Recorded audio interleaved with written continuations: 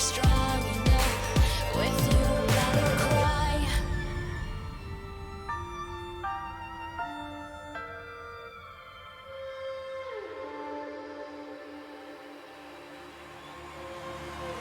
Clash of steel spills your blood. A whisper out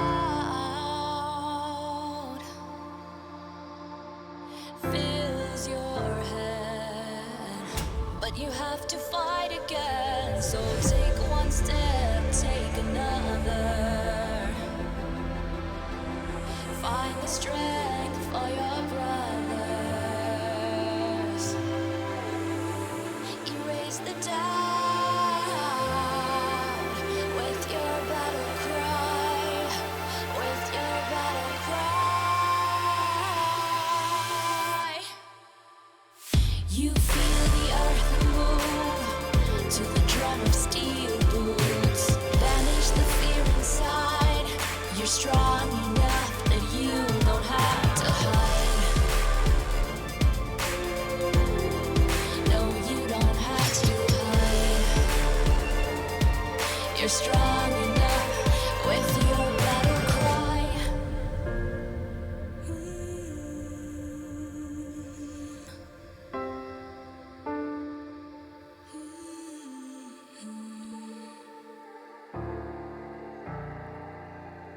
Brings you to your knees.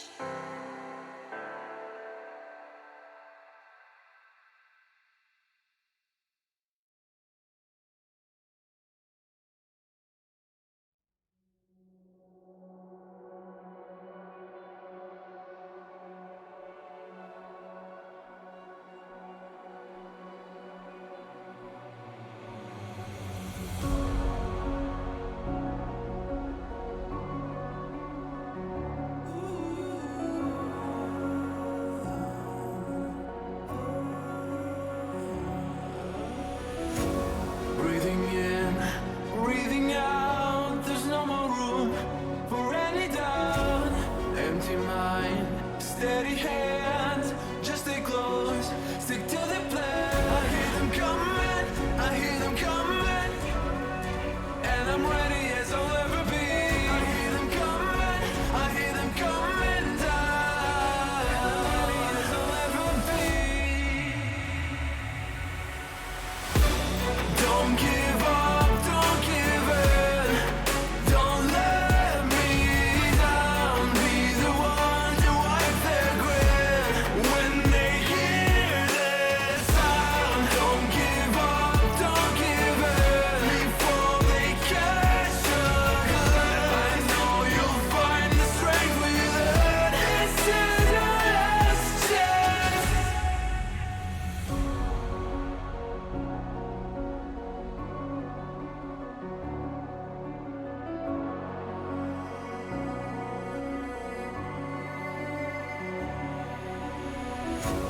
This is it, this is not a drill. Hold nothing back, it's sure to kill. In this leap of faith that you're in me too.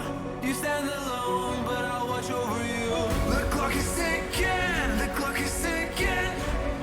A single second could mean everything. Time is running, the time is running out.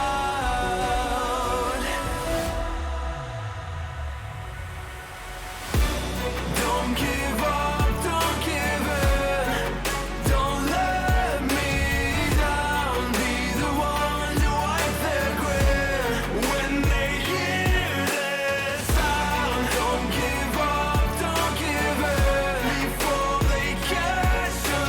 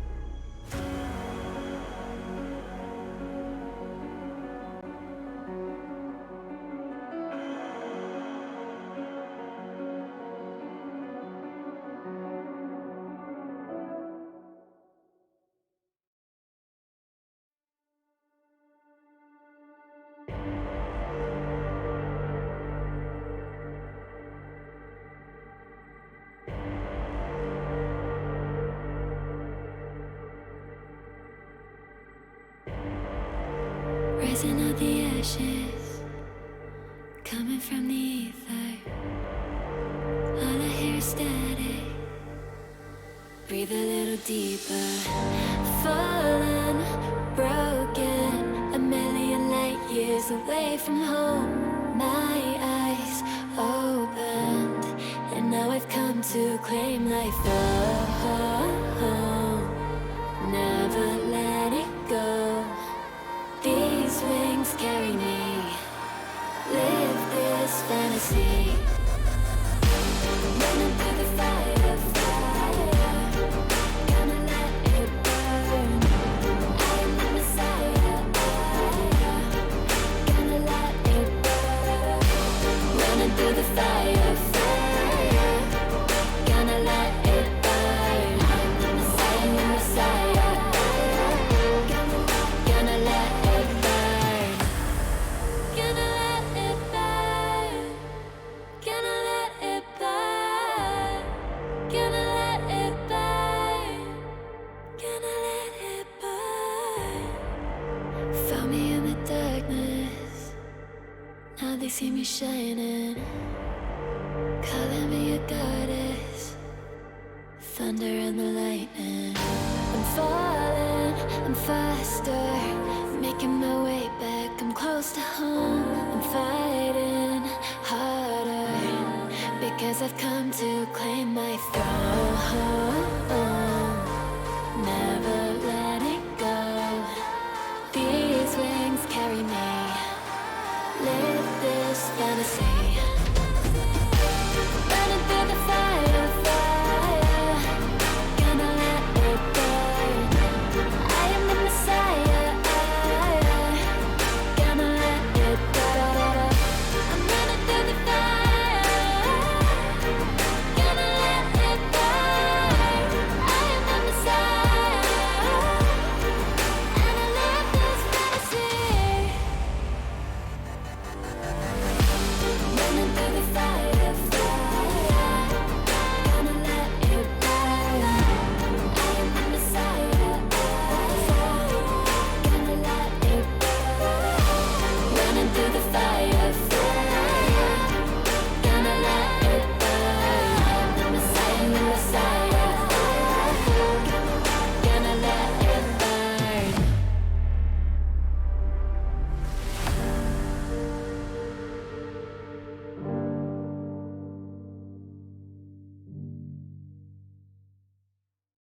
Show me an opening in the clouds, and I'll take it. Yeah, reminding myself to just let go. Don't wonder how far I can fall. Don't look down, never fade out. And I just wanna be someone and never fall behind again. Just keep on moving on. Never look down, never fade out. Never fade out. Oh,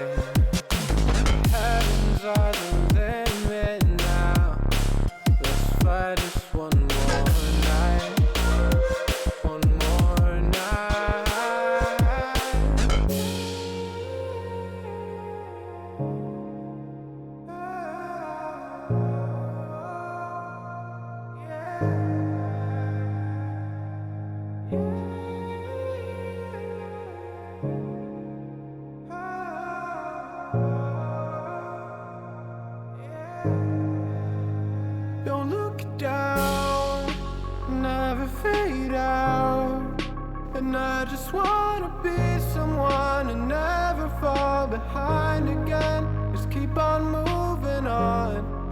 Never look down, never fade out, never fade out.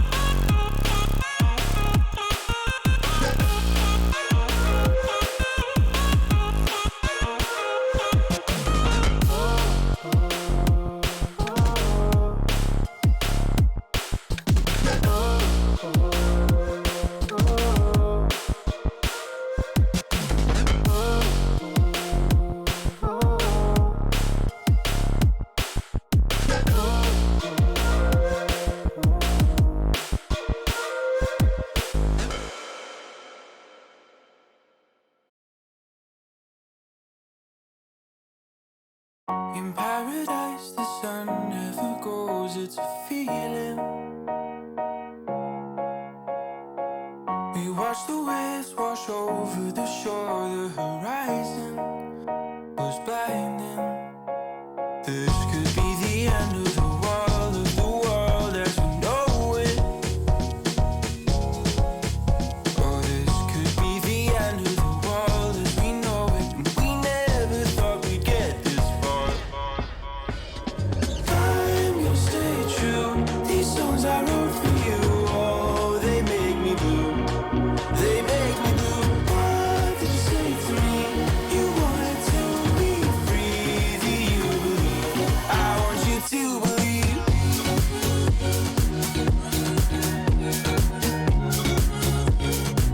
I want you to believe.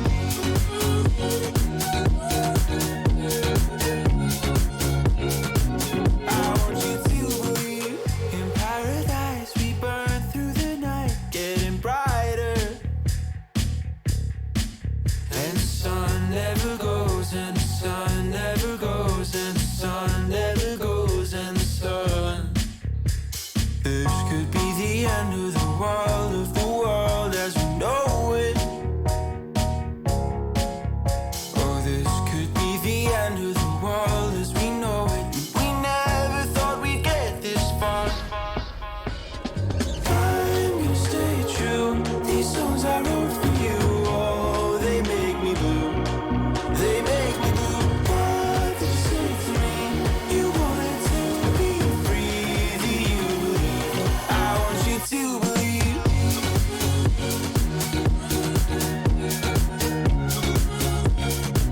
I want you to believe.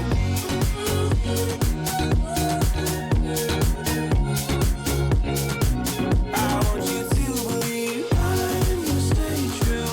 These songs I wrote for you, oh, they make me blue. They make me blue. What did you say to me? You wanted to be free. Do you believe? I want you to believe.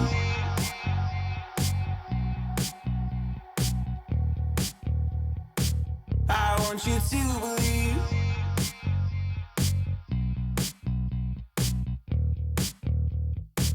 I want you to believe. Out of the shadows, I've come to make a name. Ready for battle, 'cause I got a thing to claim. Think that I'll crumble, I'll show you a mistake. Where you see me coming, better run for cover, 'cause I'm not slowing down, I'm never going under. I survived the pain, I know it made me stronger. So meet the monster I came to conquer.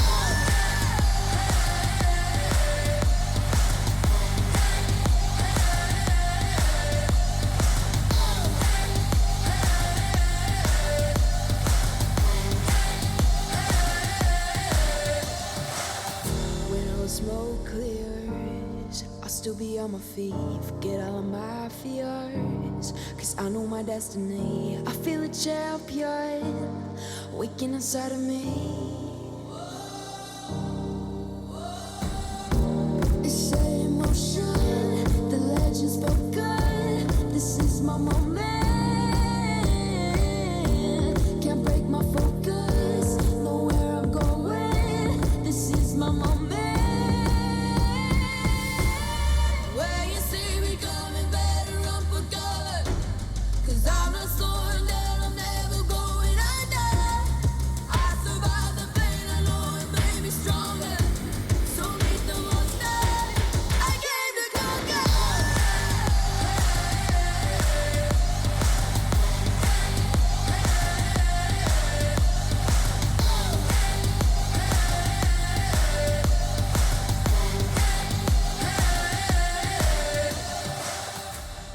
When you see me coming, better run for cover.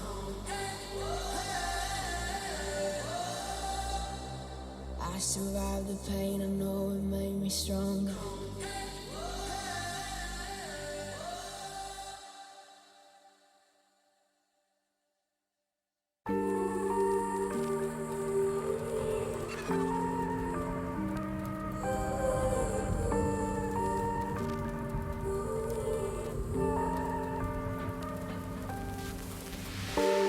I've been running over all the corners of my mind, trying to find a story to believe.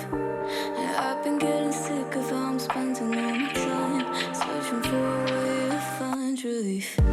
And I can stay inside, go to sleep, but I feel like I need to let go. And I can spin a web of any story that I like, but tonight I wanna make a masterpiece.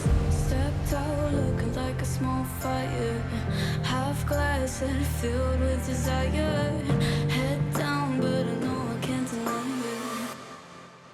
Life is fun when you're a liar.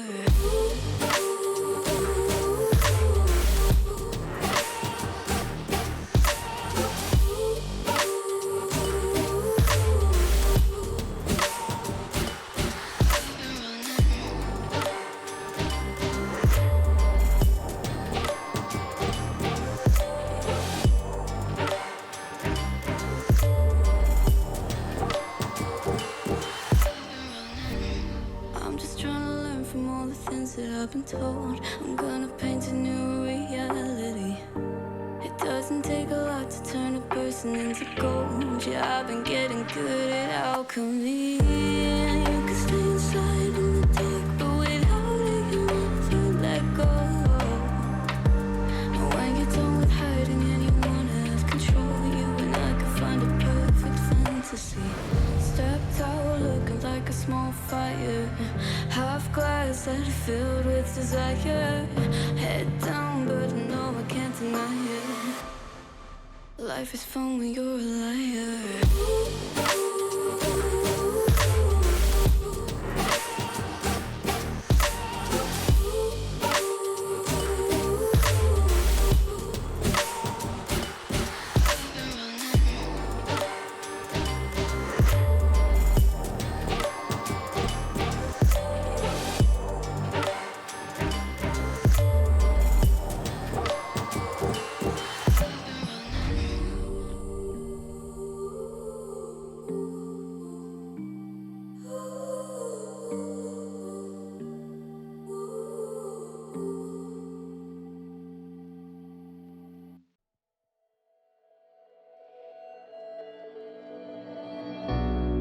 We're living for the moment now, we're one with the world. I can't lose this feeling I get. My heart's in the right place, and so is my soul, yeah. I won't take no excuses for it. I need love it, need it, live it. I feel like something's missing when I do not have it. I feel it in my bones, gotta find my space. These emotions on my face, taking a toll, I gotta pay it forward. I'll give it all that I can. No matter what, I won't let up. It's in my soul, it's in my blood, and I won't take no for an answer. If it don't hurt me, it makes me stronger. Yeah. I won't let up. It's in soul, it's in my blood, and I won't take it no more. I won't be there.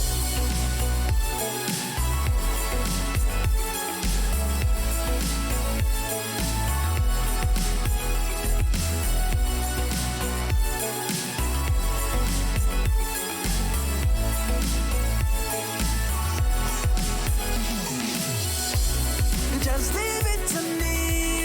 I know what I need. You'll find if you see. And if you believe, you live and you breathe, you'll find the key. Lifting me, lifting you. Can't go alone, let's do by two. Doing this together, it's me by you. All through the night, all through the night. This is me, this is you. When we get together, we can all pull through.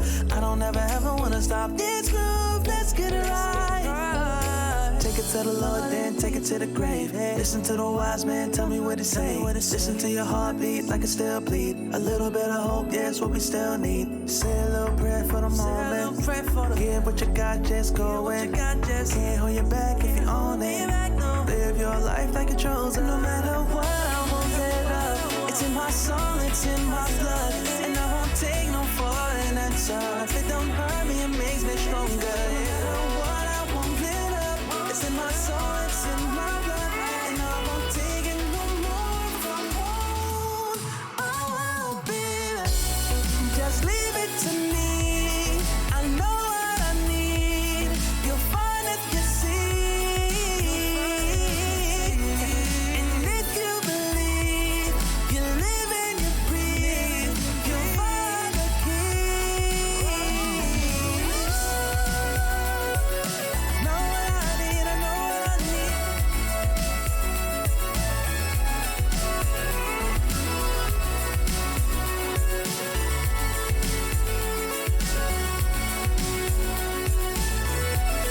You find the keys, the keys.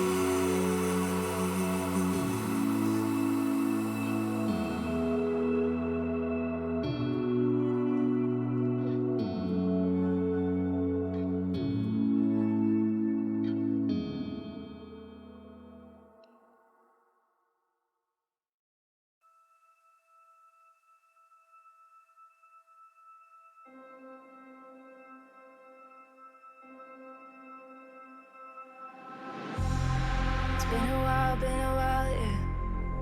Safe to say over a year. Still it feels like I saw you every day. Tired of hanging around the ones that always need an explanation. I don't need to every day. Explain myself, don't hold it against me if I'm somewhere else. Put all the masks that I had on the shelf. Wish I could stay, but it's bad for my head. Something's coming. I wanna be everything I thought that I could never be. Build me up, piece by piece.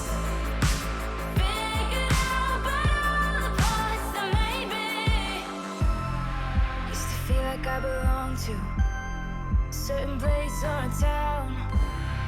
Feeling safe, feeling sound when I'm still around. But there's something in the distance. I wanna know what it's like. Don't worry, I'm still with you all the time. Explain myself, don't hold it against me if I'm somewhere else. Put all the masks that I had on the shelf. Wish I could stay, but it's bad for my head. Something's coming. I wanna be everything I thought that I could never be. Build me up, piece by piece. Figured out by all the parts that made me. Something's coming.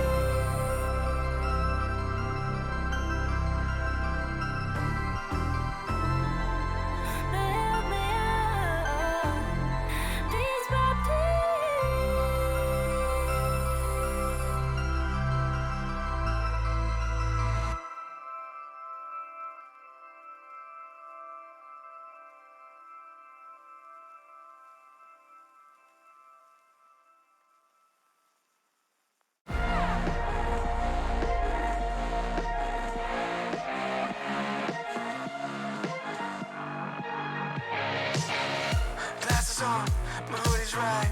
Break the door, give me side eyes. Are you feeling yours? Cause I'm feeling mine. Slide back to the future, got my own time.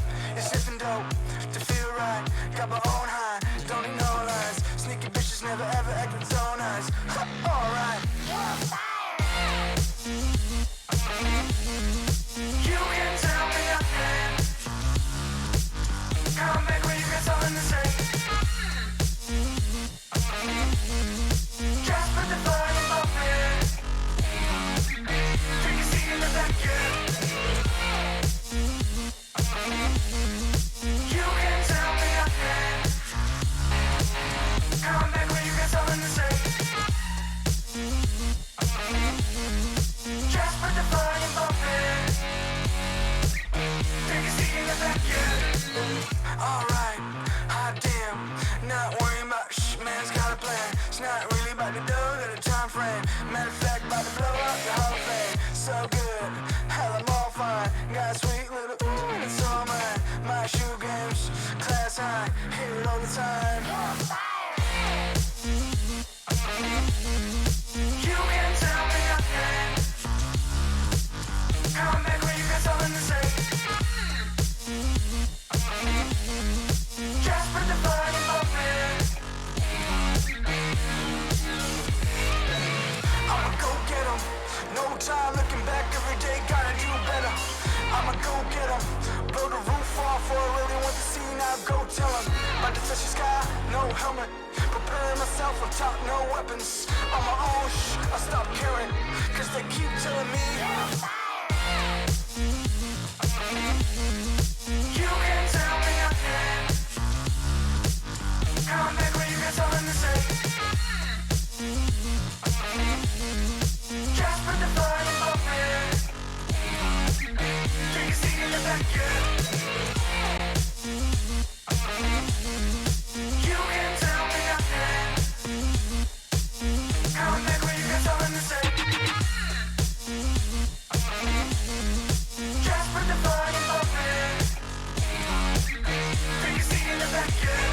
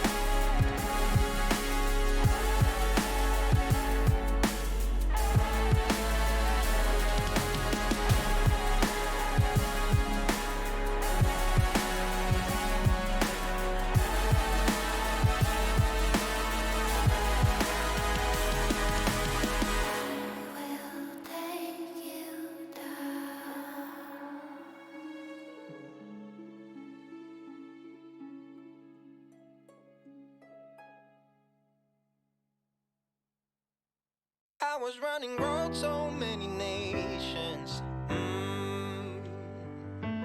Even when it's so sweet, I end up seeing red. Is it such a ghostly revelation?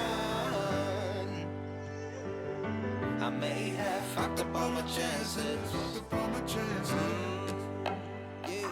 And we ain't sleeping on the floor again. We never sleeping on the floor again. For the ones who didn't make it out, for the ones that didn't see the life, for the ones that never cared, never gave a thought, found no happiness in that brand new car or the house you bought. I see you talking about the love you lost, and it was gone like way before you ever thought it was. Yeah, I took my time, no quick ones, quick run, quick gas to get back there. Hot roads, I didn't think I'd come back fierce, cause I was running road so many nations. Even when it's so sweet, I end up seeing red. Is it such a ghostly revelation? I may have fucked up all my chances. Fucked up all my chances.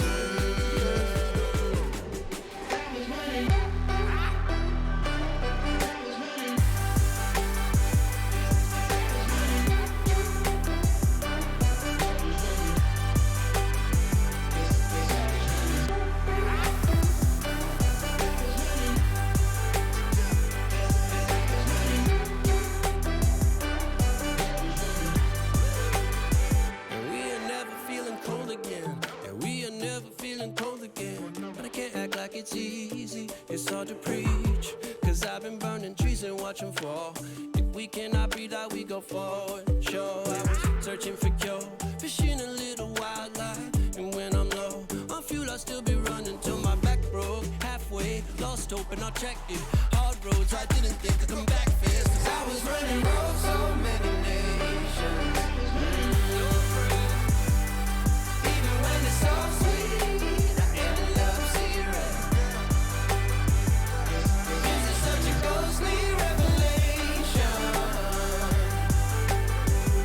I may have fucked up all my chances. Fucked up all my chances. been around the globe, looked around, nothing fitted. Seen high and lows, but you won't even get it. Been around the globe, think it's time to admit it's not the end, but the road, and you won't even get it. Been around the globe, looked around, nothing fitted. Seen high and lows, but you won't even get it. Been around the globe, think it's time to admit it's not the end, but the road.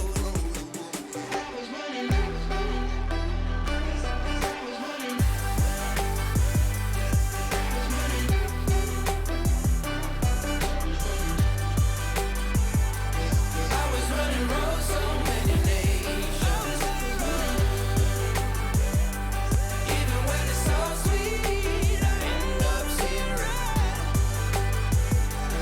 Is it such a ghostly revelation? I may have fucked up all my chances. Fucked up all my chances. I was running, I know, I know.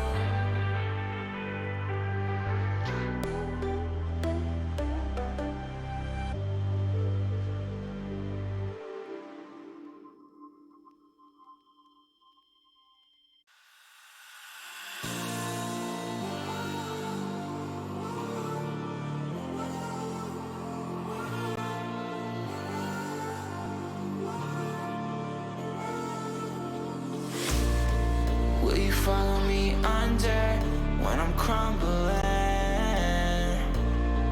Every night I wonder, will it ever end? Sometimes I can barely breathe, dear. Sometimes I don't wanna be here. Intel Extreme Masters New York Online is brought to you in part by Intel, Acer Predator, Mountain Dew Game Fuel, DHL, AT&T, U.S. Air Force, and GG Bet.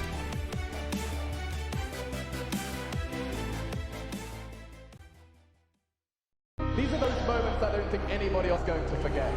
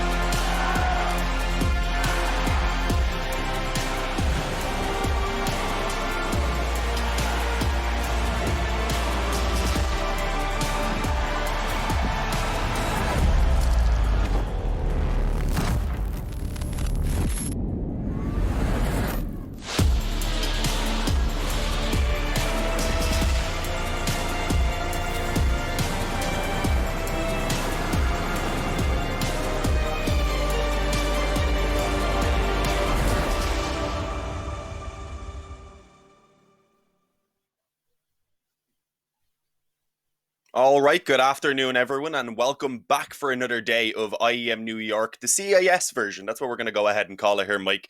But I'm excited, of course. Mike going to be joining myself. I am Dean, and we're kicking things off with Gambit versus Windstrike. And it's been a long time since I've got to see these two teams play each other. But the last time that I seen them versus each other, a few months back in Road to Rio, it was just the most ridiculous game I've ever seen. So already, before we even kick it off, I have a very high bar set.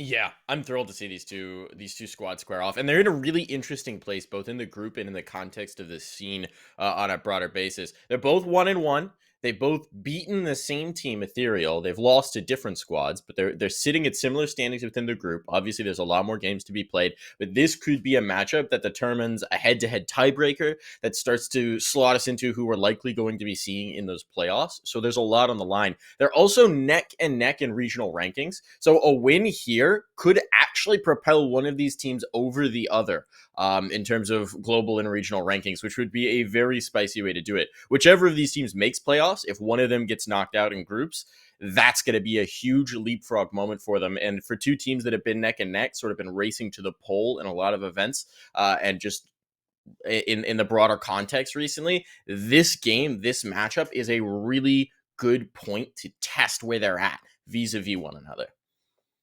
Yeah, no, I'd have to agree. I just had a look there, as you said, that number 2 and number 33. So they really are neck and neck. And even just the level of players that we have, I don't know exactly how I can separate the majority of them. I don't think either team really has any weak links or anything that stands out. They both have incredible uppers as well in the forms of Shiro and Ely. And I feel like these are just two teams in general that are just going to continue to rise. I do feel like both of them will keep on going up in those rankings over time. But yeah, I'm incredibly excited for this game. I guess the one thing we could mention there, I was saying about the players. Is there anyone specifically that you look towards in this game for maybe both teams in order to get those victories? I mean, there's the obvious, right? There's the obvious for Mhm. Gambit, which is Shiro. This guy's been incredible recently. I mean, he's one of those rising stars. He's one of those players that people are looking at as just a complete difference maker, and he's still so young. So he's the guy who you're focusing in at, especially on the Gambit side of things, where he has that potential to just sort of take over a match and to be that dominant force that you just can't contend with. You can't take him head on. You've got to find ways to mitigate him. You got to find ways to neutralize him. He's the player that I'm most excited to see because I haven't really gotten a chance to ever cast these guys before. Obviously, I've seen him play before and been excited, but it's always different when you're in the server and actively talking about it. And so I'm thrilled to be able to see that kind of an electric player live before my eyes. For me, that's the guy to watch on Gambit, especially because I have a hunch we're going to see a lot of op-heavy maps here, and the op duel is going to be pretty critical to some of these games we've got coming up. Oh yeah, 100%. I'm actually pretty fortunate, thankfully, that I've covered some of the smaller events and such that Shiro has been playing in since the beginning, so I've got to see plenty of them. So I think I'd agree with you, of course, that he's going to be very important coming into this game, but I feel like with what I see from him, he's always very consistent. He is always delivering. I feel like we're going to get him showing up no matter what. And I feel like instead it'll be but the likes of Hobbit, I think, will be necessary. I think Axile as well is someone that you can rely on pretty consistently. I think Hobbit is a player who has obviously such a ridiculous skill level, but is he going to be able to hit it in this game? Will it be needed? Maybe, because I mean they're against, as I said, also a very capable team with Ely and Bondic and Krizen, Lackey, Nickelback. I mean, everyone on that as well is going to be a difficult name to contend with. So I think it's more so to kind of those third star players to show up in this game, the likes of Hobbit, and then over on the other side, I would say it's going to be probably even Nickelback, maybe. That I think I'll have to show up as the third star because I see him have some very strong games or some much, much slower games. To be fair, it's been a while since I've seen him specifically playing, but I remember that being a bit of an issue when I was covering them before. It'll be interesting to see. I mean, we're also there's always the square off when you're talking about like countrymen. It's interesting that we've got. Mhm. I mean, there's so many Kazakh players in the server for this one. We've got two over on Windstrike and obviously Hobbit on Gambit. So there's always a little bit of a little domestic rivalry in that concern that we could see them squaring off for a little bit of national pride, if you will. There's also K23 in the server or in the tournament who we'll be watching a little later on. So that's a new matchup to keep track of, just in terms of a little bit of a side note, I suppose. But either way, I think we're going to get some fireworks flying. I mean, you talked about it the last time you saw these two teams play. You were telling me about it. I think it was like one round after another, back and forth, just constant force It binds broke one. Mitch. I have a feeling it's going to break me today. This is very early in the morning for me, and there is no better wake up call than a shot of absurd force pies and CIS Counter Strike to really get the nerves rattled and get the pupils Mhm. dilated, get the brain focused, really plug you in. Yeah, that was actually back in May, that game. As I said, it had been quite a while since these two teams played. So I went back and took a look at it again a few minutes ago because I was like, I need to see exactly how these rounds went down. And it was up until round 10, I think it was, we hadn't seen a single eco even. They were just buying back and forth. And yeah, I mean, that's to be expected. Even I was watching the stream back. Hobbit had done an interview the other day after one of their games, and he was chatting. He was like, CIS, CS. Actually, I think I put the exact quote here just because I wanted to say it. He just said they play very aggressive CSGO, so you can prepare and watch lots of demos, but sometimes you just won't understand what they're doing. It just doesn't matter how much prep you put in, apparently. And I mean, that's what we see from CIS games, especially these very high stakes ones, because teams just start going crazy. They have to start trying to swap things up because, well, they probably practice against each other quite a bit, even if they haven't played each other in officials in a while. So yeah, I'm just expecting this game to be absolutely crazy, as I do every single CIS game. It's so true, right? You've got like initial strats that come out, you've got some initial thought that comes in, and then at a certain point, especially if we get into that force buy where teams are winning those force buys against each other, that playbook goes out the window, right out the window, and we just see individual movement madness come through. Plays that shouldn't work 90% of the time, but somehow are working. That's what I expect to see here, and that's really what I'm looking for. It's not that sort of very stale, stable CS that we get in regions like Europe, where you're going to set up, you're going to use utility, you have a general idea of how each team is going to play each round. Yes, they might mix things up, they might change things up, but here, got to tear up the script, got to throw it out the window, got to just set it on fire and try and just read through the flames and figure out what's going on. And I'm excited. This is worth getting up early for, Dean. Oh yeah, you said you were excited to yell at 8 a.m. I'm sure you are. I doubt your neighbors are though, so that's going to be interesting. My You were roommates, saying they're about going the to hate me. script. I think that script meme is disproven of anything by CISCS because you just couldn't write this stuff. You really couldn't. You Could just possibly not at couldn't make all. it up. It does be ridiculous. I think we should have the veto probably coming soon enough anyway, so we will be able to find out relatively soon what maps we're going to be heading onto. But do you have any guesses? Do you have any estimates of where we're actually going to be taking this one? I have a pretty good idea. There's one map in the veto that's a potential trap, which is Mirage. Because if you look at just the raw statistics, game's not that strong on Mirage. I think they've got something approaching a 50% win rate. But they've just dismantled Ethereal 16-4 on it. They're very powerful for it. So I think that Windstrike's probably going to be wary of this and not pick into Mirage. I'm sure it'll be left out there. Both these teams have a perma. It's Inferno and Nuke that are just going to be gone. So those aren't even in question. I expect to see an overpass pick from Gambit, and I think we're going to get that through in just a moment. And I think it should be pretty straightforward. And then there's two real choices if they don't want to go for the Mirage pick. We're going to see either Train or we're going to see Vertigo coming in. And we may have had a little bit of this information ahead of time, so I can just go ahead and tell you all about it. It played out about as we expected. The permas did get banned, so that was Inferno for Windstrike, Nuke for Gambit. Then we come in, we have Windstrike picking up Train, which was pretty much expected. Overpass comes in for Gambit, very strong map for them. That's going to be a tough map for Windstrike. I think it's their win condition is that they win Train. They've got to win Train to get to a 3-map series. I just don't see a scenario where they take Overpass. And then Vertigo, which is going to be spicy. Both these teams like to play it, and there's nothing better than two Vertigo teams going at each other. Oh yeah, and I mean Vertigo was that map I was talking about where it was a ridiculous like 10 rounds back and forth, so I'm definitely expecting that to be fantastic. We had some info there a moment ago. Mike, did you catch it? Yeah, we're going into the game in 90 seconds. So we've got a Perfect. little bit of a moment here to talk about the GG bet odds coming into this. Windstrike at a 3.03 and Gambit at a 1.36. Now, I'm not much of a gambler personally, but as I understand it, that means people are heavily I think favoring it's like Gambit golf. in this one.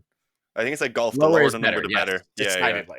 Yeah, because that has to do with your payout. So it's pretty heavily slanted over towards Gambit, and that's to be expected. They've had some tremendous form recently. Obviously, you've got that star power element coming in, but now that you have the experience, they're not the youngsters anymore. They've grown up. Mhm. They're leaving the home. They're going out into the world. This is a team that's sort of on the ascent, and we see these teams come out of the CIS region and sort of explode onto the international scene, and they have these bright bursts of tournament play. Obviously, can't have that right now, so they've kind of been contained into the scene, and they're just burning through it, trying to expand as much as they can within the region due to obviously the restrictions of COVID-19. So I'm excited. I am thrilled. I know I've said like 3 different times, but I'm just trying to It just express to proves you're chat excited. how Yeah. awesome of an opportunity this is to get to watch this game and how thrilled we all should be to be here. Yeah, I think this is actually my first time catching them though since they've added Bondic, so that's something I'm looking forward to. And maybe that's been helping them as well, bringing in that experience and having a little bit of time where they're not constantly on the road and they can actually just sit down with Bondic and try and learn together as a team and I guess get better with his experience as well. Oh, I heard a knife though. I think we're hopping into game here, Mike. We're ready. You can get excited. You can start yelling. You can wake up all your neighbors as well, and let's do it. Look, my roommates were doing dishes at like 2 o'clock in the morning last night, so they could deal with me shouting bright and early here. We've got Windstrike and Gambit squaring off on train early on. Kristen's going to pick up a bit of utility for the T side. We got decoys on the CT side. I've been seeing more and more teams pick up the decoys at $50 that gets you a fake flash. So I kind of enjoy that trend. There's some cheeky decoy strats you can run. I mean, on train, right, what you could do is you can fake that utility towards Z or fake that utility outside and just have players react to the nade positioning before they realize, oh, that's a decoy. Yeah, you don't be able to really wait and see what it is, as it looks like first contact finally going to be found there for Hobbit.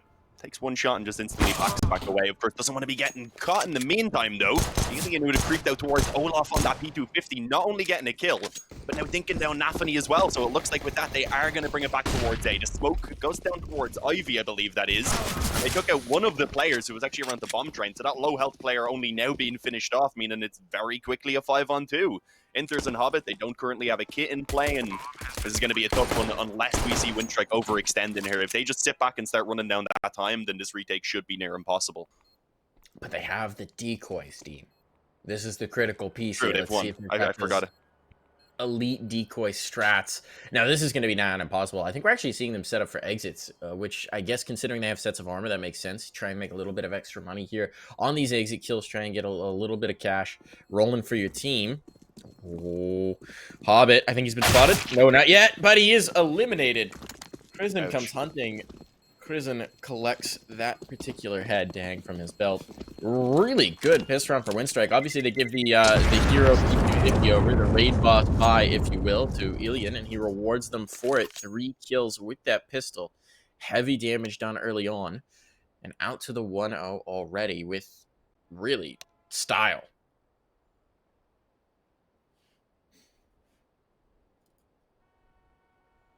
We do have a bit of a technical pause coming in, guys. Hopefully something that isn't going to take too long to be fixed up. But yeah, as you said, a fantastic pistol round there from Windstrike, able to get the opening kills and then just play off it straight towards that A bomb site, really. I mean, as I had said, it was almost done before we could even see those rotations come in from the final 2 players. Once you get a 5-on-2 with the bomb plant, there's very, very little chance of being able to come back in those pistol rounds. If you have a kit, maybe, and if the T's overextend, we see it happen, but it's normally when you're in the 5-on-2, you get the bomb down, you're feeling like, yeah, we can just put an end to this, you push through, and the Blues in 1 or 2 players, and then suddenly it gets scary. But Windstrike, as you had said, with this map being a must-win for them in this series, I don't think they're going to be making any silly mistakes like that. I think we might see maybe some more normal Counter-Strike. It's when we get the Vertigo where I think they're just going to go all out and just be like, screw it. Yeah, absolutely. And the other thing is, I mean, I don't think this is going to play into the narrative that you had last time of the Infinite Force Spies, just because on the CT side, especially when you get nothing on your pist around, which they have gotten a whole fat lot of nothing, there's so little that you can do with it in terms of the Force that it really is tempting to just sit back and wait for the buy. Now, Scouts, though. Scouts are where it gets spicy. You break out multiple scouts. Suddenly, you've got those long sight lines to nail shots with the scouts. You can collect some bodies with the deagles. But I expect this to, well, you know, I'm not going to say it, because if I say it, They've it got won't body happen. armor already on Inters, to be fair. That's all you need. Buy the rest. No, so I feel like we probably will see them go for the Force by here. One You think decoy, though, as so? well. Maybe, I don't know. Do you not think so, no? Do you think they're going to take the 1 eco? I mean, sitting on I'm 2K. fine with that, but then going into the first gun round, they're not going to have the op onto Shiro, and they'll have very few nades as well. But, I mean... That's true. It's either way. It depends which way you feel it, but I feel like having a player like Shiro, you want to get him the op as soon as possible. Obviously, you could probably get it quicker if you win out the first gun round by just taking the eco here, but you do be a little bit limited going into it. But, I mean, we'll see what happens after the pause is removed, of course. Still a bit of chatting to be done. They could still even change their mind if they wanted. They certainly could. We've got the AKs coming out early for Windstrike. I don't think they want to mess around. The SMGs are always trickier to make work on this map. You can use them in a couple positions. Obviously, clearing ladder, clearing Ivy, pressure in towards the inner sight is a great way to do it. But you want the rifles, and you don't really want to be taking the SMGs down. So we're seeing the rifles come out early. We're not really seeing them mess around with it too much. Galil coming through. This should just be a pretty straightforward bind to this. Hopefully we're going to get this technical pause unpaused in just a few moments, and it won't last too long. It's always a bummer when we have that momentum come in and then just have it get shut down, right? You had such a dominant pistol round. You kind of want to just run away with that. You kind of want to just chase them down and say, yeah, that's right. We stuffed you in the pistol round without you really being able to shoot back. That's how every round is going to be.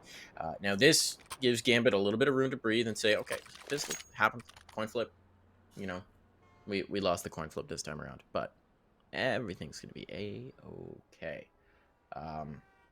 We do have the single MAC-10 brought in. That's the scout buy. We should be having this unpaused in just a moment, folks. We should be having that come in.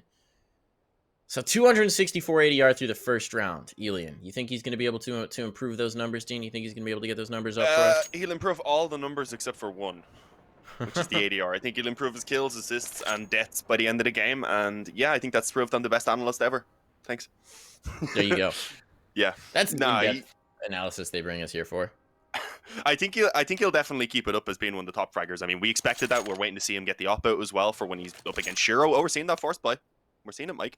But yeah, I'm looking forward to seeing the op battle. But it might be delayed a little bit depending on how this one goes. Obviously, if Gambit can win this one out, then it'll be Windstrike on a week buy. If Windstrike managed to win this one, then Gambit have to take the eco. So at that point, then Windstrike could be able to get a few rounds in a row before the guns come out. So yeah, I mean, this one, of course, is going to be pretty important. The force buy has come in from Gambit. We were thinking we wouldn't see it, or at least I was thinking maybe just because I want to see, as I said, the ability for them to get the op in the first gun round. But the scouts as well, they can be ridiculous. And I've seen Shiro have some insane rounds with this weapon, and they also have Axile on one. So let's see what damage they can combine.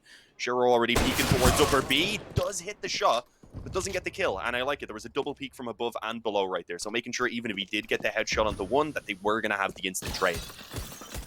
This is really quite nicely set up from them. Obviously, Shiro wants to just hit that shot and just bail out of there. And to be honest, even if he doesn't hit the headshot, if there's only one there, he probably escapes. Didn't have the head armor. It didn't have any armor, actually. It was glass cannon. Glass water cannon, I suppose. But look at what this has done. Off of that one kill, they've drawn 3 players in towards the inner sight. They want to reinforce here. They want to give that scout an opportunity to shoot out. Little bit of tag damage coming in through A, but what we might wind up seeing here is if an A take comes in, they might just bail. They might just bail, sacrifice Nafani, leave him out for dead, and keep the guns going into the next round. You can see the hesitance around Z to commit in. He's got an angle now, looking for the headshot. That's Exile. Looking to see if he can't do some damage, but if he can, quick retreat. There's the kill. There's a gun retrieved as well. Galil now found. Things are starting to get spicy, but they've isolated that player, and Lack can just come in to secure it. No problem here. Now bomb's going to go down. It seems like it's going to be tested. They're going to retake. And they're losing bodies left, right, and center, so I don't think it's going to work out too well. The one thing about the scout is if you don't get the damage coming through, you got to leave it to the Deagle. Inter's ready for it. There's Hobbit. All onto Bondic now. This has turned on a dime. This round looked like it was all but wrapped up. Put a bow on it. Now they can't get anything. Bondic can't line up a spray. Hobbit puts him down. Hobbit gets an upgrade. The defuse will come through, and Gambit have won the force buy. It looked dire. It looked like they were going to be completely shut out of the round once more. But all of a sudden, a cheeky play with the Deagle from Inters comes around the corner, and they're right back into the action.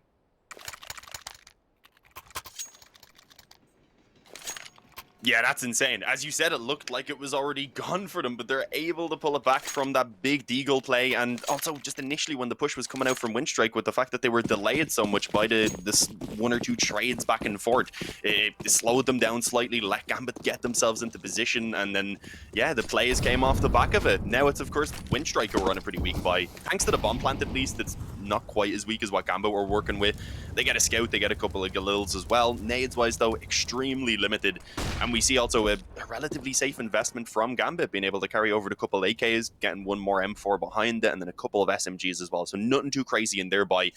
But as I had said, the last time that I seen these 2 teams play each other, they were not able to be separated up until around round 9 or 10. It was just constant force buys back and forth. So, I mean, I'm hoping we don't see that, but at the same time, I'm also hoping we do, because that would be ridiculous. So that would be interesting to make. But no, this round, it shouldn't be too much of a struggle. It's been very slow, though, from Windstrike so far. Mostly focused around main. They do have one player around Pop Dog and one at Ivy then as well, just making sure they don't get pushed on either extremity of the of the map. That molly maybe a little bit too late. One player though had made it out in the second as well, but they weren't able to get the trade, and that's the bomb now dropped. Caught up with Ivy, but that's actually the big in for Alien to hit the shot out of T-Con.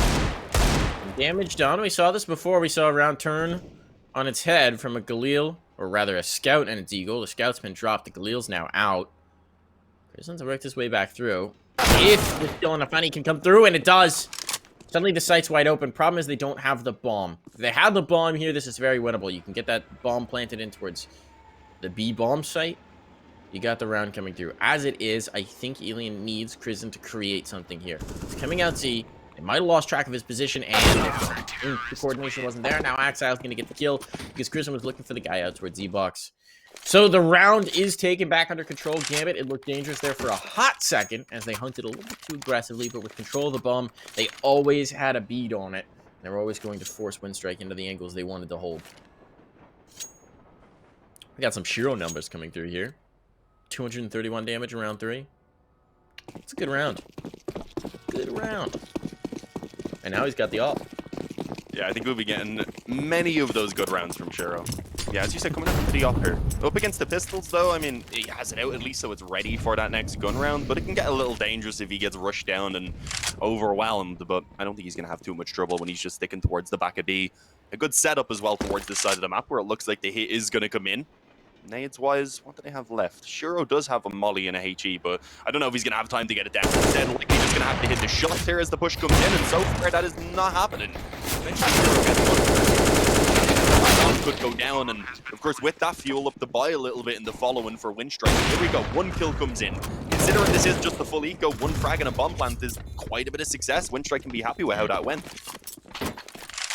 Yeah, no, that's absolutely what they were trying to get done, and that's the problem with the AWP, is in that angle, you're just trying to throw bodies at it to come up the works, right? Even if he hits every shot, you're probably still getting that bomb planted, and he missed one, and that was all they needed, to have 2 players alive on play with that bomb down. Didn't turn that into a whole lot more. Obviously, Interest got ran down with the rifle in hand, but a little bit of damage. They'll be able to drop the SMG. They won't need to take that through. They'll get the upgrades on everybody going forward. The Galil still lives. That was Inter's Galil, presumably, that lives into the next. Actually, I think that came off one of the Windstrike players, so that's intentionally picked up as there was an M4 available. But we'll see. We're going to get the op duel for the first time. Alien's been good. He was the pistol round winner for them with those 3 kills with the P250. Now he's got the big green. And a square off, perhaps on the cards. That's number 5. He's out towards Ivy. They're pressuring in onto Hobbit. So we're not going to get the op duel just yet, but it's going to be left to Hobbit to patrol it. He's hearing these hops. That's a lot of noise made. Now, that might have just been bait to draw him through because they're going to back right off of it, but I think he's heard this as well, so he's taking the space. Love this from Hobbit. He's now found all the room. Might even get the backstab shot here, and he does indeed. There's the kill. There's the opper down. And just like that, so many bodies are gone. So much of the map is shrunk. There's not a lot to work with, and they've still got to contend with Hobbit. Out by the dumpster, he's putting them in it. And Windstrike finding themselves with nowhere to go. Bondic left, the leader of the squad, but what can he do? The answer, Dean, is not a lot. Yeah, that is just ridiculous from Hobbit. I like the initiative, as you said, the follow when he heard those footsteps backing away. Maybe a bit risky since they already had a 5-on-3, but asserting the dominance early on. And as Hobbit said, in these CIS games, you can't really prep too much for everything. It's just crazy. You don't always know what your opponents are going to do, and I think that kind of worked in favor of Gambit right there. Yeah, back onto the eco again for Windstrike. No bomb plant, of course, in that previous round, so there's not really much they can do to actually pull out the buy.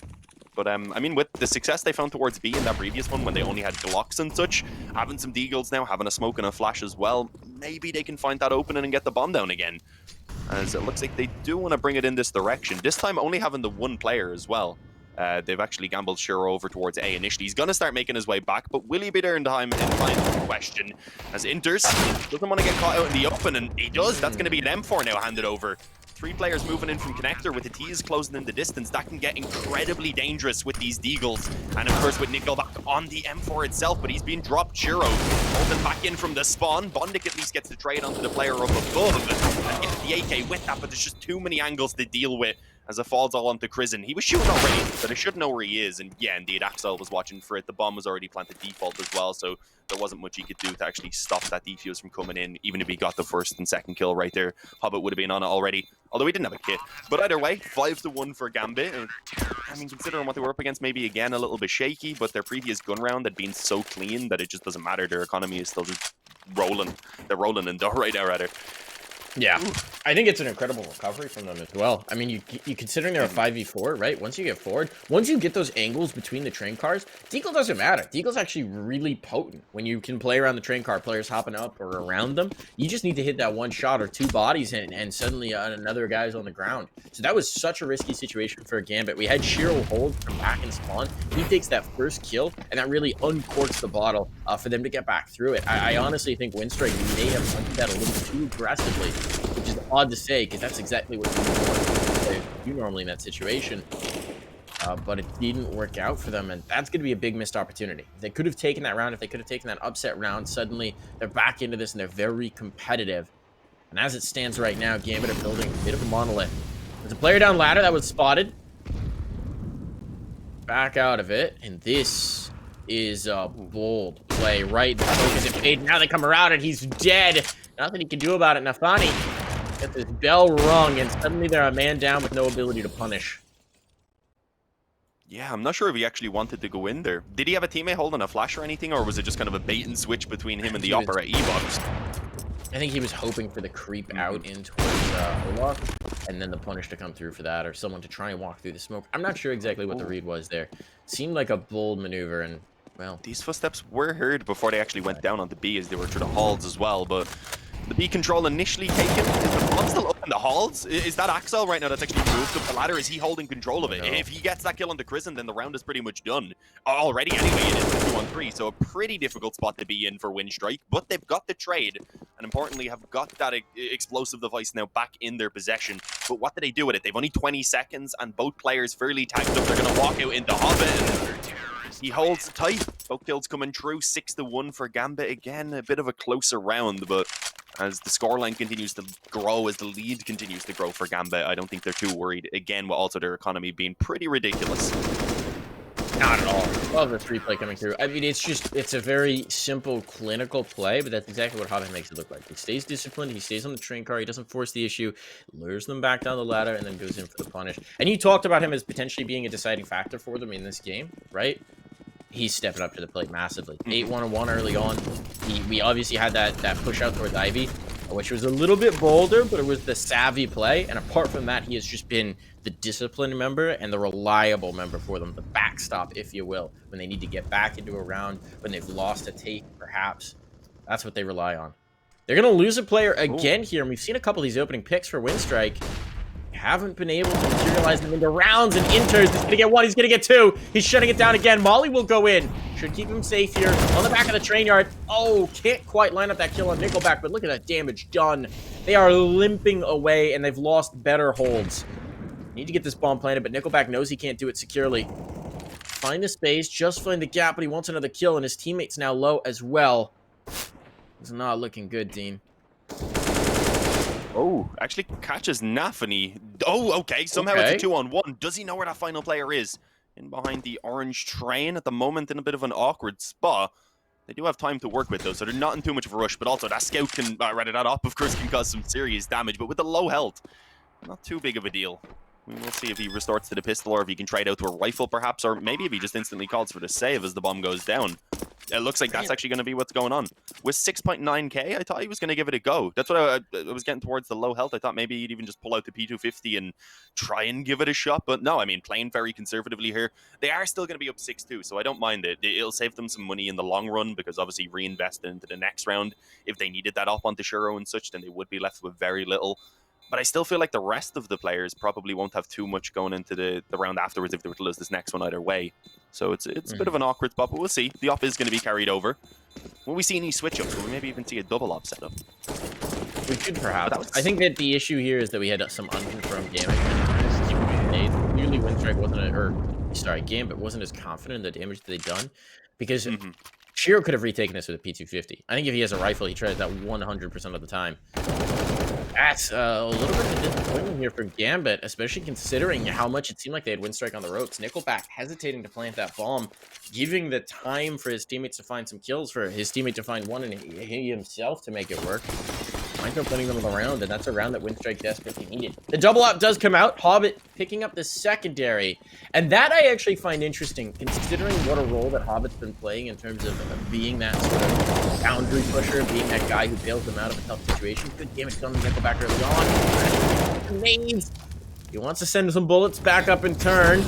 Can he get out of this? Likely not. Smoke goes down, and he'll go ahead and chill in towards ladder. Yeah, I mean, taking some damage, but they traded it back as well, so it's not too bad of a position for Nafany. But yeah, as you said, it's interesting to see Hobbit. I guess with the position he's been playing relatively passive around the, well, initially around like Sandwich and stuff, it wasn't a bad spot, but we'll see what he gets to do with it in this round. They actually have both towards B. Shooting one rather towards the lower ramp then to try and act as a bit of a bait.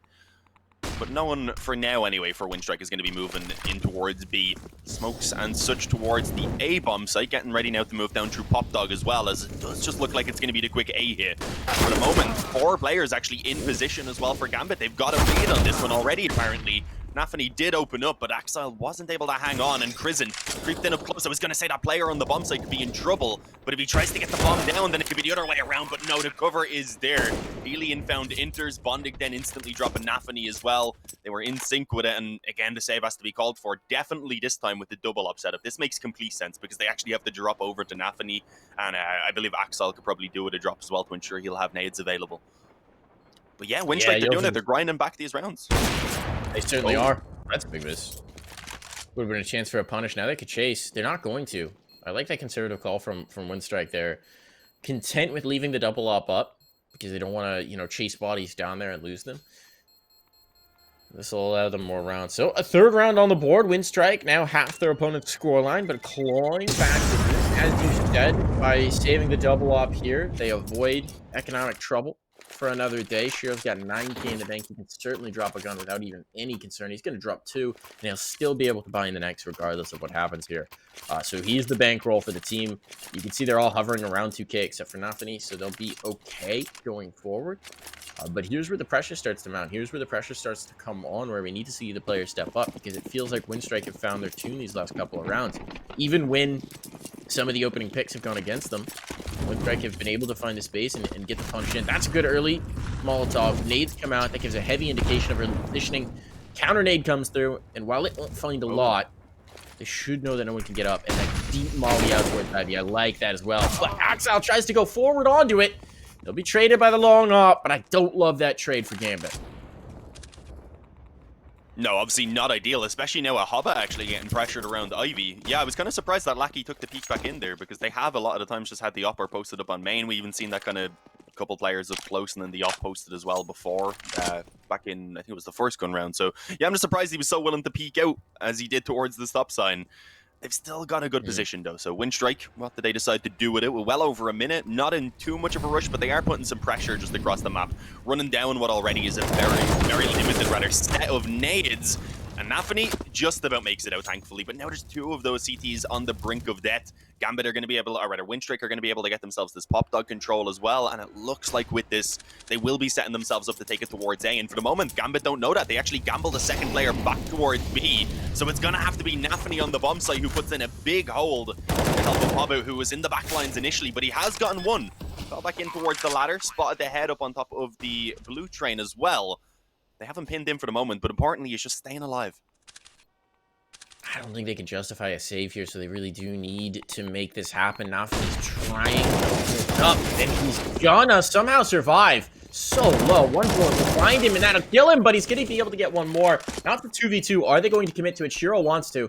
Certainly wants to come into the angle. Elian has a great position, though, to control these 2 offers. Way out Ivy, and he's got the first, and that should do it. That should be enough. Time's not there anymore. Hobbit doesn't even have a kit, and he won't be able to escape either. So the full punishment, everyone's exterminated, and this is the problem for Gambit now. They've been figured out. This is now 3 rounds in a row for Windstrike. This is the punishment coming through. Even when they get picks, they get pushed upon. And Windstrike, I think, are just learning to lose the fear. Right? Even when that initial fight goes against them, just keep going. Seize the ground. Seize the ground. If they want to play double up, force them to deal with the consequences of it. Yeah, I mean, they're likely getting 5 rounds already here on their T side, which is honestly pretty decent, with the ability, obviously, to add a few more. And considering how it had started, being down 6-1, that's fantastic. So yeah, this is really turned around quickly. This round, I mean, you can't count Gambit out completely. They have some Kevlar behind those pistols as well. They are going for some pushes. 2 players at least up through the B-halls initially. Good control, but there is going to be now Windstrike as well moving in this direction, but the flash goes in. Oh, a team kill ends up actually coming through from Krisen. Takes out Bondik, unfortunately, but he was blind. We can't blame him. At least he got the trade, and also, of course, doesn't allow the weapon to be picked up, so it's not that big of a deal. It's the most effective flashbang ever, though.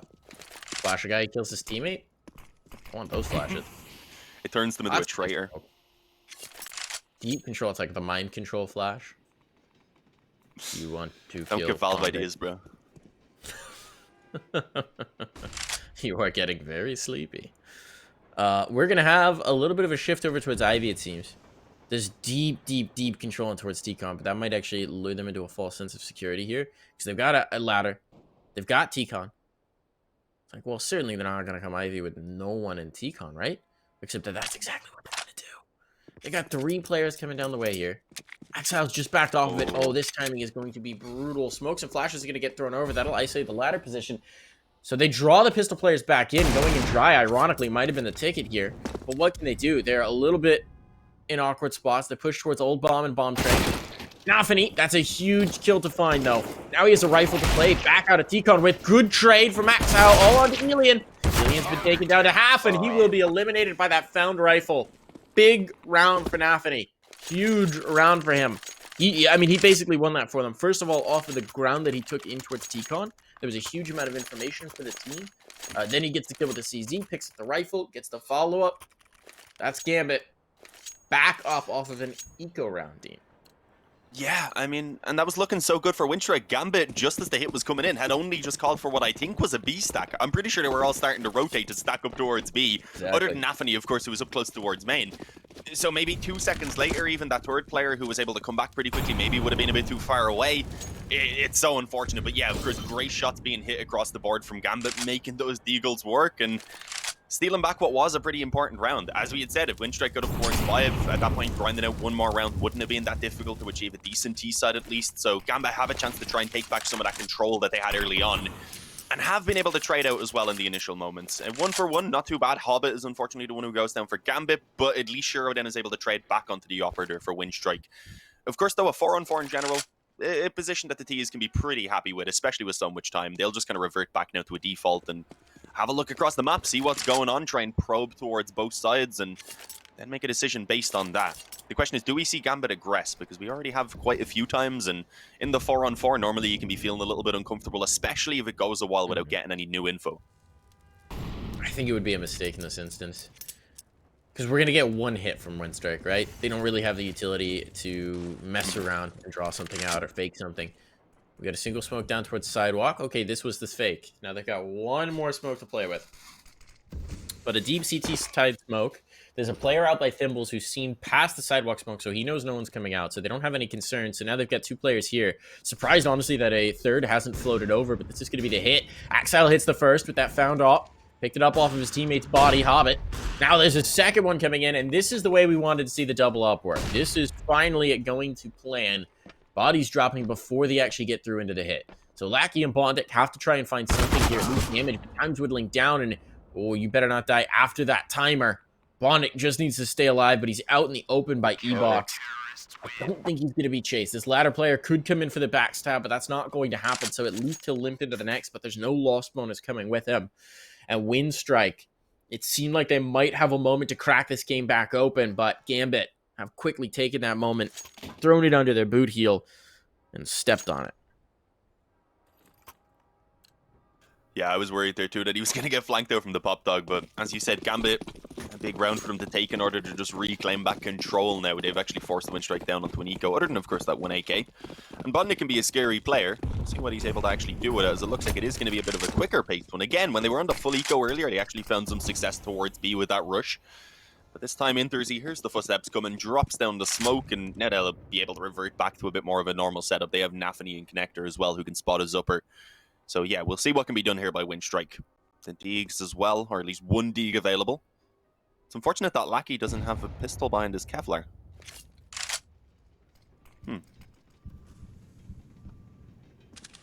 Perhaps waiting to see if of course, Bondik is able to find success or not. Maybe there is the backup AK player with that Kevlar. But it would have made sense if even Krisen gave him a P250, but he's probably saving towards the op in the next gun round. So it just ends up being a little bit awkward. I'd rather, of course, he had a pistol so he could be a little bit more useful in the round itself. But only now do we actually see the first blood. It's Elian who goes down, the one man who had upgraded his pistol towards the Eagle. And as the rest move towards main, they get that trade eventually on Bondik, or on Daxal rather, but letting him go beforehand, unfortunately, is not really good enough. And Bondik's already low health, although he is, of course, still working with the AK. Okay, catches one more. Was Hobbit he took out, can the second off be retrieved? It should be. Not quite. Nope, not quite enough. Needed one more B-hop in there. Couldn't quite find it. I like the attempt, though. I like the attempt. Now, that was kind of an interesting setup towards T-Con, right? You have the one player close up that's potentially dangerous, but then you have the second player to babysit his rifle. That's Nafany, who's behind the train car. Ooh, once Axile goes down and his AK's down to the ground, he can bait that to take out the rest of them. Losing Hobbit was not part of that plan. That's where it gets expensive. That's where there's not a lot of money saved through. And you're going to see them abandon the double up as a result of it. Hobbit doesn't want to deal with it. Oddly, I kind of am okay with this. I've enjoyed the way they've been playing on rifle. I think they've been more resilient, more flexible when they lose that initial engagement. That's a great shot from Shiro. Close up. He was blinded as well, so he hit the timing shot as Nickelback came around the corner.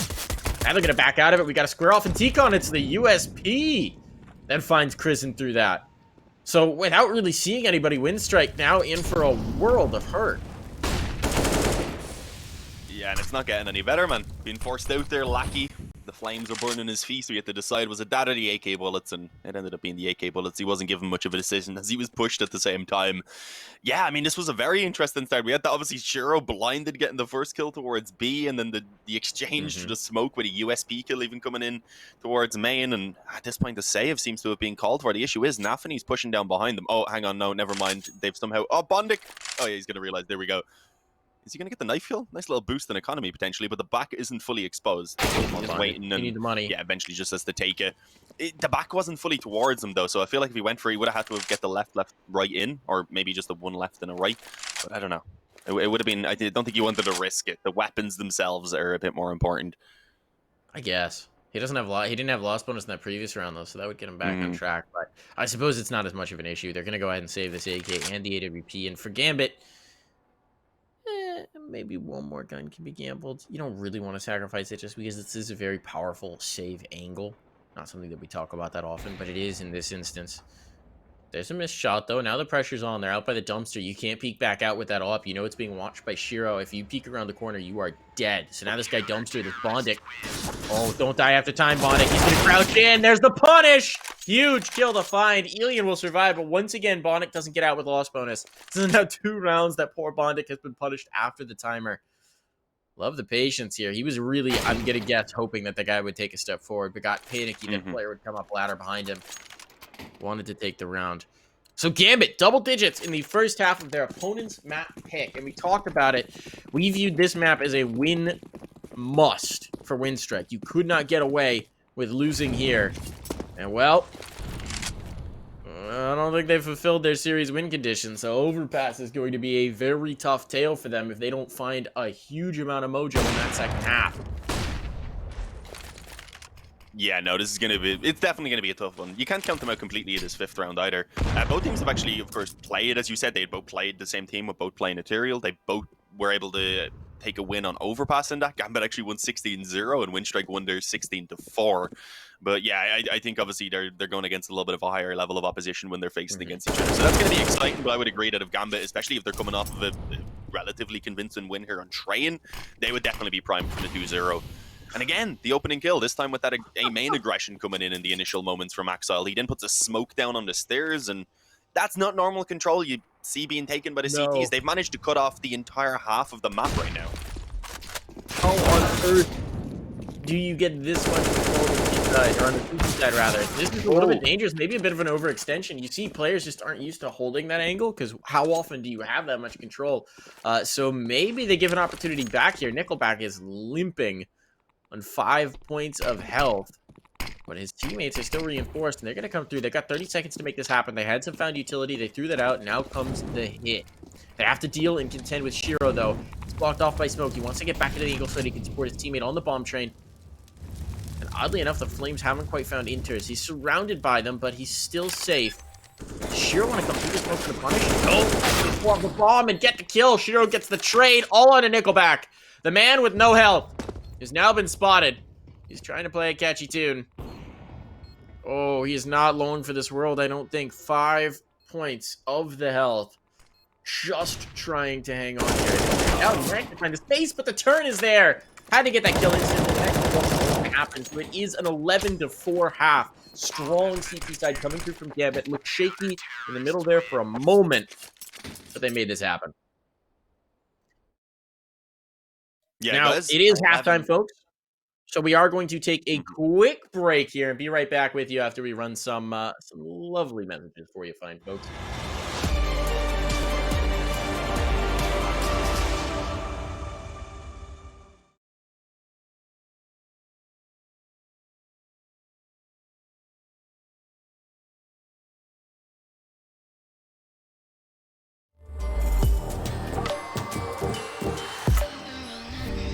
I'm just trying to learn from all the things that I've been told. I'm gonna paint a new reality.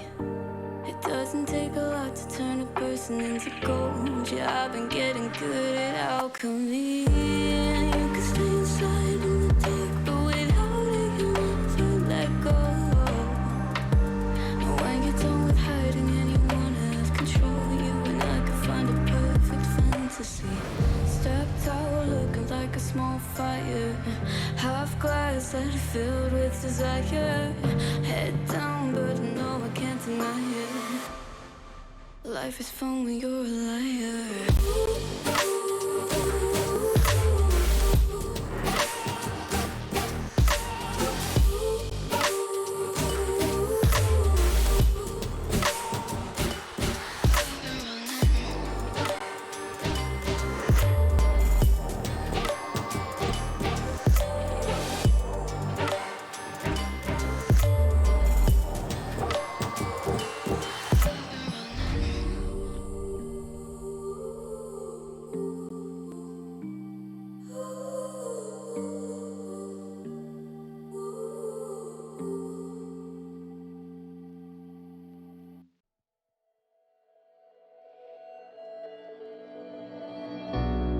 We're living for the moment now, we're one with the world. I can't lose this feeling I get. My heart's in the right place, and so is my soul, yeah. I won't take no excuses for it. Love it, need it, live it. I feel like something's missing when I do not have it. I feel it in my bones, gotta find my space. These emotions on my face, taking a toll, I gotta pay it forward. I'll give it all that I can. No matter what, I won't let up. It's in my soul, it's in my blood, and I won't take no for an answer. If it don't hurt me, it makes me stronger. Yeah. What I won't let up. It's in my soul, it's in my blood, and I won't take it no more. If I won't, I won't be there.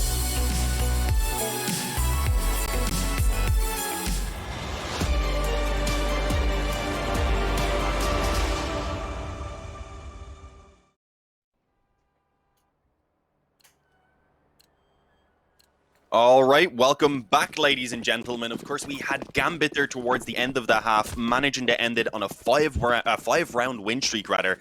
And they actually kicked that off by winning a round with pistols as well. It was looking like, of course, Winstrike were going to get a good recover T-side. But as you said, Mike, they unfortunately fell a little bit short towards the end. But if they get this pistol round, perhaps they can still pull it back.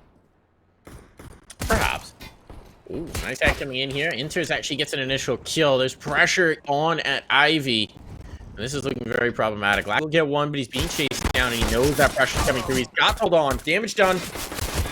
He will be able to realize that, but he's been caught from behind. The backstab does come through. Now it's all on to Bondic.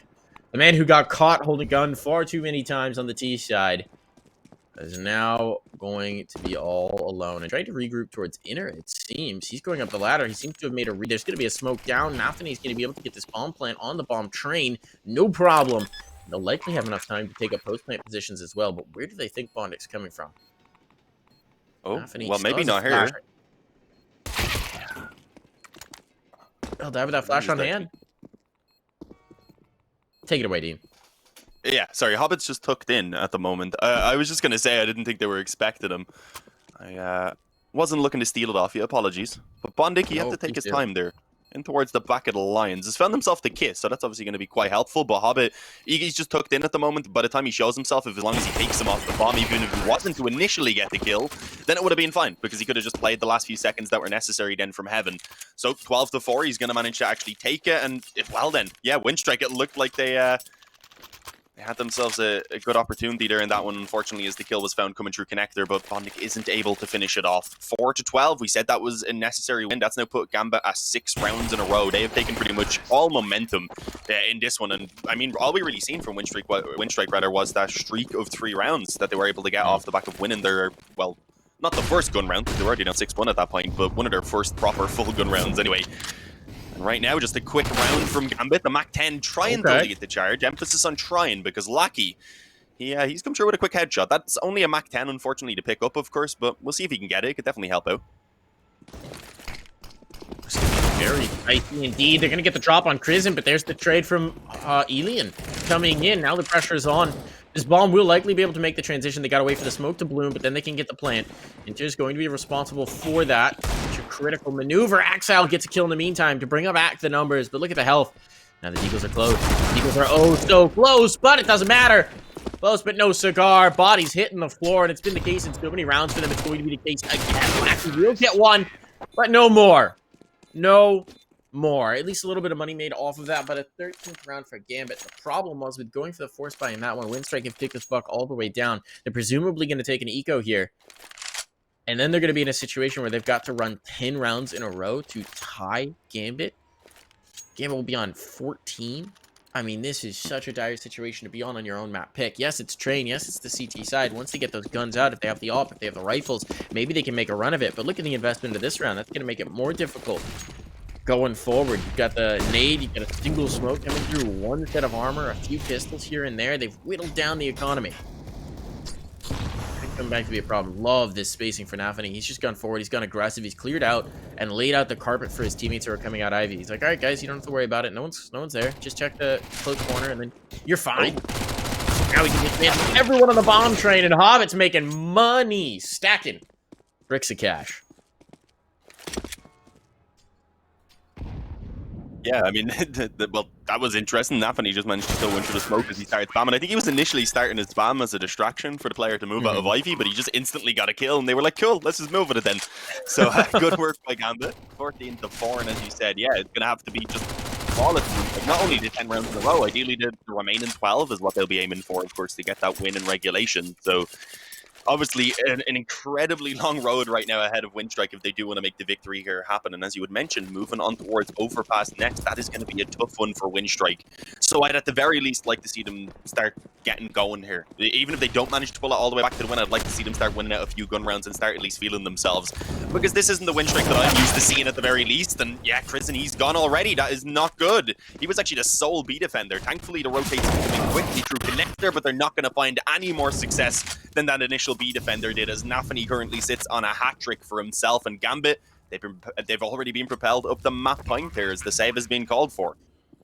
All right, let's talk about Nathani. You got it. Okay, first of all, that take from Gambit is so ballsy. Instead of using the smokes, they double flashed out for the Z players. That's huge. That's so bold. You are trusting yourself to instantly win that duel. And Nafany rewards that trust. He gets 2 kills. He already had 1 in the round. Now he's got a 3K. They know where these 2 players are saving. They're going to have map point with all of the pressure onto Windstrike. Windstrike has to save these guns. Nickelback, I think, will enable him to do so. No one else is really close, provided that Ilian hits the shot as the player comes around Dumpster. That should be fine to keep them going here. But still, it's going to be just 2 guns. Now you need 11 rounds in a row to play for overtime. I do not see a world in which this happens, especially because Windstrike at this point just look like they're being outplayed by Gambit at every stretch, at every turn. Nafany sitting at 22 kills as well. 22 and 12. 22 kills through 19 rounds. He has been the standout player by far for Gambit. Whether it was pushing T-Con, pushing the envelope over on that attacking side, or on their defensive side, rather, or now just wiping the floor with everybody on Windstrike as their tease. He's been incredible. Yeah, and I mean, he's more than a capable player, but he wouldn't have been the first player that I looked at to step up on a level like this. So that's good to see, because you know you can get it from Shiro and Axile as well. To have Nafany also showing up, it is just it bodes well for Gambit. Definitely a scary force to contend with, and of course with already a man advantage into what could be the final round, they may be able to put an end to this one pretty quickly. Look at the odds now on GG.bet. 1.02 for Gambit, and then it was 6 point something there for Windstrike. They were still shown as Gambit youngsters, guys. They're no longer the youngsters. They're showing that experience right now. They've all grown up. Yeah, They've got Daddy Hobbit onto the roster. See those meaty crossed arms. Now you can see they're making Windstrike the youngsters. I think they should change their name to the Gambit Daddies. Right. Gambit Daddies. Yeah, That's going to be 16-4. That's the last kill coming in. We knew it was going to happen, Dean. It felt inevitable. That's the punishment coming in. That's a huge round, a huge game. 16-4 on your opponent's map pick. That's a slaughter, Dean.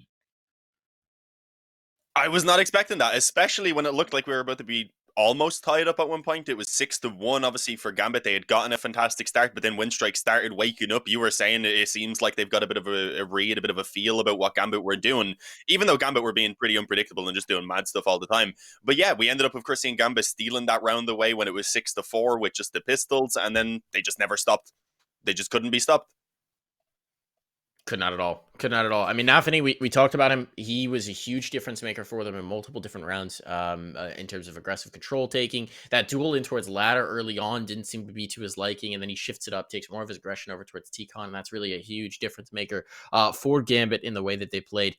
Love to see it from Gambit. This is a team that has been maturing. Obviously, they, as we joked about, they were the youngsters up until recently, but you're seeing it in their play in the server as well. The experience coming in from a player like Hobbit is influencing the rest of these very young players, and you're seeing that level just rise and rise and rise and continue rising across the board. And I think I'm on map 1 of the series, so I'm not going to get ahead of myself too much, but this is starting to get very interesting indeed. We're headed to Overpass next, and that's going to be brutal. It's a very strong map for Gambit. This is going to be a tough spot for Windstrike. We didn't think this is going to be a map they wanted to come in down a map, down a situation. Do you think there's any hope here, Dean? I mean, it's not like it's a terrible map for Windstrike either. We also seen them actually play it already here in New York. They took on Material, as did Gambit. They won a 16-4. Gambit won their 16-0. So you can't really separate them from that. But no, it looks like Gambit should be set up anyway for a 2-0, but it's CIS. We can never count out Windstrike. They only came alive for a few moments there on train, and I would hope now that they're going to be able to hopefully quickly reset themselves and try and come back in. But as you had said before we even started off that first map, that Overpass was going to be very difficult. So initially Windstrike train definitely was a win condition for them. If they could get it to Vertigo, you were expecting a very exciting map there. But I don't know if we're going to be reaching that point anymore. Of course, we're going to have to find out how this second map goes. But guys, we're going to go ahead and actually send it over to a break, and when we return, we are going to have Overpass between Gambit and Windstrike.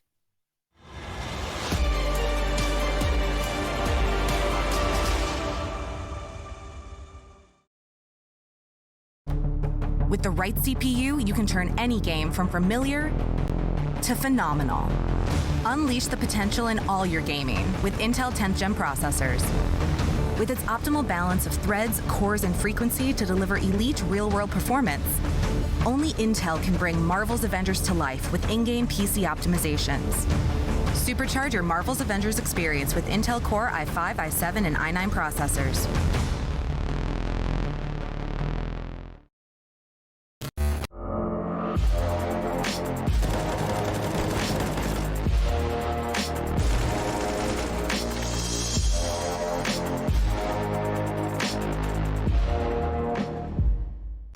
Ring ring! The IEM New York Experience Box is here. Hot, fresh, and delivered straight to your door. Tasty ingredients make this box a must-have. Claim yours quick at the ESL shop before they sell out.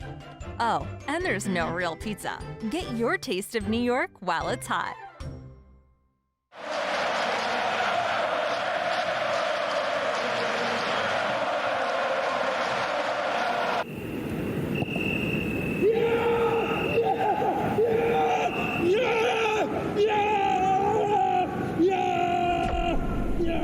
Start your esports career now at play.eslgaming.com.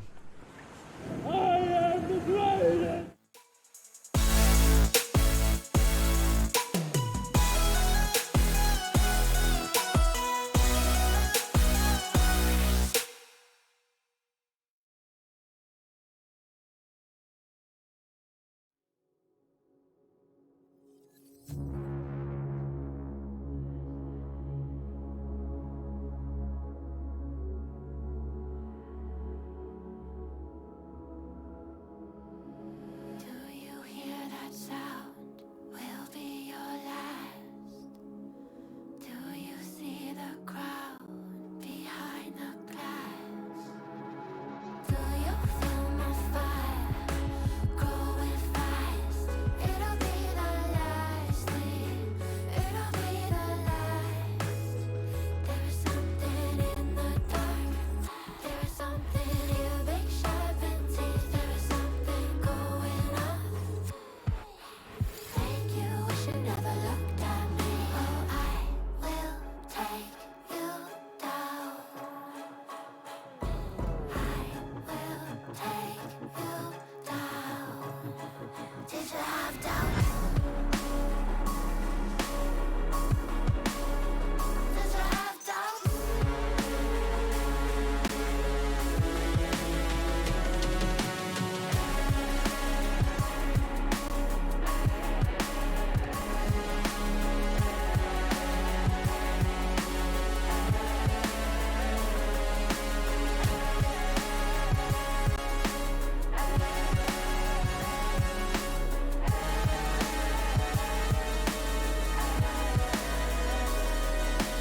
Can you feel your life in my hands?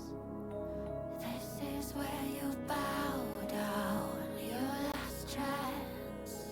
Now I hope you know, understand. Should've pushed my trigger, not unless you plan to face the end. There is something in the dark.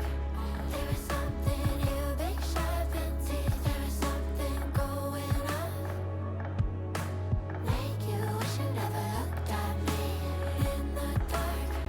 There is something you big sharpened teeth. There is something going on. Make you wish you never looked at me. Oh, I will take you down. I will take you down. Did you have doubts? Did you have doubts?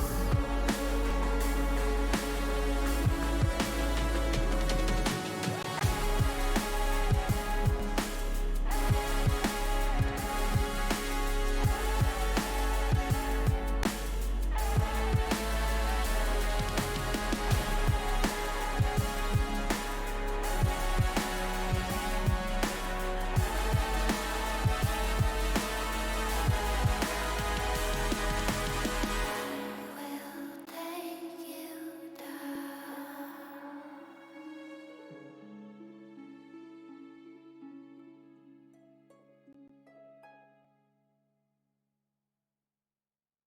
I was running road so many nations. Even when it's so sweet, I end up seeing red. such a ghostly revelation. I may have fucked up all my chances. Yeah. And we ain't sleeping on the floor again. We never sleeping on the floor again. For the ones who didn't make it out, for the ones that didn't see the light, for the ones that never cared, never gave a thought, found no happiness in that brand new car or the house you bought. I see you talking about the love you lost, and it was gone like way before you ever thought it was. Yeah, I took my time, no quick ones, quick run, quick gas to get back there. Hot roads, I didn't think I'd come back fierce, cause I was running roads so many nations. Even when it's so sweet, I end up seeing red. Is it such a ghostly revelation? I may have fucked up all my chances. Fucked up all my chances.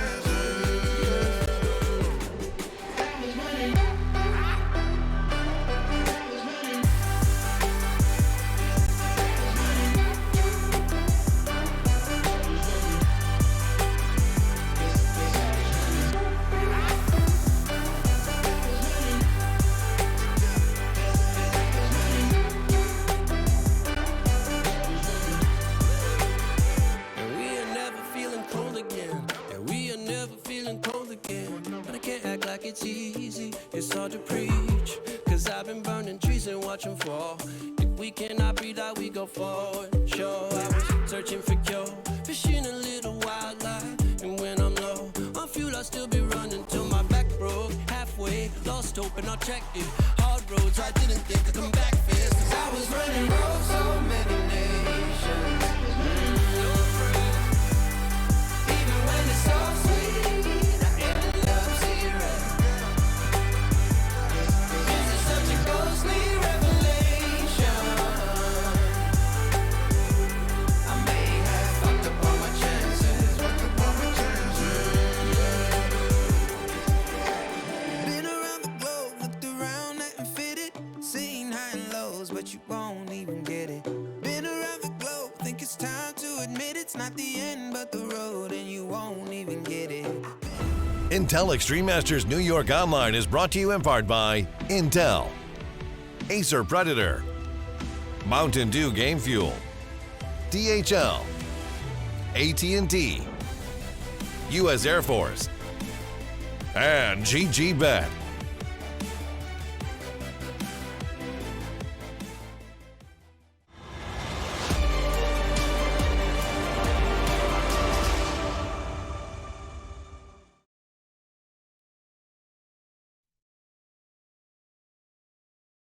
All right, guys, welcome back. We just had a very one-sided showing there on Train, of course, in favor of Gambit. In the end, able to get a 16-4 victory, Mike. And I mean, in the initial moments, it was not really looking like it was going to be quite that one-sided. We had at one point even a 6-4 scoreline. Mm-hmm. It certainly did. It seemed like, and sometimes when you see a team come late on where they win a few gun rounds in a row, you start to believe in them again, right? You start to think that they might be able to bring that mojo in, and then just in the meantime, Gambit was like, all right, we reset, adjust a couple of things, stop threatening in towards ladder as much, put more pressure on T-Con, take the space that they give us, and suddenly they ran the table. They just massacred the opposition. It was an 11-4 half, and there was no more daylight even after the half switch. So a brutal map one for Winstrike and a brutal map to have on your own pick, right? But now we're bringing it over to Overpass. We set this up in the pregame. This is going to be tough, D. This is going to be such a hard map for them to get through. But if they want any hope of surviving, if they want any hope of getting it through to Vertigo, we've got to see them come out the gate strong here. Yeah, definitely can't start down like 6-1 or anything along the lines of how it initially went on Train. And the issue there was, even when they did wake up for a moment, as soon as they themselves ended up getting shut out and kind of losing that momentum that they had, we just never seen them come back to life again. So I'm hoping that the pistol round is going to be able to go a little bit better for them this time as well, and that we will see a closer performance here on Overpass, because it's certainly not leveling up to that bar that I had set for them after seeing them a few months back. Well, I think it was May at this point, the last time I seen them play each other back in Road to Rio. But that game was just so incredible. I was thinking that we would be looking at, again, a very close one. But as you had said, Gambit now, well, at the time, Gambit youngsters, now Gambit, they've grown since. They've obviously had removed Supra and brought in Bondic. And that seems to be a big addition. Bondic himself was fragging really well, but as you said, he was kind of the man who could Hobbit. sit back and play a little bit. Hobbit, sorry, yeah, my bad. I'm getting distracted at the moment. But Swap the yeah, veterans here.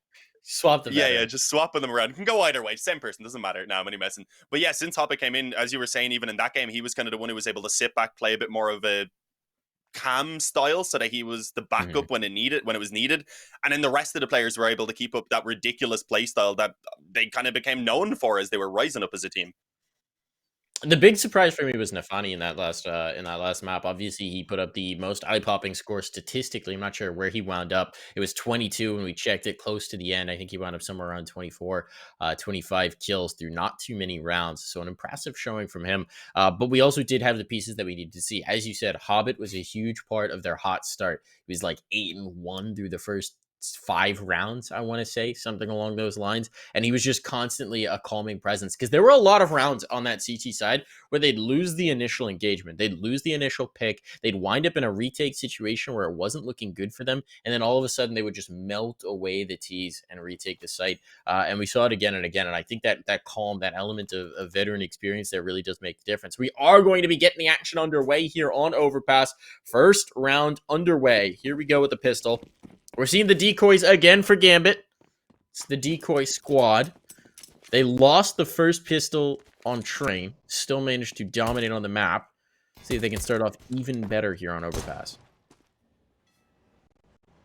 Yeah, remember, we have to remember, of course, that they did also win out the Force by rather following it. So if we see Windstrike this time take the pistol, they just need to make sure they can capitalize on it. And I mean, it's not starting too well. Kristen needs to go huge, and he can't. They have been overrun within seconds of me saying that this pistol round needs to go better for them. Having a look at the odds there as well, 6.99 for Windstrike, 1.02 for Gambit. So yeah, I think most people at this point are feeling pretty confident that this is Gambit's game.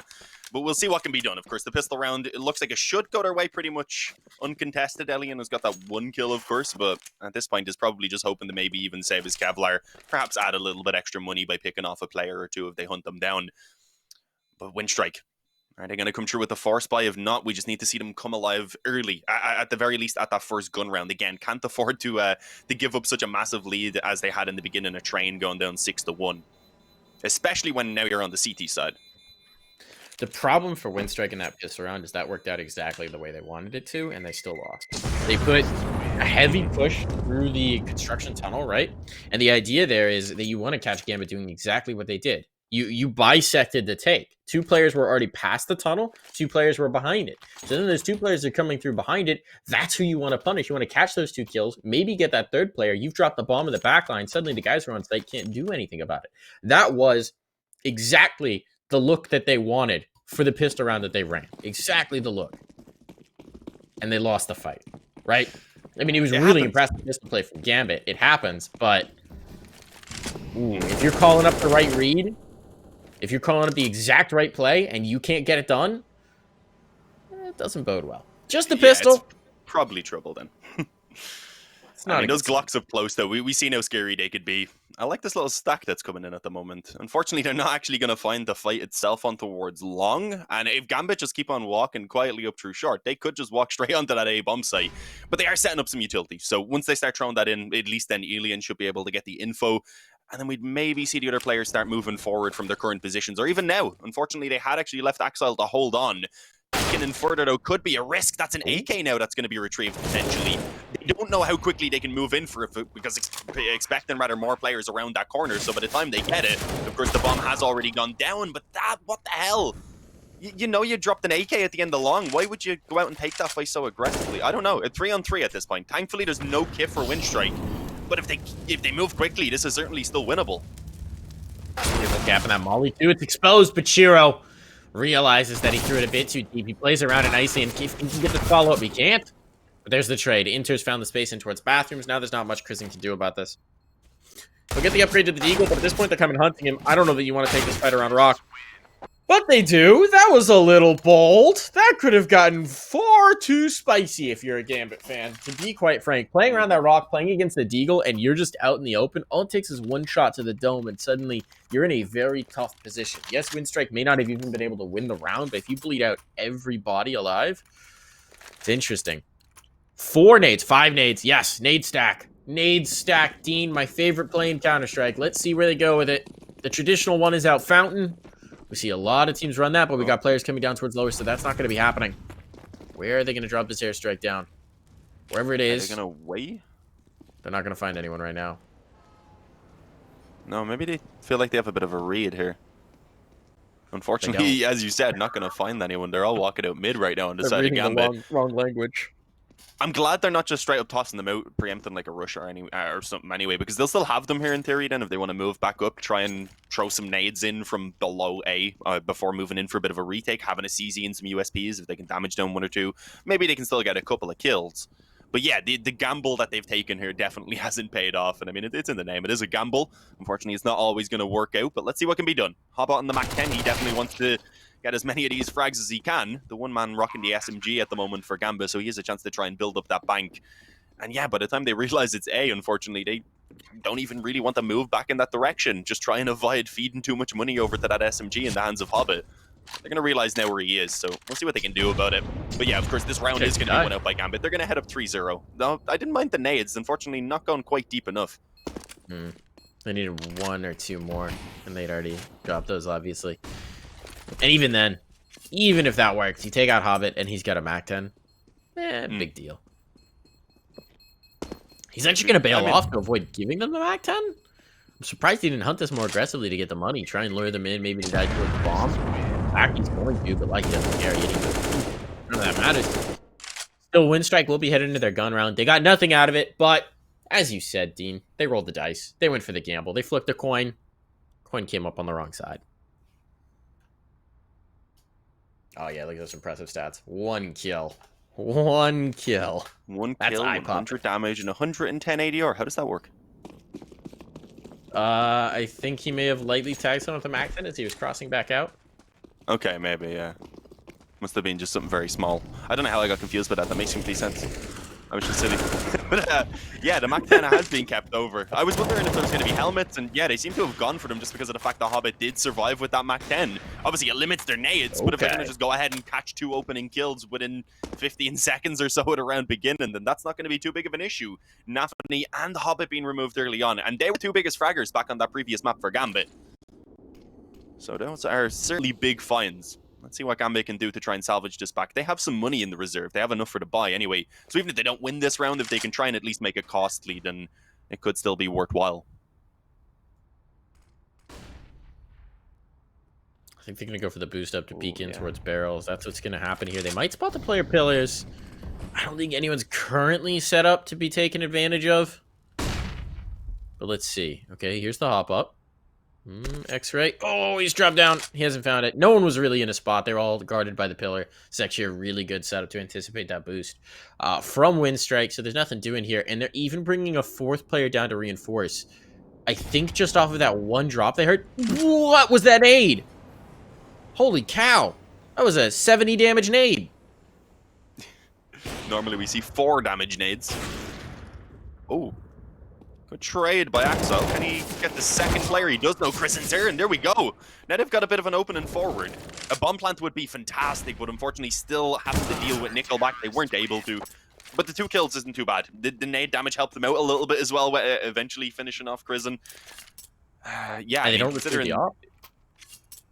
Oh yeah, they actually didn't. Good point. That is very costly. They're obviously not going to have enough to get that back now, and they might have a weaker weapon. Do they have all the rifles on the ground?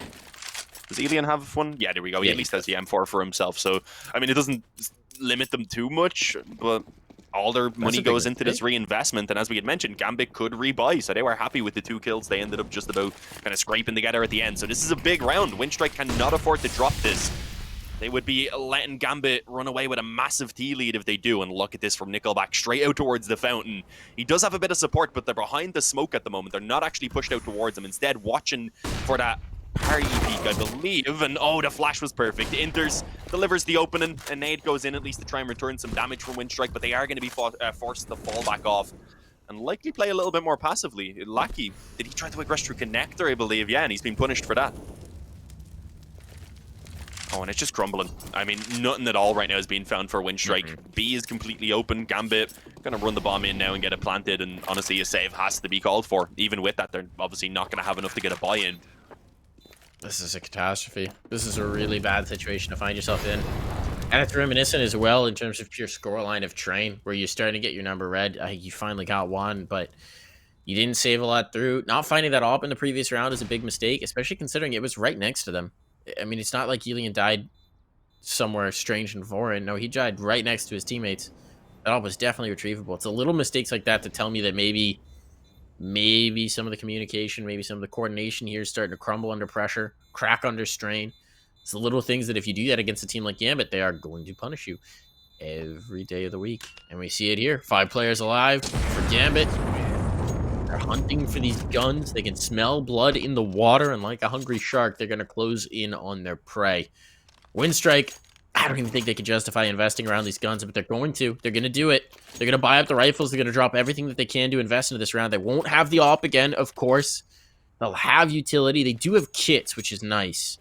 This actually winds up looking a lot better than I expected. Lackey's the one player who gets stuck holding the buck. Working with that CZ instead. But Gambit. Before, they got the vital shot. Now, this could really be where they start to apply some pain. Yeah, this it's getting out of control already. It's in a ridiculous position. As we said, this lead is probably even more convincing than what they had in the beginning of Train, because at least there they were on the CT side. It was a bit more expected, and they just walk into B. The flashes over, the short aggression had come in from Windstrike to try and hold on to this area, but unfortunately that doesn't work out, and they're still being picked apart. There's eventually falls, but I don't think they're too worried considering they've now finally got full control of B. So the bomb's going to go down, and I feel like Bondic again is just off saving. There's not really much that he can do. Instinctively went to hit number 1 so I could check exactly where he was. Used to having control over the game. I'm doing the exact same thing the entire time. Every time I click back on I'm like, why would the scoreboard come up? But yeah, no, he's saving anyway. Not really. Oh, no, he may not be. Hang on, he's about to have a clash in bank. Yeah, Hobbit ends up actually getting that kill over there. So yeah, no weapons carried over. And as you said, this time, that actually does completely break down the economy. The previous one had put them in an awkward spot, but that one puts them onto an eco and allows now Gambit to go up 6-1. And being here on the T side of Overpass, that is just already a very comfortable lead to have, with, of course, the chance for them to add quite a bit more still. And we see that pause, yeah, from Windstrike. They need a bit of a chat, but it's probably mostly focused on the next round. I mean, Windstrike just aren't finding the damage. Of the players on Gambit, only one player has died even 3 times, and that's Axel, who's second on the team in frag, so he's doing great. Nobody's died more than twice. They're just not getting the damage. They're not getting the pressure on. The entries are working out beautifully, and then they're trading well. This is very dire for Windstrike, especially considering they're on the CT side. I think a couple things need to change. First of all, they need to get that op up reliably. Even the double up, perhaps, is something has to change in terms of firepower. It looks like Nickelback's going to be the player that saves for that. Stuck on the PT50 flash. Surprised by the amount of investment we've got in here, but we've got the max loss bonus coming in, so I suppose that they'll be comfortable with the money they got coming in. Utility will burn a lot of players. Lackey tries to walk through the flames, and he loses most of his health in turn as a result. This is completely stacked for a construction play. They've got 2 players in connector, 1 guy push deep construction, 2 players watching monster. They are hoping for a B hit. And unfortunately for them, Gambit appears to be doing their scouting over towards long. They find the control towards long and towards the path. I don't think what's going to happen. Hobbit is going to just be punishing players here in Con. They want to chase down his gun, and he says, you know what? No. You don't get this. You don't get any of this. Why is he dropping back down, Dean? Why? It was his hopper hole. Okay. He wanted to go back into his hopper hole. He's just gifted an AK. Oh my, why? Yeah, no, that was a bit silly. There's Kevlar as well on 3 of the players. If they can get that to Crizzen, then that AK could cause some serious damage, man. No, that was wild from Hobbit. Should have been happy enough to concede that 1 kill, the control of Connector with that 1 kill he had found. Definitely would have been a worthwhile trade-off, and instead now it gets a little bit riskier. In theory, though, they should still be winning out the round. Let's see how it goes. Time-wise, just under 40 seconds. Lackey thankfully only had the CZ, so he's only able to get 1, but there are still players in position on B. They've stacked it up at the moment. but I don't think it's helping them out too much. Good control initially by Axile. It was actually Shiro who got that second kill, and he puts an end to it as well. But it ends up coming down way too close with only 2 players surviving. So, I mean, that's one of the closer rounds we've seen from Windstrike so far. But they need to start capitalizing on it, because even with that damage, they still need to take 2 in a row to actually break down the money of Gambit. So they have a pretty tough challenge ahead of them right now. They really need to get a quick U-turn on their performance and manage to ideally pull this half back to 9-6. That would be what they're aiming for.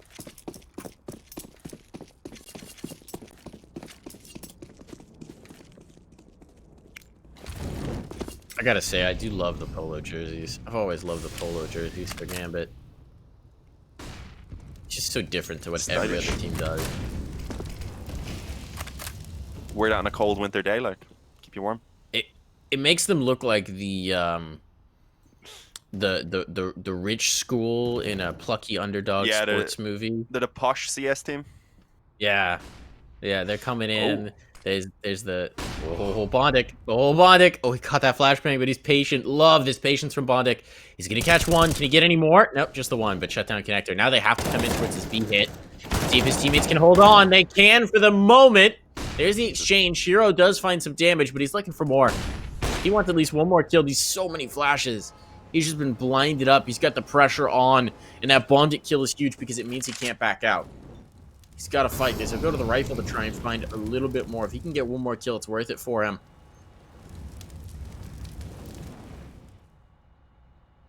Ooh. 44 seconds to work it, team. Just one more kill is all he needs, really, to apply this pressure, to keep up the economic pressure. They're not going to win this round. Well, I say that. It's Shiro. They could win this round. He's going to try, certainly. He's going to work his way around, and Bondic's gone deeper into the site. That's a smoke, though, at a critical time. He has to move through it if he wants this. Time is so much of the essence. And he's just revealed his spot. The one thing he had working for him, the one element of surprise, no longer there, so he'll try and regroup. Might actually just be going back towards that off, and he will hit the first shot. That's huge. Bondic goes down as well. That's a bomb plant. Oh, I changed my mind. Shiro can do it all. How dare I doubt the young god? No, he doesn't plant? What are you doing, Shiro? He thought he would have been close. He thought it would have been close. He presumed they had it stacked. Unfortunately, not. I mean, he still has money, so it's not too big of a deal that he doesn't get the plant and survives. But yeah, he could have had a chance to win that round. But still, as you had said, in the first place, he shouldn't have been winning that. He shouldn't have been winning that in the first place. So I think Windstrike can kind of count themselves a little bit lucky with that one there that he didn't stick the bomb plant, because it could have been scary in the one-on-one. But they still took way too much damage. Look at their buy here. Look, after they reinvest, look at the weapons that they have. They have very little left over as well. Yeah, no, they're in trouble. If they end up losing this, they're just going to be back onto an eco again, unless they're able to save some weapons over at the very least. So this, again, is just Gambit looking to try and bounce immediately back, and with that, they would be able to continue on controlling the game. So Windstrike, they need to take it up another level here in this round, if I'm being honest. Look, I agree with you that in the long run, that was still a phenomenal round from Shiro in terms of the economic pressure he puts on. Even if he doesn't win the round, he's doing great. But I am personally bummed that we didn't get a Shiro 1v3 clutch 4K clip. It was so close to happening, and he just doesn't go for the bomb plan. And to me, that's maybe a little bit of, he's a younger player. He's a young god, but he's still gaining that experience. Still marinating, if you will, to meet his final form. He even goes to close the door's been blown off. I don't know if you noticed that little detail. He's like, close the door behind me. Oh no, it's gone. My mom used to always say to me, were you raised in a barn? Because I'd always leave doors open. So maybe being raised on overpass would have been good. Would have just blown the doors off, never had to worry about it. Not finito. Gets one on Lackey as the smoke faded away. There was a flash that came over. I don't think it blinded anyone, but it did slow down the push a little bit. It may have blinded Inters for a moment, but it didn't take out the player, at least, who had got the initial kill. So it is, for now, 4-on-4. Again, the weapons being a little bit weaker overall for the CT side, but they are beginning to rotate that third player back down towards B, so they're going to have the numbers in position. Nickelback, was he spotted? I think the barrel may have given him away. Yeah, look, 100% focused in. Inters will get the kill. They got a little bit dangerous there. I wasn't too sure he was going to win it out, but that should give them A now, unless Elian can pop out. Actually, he has a player towards Optimus as well, and yeah, it's unlocked. Okay. Good work by Elian. They're getting that trade. Damn, I mean, there was just so little time. They had actually started making their way back down connector towards B already, and then at the last moment, as they heard the player rotating through the CT spawn, I think they were like, oh damn, there's probably at least 2, maybe 3 players here, so they decided to go back up, and they just didn't really have the time, unfortunately, unless they got those kills instantly.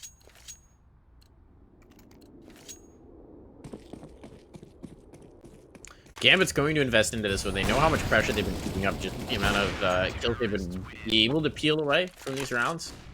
They know that they can crack the CT economy, and that's definitely the case, but bit by bit, Winstrike have been holding up to these rounds. It's a bit of a bait setup. Here's the peek off of the flashbang. There's two players tight into the corner. Can Hobbit find this? No, he can't. Huge kill for Prison. He'll get traded, but he's done enough to perhaps keep Nickelback safe. And Nickelback's now waiting for that hit to come in. They're not going to expect a second player on the spot, and he'll even bring reinforcements in. With the damage on Axel, I'd say this exchange definitely favors the CTs, especially considering they've dropped one of the rifles in a likely unretrievable position. They've got an SMG of their own. So now Gambit, they're taking a moment. They'll get that gun back. They've got to escape with it. And at any moment, Winstrike could pop into this peak and the pressure could be on. The response here from Gambit is to send two players out long, make some noise over towards A, try and draw this kill on Bondic. They're going to go for a run boost to find it. And maybe that'll draw the focus away from B, because right now Winstrike are still as statues and there's not going to be a lot of time. If they continue to stick to this, there's going to be no opportunity to rotate if they do actually take A. Making the noise, flashbanging towards bathrooms. Here comes the clear. They haven't spotted it just yet. Smoke out towards long. This forces the rotation. Elian has to move. Can't leave his teammate alone. Now the site might be ripe for the pick, and as they start to shift one player down connector, they're not going to leave themselves any margin for error on this. Shuro can't go hunting with the bomb this time around, and this time he's dropped. There's the trade as well, or the second rather, not a trade. Now this round is over. 12 seconds. There's no way Gambit can fight back through it. They need to die, Dean. They need to die in time. 6 seconds. You don't want to save a Deagle. Maybe Nafany can justify it, and he's going to have to. With the Galil in the armor. He doesn't have a chance. You've got to try and find some positives in saving it right there, even if it's not the ideal situation. It's unfortunate. I mean, are they going to buy around it? I would hope not. They're up 6-4 right now. They can afford to take an eco. Well, I mean, Nafany can't all that much, although they do have a bit of loss bonus going. So if they get the bomb down, I think they'd be okay. Yeah, they're at 2,900 loss bonus. I'm still getting used to looking at this UI. So with the bomb planted, they would be fine for everyone to get the buy. So they can maybe get a few pistols, body armor even, perhaps onto a couple of the players behind this Galil. Try and, again, just keep the damage on as they have been. And then look to get back into winning ways on that next gun round. But yeah, I mean, it does still, as I said, come down to needing the bomb plant to ensure that Nafany can get the buy in the next round. So he needs to try and actually make that Galil worthwhile. A couple of kills or so. But yeah, the pause has been removed. We're not seeing too much investment behind us so far. So we'll see what they can do either way. Want to ensure, I suppose, that their buy in this next round is the best possible. Already having that damage on as well, knowing that they have the Galil to do a couple of kills, to try and get a couple of kills. They don't have to spend too much on their own pistols and such. So yeah, we'll see how this goes. Nice deep molly there to try and keep the control of mid away from the T's for as long as possible. But Nafany, he didn't really care, he just bypassed it.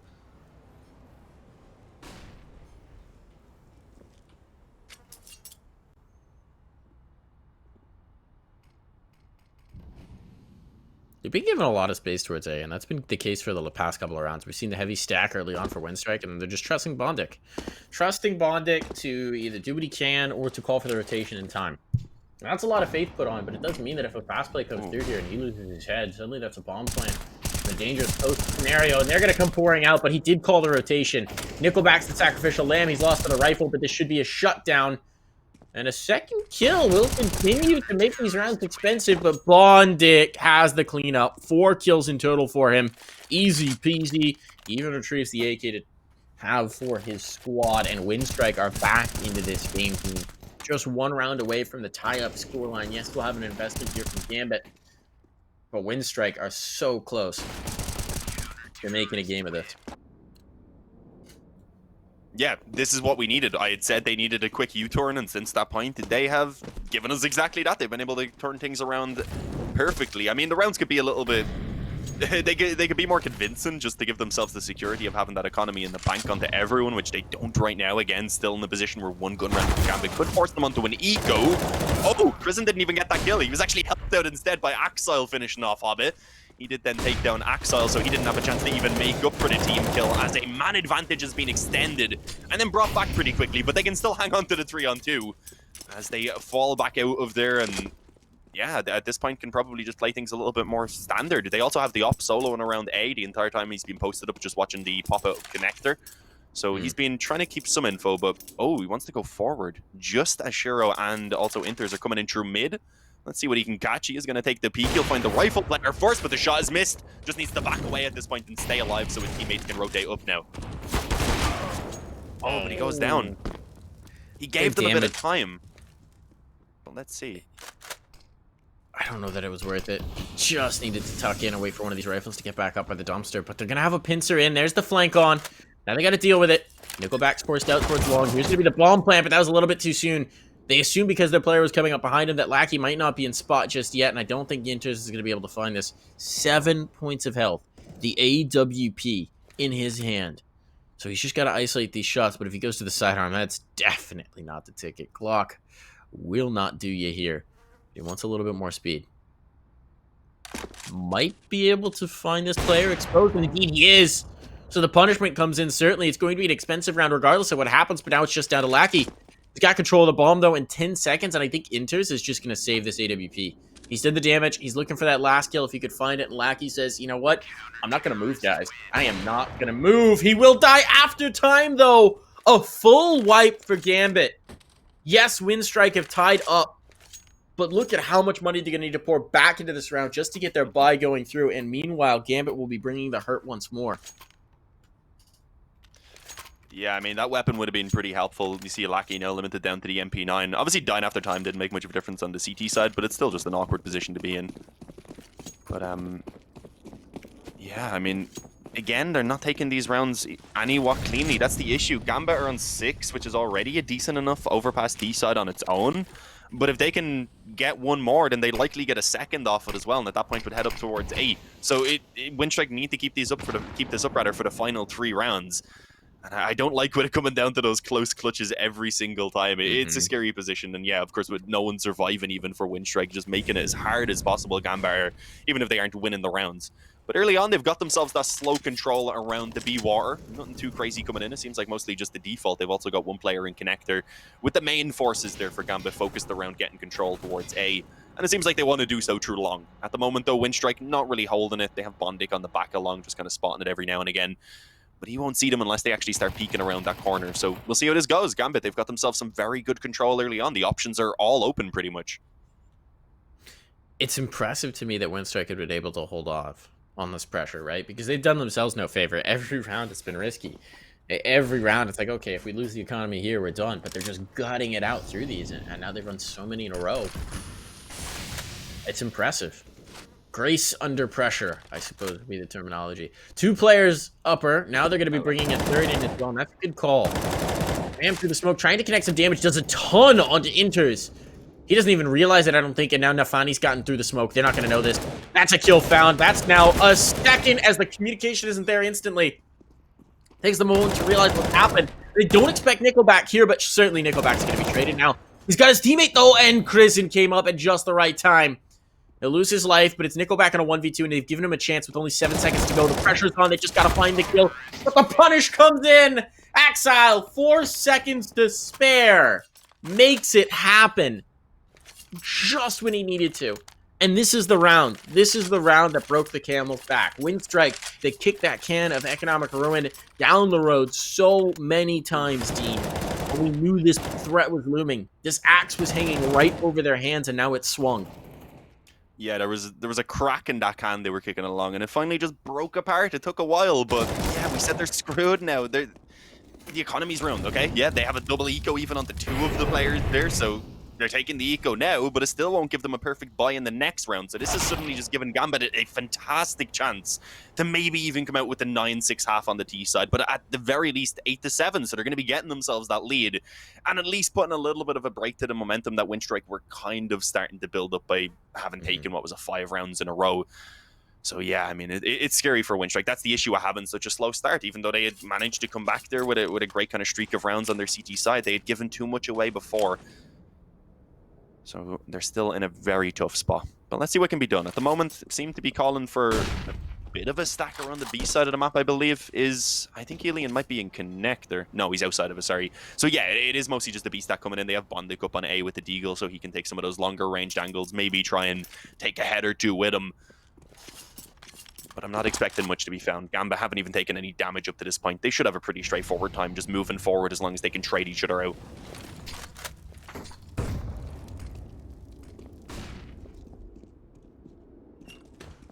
Oh, okay, he's just got the back of Hobbit. Didn't even need the headshot. Had enough time to get the bullets all towards the body.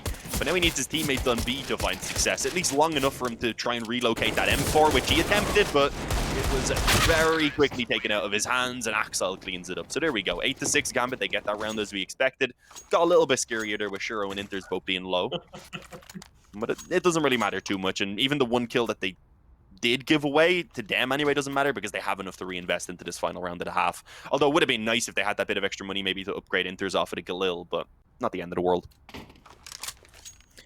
We've seen a couple of these rounds though from Hobbit where he's solo in connector and did you not hear the door open? Guard. I don't know how he didn't hear that or react to it. And honestly, here's the thing: unarmored USP, even after you get that first shot, I don't know how you don't get I don't know how you don't get the turn kill. We didn't get to watch the end of it, but he might have dinked them with the first shot and then finished them to the body. To be fair, yeah, that's probably it. That's got to be it. Here's gonna be pressure on Kristen. Is the only player towards B, and they're coming, but he's holding up. It's raining. It's pouring. Kristen's got an umbrella. The umbrella's an M4. Yes, they've lost the site. Yes, they've given up the bomb plant, but Kristen has given them a real, honest-to-God chance in this round. But here's the difference maker for them. Inters is coming back late. Now, this should be known. Love that deep Molotov in towards construction to keep his teammates safe. I think it actually airbursted, though.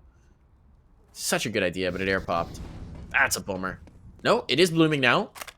I don't know what's happening. Was that a new one? I think they dropped down a new one. But yeah, Inters, he's gonna have 3 players peeking him, and unfortunately doesn't expect Alien to spawn. So that's a good trade for Windstrike.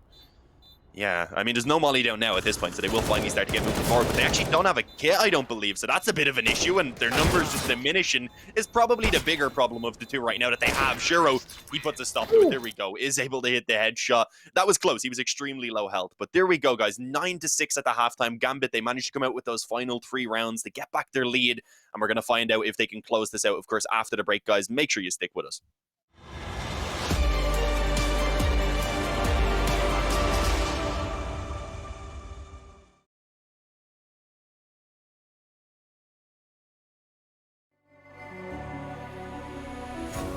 This is it, this is not a drill. Hold nothing back, it's sure to kill. In this leap of faith that you're in me too.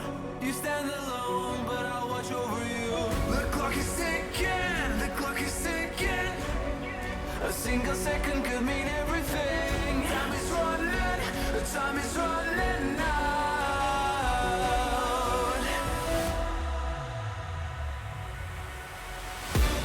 Don't give up, don't give in. Don't let me down. Be the one to wipe their grin when they hear this sound. Don't give up, don't give in before they catch a glimpse. I know you'll find the strength within. This is your last chance. Now's your time to shine. Make it count. Honor our sacrifice. And now this is your last chance.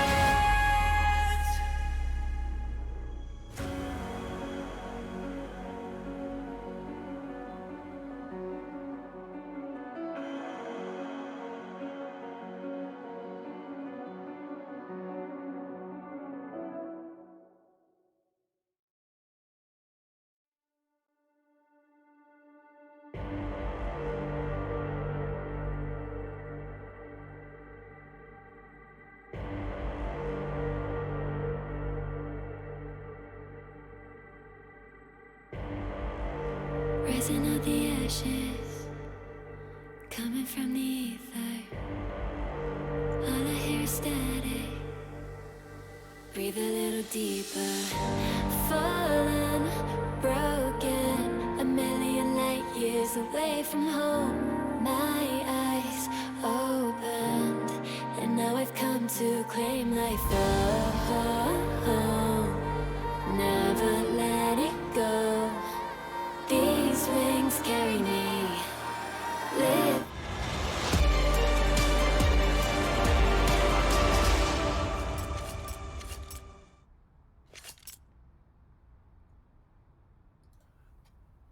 We are back, guys. Of course, we seen Windstrike at one point there in the first half managing to come back to life for a while, but unfortunately with Gambit taking those final 3 rounds, they managed to come out with a 9-6 T side. So Windstrike are still going to have a very difficult time ahead of them now. This pistol round is a must-win for them. And it looks like we're going to find action pretty soon because Axile is going forward. At least initially. He didn't get any info though, so that's probably going to keep the 4-man B stack in place. So this could potentially work against him. Could. I wonder if he hears these footsteps coming through. He'll bring a second player up over towards the jump up position. That'll be Hobbit. Coming to reinforce. So they actually have a decent setup as they come through. The problem is the players in bathrooms are going to be tough. Axel can't find that, and he actually gets shot in the back of the head as well. Really nice play from Ilian and Krizen. They both isolate the fights. Their opponents don't get a chance to shoot back. Now bomb's down. They'll have the retake, but you got to get this guy out of con first, and he doesn't win his fight, so it's all over. Inter's now all alone. There's just nothing you can do. There's nothing you can do. He's actually going to back off and save the kit. We saw this, or the armor, rather.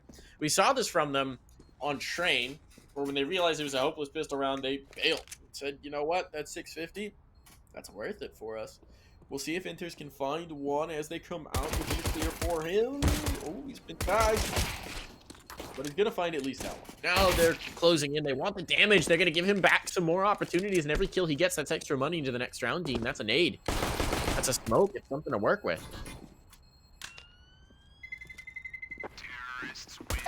Ooh, he's gonna get another? Okay. She got Inters. Yeah, So much $900. Not bad, as well as the Kevlar, so that helps a lot with his force buy if they want to go for it. Are they going to go for it? I mean, Gamba have a bit of a lead here, so they could just aim to come out with the gun round as early as possible, although we always say, of course, that then leaves you with a few limitations. But I think Overpass is a map where you can maybe... You can manage with those limitations more than something like an Inferno or something. The lack of nades perhaps not being quite as big of an issue, where you can sacrifice down perhaps on 1 or 2 of those B players to get the nades by pulling out a FAMAS or maybe even SMGs. And yeah, that's what they're going for. Inters doesn't even bother to upgrade a pistol. I thought maybe we would have at least seen the P250 come out to go along with the body armor that he has. But they want everything they can possibly get in this next round. Optimize their chances, keep it at the highest possible, and look to try and again just shut out Windstrike before they can really get any real momentum going for themselves and before they really start building up any confidence. This has been a tough game for them so far. But hopefully this anti-eco anyway won't be too much of a struggle. As we said, with just the 5 USPs, they should be looking at a relatively clean round for themselves.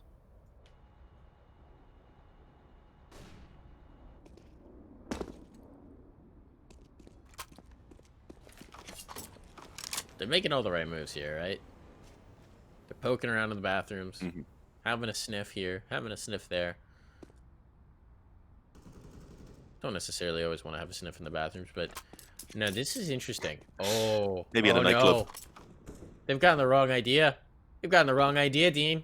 They made that noise towards bathrooms. They're like, okay, so certainly they're coming this way. Now we're gonna hit B. Haha, 3,000 IQ. Except everybody's here. Gambit haven't flinched. So it's just USPs, but this could be a very interesting move. The first player spotted, but he still gets a dink. Krizen gets the second. Nice turn. Player Pillars has been for a world of hurt, but Inters already finds 1 kill. He's looking for more. Won't have that. 2 more threats, but they've been dealt with. Okay, so they walked into the stack. Look dangerous. But it turns out, Windstrike, they woke up feeling dangerous. They are gonna be able to take that. And I gotta say, I'm so impressed with them. After getting blown out of the water on train, they have been making a good run of it here on Overpass. Obviously, we haven't really seen Gambit's CT side yet. We're gonna see it this round. But at the very least, Windstrike are not going down without a fight. No, they definitely shown us a better side of themselves, as you said, than what we got from them back on train. We knew Overpass was a map they could play. I mean, as we had said, both teams in their matches against Ethereal had Overpass come out. I believe they both picked it as well. And Gambit, they got a 16-0. Windstrike got a 16-4. It's not quite the 16-0, but it's still a very one-sided game. So they're both certainly comfortable on the map. So it's good to see that Windstrike were able to get themselves off to a bit of a better start on this half, but not into this first gun round, unfortunately.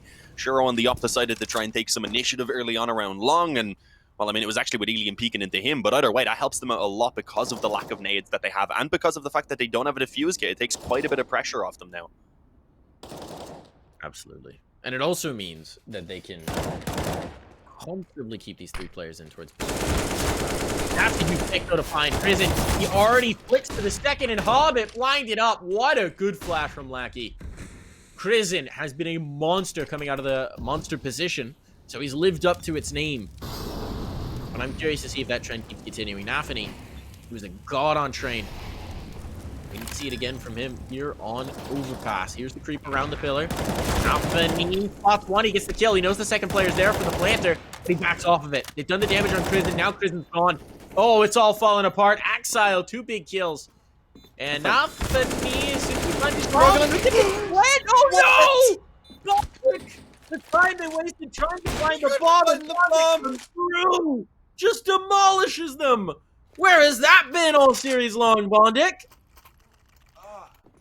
It was waiting on round 18 or whatever it was, I guess. That is ridiculous. This third tray transfer, man. Nafany just couldn't find the bomb. He was in it for ages. It was a little bit to the side of him. What a round. That was massive from Bondic. That's probably going to give them the lead now.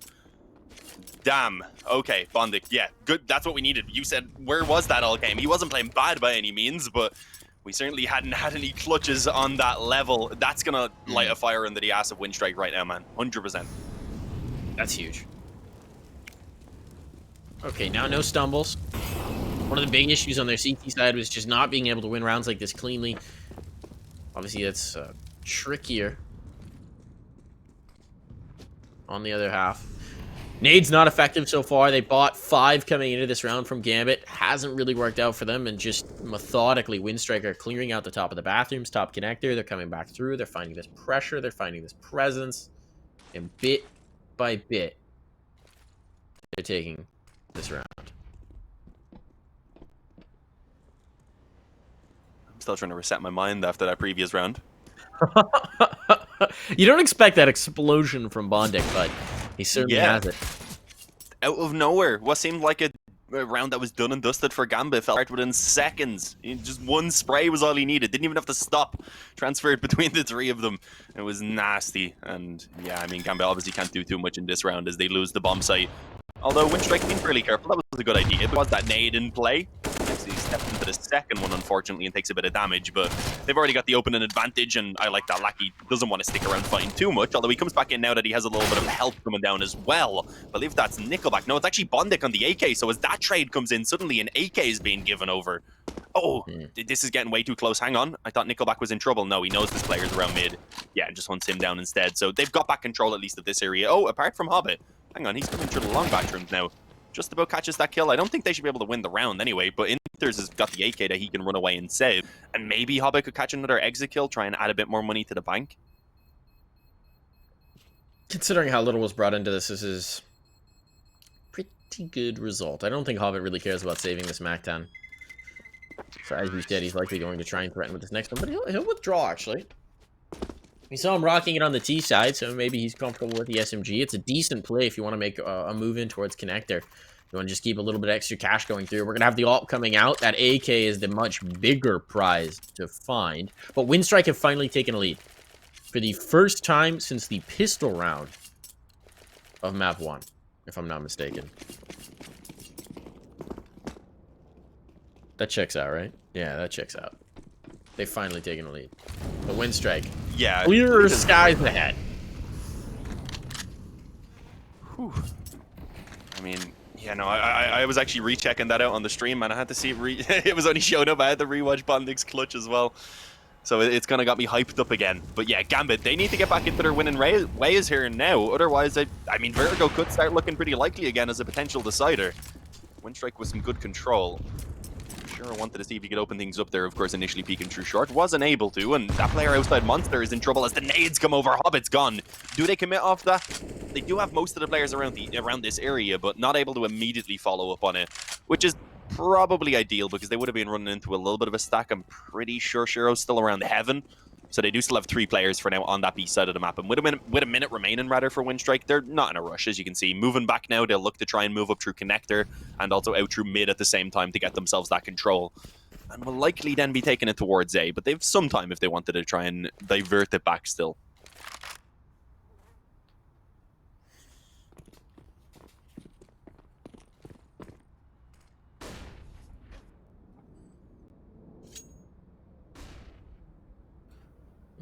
And yeah, Control coming in. I like this deep position though for Axel. It's not a great spot to have the AUG, but he's got teammate to bait off of him. They're not going to check this. Oh, there's one. There's two. He's got two lined up. Big kills. The patience pays off. And now they got to deal with him, and they're not going to. Prison's drop. This is a catastrophe. They don't have the time to deal with this. 15 seconds. One player alive, and Bondic is the last to fall. He can't pull off a crazy clutch this time. No 1v3s to be found, and it's tied up once more. Windstrike, they finally tasted the lead. And as soon as they taste it, it is ripped away from them. Oh, no. Now we can see a serious hurt coming in. What a quad kill from Axile, though. On the AUG as well, of all weapons. He was rocking the AUG, man. 10 to 10. As you said, the lead has been taken away from Windstrike, but they haven't quite given it to Gambit yet. This round could be that one. This is actually potentially a round for both teams, because neither of them really have much money in the bank. Whoever loses this is likely then looking at an eco, so this is a very crucial round as we start coming towards, well, the last 10 or so rounds of this map now. Early on, the T is not taking anything quickly. Instead, moving, well, I mean, relatively quickly in towards this B water control through what I call mini monster. What did you call it a while ago again? Mini monster, monster, or construction tunnel, sewers. Construction tunnel? I've heard it called a few Oh, things. that's a mistake from Alien. Yeah, I don't know. I've always just called it mini monster for some reason. There's no monster on it, though. Yeah, but it's like a mini version of monster. So, I don't know. It's just how I had people calling it around me when I was playing the game. So that's always the weird thing. Sometimes you have different calls to other people.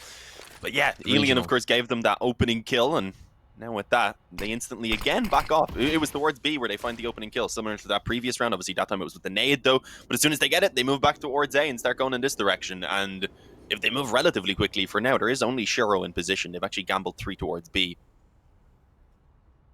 For the Aussies, I'm pretty sure that spot's Diggity. Diggity, that's everything, though, right? Every call is Diggity. That's just my assumption. Shiro. Oh, do not tempt Shiro. Oh, they pulled him off of it. This is actually going to work out tremendously. He's just by the bank truck, but this is a very tough angle to hold if they bring in the pressure, and they're going to. That bomb's going to be planted. There's nothing Shiro can do about it. Love the utility usage, and Shiro actually just falter through the smoke and goes. Nickelback hunting him down and making sure that op can't survive.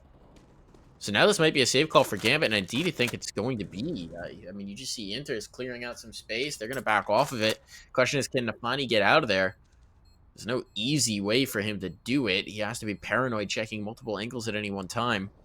But I think he's just about slipped off. They've lost Inters, though, so the pressure's coming back in. This is the crunch going to be in from the T side. Just Nafani and Axile trying to hang on here.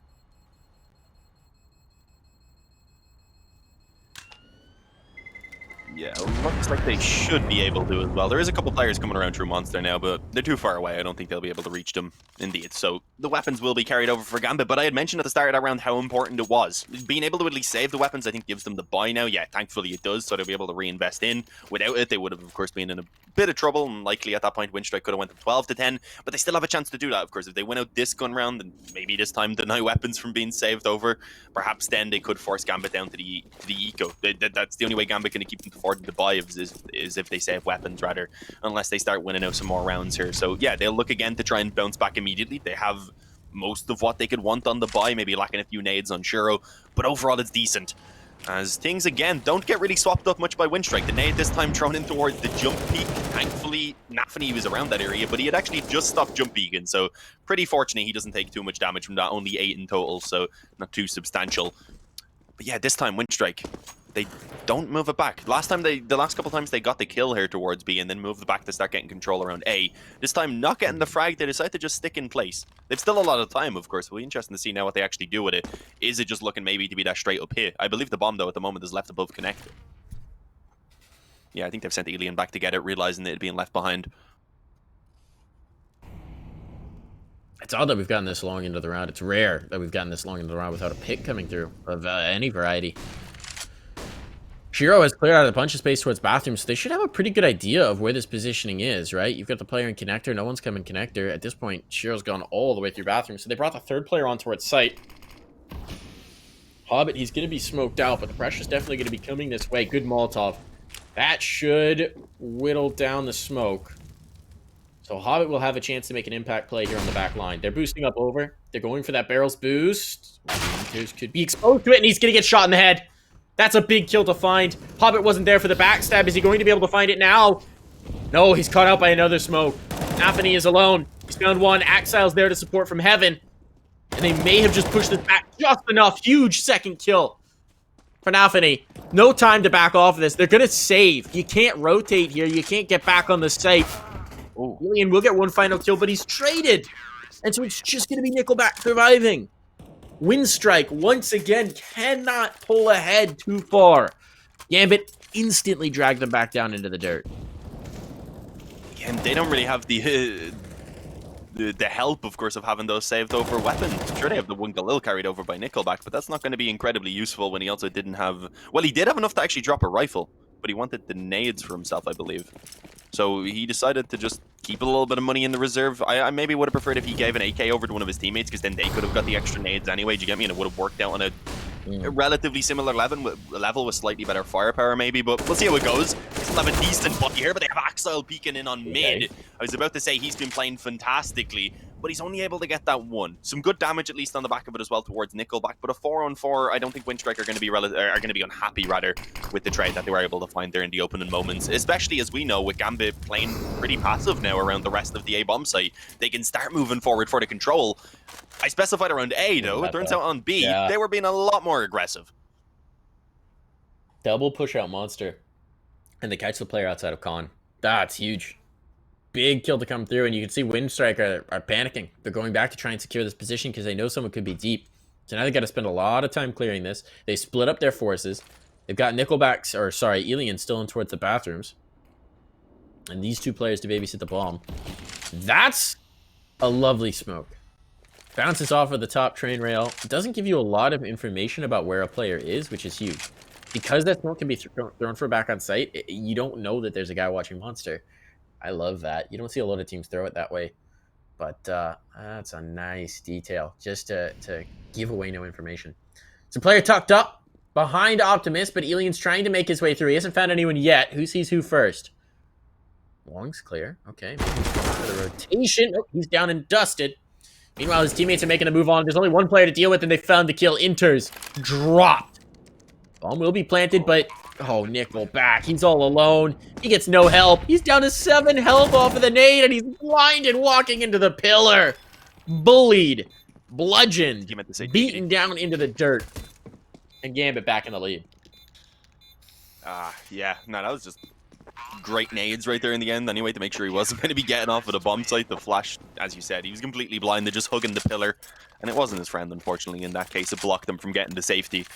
12-11. Gambit, yeah, they've got the lead. We had mentioned a couple rounds back it was getting very important with the economy being so fragile for both sides, and it ends up being Windstrike who are eventually the ones who get forced down onto that eco. Nickelback has bought up because he had a bit of spare money, but it is just that he had some spare money. He'll get 2,400 in the next round, which will give him just about enough to buy. He will be lacking nades unless they're maybe able to get a bomb plant and perhaps a few kills for himself, but we'll see. I mean, they have a bit invested into this round. You can't completely count Windstrike out of it. They do look to try and move around B early on, nothing too crazy. I mean, this is what we've been seeing from them on most rounds. The question is, what will they do after they get this B water control? Because Gambit, I mean, they've challenged it once or twice, I think, but even then it was only really with the op peeking in from around short mostly, so they've been willing to give this up, and they've been pretty comfortable back on the bomb sites. At least when there's not nades in play. We've seen those be in a bit of trouble. Oh, we might Bring up the boost up again. See if they can't catch that barrel player. This time, no one's set up for it, and I think actually Nafani might be looking to punish it. Can't quite flick around on it just yet, but here's going to be the hop. They're trying to make that hero AK work. The great thing about doing it on this boost is if he dies, his gun conveniently drops right down onto the base player. Watch it somehow fly into the sky and then into the B site or something. Just because you said that. The game will just glitch out. Nah, he's not getting a chance, unfortunately, at the moment either. Yeah, they seem to have kind of given up on it at this point. Had to. There's only 45 seconds left, just under that now. And they're going to start moving back. They want to try and bring it over towards A. An AK, a P250, and some Glocks to try and do some damage right now. And for the moment, it's Axile and also Shiro. So, I mean, two incredibly difficult players to deal with, even when you have your rifles, let alone when you're mostly stuck towards these pistols. But let's see, Shiro does eventually catch that first player. Falls back to the 5-7. His teammate's actually far back on long, so he doesn't have to help in terms of firepower, but he can do it all on his own with just the help of that one flash coming through. Axile eventually is like, man, I want a little bit, and he's like, fine, you can have one. 13-11 though. Gambit up by 2. There's the Shiro explosion round. We've now seen 2 of those. The one he didn't quite get because he didn't go for the bomb plant. Didn't have the chance for the full push. This time it's 5-7. Mow down. Obviously, unarmored opposition. They're not that tough, but still. That kind of work with a pistol is always a good showing. It hurts if you're Windstrike. You've made such a run of this. Now it feels like that gap's starting to widen once more. But the guns are back out, and they haven't gotten out of hand just yet. Damn it. They're still mortal. They're still attainable. So close to being able to take this to Vertigo. Just 5 more rounds. All you need. Let's see if Windstrike can manage it. There's the jump peek here. It's been spotted, but not punished. Almost looked like it was going to be a lot of information found, and there's the damage coming in from Hobbit. Opens the door and connector. It was actually blown off for him. I love that play. And he catches the player broadside. Bondic wasn't in position to punish it either. He's going to try and come up and hunt it. But he's actually just going to lose his life. He thought Hobbit went forward, but no. Hobbit backed up the steps. Now it's 2 bodies for the price of 1. Huge problems here for Windstrike now. 2 players down. Barely any utility. 2 smokes, a single flashbang. And still Axile out by the bathrooms and no one in position to clear him as time starts to whittle down here, Dean. This is dire. They need to make a move quickly. Axile actually takes a bit of a peek in. That gives them an opening now. I believe it's only Shiro on the actual A bomb site around Optimus. Indeed it is. No, sorry, it's actually Naphany. Not both players moving in from long, and will actually catch it first. Managed to then tuck back in, and at this point is wasting good time. There's also the flank coming up through connector. That should be enough. Alien, though, slashes the second, taps the bomb to look to see if he can take the fight towards Bang. But as he scopes up, they decide not to peek this time, though they will. He knows where the last player is. Tries a jump and no scope, because why the hell not? And he may even give us another one. No, he misses, unfortunately. Alien falls just short of the clutch, and that would have been huge. We've already seen one massive clutch coming in for Windstrike off of Bondic, of course. It doesn't seem like they're going to be enough, though, because, yeah, 14-11 now for Gambit. Without the bomb plant as well, there's not quite enough for the full buy for Windstrike, so good chance that Gambit are going to be heading up the map and serious point before we really see the rifles coming back out. Obviously, there's a bit for them to work with here. 3 SMGs, a couple of Tech 9s. Nickelback's actually fully invested, so they have put quite a bit into this round. They're going for the double eco. Unless they get a bomb plan. Right? Alien saves for the AWP. But they're gonna play for overtime if they don't get this, and if they don't get a plant. I think is the idea here. That's gonna be tough. Look at the nades. Oh, that's chunky. Bondic dropped down to half. Prison tickle, that couldn't have been better timed. Inter is dancing around the pillar, and oh, it's just all falling apart. This is a great setup to deal with this particular bit of aggression. We've seen Gambit stack heavy towards B round after round, and this is the round where it really pays off for them. You prevent that fast B play from coming through. They're just going to try and find some sort of space to work with the SMGs on towards sight, but Hobbit's not going to allow it to him. Hobbit will allow them nothing. 3 kills in total on the round for the veteran. A match point found. Match point. Series point found for Gambit as they look to finish off the 2-0 to polish off Windstrike here on Overpass.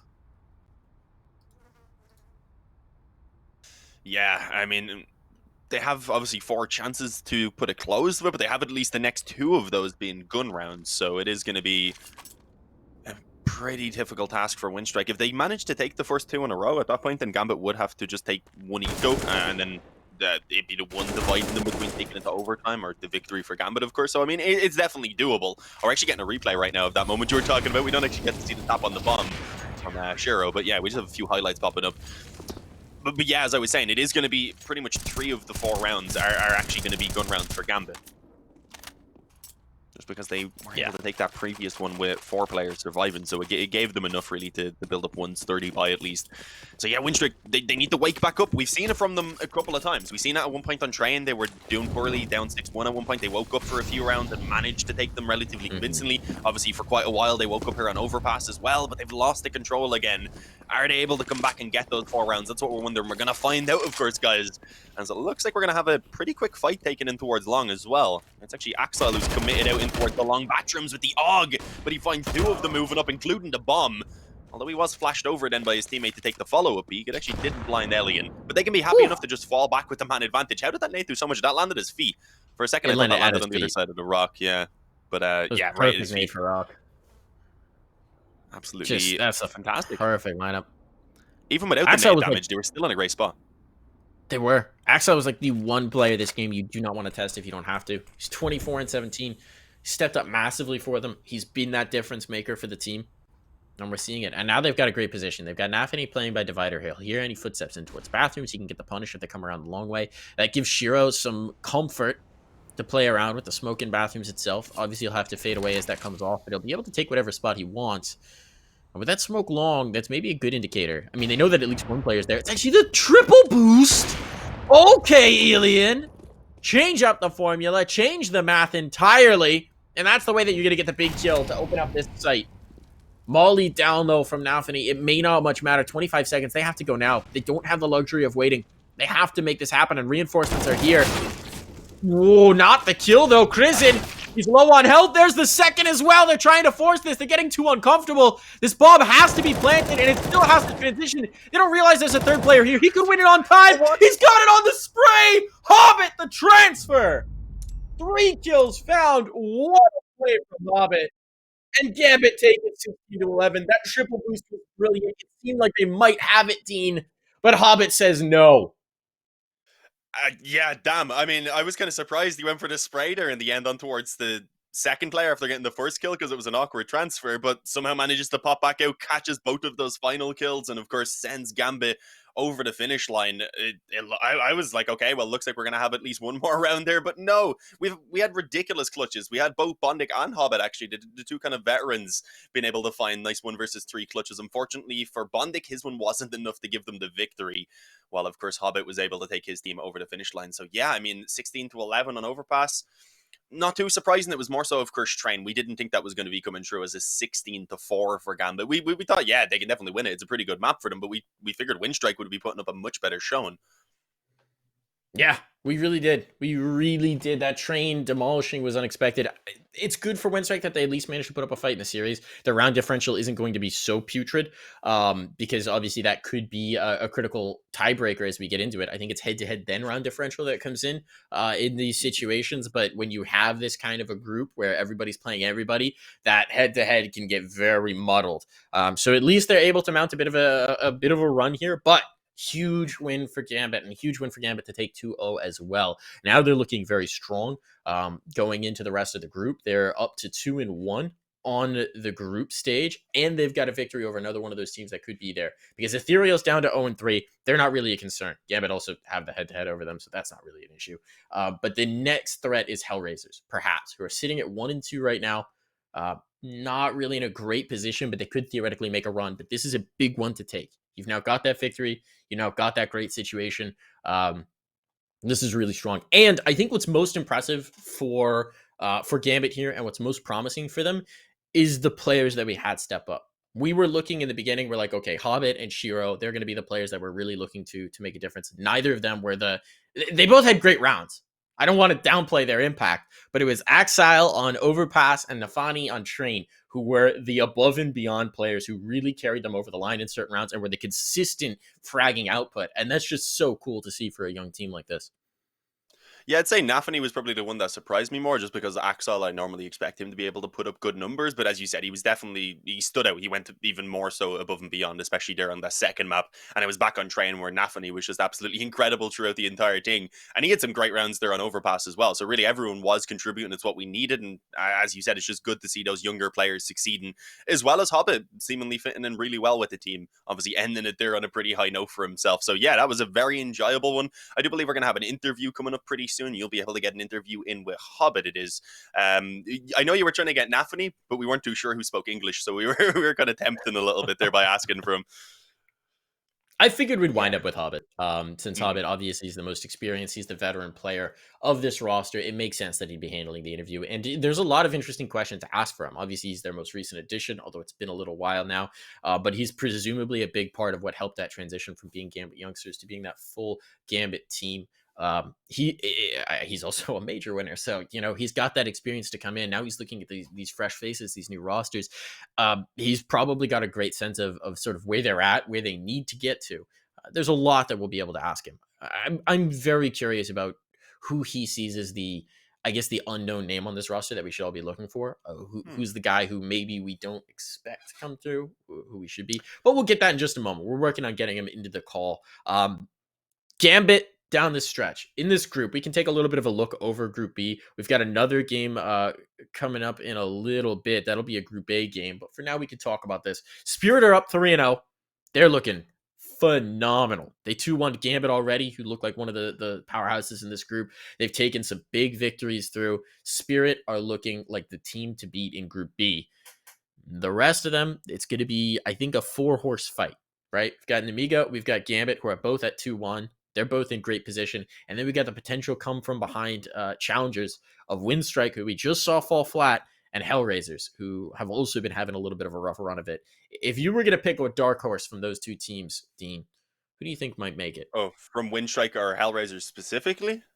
Yeah. Oh, I don't know. I It's mean, a tough who one. do you think? Do you think either of them is going to make it? I think either of them is going to make it. Well, I definitely think Gambit and Spirit are the two that you're like set in stone for getting through. I think Namiga maybe could still get moved down, of course, with that being a pretty close one. But if I was to choose from either of those two, normally I think I would have went with Windstrike, just because Hellraisers, whenever I've seen them, they've been a little bit inconsistent. I've got to cover them in a few things since they formed as a team. They've gotten so much better than they were at the start, rather, when they first formed with this lineup. But they still seem a little bit inconsistent. So I feel like I'd probably be favoring Windstrike. They had some good moments there, but they need to also show up with a better performance than we just got versus for them rather versus Gambit there, because that wasn't impressive. Yeah. It Mhm. it really wasn't an impressive showing from them.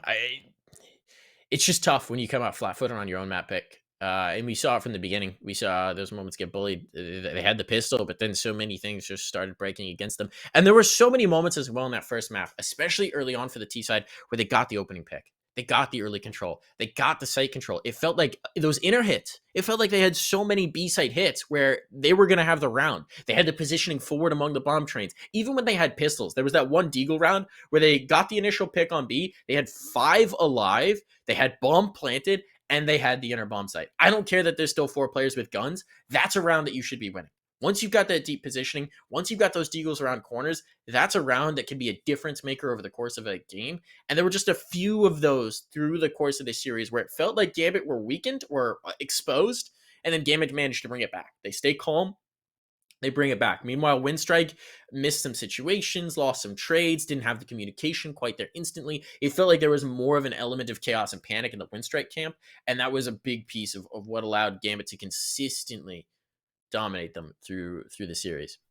I think that round you're talking about may have even been a 3-on-5 at one point, if I remember correctly. But yeah, I mean, definitely, as you were saying, especially early in train, there was so many moments where they could have broken down that Gambit economy within the initial kind of 7 rounds. When it went up 6-1 for Gambit, they could have broken them down so much quicker and then managed to salvage things better than they had initially. Because obviously, we seen them eventually manage to put a stop to the economy, but it was at a point where Gambit already had so many rounds built up that they were like, okay, yeah, we'll fight out these rounds a little bit. We'll take that eco when we have to. And then, of course, they ended up winning out an eco when it was 6-4, but they were willing to give away that 5th round and were looking to just try and come back with a 10-5 half. So they were like, cool, we'll just go 11-4 now on the half, and never looked back on train anyway. Obviously, Overpass overall much better from Windstrike, able to have some great clutch plays even from Bondic. Obviously, that 1v3 I think is probably still the highlight of the map, even if they didn't win it. But overall, they didn't show up as we expected. I think maybe weren't too warmed up before heading into train. Train's a map where if you're not on point on your individual level as well, it is going to be a struggle, especially against the likes of Gambit, especially how much they were focused towards that outer bomb site. You need to be hitting those quick headshots. Absolutely the case. Absolutely the case. And we just saw it a few different times.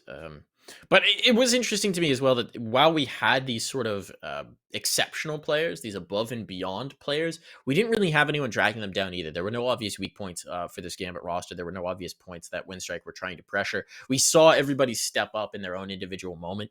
We obviously saw some really big multi-kills and some big clutches, but there were no glaring weaknesses. And I liked what we saw from them in terms of utility usage, in terms of timing on it, especially on Overpass. I thought that became even more apparent where they threw some tricky things.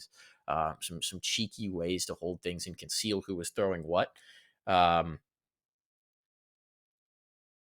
It sounds like we've got Hobbit on the line now. I think he could be joining us here in just a moment. So we're going to be bringing him in for an interview. Hobbit, congratulations on the win. How are you feeling? Thank you. I'm feeling. Thank you. Perfect. That was an impressive showing from you guys coming out with the 2-0. I think Train in particular maybe caught us off guard because you just came out on your opponent's map pick. It felt like from the beginning they were running to your script, and your Mhm. young players were stepping up. Nafani in particular caught us off guard with just how amazing of a performance he had on Train. Can you talk to me about him in particular and what went into that standout performance on Train? I don't know. Maybe Nafani has a good role for him, and he's feeling comfortable on rotation, on positions, on angles. So the first of all, because of it, and of course, second is tournament, and he always playing on tournaments really, really good. So if we gonna talk about Train, in my opinion, it was the first of all, it was mistake from Winstrike. We didn't expect that it's gonna be Train. They surprised us, but they didn't surprise us by play style, by game, by strats and tactics. It was a bit readable how they're playing, and they didn't surprise us. If I'll be honest with you, if they would pick, for example, Vertigo or Mirage, is gonna be, it would be harder for us for sure. I'm pretty sure. Yeah. Now, do you think we were looking at that too and expecting maybe the Mirage pick to come through? Do you think the fact that you had just destroyed Ethereal and Mirage, maybe they looked at that game and they're like, you know what? Let's not do Mirage. Let's not deal with Maybe, maybe I'm faking right now. You There never you know. go. Conceal strats. So obviously you've come into this team that was until very recently known as the Gambit Youngsters, right? They've Yeah, dropped the youngsters. You're full Gambit. It's back to the glory days. You're wearing the polo. It looks so yeah. good. What are you bringing to the table? Obviously, these young players they've been developing. They have a ton of talent, but you're the veteran now. You're looking at these players. How far do you think this team can go? How far do you think? Do you think that they have what it takes to be, back to the level of old Gambit, be competing in international tournaments for the title? Do you think that talent is here? I cannot say anything about that because we will see. But our goal, at least, to be top 20 team in the world and to be stable top 20 team.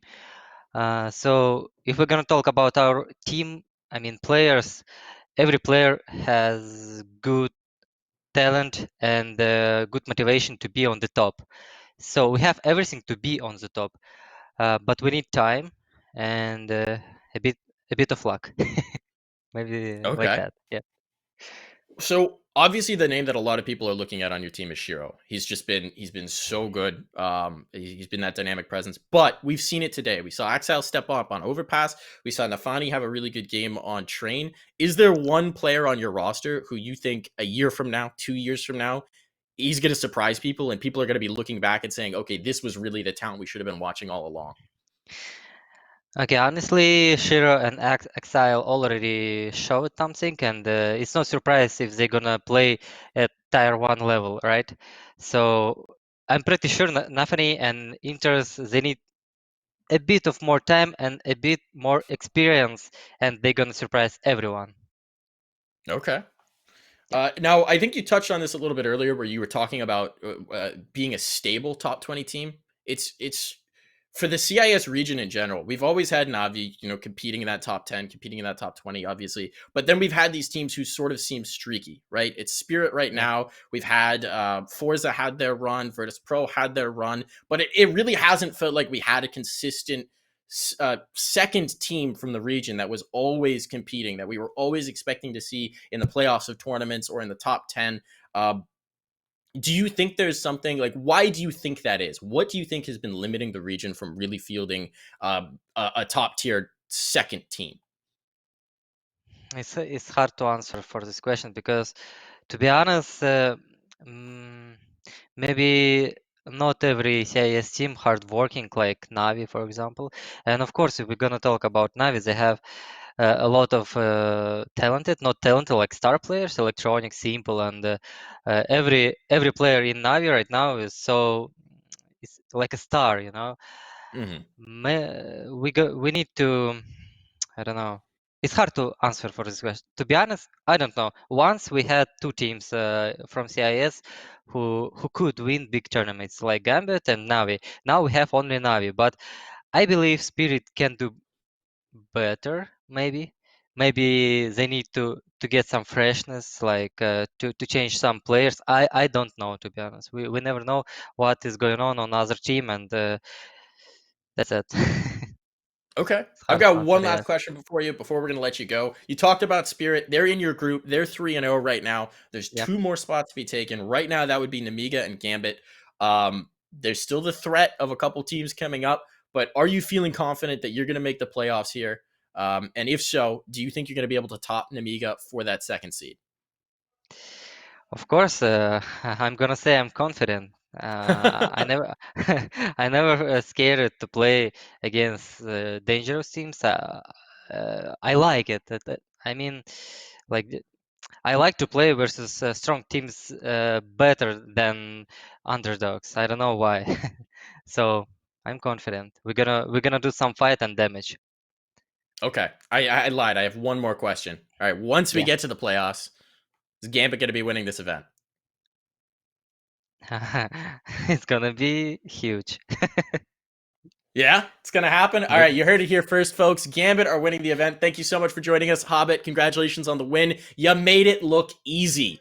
We are going to take a break here, folks, and then we're going to be back in, I think, about an hour and 15 minutes, if I have my timing right. For our second game of the day, we'll be hopping over to Group A. That's going to be K23 taking on Espada.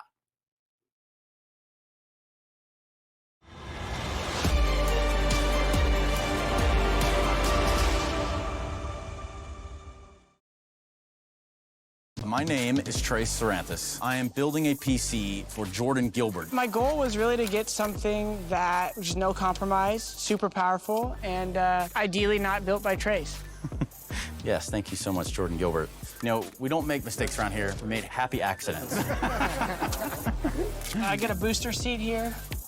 Enter now for a chance to win one of 3 PCs built by me, Jason, or Trace.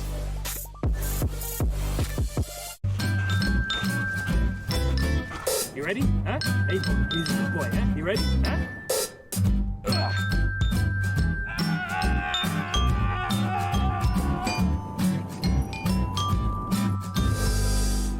Start your esports career now at play.eslgaming.com.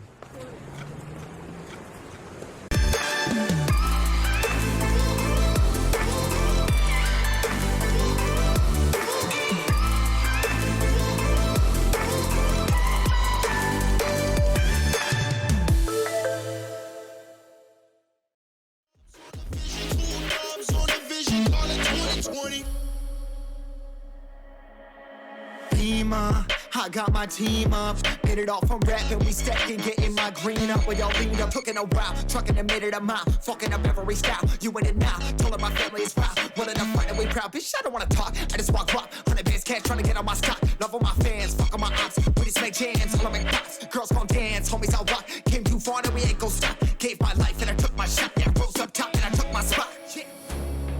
If it's a problem, then we really ready. Yeah, honey with me and we for the war. My heart is formed and my vision deadly. I've been dialing in my sights, see it 2020.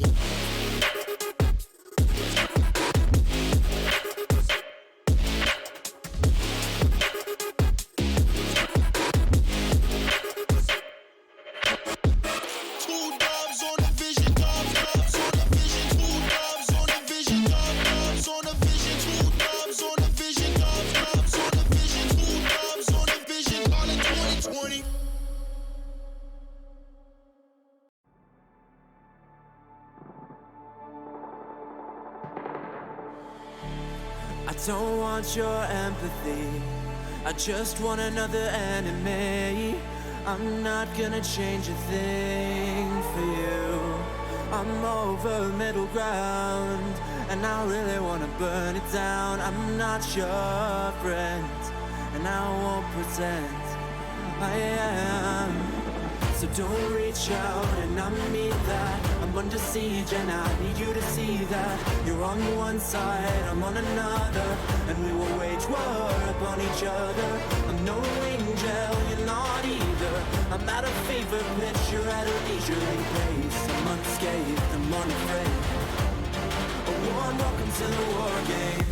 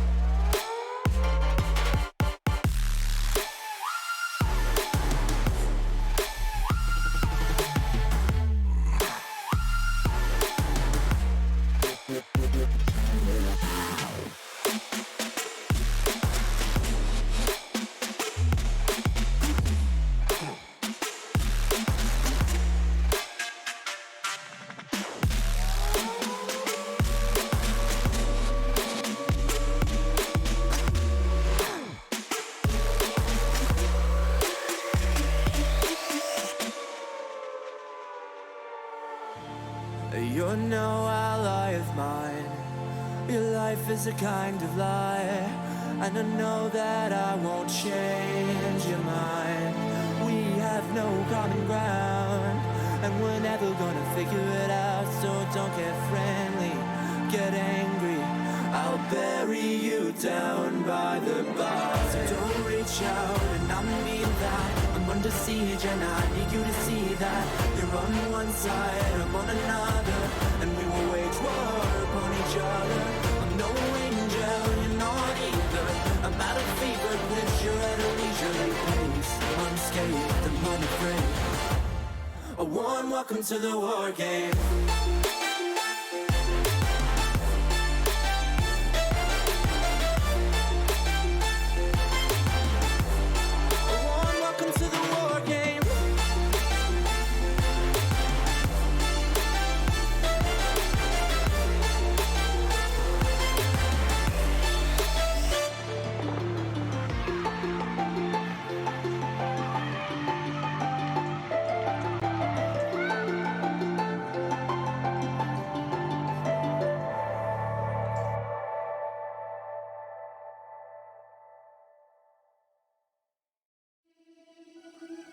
Seeing the stars reminds me of you. Oh, oh, oh. You left me with scars, but I know that one day you'll see it through. You give me air to breathe, you give me light to see. Oh,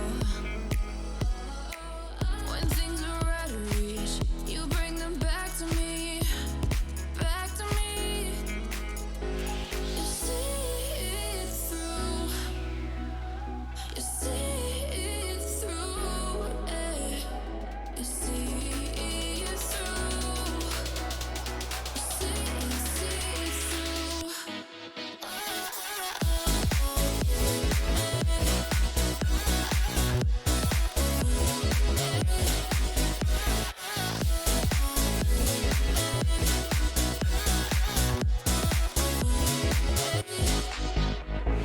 Talking to myself and I can't focus. Yeah, I'm broken. The door is closing. Wanna be a part of something more than this. I've lost control of it. I've lost control. You give me air to breathe. You give me light to see. Oh, when things are out of reach, you bring them back to me. Back to me. You see it through. You see it through. You see it through. You see it through.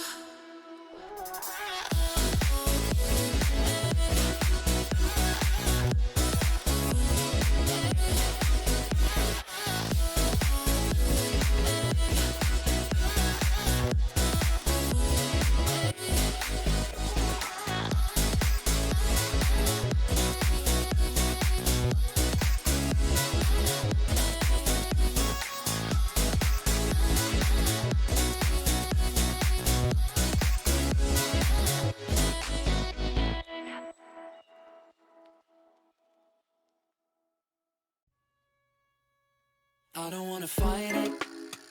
It's time to let it go. It's time to lose your inhibition, developing a blind ambition. If you got a match, just go ahead and light it. I wanna see where this is going. We're done with playing games, not knowing, yeah. We've nothing to lose. We lost it that night. We're feeling alright. There's no need to choose. Don't make up your mind. We're feeling alright. 1, 2, 3, 4, Gonna do it like this, gonna do it like that. Everybody's on that, gonna do it like this. Yeah, we never look back. Oh, got the bodies on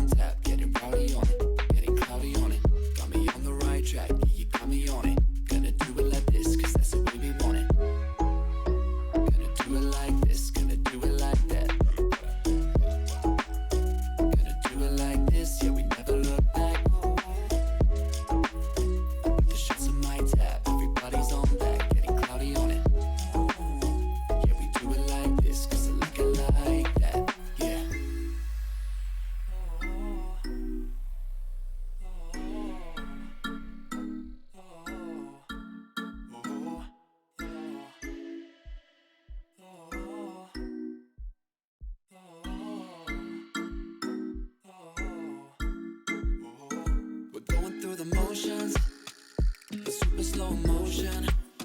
It's time to lose your inhibition, developing a blind ambition. Fire it up, ignite it. I don't wanna fight it no more. I wanna see where this can go. I'm done with playing around, I know it, yeah. We've nothing to lose, we're lost at the night. We're feeling alright, my eyes are on you, and yours are on mine. We're feeling just fine, just let it go. Gonna do it like this, gonna do it like that. Everybody's on that, gonna do it like this. Yeah, we never run. Got the bodies on tap, get the body on it, get it cloudy on it. Got me on the right track, yeah, you got me on it.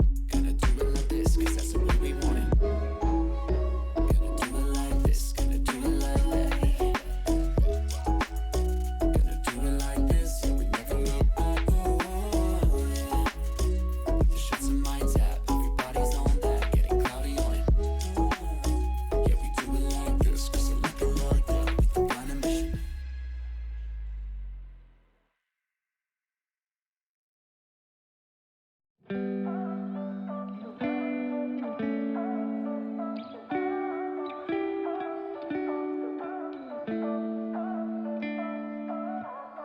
You and I, we've been friends for a long time now. Always have a good time whenever we go out. But you've been calling me up all the time and sending me signs and giving me them eyes. And you've been saying that you found the one, texting me junk and you wanna talk, but you can't say why. I can't get there and you know I've tried. You know I don't wanna waste your time. City lights, I'm looking in your eyes, but I can't say why. Doesn't feel right to call you mine. You know I don't wanna waste your time. I can't get there and you know I've tried, but I can't say why.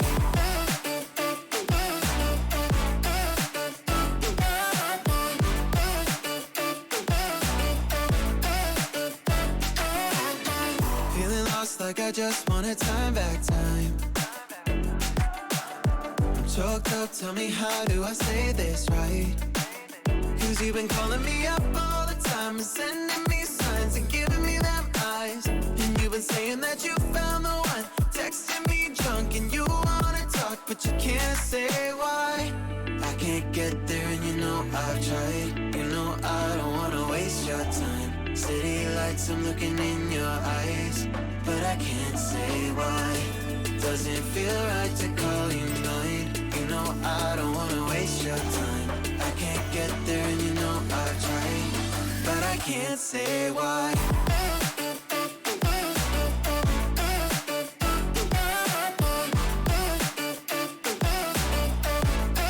But I can't say why.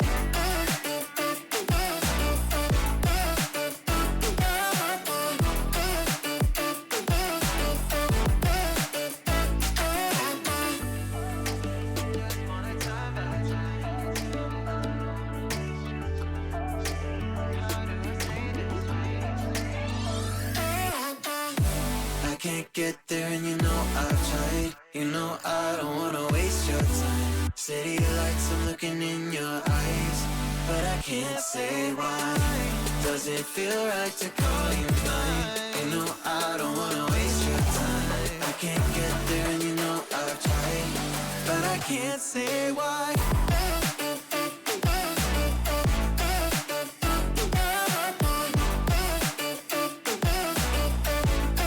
But I can't say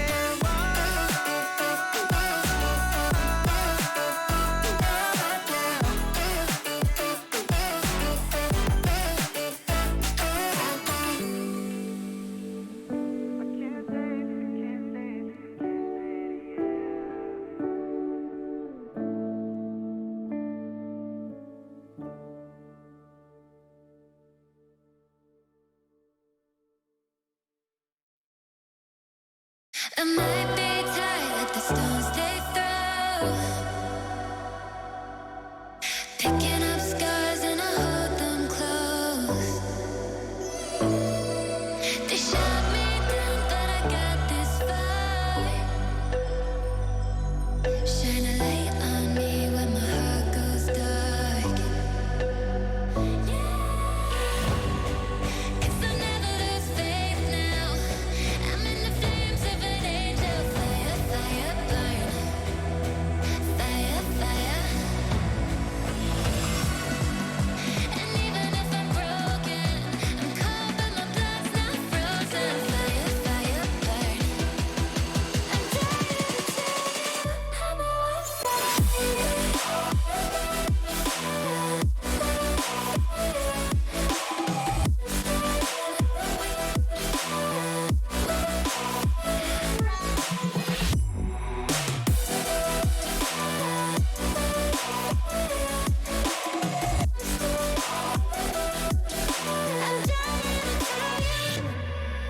I beat my fears, but I lost my dreams. Yeah, they say this fight isn't what it seems. Yeah, shoot 'em all down when my demons rise.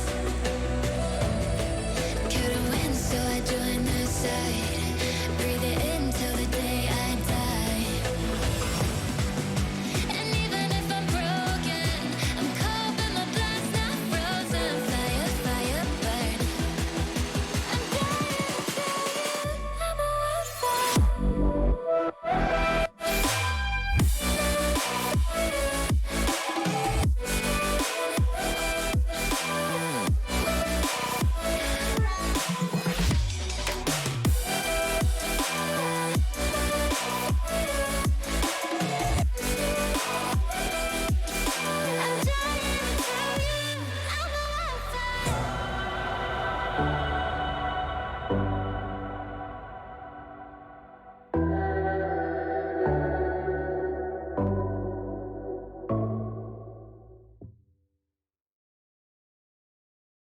I'm so sorry that I wasn't really there for me.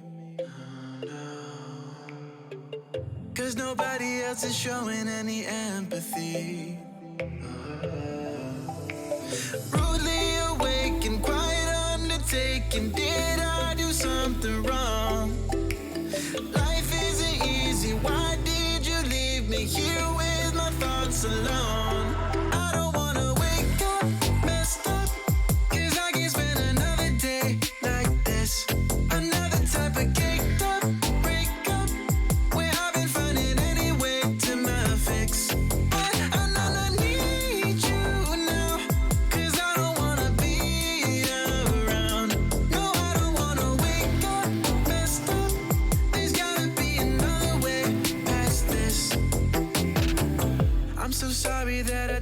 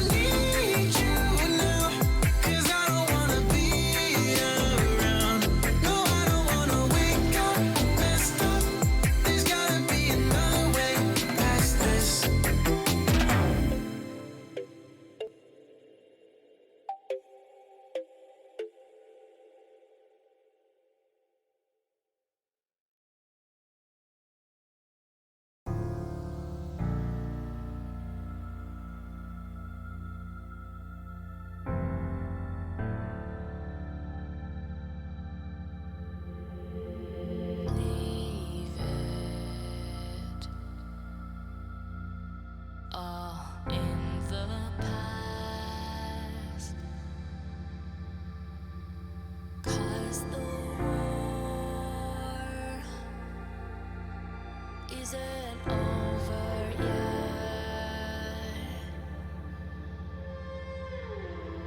You lost one fight,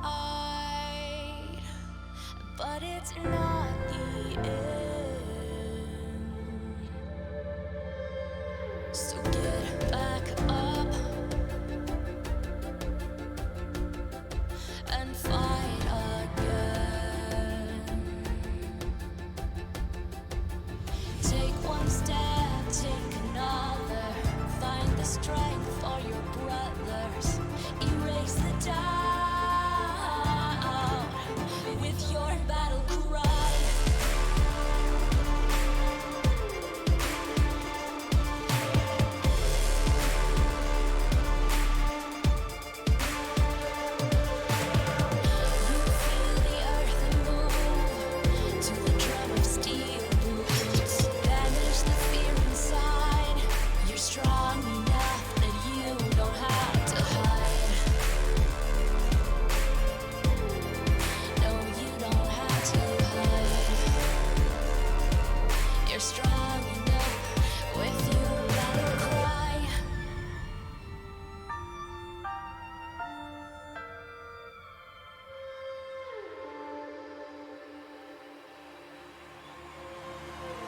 Clash of steel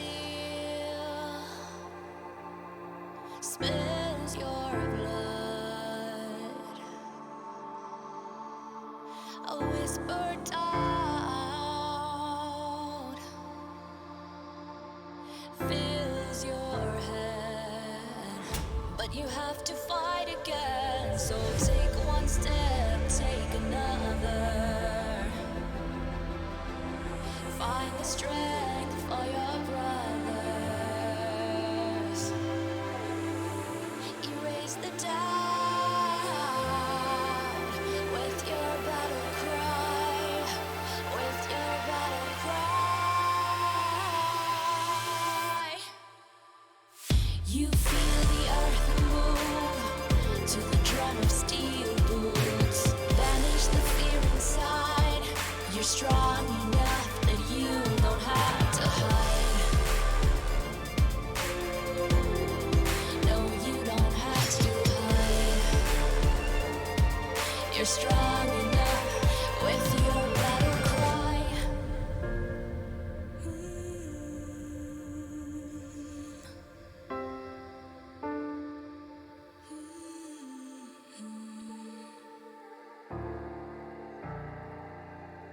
Brings you to your knees.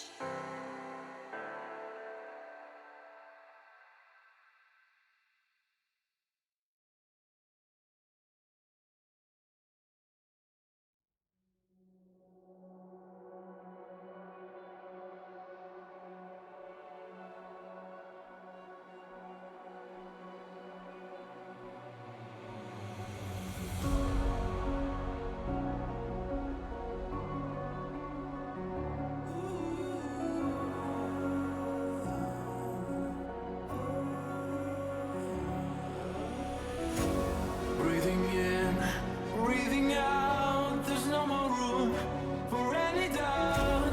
Empty mind, steady hands. Just stay close, stick to the plan. I hear them coming, I hear them coming, and I'm ready as I'll ever be. I hear them coming, I hear them coming down. I'm ready as I'll ever be. Don't give up, don't give in. Don't let me down. Be the one to wipe their grin when they hear this sound. Don't give up, don't give in before they catch a glimpse. I know you'll find the strength within. This is your last chance.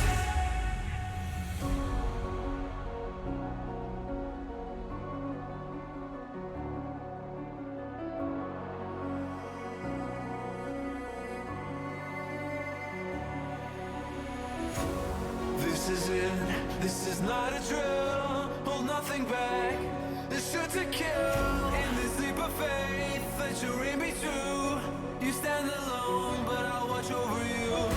clock is ticking, the clock is ticking. A single second could mean everything. Time is running, the time is running out.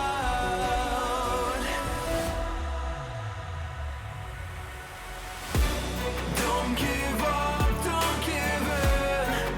Don't let me down. Be the one to wipe their grin when they hear this sound. Don't give up, don't give in before they catch a glimpse. I know you'll find the strength within. This is your last chance.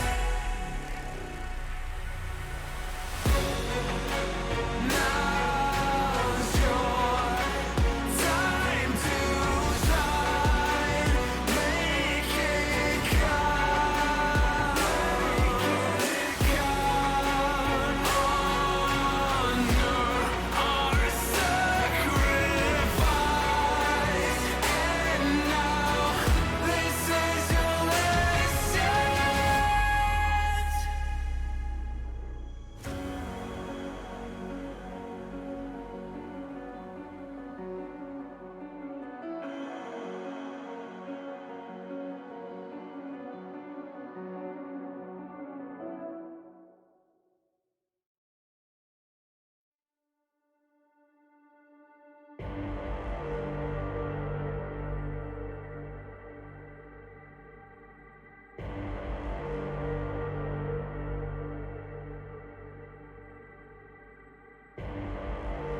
Rising out the ashes, coming from the ether. All I hear is static. Breathe a little deeper. Fallen, broken, a million light years away from home. My eyes opened, and now I've come to claim life. Oh, never let it go. These wings carry me. Live this fantasy. Running through the fire, fire. Gonna let it burn. I am the Messiah. Gonna let it burn. Running through the fire, fire. Gonna let it burn. I am the Messiah. Gonna let it burn. Gonna let it burn. Gonna let it burn. Gonna let it burn. Gonna let it burn. Found me in the darkness. Now they see me shining. Calling me a goddess. Thunder and the lightning. I'm falling, I'm faster. Making my way back, I'm close to home. I'm fighting harder because I've come to claim my throne. Never letting go. These wings carry me. Live this fantasy. Running through the fire, fire. Gonna let it burn. I am the Messiah. Gonna let it burn. I'm running through the fire. Gonna let it burn. I am the Messiah. And I live this fantasy. Running through the fire, fire. Gonna let it burn. I am the Messiah. Gonna let it burn. Running through the fire, fire. Gonna let it burn. I am the Messiah. Gonna let it burn.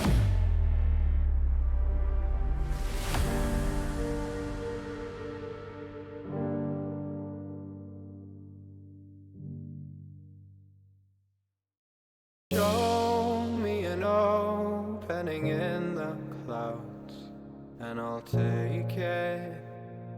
Yeah, reminding myself to just let go. Don't wonder how far I can fall. Don't look down, never fade out. And I just wanna be someone and never fall behind again. Just keep on moving on.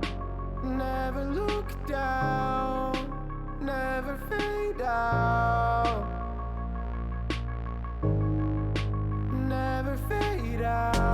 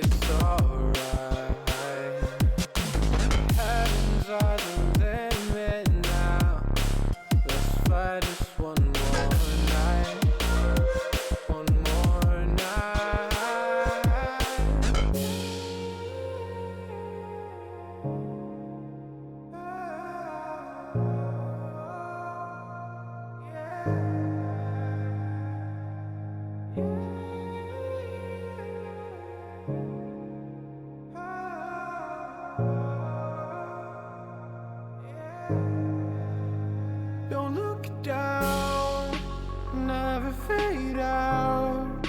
And I just wanna be someone and never fall behind again. Just keep on moving on. Never look down, never fade out. Never fade out.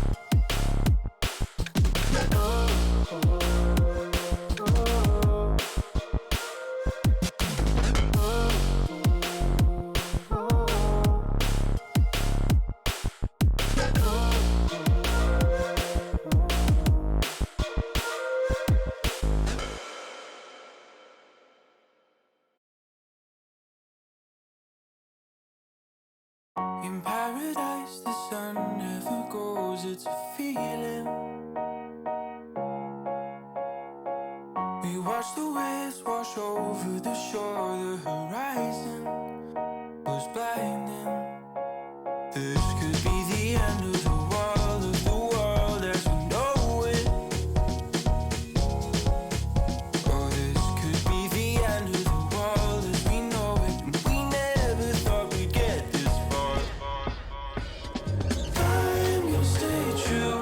These songs I wrote for you, oh, they make me blue. They make me blue. What did you say to me? You wanted to be free. Do you believe? I want you to believe.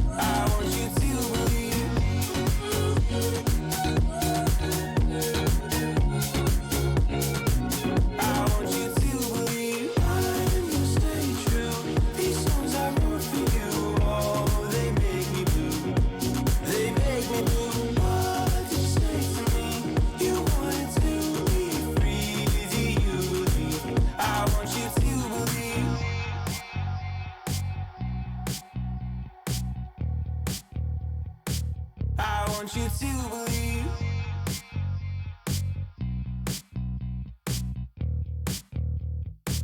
I want you to believe.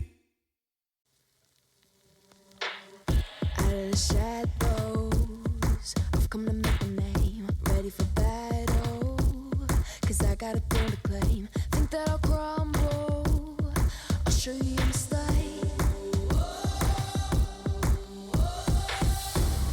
Where you see me coming, better run for cover, cause I'm not slowing down, I'm never going under. I survived the pain, I know it made me stronger. So meet the monster I came to conquer.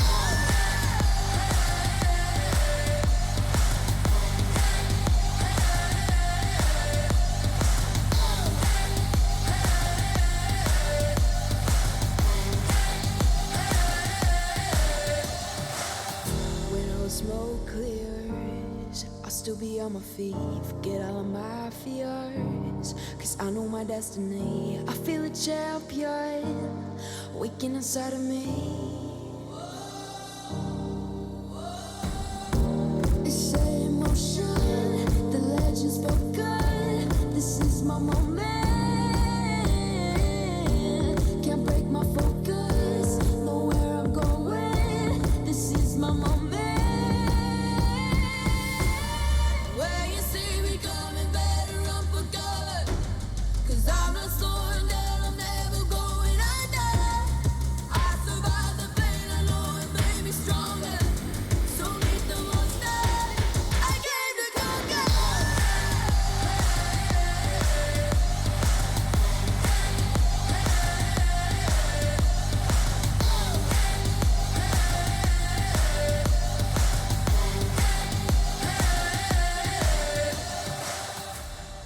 When you see me coming, better run for cover.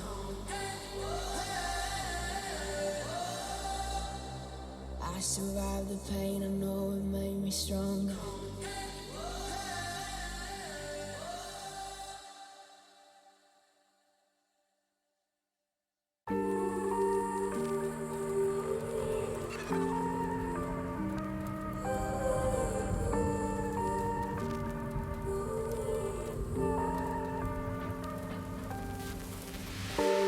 I've been running over all the corners of my mind, trying to find a story to believe.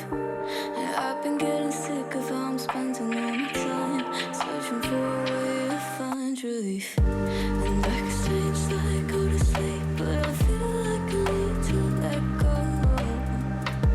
And I can spin a web of any story that I like, but tonight I wanna make a masterpiece. Stepped out looking like a small fire, half glass and filled with desire. Head down, but I know I can't deny it. Life is fun when you're a liar.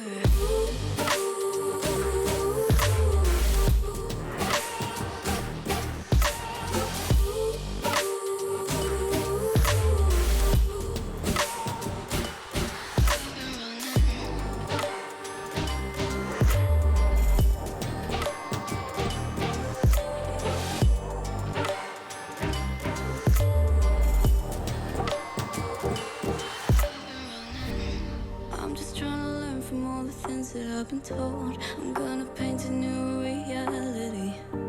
It doesn't take a lot to turn a person into gold. Yeah, I've been getting good at alchemy. And you can stay inside in the dark, but without it you never let go.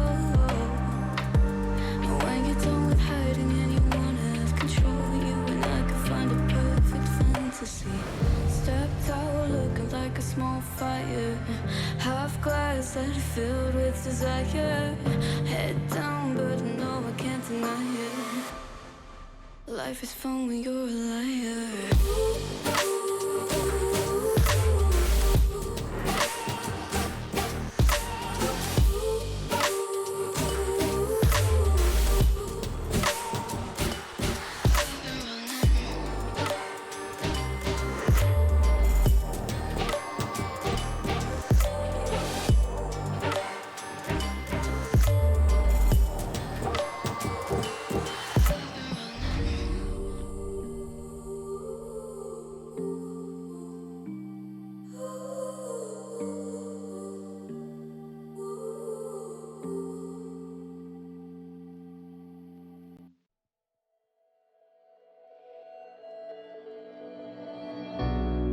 We're living for the moment now, we're one with the world. I can't lose this feeling I get. My heart's in the right place, and so is my soul, yeah. I won't take no excuses for it. I want it, love it, need it, live it. I feel like something's missing when I do not have it. I feel it in my bones, gotta find my space. These emotions on my face, taking a toll, I gotta pay it forward. I'll give it all that I can. No matter what, I won't let up. It's in my soul, it's in my blood, and I won't take no for an answer. If it don't hurt me, it makes me stronger. Yeah. No matter what, I won't let up. It's in my soul, it's in my blood, and I won't take it no more. I won't be there.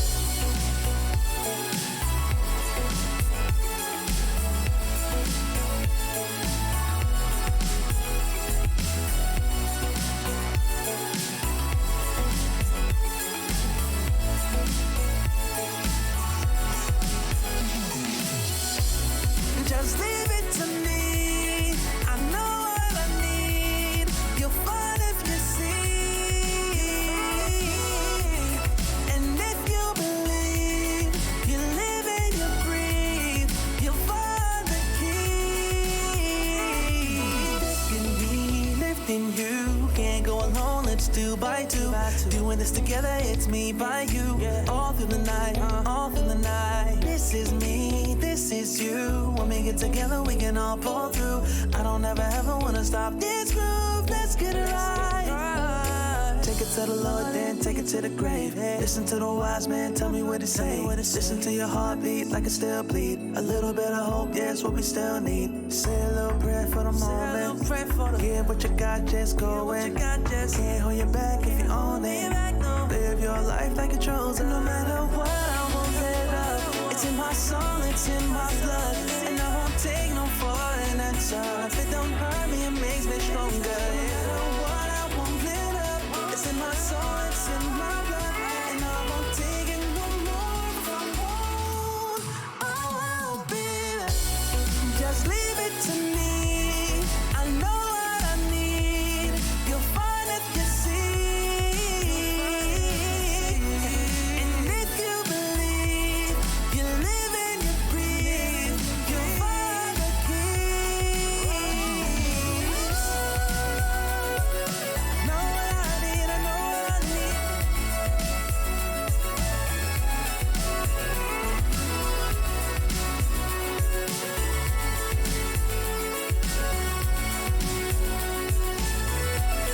You find the keys, the keys.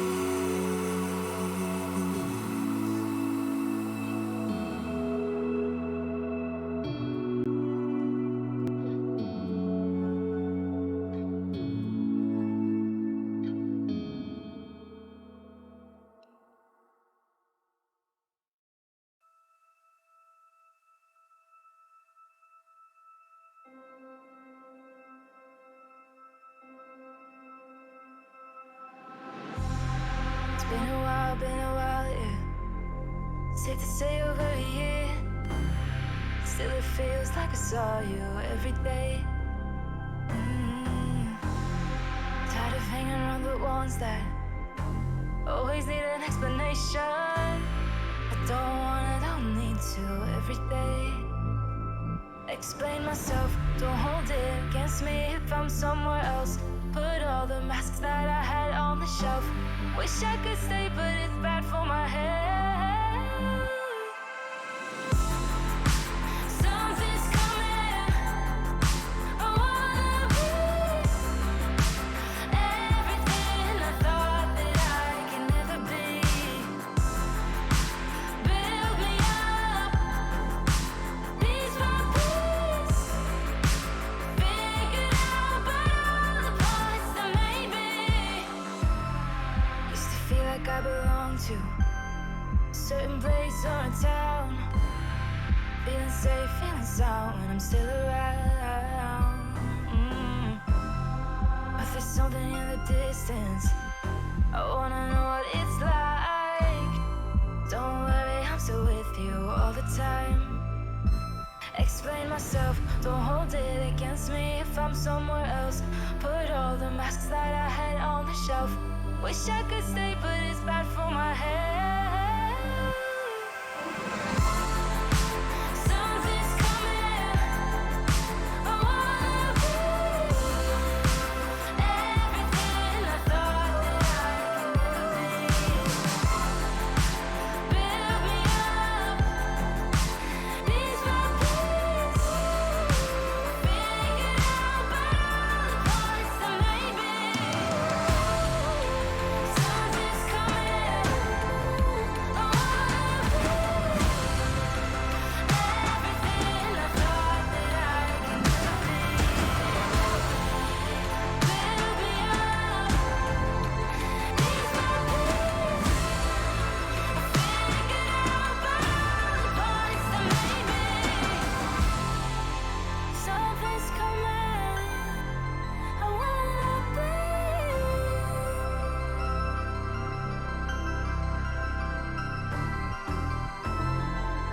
Build me up, piece by piece.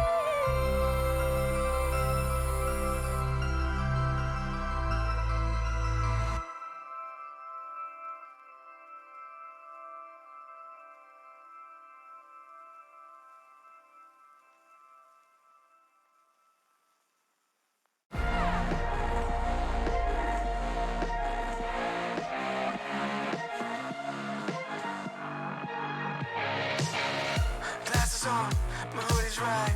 Break the door, give me side eyes. Are you feeling yours? Cause I'm feeling mine. Slide back to the future, got my own time. It's sniffing dope to feel right. Got my own high, don't need no lies. Sneaky bitches never ever act with zone eyes. Alright.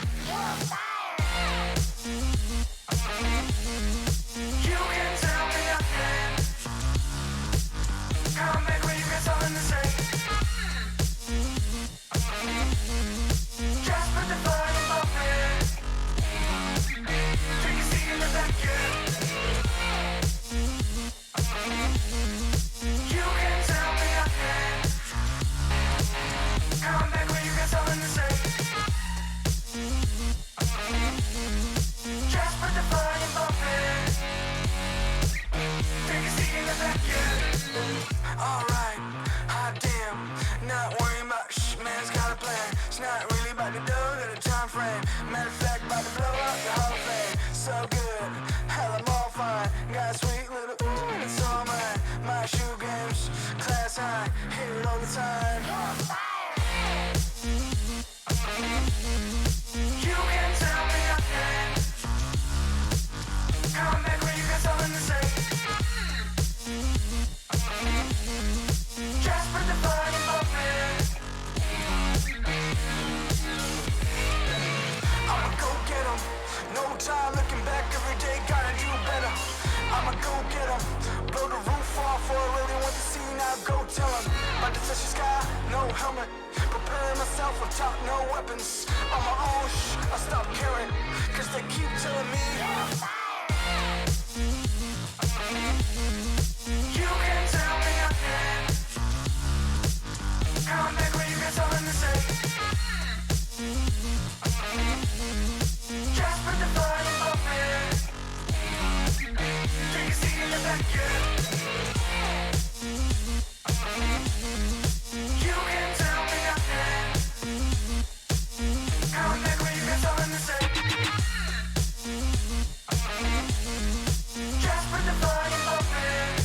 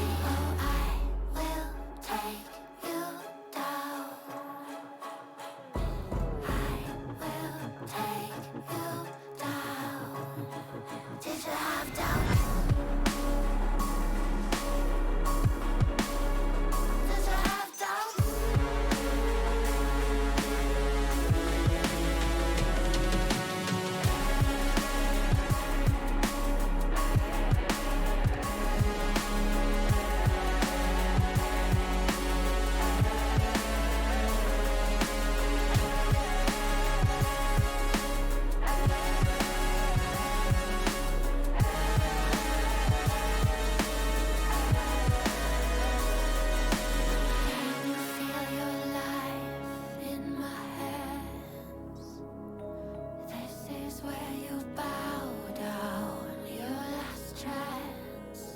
Now I hope you know, understand. Should've pushed my trigger, not unless you plan to face the end. There is something in the dark, there is something here, big sharp and teeth. There is something going on, make you wish you never looked at me. In the dark, there is something here, big sharp and teeth. There is something going on, make you wish you never looked at me. Oh, I will take you down. I will take you down. Did you have doubts? Did you have doubts?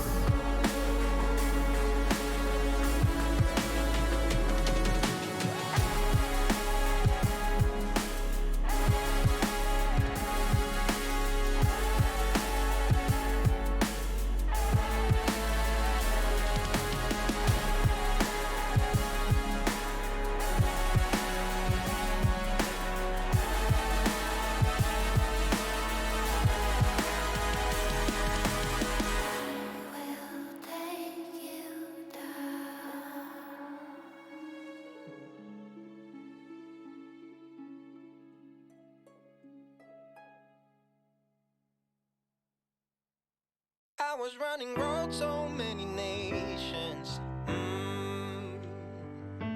Even when it's so sweet, I end up seeing red. Is it such a ghostly revelation? I may have fucked up all my chances. Yeah. And we ain't sleeping on the floor again. We never sleeping on the floor again. For the ones who didn't make it out, for the ones that didn't see the life, for the ones that never cared, never gave a thought, found no happiness in that brand new car or the house you bought. I see you talking about the love you lost, and it was gone like way before you ever thought it was. Yeah, I took my time, no quick ones, quick run, quick gas to get back there. Hot roads, I didn't think I'd come back fast, cause I was running road so many nations. Even when it's so sweet, I end up seeing red. Is it such a ghostly revelation? I may have fucked up all my chances.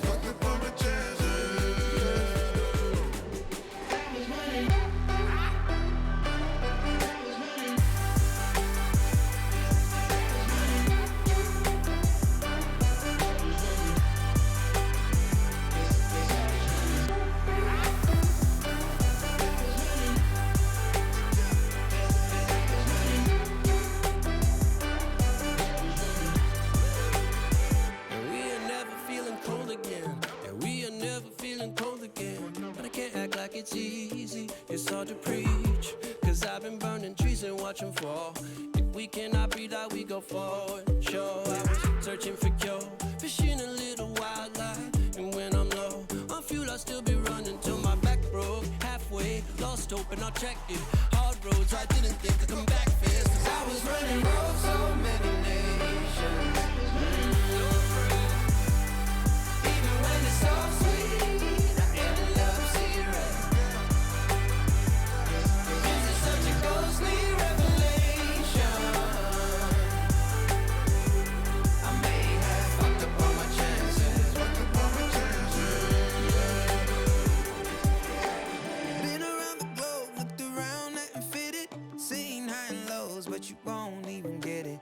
Been around the globe, think it's time to admit it's not the end, but the road, and you won't even get it.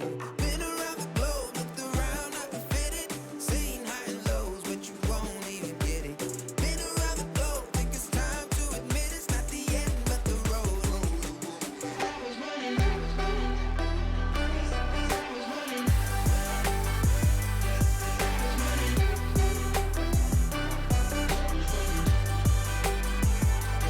I was running road so many nations.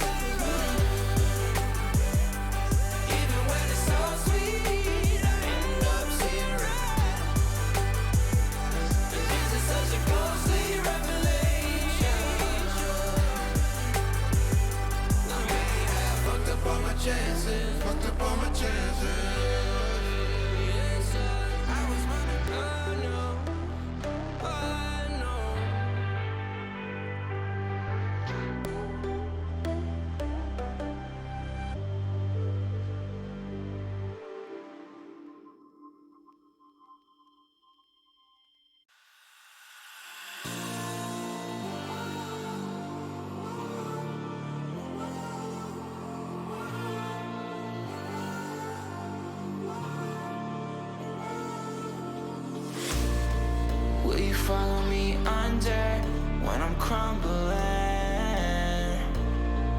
Every night I wonder, will it ever end? Sometimes I can barely breathe, dear. Sometimes I don't wanna be here. Sometimes I don't wanna be here.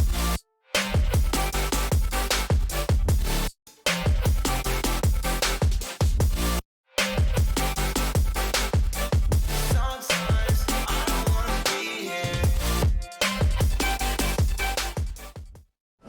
Intel Extreme Masters New York Online is brought to you in part by Intel, Acer Predator, Mountain Dew Game Fuel, DHL, AT&T, U.S. Air Force, and GG Bet.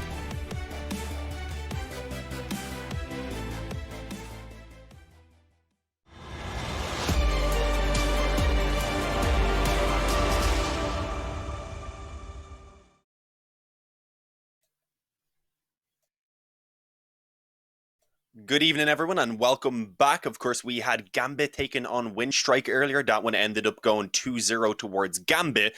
And now we're hopping on over to Group A, Mike. And I mean, this one, it should be an interesting game. But of course, coming into the actual importance of it, K23 are already sitting at 0-3. So I don't know how much this can actually do for them. It's possible.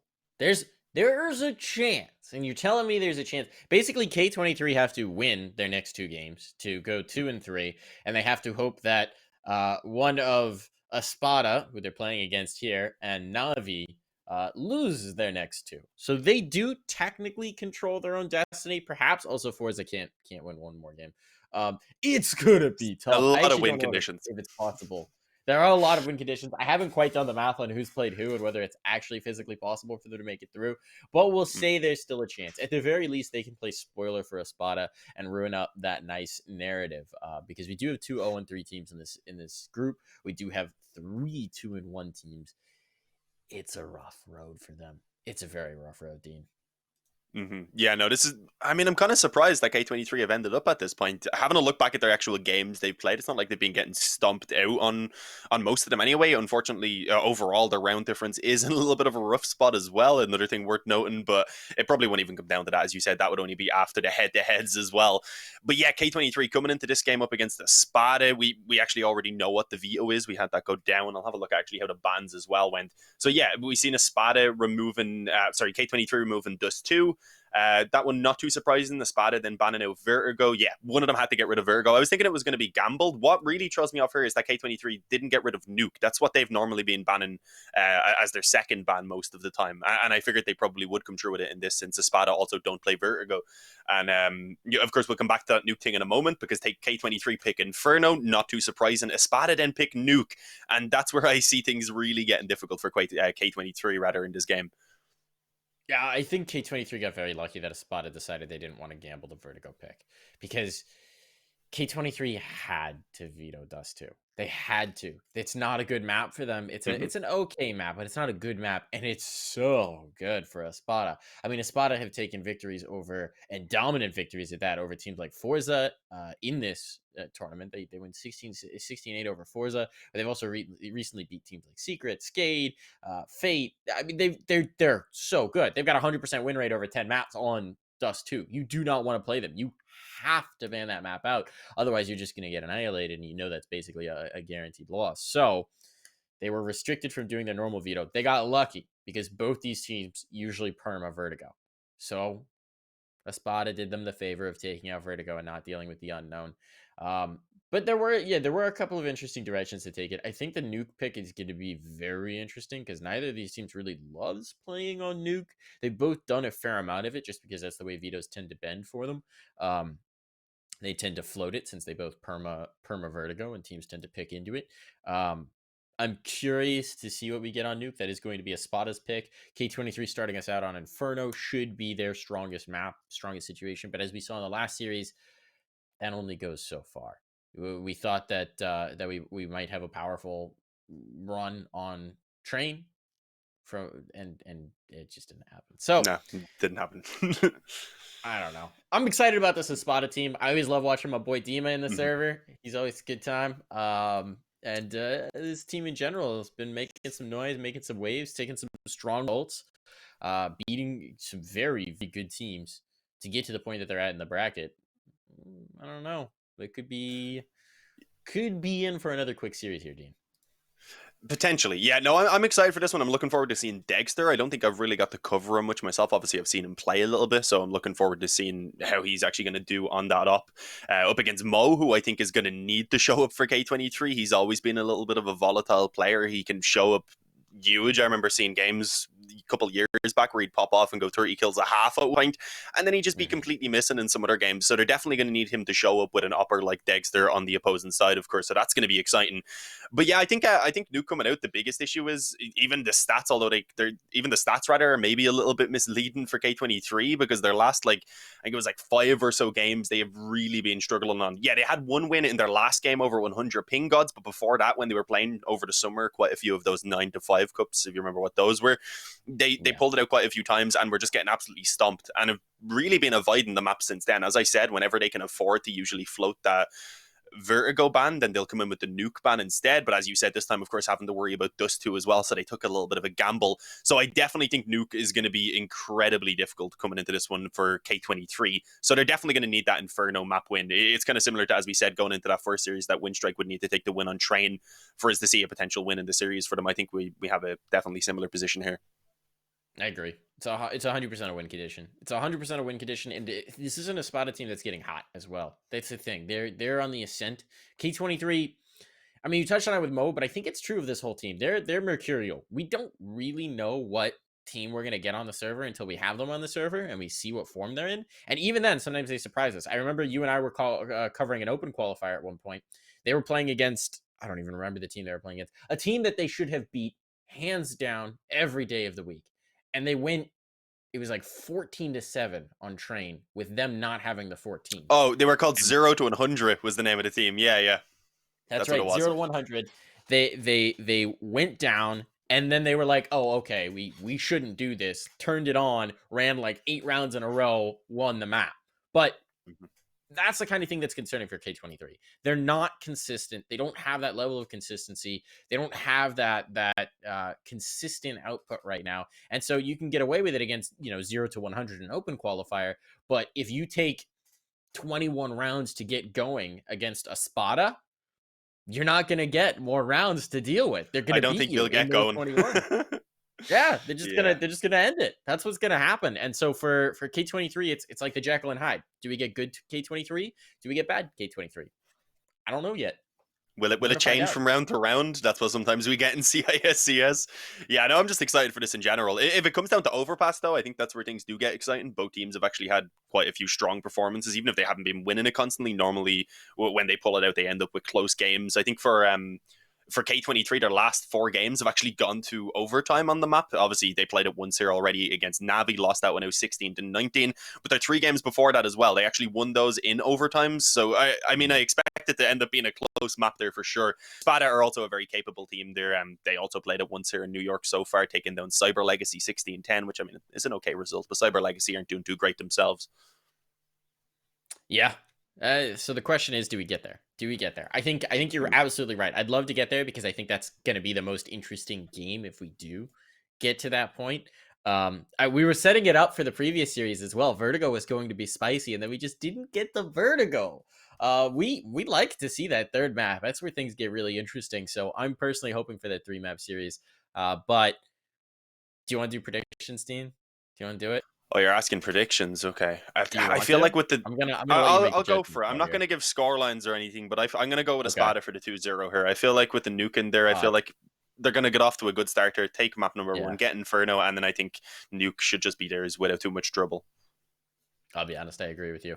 I was hoping that you'd have a different view so that we could argue a little bit about it. So we keep competing, yeah. We'll just call it that, yeah. I think that the form that we've seen from K23 so far, they haven't inspired me. They haven't inspired me in this tournament, and meanwhile, I like what we're seeing from Spada. I think they're getting hot.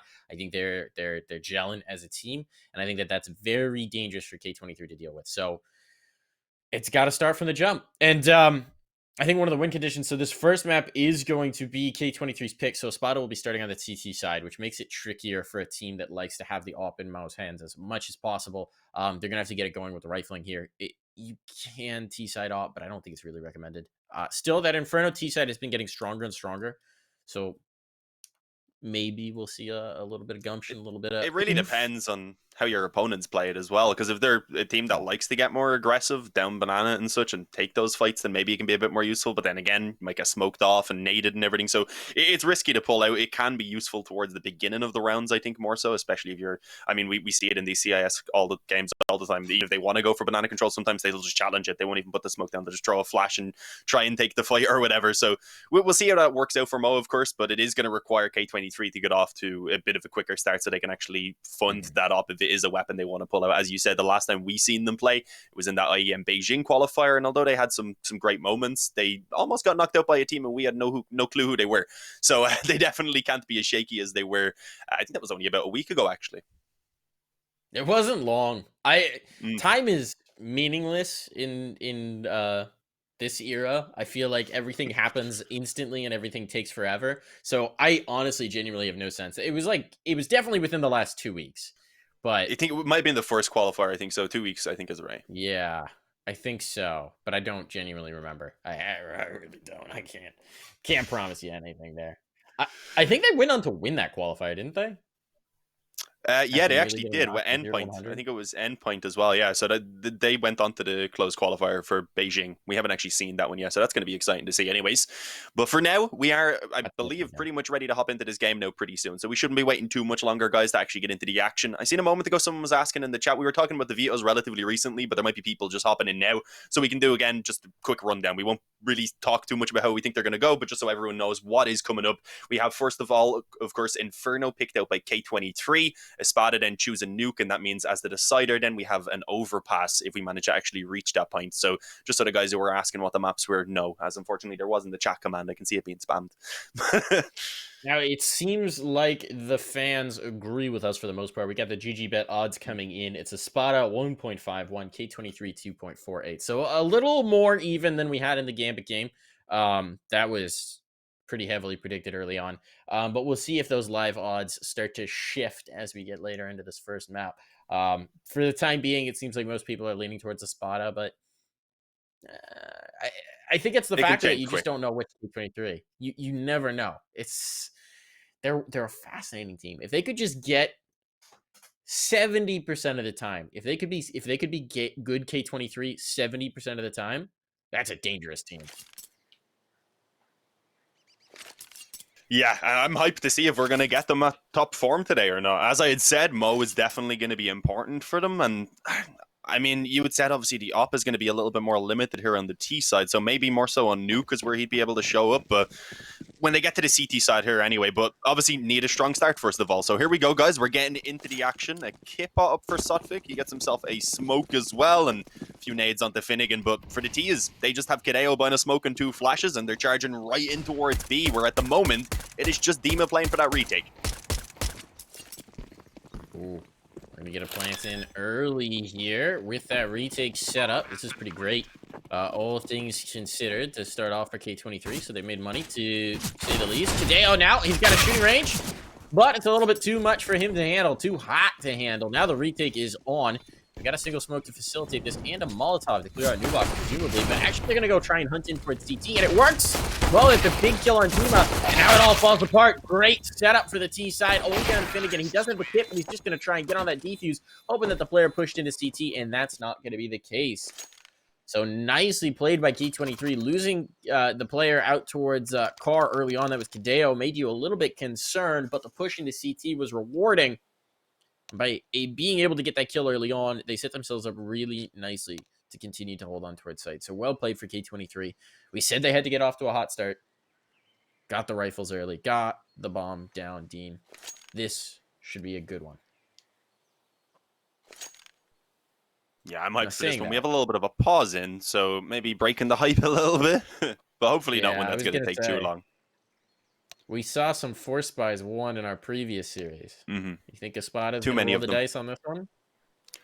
I feel like you do pretty much 100% of the time on Inferno, because, yeah, man, you can take the eco if you want, but Inferno is a map where those nades really do matter. So going into a round 3 gun round is usually a bit of an awkward spot, even if you'll have the weapons.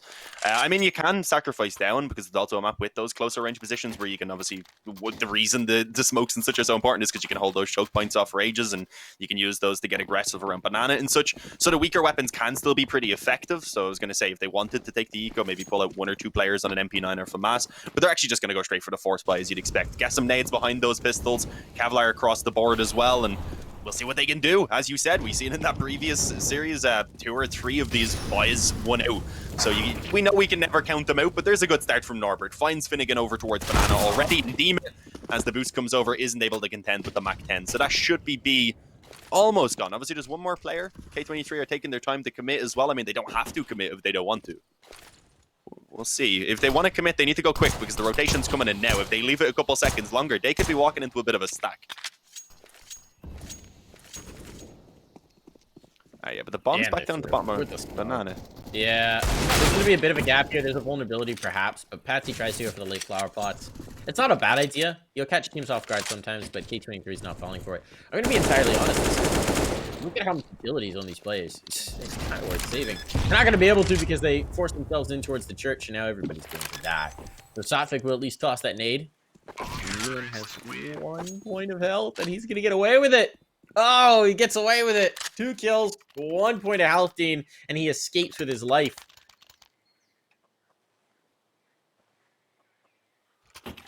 And hopefully we don't see a pause this time, so we can just keep up the action, Mike.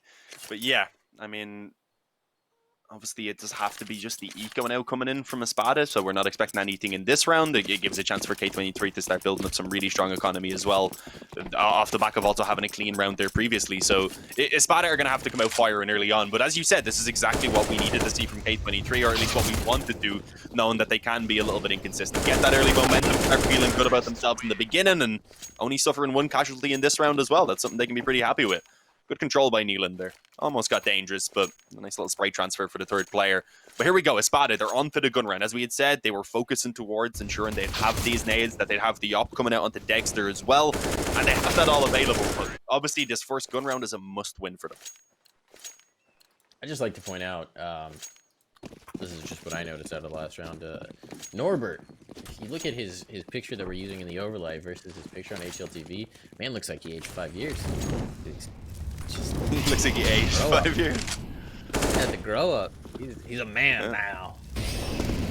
I'll have to have a look next time he pops up. You can catch it. Oh, he grew a beard. Is it okay? Yeah, that normally does it. I thought you meant just his face. I was like, that's a bit mean. He'll be all taken No, out. no, I don't really mean in a old. mean way. It looks like he's matured. And he looks Yeah, very yeah. baby faced in his HLTV picture. Then you see this one and you're like, oh, all right. All right. This is obviously the edge analysis that we need here, folks. Cutting edge. Looks like we are going to finally have some stuff going on. They've obviously been pressuring around mid and such right now. K23 have been since really the beginning of the round, but only now are they beginning to actually move for the control. So yeah, able to get themselves out into middle. If they wanted, they could still move back towards Banana, but at the moment, trying to challenge around long. They do force Dima back in towards Arch, but he comes back in. But he's not able to catch that player up close in the corner. Nealon pops back out to cover his teammate off, and there we go, an opening. 45 seconds left, and they even have a player who could go in through the spawn if they want. Yeah, that's them now bringing it back towards B. Let's see. Norbert actually hears the footsteps. He doesn't even need to get the kill immediately. He just needs to delay, but he is going to find it. Surely it's spotted, and Dexter, what a shot. The flash now potentially to delay a little bit, and he can move around towards the coffins. But with 34 health, this is a tough spot to be in. He needs 1 more ideally, and then just stay alive, and that's exactly what he delivers. In the meantime, over on A as well, Kios is only able to get 1. This is screw it. As you said, no time unless they get this kill instantly. This is such a problem. Patsy, that was a massive kill to find to clear out the set. You can tell they're just spamming it. He's playing a bit of an off angle, though, when he's dropped the planter. That's the round. Beautifully done. Dexter sets them up for it. His kills had to come through, right? He clears out the back line. Then he gets the 1 on Banana. That coaxes them back in. But as soon as they've committed to the rotation, Patsy comes in and says, hey, I'm still here, bud. I'm still here. Deal with me. And he winds up taking 3 kills. Oh, he's off the last 2. That's very nicely played from Espada. It got shaky.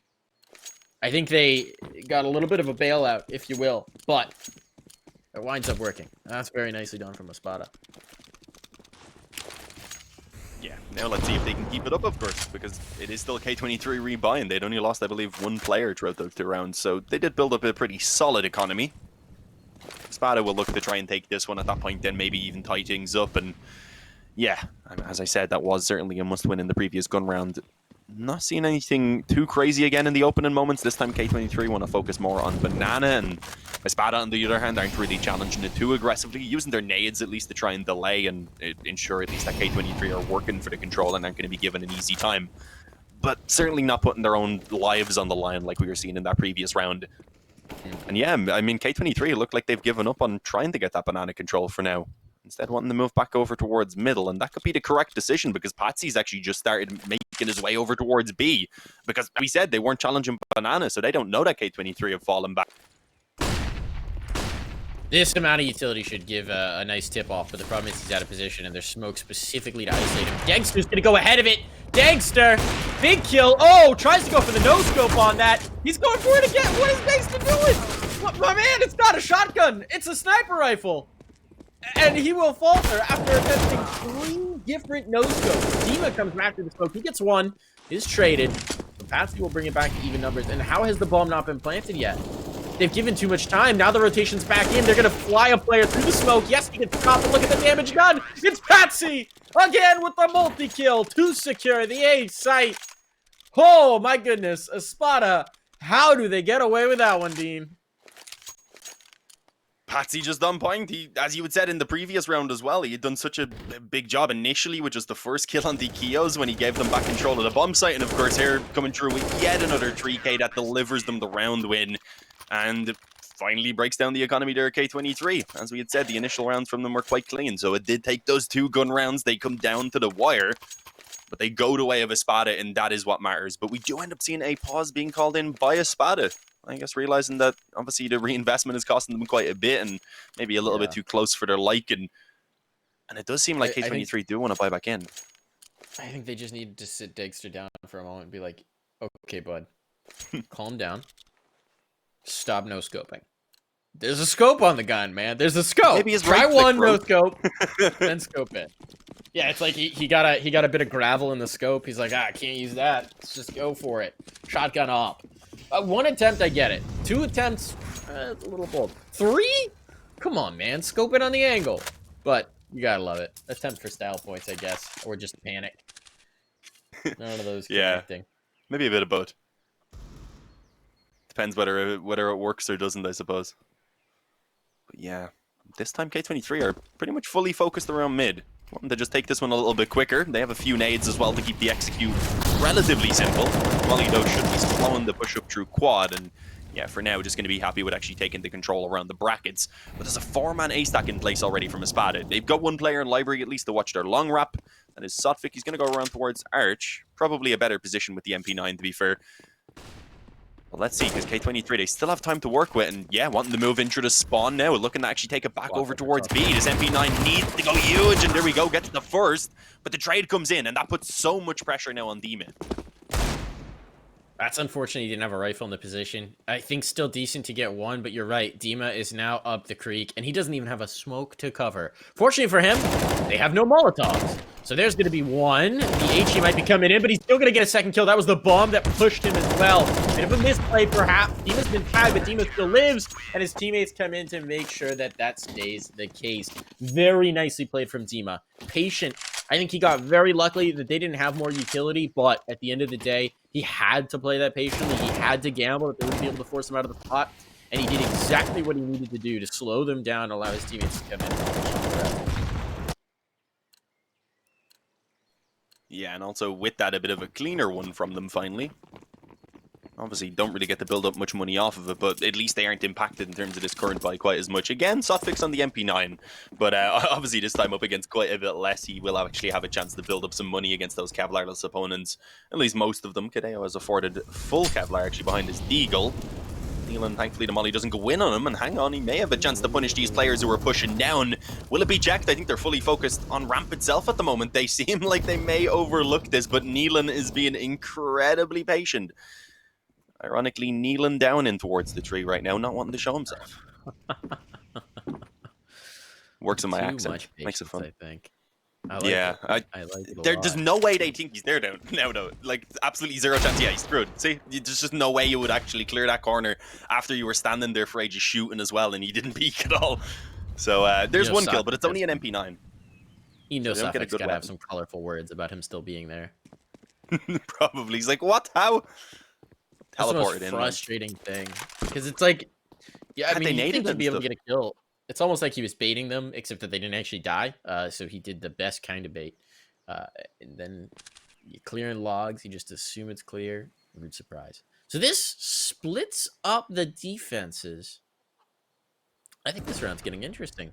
Still very tough. Only one player with armor. Deagle's a salvaged SMG.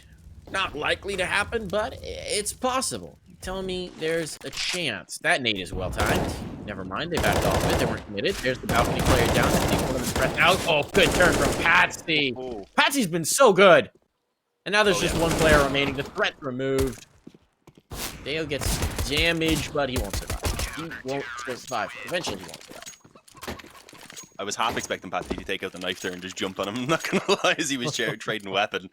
He's been just ridiculous on the A bomb site. This second kill he gets when he spins around, then spins back. I don't know how the hell he manages to do that. Thankfully, the short players were just a tiny bit behind, as you had said, forced back a little bit even by the nade initially. So that might have helped them out a lot, despite it doing very little damage. But yeah, Patsy, he is playing fantastic here in these opening rounds, and that's what they need. He's 11-4 right now.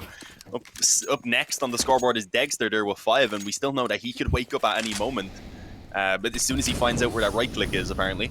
But here we go. K23 are back on their bye. They're looking to try and start grinding out a few more rounds now. Obviously, getting those 3 early on has helped them out quite a bit, but they don't want to let Espada keep on building up these rounds, especially uncontested. And Sotvik actually gets punished there for that peek, and the nade. Kadeo manages to finish him off, and now they potentially have Dima trapped around sandbags, but I think he will have time to escape. And returns even a bit of damage on that nade. Follow up? Oh, maybe a finish? Not quite. But damn, they're chipping away at them. Yeah, look how much damage coming in. There's still 2 HEs as well. Unfortunately, they're both over towards the A bomb site. I wonder if they're bringing Dexter in. They're like, Dexter, come throw a nade. We don't even need your up. Come throw a nade. Oh, there's the decapitation shot for Dima. Now they secure it. Now they're going to push out. Dexter's coming in to support. That's the bomb drop. There's the confirmation. And they brought Patsy over. Patsy's like, all right, I got bored being the site anchor, guys. I got bored locking down A. They're running away from me now. I need kills. Patsy is unreal so far this game. Chaos will get a kill, but it just doesn't matter. He's still got to fight back in. He's got a smoke and a flash. A deep smoke's going to make his life hell. Too deep of a smoke. Never mind. Make his life down to hell. Good flashbang, but Dexter! How does he get that kill? How does he get that turn without being punished? What's Patsy on 14? Yeah, that's ridiculous. We're only going on to round number 9 now.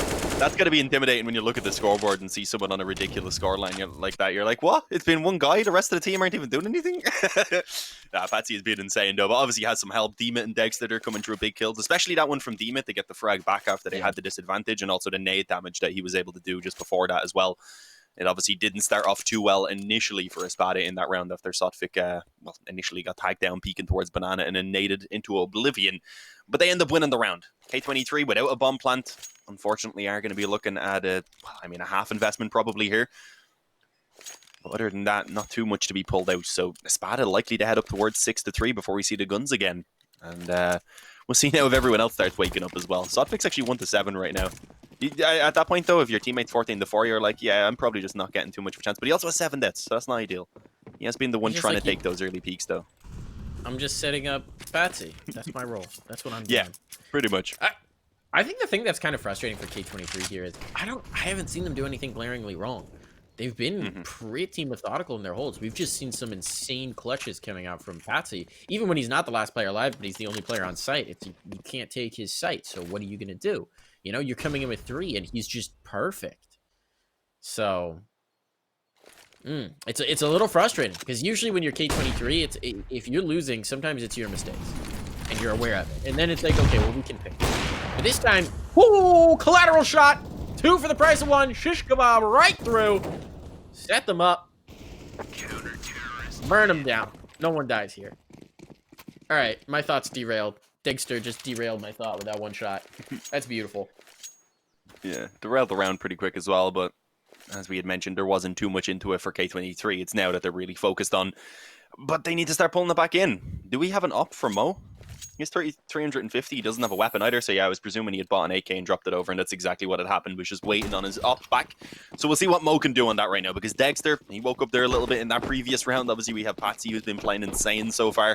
K23, they need to start grinding out some more rounds here before Espada start to hit a point where it's just a little bit too late for them.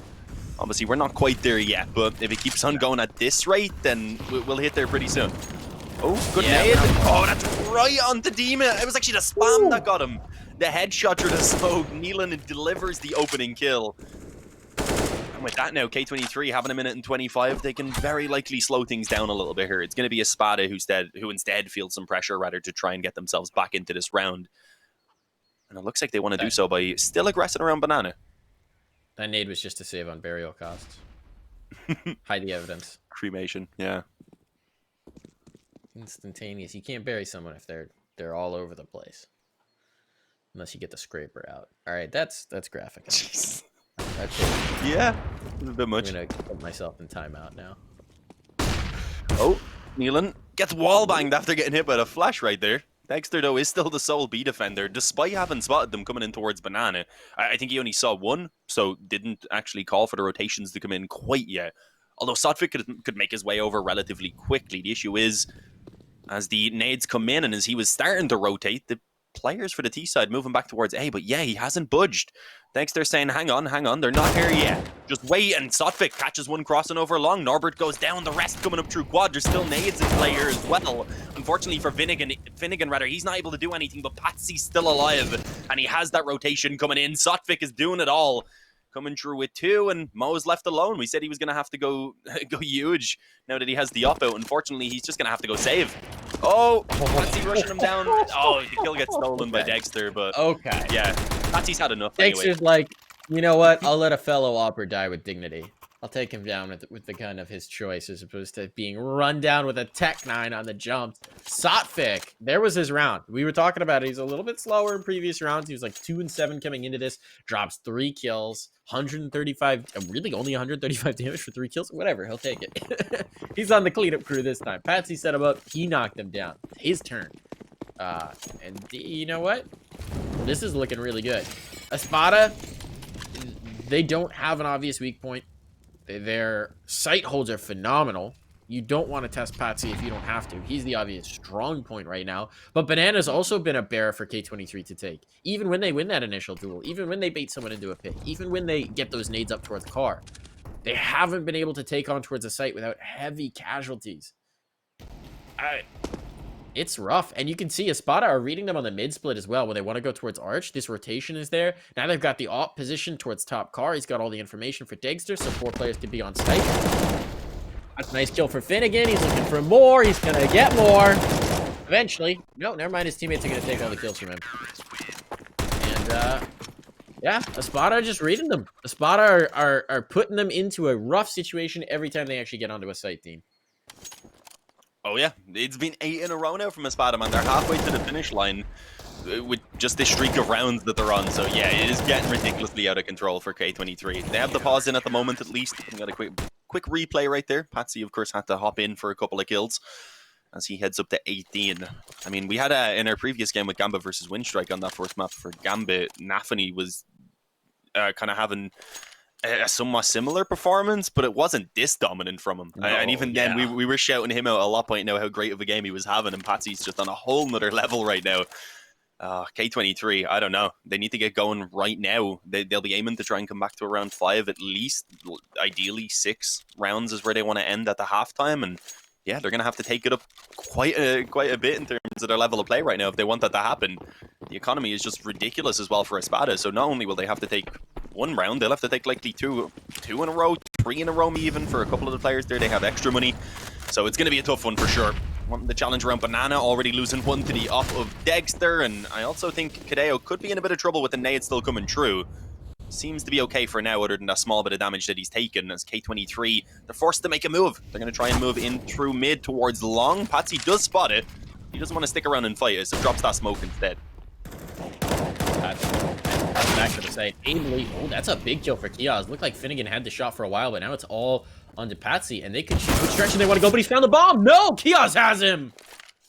That was perfectly timed. I don't know that Neelan would have gotten that. He certainly would have had a chance to put up the fight, but the kill came in from Library perfectly timed, and so there's nothing they could do, and Esplada's actually going to have to save. They don't want the double up, so they're just going to play hide the op. No free ops. No free clout. No free economy. And K23 are finally going to get their 4th round on the board. Problem is, I mean, the Spotter are coming right back into it. But, here's what I will say, Dean. They've shown that Patsy is mortal. Because Patsy's been having one of those games where he starts to get to the point where you just don't want to hit him in any site. You want to play avoid the Patsy. Yeah, surprisingly it wasn't making them avoid him at first. At all. It really wasn't. They kept running into him, and he's like, all right, I'll take a 3K, and a 4K, and a 3K, and a 4K. Okay, yeah, no problem. Eventually his teammates said that they're stealing some of them back. Like, man, you've had too much. Share it. But yeah, that's ideally how K23 wanted to get themselves back in, though, with a round that convincing. You didn't want it to be like what we were seeing in the previous game, in the Gamba versus Windstrike on Train, where obviously Windstrike, they were getting every round down close, but they were never quite able to close it out, and at that point their economy was just always kind of ruined when they did eventually start winning a couple of rounds. Rather, you need to build up some money to start actually making the comeback happen, and K23, they've got a little bit, but they still have to go through another couple of gun rounds before it really starts to pay off for them. And at that point, I mean, they would probably be looking at the 7, so it has to be kind of all or none right now, but we'll see. The aggressively towards second mid started off relatively well with Dima getting the opening, but the trades have come back, and Neelan has another player pinned in. He knows he's there, but Dima somehow comes out on top. Just a god. He's going to get caught with utility in hand. That's how you slay a god. So it's left to Finnegan and Sotfik. Sotfik had that one good round, but otherwise both these players have had a slightly quieter game. It hasn't been bad by any measure, just slightly quieter. So we'll see if the unsung heroes of the roster to this point, if this is their chance to shine, their chance to step up. Look at this for K23. They're alone, though. Now they're grouping up. I thought Kadeo was going to push up in towards brackets alone, and that would have been disastrous. Seems like his teammates are chilling with him. They've got a minute. There's no reason to rush it. Smokes are going to go in now. Finnegan's tucked himself towards Graveyard and Hide, but it seems like this is going to be a B hit. So the pressure will fall on Sotfik's shoulders. He's backed by Coffins. There's another 2 smokes to toss. There's plenty of Molotovs. There are really no issues for K23 on the utility side of things. He's going to be in a cloud of smoke, and he's taken down instantly. Got one shot onto Kios, but this is done. Finnegan doesn't fancy his chances at the retake. He's going to go hunting for a better gun. And Esplada are going to concede round 5. Yeah, again, Espada will be fine for another buy, and I think even if they lost that one then with a little bit of loss bonus going, maybe they could scrape together another depending on what way they spread out the money that Dexter has. But K23, they're pulling it back. Obviously, they had gone 3 rounds initially, lost 8 in a row, and now have managed to get themselves up into a point where, I mean, 5 is okay. It's not the worst, at least if they do end up losing out the last couple of rounds. They have a half that they can somewhat work with, but obviously they will be aiming to add a bit more. This one was a big find. It was a little bit awkward over on the B-bomb side from Sotfik, unfortunately. Kind of was halfway to the fight. He wanted to take the fight initially, then he started stepping back and was kind of shooting while moving and just got wrecked because of that. So I think he was kind of realized, oh damn it, there's too many of them peeking me right now. As of course, Espada, they will come back in. What way exactly do they spread out the money? Dexter did drop a couple rifles, so it leaves everyone with a little bit left over. They'd be getting 2,400 loss bonus, so there would be another buy available in towards the final round if needed. But Espada, I think at this point, they need at least one of these final 2, but ideally would be aiming for both of them, especially after initially taking 8 rounds in a row. That gets you kind of fired up, and if you end up losing the remaining, like, what is it, 4 or 5 at that point, then you probably wouldn't be feeling too good. Certainly not. Certainly not. You need that momentum going. Ooh. This is going to be an op-on-op duel, I think. Sotfik, though, the opper on the other side this time. Maybe not the duel we were setting up. But they've shifted Dexter over. He's taking that Hall Peak instead in apartments. So they're moving the ops, and this is the luxury of having the secondary. Although, all right, if you're K23 and you lose a guy here on Banana, and you see that it's Sotfik who got the kill, you instantly know that it's a double up setup. Oh yeah, for sure. Right, yeah, that's here too, Dean. The timing not working out great for K23, but they do have 4 players here. And K23 have started to realize that when they start to show face at A, that 4th player rotates over. If they can get this quick kill on Sotfik, that's a lot of pressure. He's gonna back off. He sees the players. He doesn't have a Molotov, though. He doesn't have a smoke. This is big trouble now. No one is close enough to help him out with utility. They're gonna rotate players over, but it's too little too late. This take is on, and Sotfik is on an island. He has to hit these shots. He's gonna miss this first. He's not gonna get a second opportunity. Mo gets the kill. They're trying to flash through. It works! Dima! 3 kills! What is this, Dima? Swaps the gun to avoid the reload. Now he knows the last is towards New Box. His teammate will come in to polish that off and won't get the kill. Norbert escapes, but holy cow, Dima, what have you done? What a shot now for Degster. All onto Kios. Coming back around, just trying to get the bomb planted in time, and Patsy says no. Well then, all right, that was insane. Obviously, that was incredibly risky. At that point, if Dima went down, the bomb would have been planted. They would have been in a 3-on-5 where they probably couldn't have even attempted the retake. But I think that may have been kind of the aim. If he had have died, they probably would have tried to save 3 weapons over for the following round. But obviously, Dima just goes huge. That 3K was ridiculous. And it sends Espada up towards 9. Now you have Dima, Patsy, and Dexter all popping off. How can K23 deal with that? How? I used to cast Dima all the time on the Rank S show back when we had that. That's a pure Rank S Dima play right there. I mean, this is CIS Counter-Strike. Is there much of a difference in terms of how crazy they are? Yeah, no, not all that. Oh, that's a nice nade. Ooh, Hideo caught that one right in his hands. Another one? There we go. Got the second one as well. Log pile nades. That's a painful way to go. Now you're already player down. Yeah, you got a little bit of util damage back the other way, but that didn't really work out for you.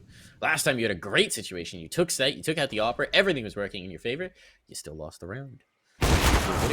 Free but Sotfik, once again, not going to have a lot of luck with the AWP. I think maybe the double up is not working out for them. Might want to switch back over to the rifle. Have a bit more success. I actually don't think he's gotten a kill since he picked up the big round. Yeah, he slowed down quite a bit. Oh, no, sorry. I thought you were talking about Patsy for a second. Sotfik, yeah, not with the op itself, no. He was initially 1-7, though, so he's definitely stepped up a little bit from what he was at in the early rounds. Dexter, though, he's on the op over towards B and already catching one. There is a bit of a gap as well to work with. He ends up catching Mo in the background. And I think it was initially Nylander who's just like, yeah, nah, I don't want to stick around anymore. I'm going to go back over towards A, where hopefully Kios can find some quick success, because that's what they need. He needs to open up right now as he looks to come from Mo-O. Finnegan also tucked in towards the pit right now as the player on the bomb side is really just functioning as bait initially. Finnegan almost got caught out in the open there because he put himself so wide, but gets the first kill. The nade goes in as well. Doesn't quite get the finish, but Kios, what was going on? He didn't have time. He had 6 seconds. Oh, okay. I thought the bomb was on the bomb site itself, but yeah, 10-5 at the halftime, guys. Espada, a good recovery with those last couple rounds, but we'll see how it goes, of course, in that second half after the break.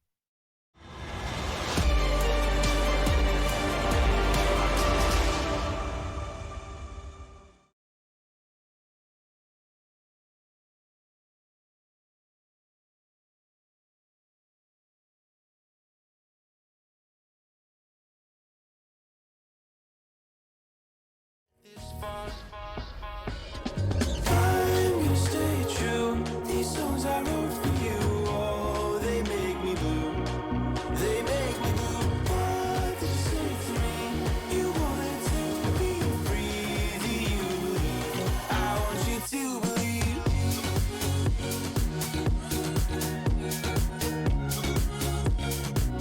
I want you to believe.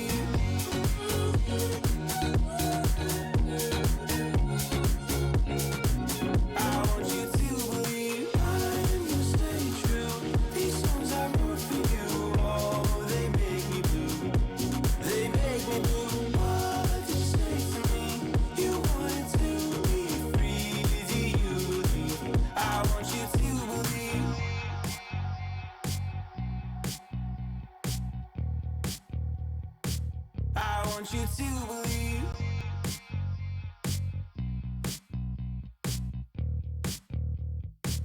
I want you to believe. Out of the shadows, I've come to make a name. Ready for battle, 'cause I got a thing to claim. Think that I'll crumble, I'll show you a mistake.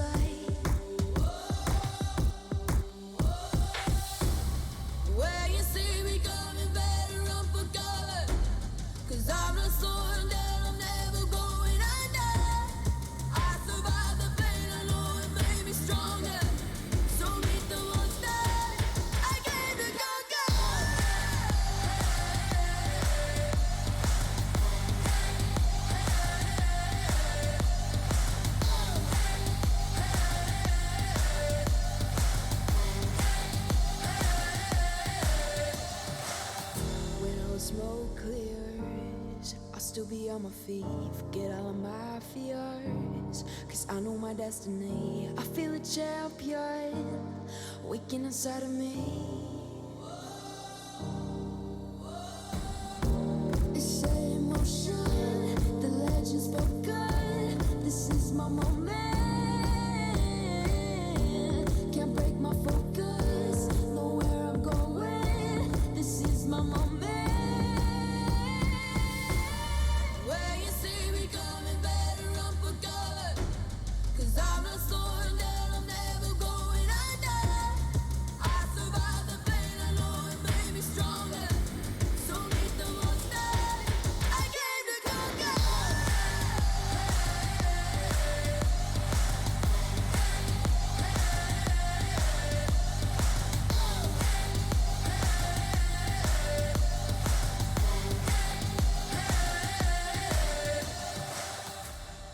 When you see me coming, better run for cover.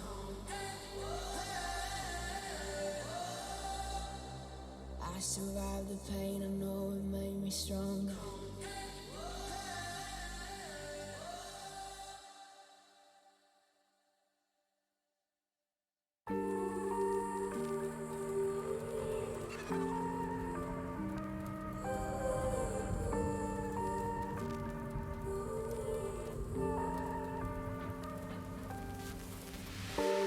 I've been running over all the corners of my mind, trying to find a story to believe.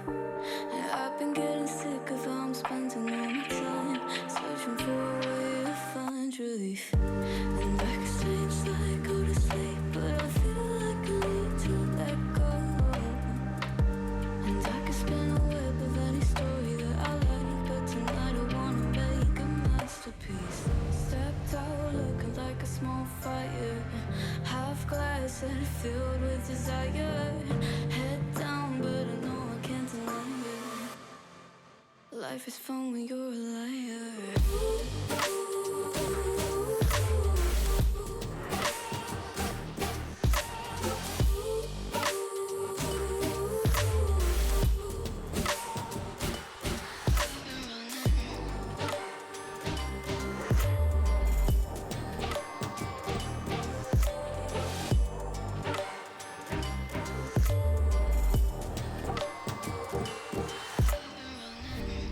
I'm just trying to learn from all the things that I've been told. I'm gonna paint a new reality.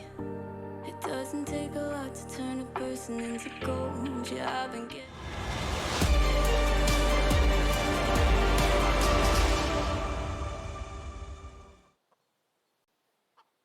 Alrighty, everyone, welcome back, of course, as we head into the second half now between Espada and K23. And Espada, of course, they ended that first half on a high note, being able to take those final 2 rounds. And if they can kick off this one now with the pistol as well, then K23 are going to be in trouble. But look at this. They're just going straight down mid. Kios catches the opening kill. It's all 5 players at the moment. So the B-bomb site itself is open. But I was going to say K23 should be in on their heels pretty quickly, but they're actually taking their time, wanted to clear the spawn. So they're given a bit of room to get that bomb planted and get some control for the after plant.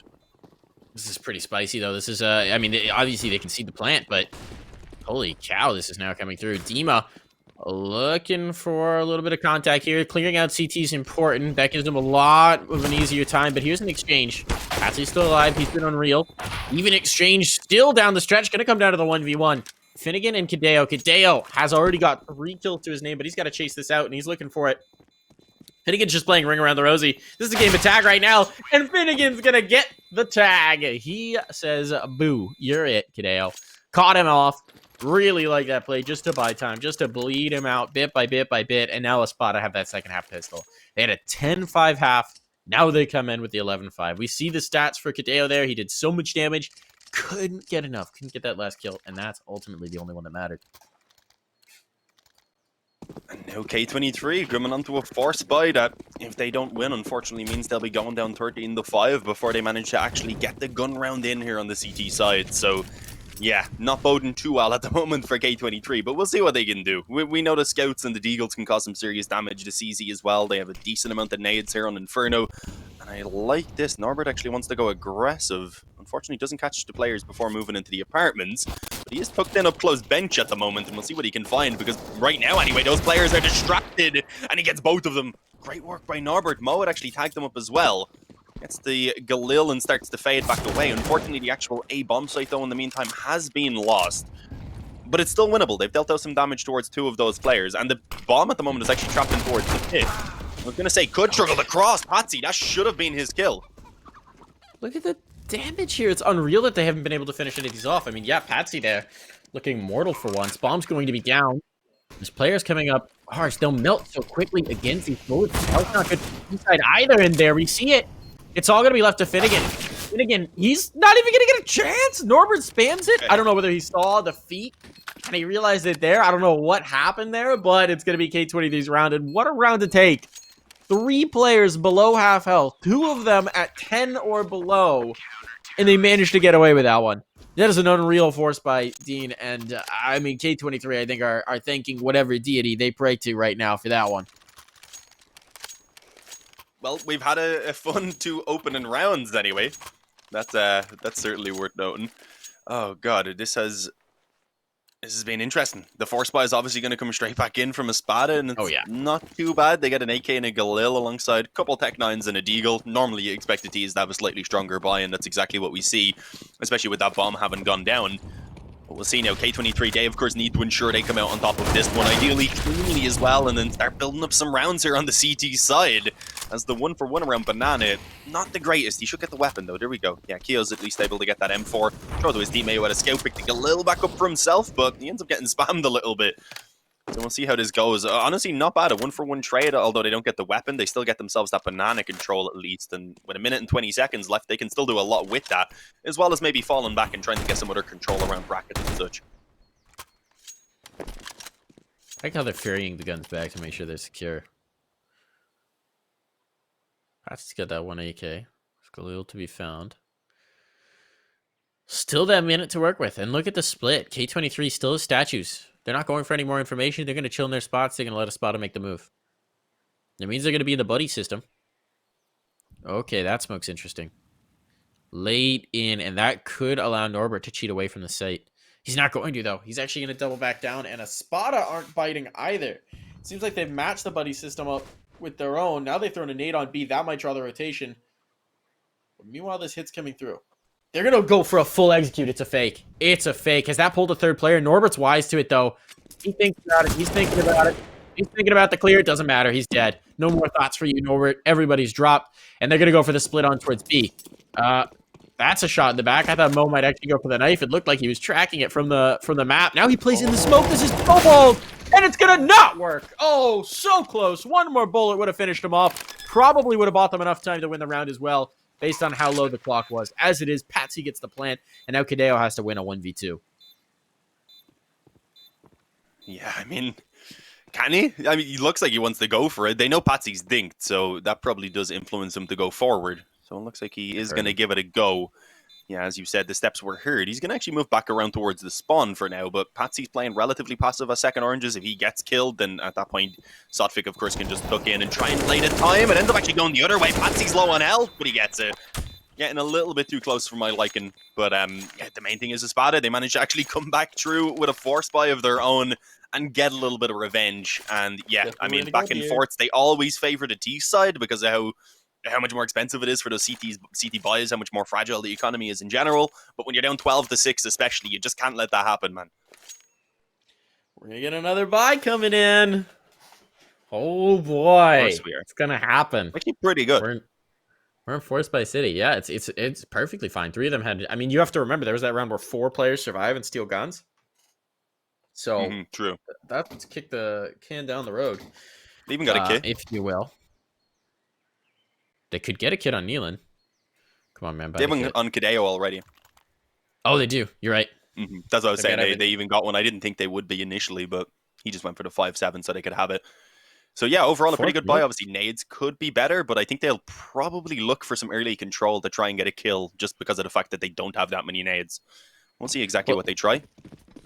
If they're keeping good track of Espada's economy, Espada's not great either. I mean, they've just got 3 smokes, 2 mollies. It's honestly pretty even in terms of a buy here, except for the limitations of the pistol players.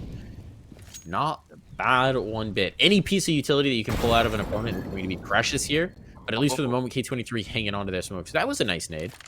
Yeah, if only they had a second. It didn't do as much damage as I thought it would. I think it blew up slightly too high because it did tag up like 4 of them. Just not by a lot. This crossfire, though, this could do a lot of damage, but not quite. Oh, okay. At 1 only on the 5-7. It was actually Norbert who had found one as well. Unfortunately, trade's not really working in favor of K23 as they lose the A-bomb site. There is one player left behind around mid for the moment, and that could work in their favor to cut off the rotation there of Neelan. We'll see how this goes, though, because if they end up taking that fight together, if they get that first build, then the 2-on-2 is very winnable. Did they know where the kit is? Where did Kadeo die? Oh, they got it. There we go. Right Kios has it. Yeah, they've got the kit. They've got it brought in. It's a 2v2. They've got to deal with this pit positioning Coldzera. It's a good crossfire, but reminder, they have a lot of smokes. There's smoke 1. There's the clear on Coldzera from the flashbang, but still going to come in from Dagster. He's not been content to sit. He's gone forward, and he will conquer the round. A 13 in the bank for a spot here on map 1, and he's going to kill some chickens for extra effect. Man's hungry for drumsticks. 233 damage in that round, in round 19. He's sitting at like 18 and 8, I think, right now. Sorry, the guns were a little bit too loud there. I couldn't hear you for a second. Dagster brings the boom. What was it you said? I actually did miss what you were saying, though. He was hungry for drumsticks. He's killing chickens. Oh, yeah, okay. Nuts. 19 and 8 right now. He's doing great. Nothing important. Don't worry about me, Dean. That's all good. I just missed the stats during this part, I think, during the replay. His AK was like bass intensified right there. It was very loud. 13 to 6. I mean, this is pretty reasonable for a pretty reasonable time for a pause, rather, for K23. Unfortunately, they're going in for a buy here, and obviously it's not too great. It's just pistols, a few nades behind it. Again, Kevlar on everyone, a couple of kits, but firepower-wise, they are lacking severely, and utility-wise as well. So not a lot working for them. If this doesn't go well, then they'll probably just be forcing towards until they either make one work or until Espada go over the finish line. Yeah, I don't get this. This was a double eco. Or this wasn't a double eco, rather. Sorry, they would have been fine to buy into the next one, but they're going to do this, and then they're going to, I guess, compete in the next round, but they won't have money for that. They're playing for overtime? I don't get it. I really don't get this. I mean, yeah, that's why I'm thinking they'd just be forcing again in the next one. Obviously, they could eco one and play for overtime if they wanted, but I don't know. They needed to try and get the guns out a little bit earlier, but we'll see. I mean, obviously, if this force buy works out, then we're left looking stupid because it gives them a big opening back into the game. Meh. But it's going to be tough for sure. I still think it's a bad decision, even if they win. Oh, yeah, no, I agree with that. I'm just saying, if they make it work, then it works for them, at least in this case. Yeah.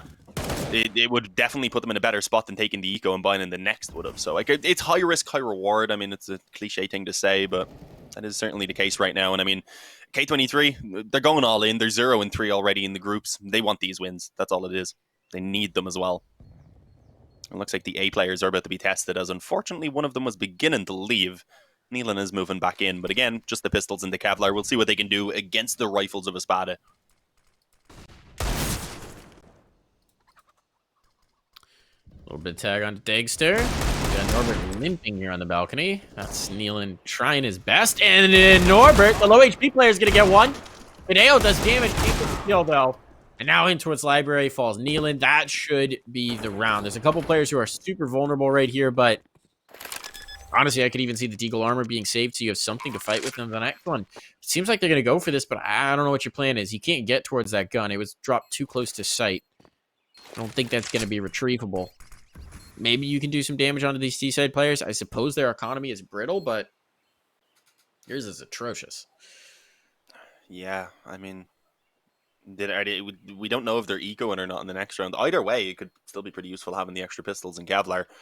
But it does seem like they're setting up for at least some exits, wanting to try and get some AKs into their hands for this next round, knowing that obviously they won't be able to buy them themselves, or won't be able to buy rifles in general themselves. But here we go, Kios. Will he be given some chances? Nope. Pretty quickly, Patsy ripped his head off.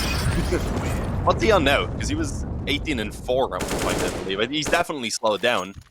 26 and 10, still a tremendous performance, of course. And he's had his other teammates stepping up as well since then. When he was on 18 and 4, I think everyone else was like Dexter had 5 kills, Dima had like 4, Sotvik at that point was 1 and 7. I remember that was when we looked at it, and Finnegan had like only 4 kills as well. So everyone started kind of catching up with him a little bit.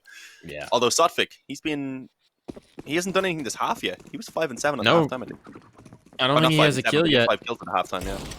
I actually don't think he has a kill I since suppose. he picked up the op on CT side. But yeah, they're 14 and 6. Who cares? He jinxed him, maybe. He pulled out the op, and it was just like, you're never getting a kill again, bro. Sorry. He's like, you know what? I'll just flash for you guys. That's fine. That's fine. I'll do it. Oh, that was a nice tag. It was through the wall, so it wasn't a kill, but that must have been... No, actually, I'm blind. I was, for some reason, thinking the damage onto Nealon was the damage onto the guy he shot. No, it's just Nealon who's in here. He's lost his teammate now. He's got no health. He'll do a little bit of tag damage that time around. But he's gone.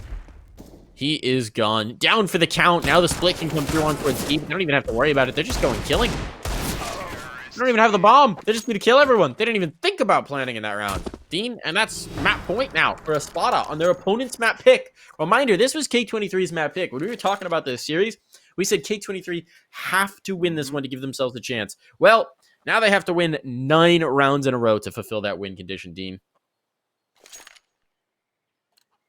Yeah, I mean, the positive is it's not like Nuke is the most amazing map statistically for Espada. It's been a little while since they played it as well, about a month. But their last 3 games, they were very successful on taking wins against Godsend, Windstrike, and Imperial.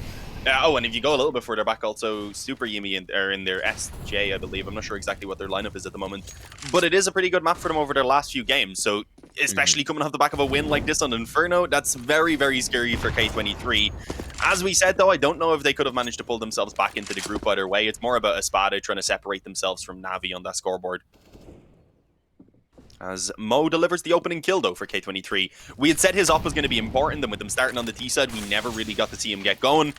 Maybe now, if they can manage to pick up some rounds, even if they don't pull it all the way back to the overtime itself, at least get going and warm up before Nuke comes, of course. As Mo, he delivers his second. It was a bit of a blender there around middle. Dexter trying to do what he can, but that flash, it doesn't take the op off the angle. And yeah, 7 for K23, but obviously 8 more to go. Yeah. That's a nice start. That's a nice start for K23. They've got, now they can reinforce the buy. They'll have full utility. They've got their setups. They've shown that they can actually win something on the CT side. They can make some noise here.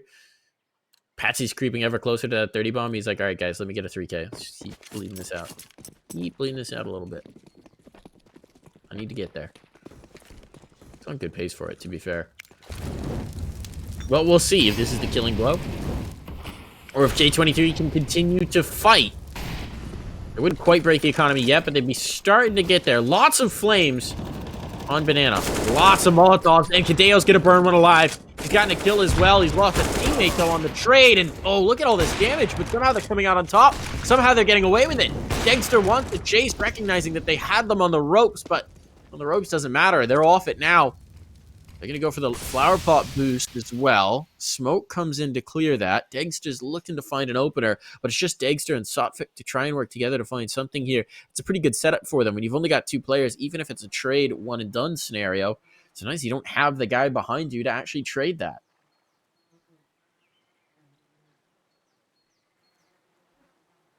I'm beginning to get some flashbacks to that IEM Beijing qualifier, where K23 made the 14-7 comeback. I mean, it's a bit more here for them, but if it keeps going like this. But yeah, better on these last couple of rounds. It's the classic meme, call an ambulance, but not for me. Feels like K23 at times. This time, look, it's one thing to do it against 0 to 100. I don't know that. I'll believe when we hit double digits. That's when I'll start to have an inkling that this might actually happen. There's the tags coming in. Dexter's alone. Dexter can't plant. Dexter is dead. Yeah, it was getting shot through the smoke as well. That was just keeping him in place pretty much for the op. The aim punch a little bit too much to handle. The tagging. Yeah, I mean, I think that's when most people kind of start believing that it is possible once a team hits double digits. Before that, it just seems like, yeah, this will be done eventually. They hit double digits and you're like, okay, it could still be closed out, but it's starting to look real. I think that's kind of how it goes. As yeah, I mean, even Espada maybe are beginning to worry a little bit right now as they call in their first pause, and they're not going to be buying in this round anyway. Maybe a few pistols and such, but K23 likely heading back up to 9. That means the next gun round down then could potentially extend them up towards even 11, but depending on whether the bomb or not goes down for a Espada, because they will have the loss bonus rolling if they were to lose that one. But they'll be aiming to try and put an end to this pretty soon in the next round.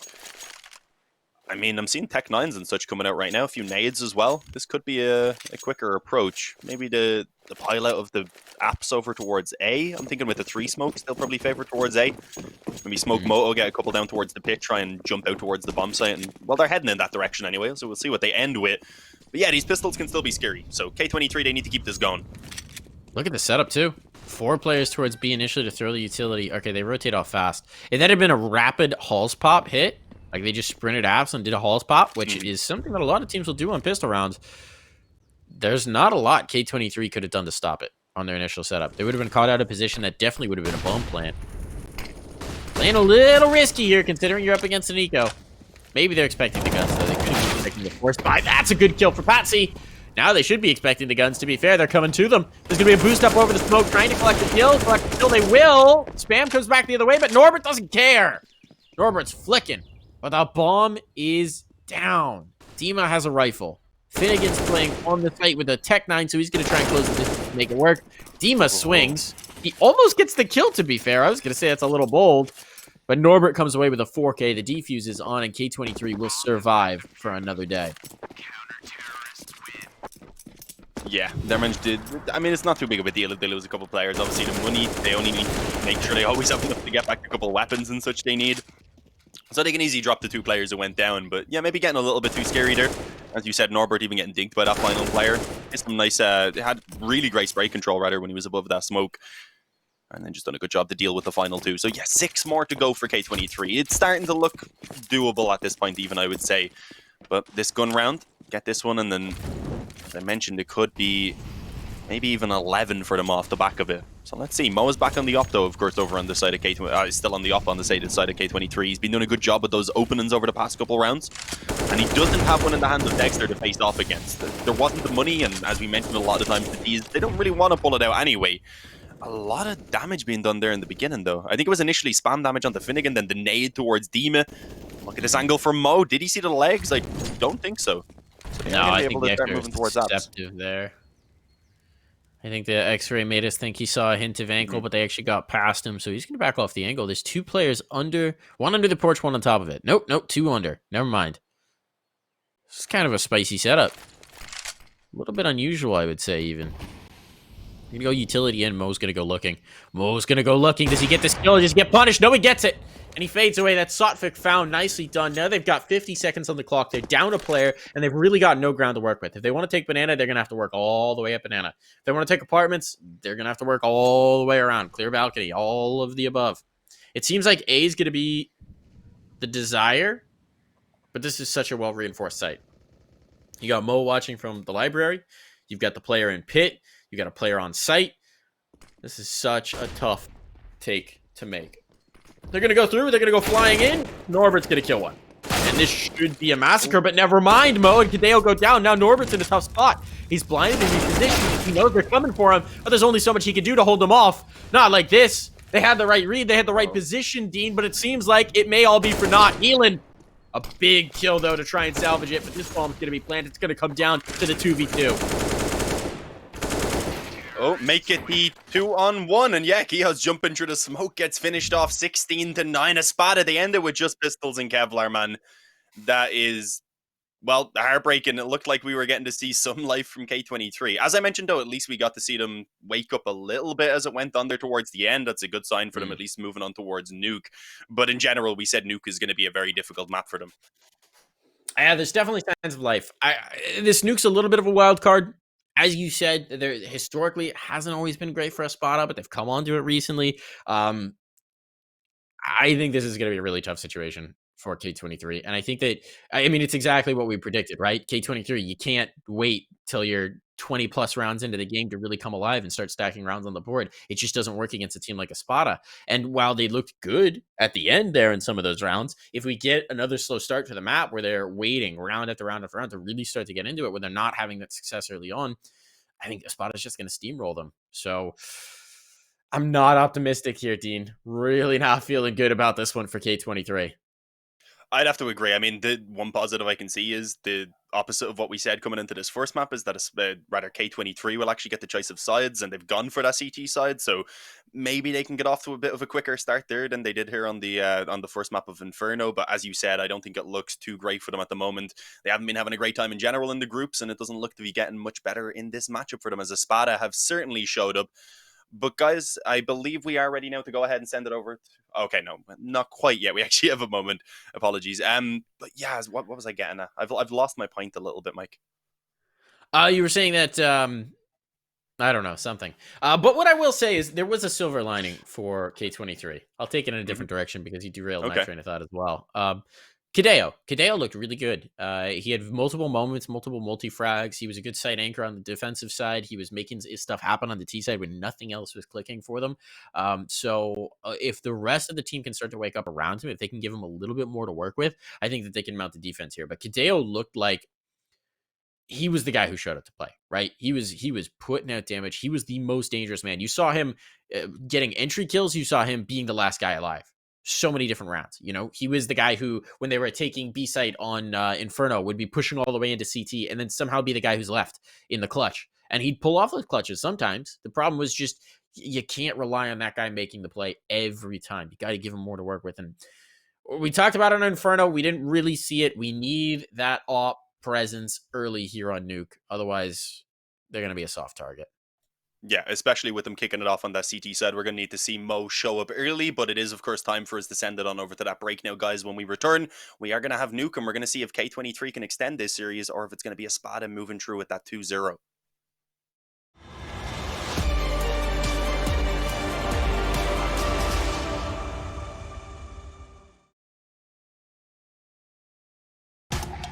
On Intel Extreme Master Certified PCs, you'll find a gold badge. It means you'll find brilliance inside, that you'll get high-grade components like Intel Core i7 and i9 processors that'll deliver the uncompromised performance you need to game like a pro. Not to mention, every purchase supports the prize pool of Intel Extreme Masters. Intel, unleash your brilliance. If you want to know what you're good at and, well, also what you suck at, check out csgohub.com. Coming!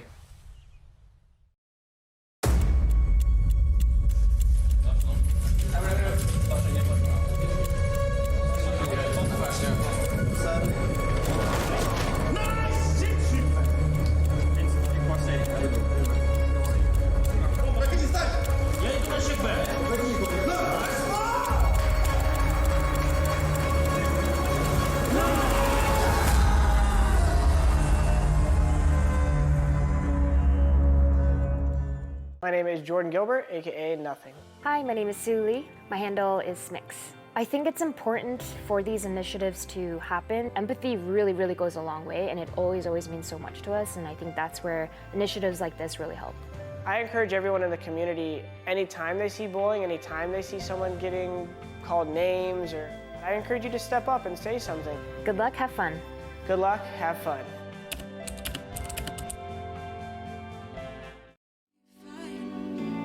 I know we're going places. I don't care too much. I don't care too much. As long as I can keep you by my side. I don't care too much. We got time, no rush. In your eyes, I always see there is something meant for me. In your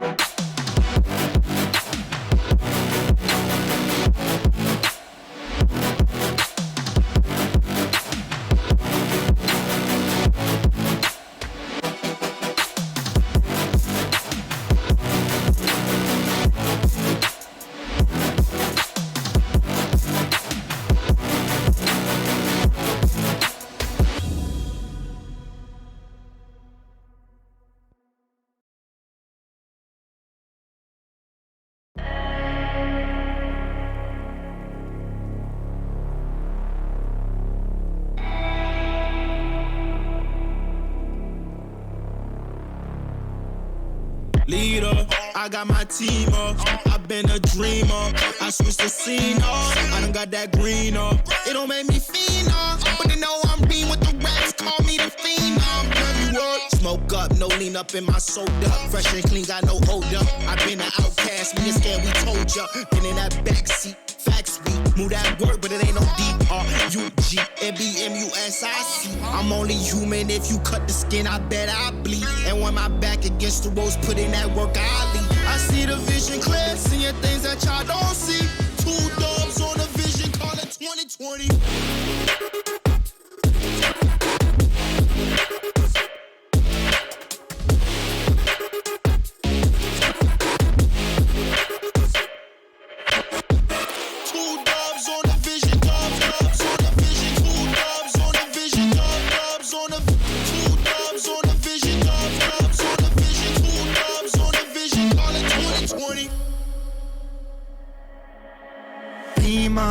I got my team up, get it off from rapping, we stacking, getting my green up. With y'all leaned up, cooking a while, trucking a minute a mile, fucking up every style. You in it now, told her my family is proud. Willing to fight and we proud, bitch, I don't wanna talk, I just walk up. 100 bands cash, trying to get on my stock. Love all my fans, fuck on my ops. We just make jams, all I make box. Girls gon' dance, homies I'll rock. Came too far, and we ain't gon' stop. Gave my life and I took my shot. Yeah, I rose up top and I took my spot. Yeah.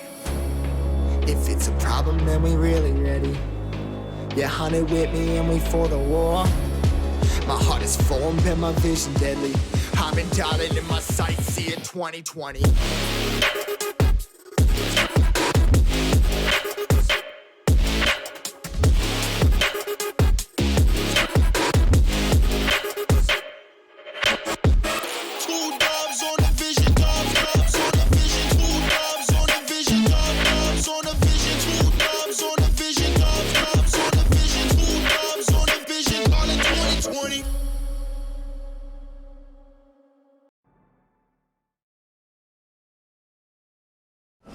Intel Extreme Masters New York Online is brought to you in part by Intel, Acer Predator, Mountain Dew Game Fuel, DHL, AT&T, U.S. Air Force, and GG Bet.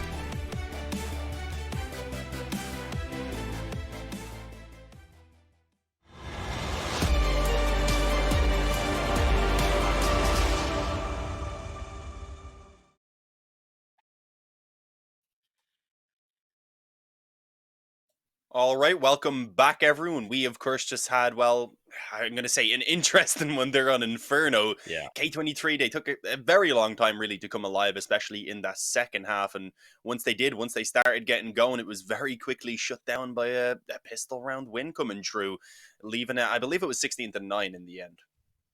Something like that, 16-9, 16-10, somewhere in that range. Mm-hmm. Whatever. I don't it think was, they hit not a good double run digits. for I think that K23. round was meant to take them up to 10. You're right, because that's when we said we'd believe. Yeah. Disappointing. And we were showing right for not to K23. believe, apparently, then at 9. I do have a very important question for you, Dean. Okay. You know that guy who does the voiceover as it introduces all the sponsors to like and GG Bet. How do I really get deep in that it. job? I want How that do you job. get that job? I don't know. Hit up your contact with ESLs. see Need to talk what to they're up to. somebody. I want to get into that work. No, but this was a really disappointing showing for K23. We said they had to do good on Inferno. They literally lived up to the expectations we kind of set for them for the way it could go wrong, right? They were far too late into the server. That alt presence wasn't really felt early. We didn't see it often enough that Mo really ever got into a rhythm. They started to put up rounds and started to come alive right when the game was already completely out of hand, and then they just got polished off eventually. It's the bad K23 that we had said. We don't know which one we're going to get. Well, we got the lackluster K23, and now on Nuke, it's not really a comfortable map for them to revive. It's not like you can fall back and be like, oh, we got this, boys. Nuke is our bread and butter. It's going to be fine. No, you're very concerned if you're K23. You're very concerned if you're in their camp right now. There's a lot of fear. There's a lot of concern that this could be you going out having lost to. This would now be the fourth team in your group that you just get destroyed by. I mean, it's really not a good showing so far in IEM New York for K23. No, not what we expected at all. They had some close maps and such going into an overtime, I believe, even versus Navi in one of those games. But it doesn't matter if you're just getting overall stumped out with the actual game wins. And as we had mentioned, we don't really expect it to be getting much better now heading onto this next map. Apologies, the door knock, so my dog's on a bit of a mad one if you can hear it. But yeah, moving on towards Nuke, we had mentioned. We had mentioned rather that heading on to Nuke is going to be very difficult for K23. They had, unfortunately, well, recently they've been kind of avoiding it. Their most recent game they played against 100 Ping Gods, and that was just in one of the open qualifiers online. And yeah, it didn't have too great of a time. They did win that one. It was a close game though, and a game that they'd be expected to win out pretty easily. And then the few games before that, they got absolutely stomped out. And that was what kind of made them start avoiding it, I believe. So it's interesting now that it comes out here in this one. As we had mentioned, they didn't really have much of a choice because they needed to get rid of Dust 2. Nuke would normally be that map they'd go towards as a band second after Vertigo. Obviously, they left Vertigo because the Spada don't play that either. But they've ended up on Nuke, so we'll have to see them really taking it up a notch in performance right now if they want to have a chance, and we're going to find quick contact towards B. Neelan tried to play it pretty standard by falling back after initially spotting those players, but Espada, they stuck together, they used the combined power of those Glocks, and with that have got the bomb site. But hang on, Kadeo, I was going to say had a chance to grab that player as he was coming up off of the bomb, but for now the man advantage has been retained for Espada. This is a good crossfire as well from the shutter. All right, now this player's going to peek out. He has to deal with the shutter guy. Patsy didn't even need to peek that in, but Sotfik behind him is going to be able to clean it up. And that's very nicely done for Espada again. So we talked about the negatives for K23. We talked about the fact that they disappointed us in that first map from the showing that we saw. Let's talk about the positive for Espada, though. They had a tremendous game. Patsy was a stud all game long. I mean, he really was the lockdown player on their CT side. Just you couldn't come A on him. Then they started rotating him around so that he could be a threat elsewhere because K23 started to avoid him a little bit. Then meanwhile, we had a couple huge plays from Demo back a site. We had Sotfik get involved. Degster was ferocious on that AWP. You couldn't kill the man.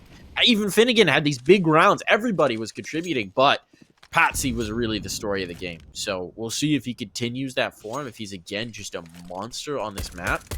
If he is, it's one more hurdle for K23 to try and overcome.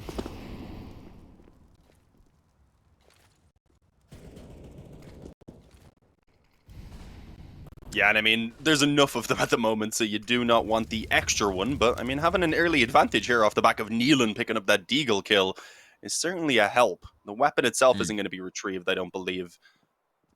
But it is still at least a man advantage. But look at this. Espada are getting around towards Heaven. Mo's going to come up just as they're moving in as well, so that's going to be trouble. He's actually got the weapon. It's just a max. Oh, yeah. Big kill for Patsy, timing-wise there. Now this gets interesting. Kadeo, though, not going to be able to succeed. That's an angle where the D can work out. Norbert, though, going to take two. Now he's got a player coming up vent. They've got this guy in the rafters, but he's got to look too many ways. Patsy's aware of it. Patsy needs to get that bomb before it goes down as well. He's going to retrieve the bomb. He's going to drop it. He's going to find a player right in his face. Thank you, Kia says. I will take that AK. Thank you very much. Huge that Patsy dropped the bomb, though. Now Degster can retrieve it, and he's actually going to go towards lower. Problem is there's a player watching vent, so he can't go that way. Is he going to take it all the way around secret steps? There's so much margin for error. No, he's just trying to find a 1v1. He's trying to find a kill. He's going to go for the drop here in a second. And Neelan was waiting the entire time for that. Patience rewarded. Woo, that's a big win. But didn't we see that in the first map as well? You're right. You're right. That's absolutely true. You are absolutely correct. We did see that in the first map. We saw the Force by win, and then it just started to fall apart. So we're going to see the Force back in for Espada. K23 can't fall into the same pitfalls. Ooh, to be fair, though, I think it's harder to make the Force by work here on the T side of Nuke, especially when they don't have the rifles and stuff. Like they were getting like a couple rifles and all out in those Force buys. So this is certainly a much better opportunity for K23 to get that early lead, which if they can start building up here on their CT side of Nuke would be fantastic. They need to find that life early on, and winning out the Force buy certainly has helped. But for now, making Espada, me nervous, though. Yeah, I feel I'm being too positive about them winning this round. I feel like that's what's going to jinx it. Maybe I've said I'm going to jinx it, so I can't jinx it anymore, so I think we're good. But the nade goes in. Does do a bit of damage onto the back player. Kios immediately starts falling away and catches the one kill. And honestly, at that point now, just make sure you can get back onto a safer angle. Even as Norbert actually moving in quickly through hell. But as I say that, Kios down on B has been taken out. Sotfik rips off the head of Norbert. And oh no, there's a smoke as well to give some room for the bomb to actually be planted. Obviously, that was risky. going He up was here. sticking around with the bomb for a moment, and yeah, it looks like they do want to move back. 2 players No, already coming in. dude. No, they're going to go for the plant. It just took quite a while. That has allowed, of course, K23 to get set up pretty quickly, but they're all moving in from ramp. Yeah, and this is a tough spot. You got a player over by the rat hole. He's actually not going to commit in. They were expecting a player to drop vent, but you got the rifle here. The rifle smoked off. They're just going to close the door. Here's a second smoke. Okay, we can't keep the door closed. Sotfik gets one. That's enough. He did enough, but the smoke might be allowed them to defuse. They do have kits. You just get on that, but they've taken a while to locate the bomb, and at this point, it's problematic. Now they can come back through. Here's got to be the pressure. They're trying to go for the spam. They're just sticking it in the meantime, and there's the kill. He got close. Close, but no cigar on that defuse as Kadeo does fall, and Espada win the force buy back. So forces on forces on forces. Do K23 want to tie themselves to this this weight and throw them down the well now? Are they going to do this? Oh, are they going for the Certainly force? not. They paused. I mean, They're they talking are it double over. eco. They are double Nealon's eco on a on 3 double eco, players. yeah. As is Mo and Kia's, really. Unless they were willing to go for just barely the M4s and body armor, maybe. But, I mean, that's not how you want to be going into a first gun round, rather. So I feel like the force buy is probably what we will see. But of course, we have a pause in at the moment. So a little bit of a discussion can be had by both teams. Espada want to make sure that they don't let this one slip again.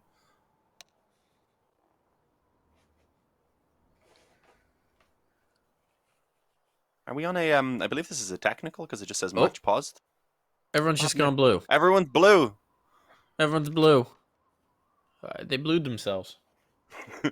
Blew themselves up. That's not a good sign. Someone's dropped out. I think someone so that's likely disconnected, what's yeah. happened I to- thought I we've had had seen the a player disconnect drop out recently. in the beginning, but I was looking for like names doubled up, which is normally what happens, and I couldn't spot it. No, there's no one dropped out. I don't know what's going on. Oh no, it is. It's someone from the names have Someone flipped. from Now I'm just Espada. all confused. The names flipped Oh, as well. you're right. It's K23. Yeah. I don't know what's going on anymore. Who's got what scoreline? Yeah. chaos. Well, it's Espada that are up 2-1. It's just the sides. Espada are CT side. Now they're Oh, T it's side fixed. killer It's on the fixed. TT It's side. magic. And just like that, the round starts. Okay, I did it right. Yeah, okay, never mind. There, and he said, "What am I on about?" I got confused by it just very horribly. That was mad. Okay, we're good now. Thankfully, just as we get back into the game, I think that was just to keep us preoccupied during the pause. Mike, they were like, "Watch the That casters. I makes love this." Gives us something to talk about. The overlay guys, just like that wasn't what on. I can It do. was so close. It's a game of inches. Game of inches and sometimes millimeters. That time it felt like it was the millimeters. We've got a player down secret steps now. told that We too got some often. control there.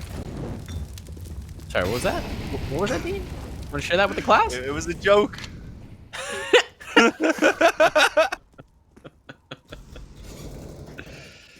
Oh my.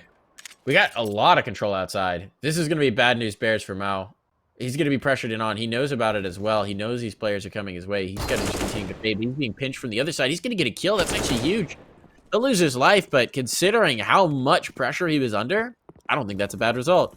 Now here's the player ramp room. Has to do something. Can't do something. Kia's down for the count. That means there's only one player who can do anything about this lower hit, and it's Nealon. And he's dead. So this round's over. Yeah, needed pretty much the instant headshot right there. Norbert's still around here. I don't think he'll be escaping secret either unless he gets this kill, which as he catches the player reloading. I was going to say he had a chance, but unfortunately not. It ends up being Sotvik instead. He gets coming out of the vent. That lets him vent some frustration at least, but he's not going to be able to do too much else. 3-1 for Espada. As we had mentioned, that was the first play from K23, of course. So now they look at the eco, and Espada likely head up 4-1 already here on the T side of Nuke. I don't have to really say much else for most people to realize that's kind of worrying. It's concerning, without a doubt. The problem is also the manner in which he's doing it. I think you can see that confidence just transferring over from Inferno. The boldness. Obviously, it's the way you want to play with the SMGs, but we're seeing it as well. How swiftly they took outside control. Now they're going to do smokes for Secret Step. This is a classic, but you're just against USP, so you can't really do anything about this. No armor. The spam comes back the other way. Now you're going to try and walk through smoke. Because why not? Look, why not? You got to do something cheeky. You're not going to win an out-and-out gunfight. So they try and do something cheeky around the secret smokes. It doesn't work in the slightest. Mo finds the kill. Somehow. Some way. But it's just going to be a UMP that they drop. That's the only thing they're leaving behind in that round. Now with all of their AKs. Mo money, mo problems. Got him the up there. That one kill. Okay, that's the key kill. That $300 makes the difference. Yeah, and I mean, as you said, it didn't look like he was going to be finding it, so that's actually a really big find. But look how few nades they have, man. They've got 2 mollies, 2 smokes, 2 flashes. That is it. No, that is... And no kit. Yeah, that is absolutely dreadful when you're already down 4-1, and this is a must-win gun round here on the CT side. So yeah, I mean, Mo's going to need to go big with that up, and everyone needs to step up right now. As again, early secret control being found there by one player heading down outside. I believe that was Sotvik on the Mac 10, just by the way he was jumping around looking at the X-ray. And the rest of them are setting themselves up to move towards ramp, where it is going to be Mo on the up at least. So he finds that first one. Looks to try and peek back in for a little bit more. They jump across to ensure that they're going to be able to bait that shot out. But he just manages to survive and fall back away. That's exactly what he needed. And now with the help of Neelan as well towards Hell, it looks like we should be welcoming K23 back to the scoreboard. Should be. Should be. Should certainly be. Sofik gets a kill, but at the cost of most of his health. Still, it's a kill with a Mac 10, so he's not terribly upset about that. It's definitely the bonus round mentality for Espada, but they need to do some damage here. So for Finnegan and Sotvik, it's a game of kills. They don't think they're going to win the round. Certainly not that now that Sotvik's dead. A bomb plant would be lovely, but that's not the primary objective here. If Finnegan finds 1 or 2 more heads, he applies that economic pressure going forward. They're not giving him anything, though. And I like this. I like how patient Kadeo is being. He was so good for them on Inferno. So good for them. We'll see if he's good enough to take this kill right here. Right now. It's happening eventually. There's the clear. There's the check. Oh, no. Kadeo's going to see him. There's the clear. Kadeo is down. Finnegan was looking for it. And he's going to get a bomb plant. Yep, he did. He got the extra money. Yes, he'll be traded instantly, but he gained the capital for his team. He doesn't have to worry about dying after time, and he took 1 more life from the K23 side to make sure they weren't getting out with it with a ton of cash available. Mm-hmm. Yeah, no, that's fine. When you're up 4-2 now at this point, just try and keep a bit of damage on at least in the rounds that you are losing. It's all about grinding out a few more here on the team side. Bring it up towards 7, and you're feeling good at that point. Well, you're feeling pretty fantastic at that point. So yeah, they're glad they were able to get the extra bomb plant as well. It didn't make much of a difference in this round, but it gives them the little bit extra that would likely also allow them to buy into the next round. And, well, will definitely allow them to buy into the next round on the majority of the players if they do lose this one. But they want to try and bounce back immediately. That's the goal for Espada. They don't want to let K23 get into the CT side at all. We obviously seen K23 eventually coming alive back on Inferno, and that was when they were on that CT side. So having a chance to maybe do that a little bit earlier here is a really good sign from them. But as we mentioned, they need to keep it up. Much better in terms of the nades and such, at least in this round now. The op has Kevlar behind it as well. But Sotvik, he seems to be having free access to Secret every single round, and he's not really taking much damage for it either. It hasn't been too troublesome. Oh, Dexter on the Krieg. Krieg's out. Yeah. The opper's best friend. Can't get an op, get a Krieg. It's like the baby auto sniper. Why not? So that's good pressure on. He actually may have even been able to get an op, but Krieg's a little more dynamic on the T side. Oh, good gun. Still a viable weapon. Dima, spam comes back. Dima has a little more success with it. Now 2 players down for K23, and they did not have the resources to withstand this. Kadeo still is a statue. Calm as a pond. Waiting to see if they're gonna ripple in his water. Kia's a 1-for-1. Not really a good idea for the CTs here, and it puts both these players on islands. Kadeo has to find this, and he does indeed. Now he needs more. And more he will not get. Mo is gonna attempt to do some damage as they cross around, but there's a player coming outside. That's Sotvik. He is not long for this world. 30 seconds. Mo is a dead man. You know what's happening. He has to be focused on sight. And down he dropped. Sotvik's like, hey, you want an ult? Yeah, and I like that Dexter also got rid of the Krieg, knowing that Sotvik would not want that weapon. He was like, I'll get you an AK as well to be nice. But yeah, he obviously gave them a great opening in that round there with the Krieg. Not a weapon I've seen pulled out in a little while, so definitely nice to see in his hands. But as soon as he can get the op back out, obviously that's what he aims for. 5-2 though, that is really worst case scenario for K23. Get 1 round, instantly get returned on.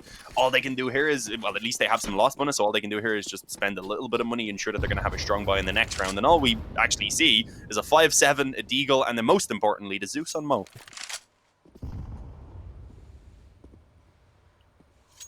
Will he be able to do anything with it? Yeah, it really is. It's the god weapon, literally. It is the best gun in the game, folks. I mean, look, you remember the golden gun from GoldenEye. This is like the golden gun. You just gotta get a little more up close and This needs to personal. be really close. Sometimes No it hits you social with a distancing 98. with the Zeus. No, yeah, definitely can't fit protocols. Definitely can't fit protocols. Nealon, pushing the trophy. Okay, this could get spicy. This could get interesting. Never mind. I was excited for him. Tried to build it up, it didn't go too well, yeah. Which is cleared on the corner. Had a chance to hit the first headshot, but the Deagle, it is a mighty beast to try and tame sometimes, as Kadeo nearly lining up a few. Sometimes the 5-7 just mows down everyone there, and sometimes you just get the first kill as Kadeo did. As Mo is going to come up the vent. Okay, here we go. This is what we've been waiting for all round. It is being watched, but he catches the driven AK, but he doesn't get to use it. Unfortunately, the weapon not being pulled out. I hear a little bit in the chat, though. That's probably a damn it or something there from Dima. As Norbert, he wants to try and follow up onto the weapon. Has he been spotted? I don't think the planter's seen him. Yeah. No, not being spotted, so he has a chance to actually retrieve the AK. Does he just back away and save it, though? They could do with the extra few nades, but I mean, the bomb's only just gone down, so as he gets the first kill, it does kind of put the confidence in him to give it a go. Unfortunately, then caught between a crossfire, can't really do anything. 6-2, Espada already working with a pretty good T-side here. Obviously, with the opportunity to grow a lot more onto it as well. Yeah. Here's the replay I needed. More Zeus screams. Love it. Look, here's the thing. Espada might be up 6-2, but K23 is the moral victory because they just got a Zeus kill. It's just how it shakes out. Sophic is having a great game. 10-4, which is nice to see because it's much slower on Inferno. It was a really rough game for Sophic personally. Individually, I don't think he cared because they were winning, but we're seeing that he's like, you know what? All right, I got to show that I can do it. I didn't look good on stream before. This time I got to look cool. Dexter's already given the opening, though, to Espada. I mean, it goes without saying that K23 need to win this gun round and start pulling back their CG side. Mo, doesn't actually quite hit the flick. He may get the follow-up, but no. Finnegan coming out through the door is there instead. It's still somehow being kind of kept under control for a few seconds, and Kios in this flank, they didn't hear it, eventually being checked, but Dexter couldn't get the shot off, and they're lining up Kios. He has that final player pinned in as well. Patsy, I don't think there's much he can do, despite the performance he gave us back on Inferno. With 4 health left there, and Makia's just spamming away, keeping him trapped. Yeah, it is going to be K23 heading up to a third round. Got way too close, obviously. They obviously didn't start off too well. It went a little bit mad. Then Teos, thankfully, on this flank was able to make it happen. I was honestly surprised the player around Vent initially survived so long. It took them quite a while to start pushing out, considering they had someone already in true main. Those door players were relatively slow. Very slow. And if you're wondering why they didn't turn around to fight Kiaz, the reflex there when the offer goes down, they don't think he's going to chase that aggressively because they think he's going to wait to see if there's a swing. They're like, let's just go down before he can get here. But Kiaz subverted expectations by just immediately rushing it, pushing it, and catching them both before they could drop. So nicely played. Very nice play. Huge 3K for Kiaz. Gets them their third round. And as you said, a must win. That was a critical juncture. They have it. But there's still so much on the ropes. The utility's terrible. At least they have kits this time around. There's still a Falmus out for Nealon. It's not great. They got to do more of this. We need to see more from K23. And right now, they are very much letting Espada play their game. Espada get a player down lower so many times. This time, they get a player down vent. They're taking that outside control. There's no real contest for it. Nealon's holding in big garage with a Falmus. Is he going to win this fight? No. He's going to lose most of his health because that's a really tough angle to hold. With that particular lackluster rifle. So now they've got full secret control. They've got that player in vent, so they know no one's come down that way.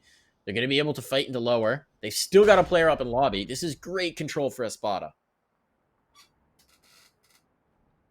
Yeah, previously when they'd gone for the secret control as well, they had only really focused one player around that area. Obviously going with it quite a bit later this time. Mo, I think maybe given a bit of a chance over towards ramp at least. Ideally needs to find this kill.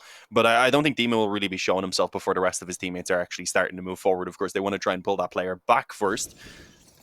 But it does seem like that B hit is going to come in now pretty soon. 20 seconds to go forward. Kia's tucked in up on the rafters, letting Mo handle the initial fights. And I mean, Mo actually does come out with 2 kills. Unfortunately, that doesn't seem like enough as the frags come back. As Dima eventually pounces on that lurk, and as Finnegan goes in hungry for more, it ends up in a 3-on-1 for Kideo. And I don't know what he can do about this as, well, Espada just keep on taking fights, just full of confidence at this point. I mean, that's how you give rounds away, potentially. Dima taking that fight there, if he went down without really doing any damage, especially, then it's a 1-on-2 that could still be won. But they're just feeling it at the moment. They're not missing, it seems. Dio's doing great too. At least Here's not an for more than one round at a time. No, they're really not. And here's the interesting thing about Dima's stat line. He's only got 8 kills. He's got 106 ADR with 10 rounds. Oh, so he's and only 2 putting up assists, damage. Even in the rounds he's not getting kills. Only 2 assists too. Yeah. So it's probably just been like small little bits of damage at points, not enough for assists and such. Chunking everybody all the time. Finnegan, that's an easy kill. Obviously, you're gonna try something. They try the lobby. I'm surprised they don't full send on the lobby crunch. These are the concerning things I'm seeing for K23, right? This is the situation where you got to call something grand for your whole team to do. You don't need one guy to push out Hut and be like, all right, I'm gonna hero play, win this round. And we're seeing a little bit of that. We're seeing a lot of individual attempts where they don't look as coordinated. You know, one guy's pushing, the other guy's passive. I want to see some sort of an interesting, bold play that changes things up. We haven't really gotten that since they tried the USPs through smoke strat on outside. And I mean, obviously that didn't work, but I like the idea. Do something spicy. Yeah, I mean, you need to take gambles with these weaker boys. You can't play it like it's a normal round, and unfortunately that's what we were kind of seeing. Outside control now being found for Espada, knowing what they're up against, you may as well keep your distance from those pistols and give yourself the ability then, if you want as well, to split around that A bomb site. Are they going towards the outside? Yeah, it does look like they want to stick outside right now, clearing out the garage initially as Patsy catches that kill in towards main. That's probably going to get them to start moving forward. There is 2 players around this area, although as I say that, Neelan would have to rotate back up through heaven, and that's not going to be allowed, of course, with these 2 players, or rather 1 player now just rotating in through heaven itself. A couple of shots being connected by Neelan, but he's struggling to get the actual kill. Obviously, at this point now, the round is done. But there's still a Zeus, there's a Deagle, maybe a couple of kills can be found. But K23 are going to need to just come back in and win the remaining rounds on their CT side now, starting in this next one. That has to be the goal. I feel like going to drop down. like you've said that about every gun round to this point, and you've been right about every single one. I'm always right. It just keeps getting more out of control, Mike. It does. It's just it's a car crash at this point. You know, they're all wheeling and dealing. This time they're like, not again, not again, not this time. Mo will not get his. Is he going to try and chase? Nah, he won't be allowed to. He might get a weapon. Would he survive? Yeah. Okay. Cool. Got himself an AK. He'll probably give that to. No, he'd probably keep it himself because Keo's would be the only one who could afford an op, and you wouldn't want to leave him on a glass cannon AK then. So, yeah, likely just the AK to be retained for Mo. Actually takes an M4 off a teammate, did he? No, he just dropped the weapon over so that someone else could get a little bit extra in terms of the nades, and that's needed. But yeah, I mean, I've said it every single time that K23 needs to start turning it around, and at this point, the best they can salvage is 7 rounds on their CT side, which is not terrible. And if they were to do it by taking the final 4 rounds here, especially then, at that point, they'd probably be looking a little bit better overall. But Espada, no matter what happens, they've got a very strong D side, and they'll be feeling comfortable as they swap to their CT. Of course, having maybe even a chance to add a bit more right now. Here we go, Neelan. He has the AUG at least to try and control outside. Just taking this passive angle from Garage, so he's more so just watching the drop into main. Unfortunately, again, it is Espada just focused on getting that secret control with a couple of their players. For now, actually, just Sotvik, and he very quickly gets dropped. There's 2 other players behind them. They just weren't ready to follow up immediately, so Mo does fall back off. And although Dima found 1 kill elsewhere, again, the trade is coming back in from Kadeo. So this is one of the better spots now we've seen K23 have. Oh. Promise. They found Neelan. They found Neelan. He was trying to play a little hidden game, and he gets checked. Patsy's now got the AWP. They go for Bogdan's Law. Give it to the low HP player. Finnegan's worked his way all the way into heaven in the meantime. There's a player below him in locker. He's just going to wait this. He's going to wait this patiently, and he's about to be rewarded. They don't know. The timing. Oh, he pulls off the angle. Second player's here. Certainly he's going to catch somebody. Oh, Finnegan. Now he catches the player in sight. That's not the way you expected it to go, but it's going to work out quite nicely because now they can just go in towards Mini and control it. They got the player outside. They know where the last guy is, or at least they had a good idea. Dagster's just going to chill and see if he goes for the mini wrap from Mao. Okay, here's the play. Who's going to catch who? Mo's going to save this. Well, really? Oh, yeah, no, he can't see Dexter anymore. So when not having a chance to get that kill, he probably will. No? Is he going for it? Okay. Either. He's going to catch no right now. The barrel. Oh, yeah, as you said, no kit, though. That's the issue. He's unsure of where Finnegan is. He just took it in, playing around the bomb site. He can move back around again. The kit was retrieved, but it doesn't matter because he has no idea that Finnegan has just been hiding around those silos the entire time. So, yeah, great work. Finnegan able to win out the one-on-one. And unfortunately now, having a look at the economy of K23, they do have to take an eco. So Espada are going to be heading up the double digits here already, most likely. leaving K23 at most a potential recovery of 5 rounds on that CT side. It's just not enough. Let's talk about Finnegan here. First of all, in that picture, he's got perfect esports player profile picture pose. Arms crossed perfectly like a nightclub bouncer. Very He's got stern the look down pat. Very stern look intimidating. Slight underlighting to give you some intimidating shadows around the brows. It's working out. He's got the pose down pat. He's also 14-4, so he's got the kills down pat too. He is dropping bodies this time, Dean. It's the Finnegan show here on Nuke, and Patsy's gonna start us off with spam through Hut. Oh, Kadeo, that is not the way you want to start this round. It's a low percentage round, but God, if you're K23, you need something to work out. Might as well be a low percentage round. Oh, okay, yeah, I mean, all right then. I wasn't sure because we didn't get to catch it from their exact perspective, but I was like, okay, did he push in? But no, must have been that wallbang indeed. And a little bit heartbreaking way, rather, to lose a player so early on in what is already quite a difficult round. The CZ does connect the dink, and there we go. Norbert actually gets the finish. It was Nealon who had done damage before. There's another player also up close at the moment if he tries to drop down who would be there to punish. The issue is now they're setting themselves up for what looks to be the ace split. They also have a player down in secret at the moment, I believe. Yeah, he's going to be heading back up to try and help them now towards outside. So just grouping up, trying to keep it simple, and knowing, of course, where Mo is with that AK, they're not really going to give him a chance to do anything. The bomb should be planted, and I mean, Mo, this time if he saves the AK, he could just give it over to a teammate because he'd have the op himself coming into this next round, but with the full loss bonus going, everyone can buy anyway. So he may just give it a go, depending on how much his teammates want that AK. They're going to be down 10-3 if this doesn't work out. Like, I get that in 90% of rounds you save here because the AK is useful, but you got to win something. You might as well try a 1v3 with no armor. Are you going to win it? Probably not. But that 1% chance that you do, you got to have it here. What's more strange is the fact that he's kind of half in, half out right now. He wants exits, but we're coming into the final round. I don't think the exits are really going to matter too much. They're not going to do any long-term damage. So, yeah. Yeah, I didn't understand that too much. Either go for it or just back away and save to give the AK to one of your teammates, like Norbert, who is a little bit lower on money, or even Nealon. I think he'll have enough for all of his nades pretty much anyway, so it could have helped maybe a tiny bit, but they have a pretty good buy either way. It was just that he was going for exits, which, as we said, probably won't really impact them because there's only one more round after this, and they have enough money to buy into that if needed. So here we go. K23 left to try and salvage these final 2 rounds, which is, I mean, it's doable, but they're, as I said, both full gun rounds. So again, the outside control seems to be the main goal early on for the D side. Smoke's down, 4 of the players moving in that direction, and for the moment just leaving D mid to lurk around, mostly Trophy, I believe, trying to probe in towards ramp a little bit.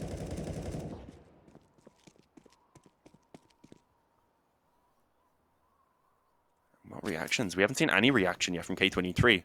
No one has actually rotated down to the lower half. This is what's been frustrating for me.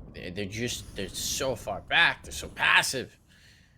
They're letting Espada set up however they want to. Now the player's gone down. That's Nealon down to the dirt. Down a player.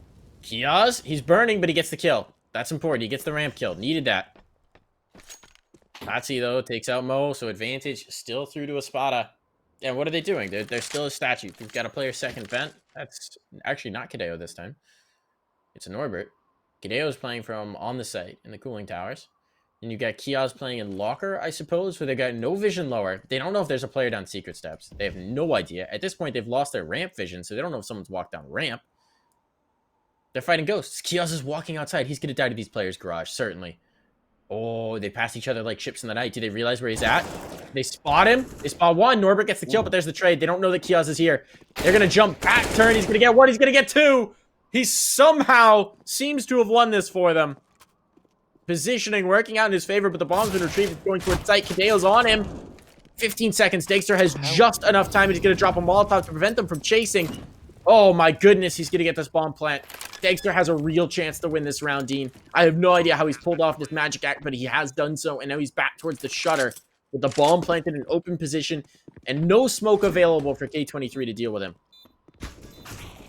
Oh, even catches that first kill on Kadeo. I don't know if he realizes that Kiaz has already pushed out. Definitely does now as the molly goes and he takes the swing. That is wild. He dropped them to 10 health as well. Hit the one bullet to, I don't know, roughly the neck apparently. as he was so close to getting the finish. But Chaos, let's focus on what a massive round he had as well. Of course, this play here is what turned the tide of the round to give them an opportunity to put a close to it. It got too close down into that 1v1, but they do manage to just about take it. But K23, they still need this final round. And as the bomb went down as well, that helps out the one player who was a little bit low on money for Espada, being Dexter initially, as well as him getting those extra kills. So yeah, they don't lack anything at all coming in here. Even if they lose this final round, they've still got 10 T rounds. So really all the pressure is on K23 to manage to get this final round and then kick off the second half on a high note as well. We're seeing something a little bit different, though, from Espada. No early outside control, which has been pretty much a staple of every round up until this point. Instead, they cover the A-bomb site and fire and start moving towards ramp where they catch that aggression. Mo gets one, but that's it. Traded back on Chaos falls as well, and it really is a chaotic situation as the ramp control, and with that, the B control likely to be lost. There's one player in Decon. That was Norbert. He actually just opened the door and runs back around. I like that. Try and make it seem like there's maybe a little bit more going on in terms of presence, but as their numbers continue to diminish, it won't do much for them. I like the attempt. Great. Doesn't catch anyone. But you gotta roll the dice somehow. Oh, on Norbert now. Being the man with the plan. He's the man who's been spammed down to 4. He's caught by the no-scope of Dexter. I think Dexter just wanted some style points there at the end. It's an 11-4 T-side half for Espada, as they are putting the hurtin' on K23. We are going to take a quick break here for the half, and we'll be right back with half number 2.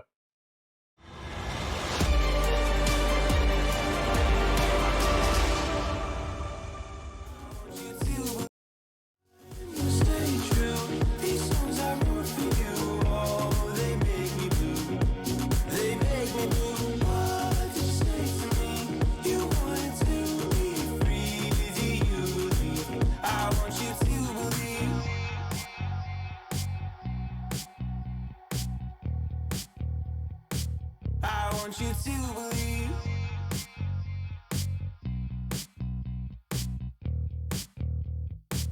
I want you to believe.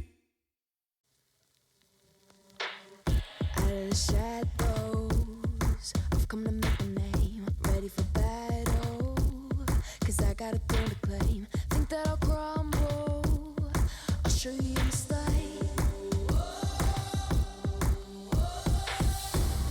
Where you see me coming, better run for cover, 'cause I'm not slowing down, I'm never going under. I survived the pain, I know it made me stronger. So meet the monster I came to conquer.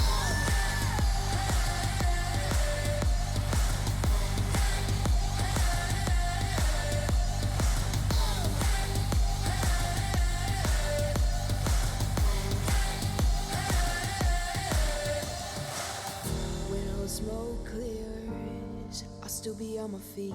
Forget all of my fears, 'cause I know my destiny. I feel a champion waking inside of me. It's emotion, the legend's spoken. This is my moment. Can't break my focus, know where I'm going. This is my moment. Where you see me coming, better run for cover, 'cause I'm not slowing down, I'm never going under. I survived the pain, I know it made me stronger. So meet the monster I came to conquer.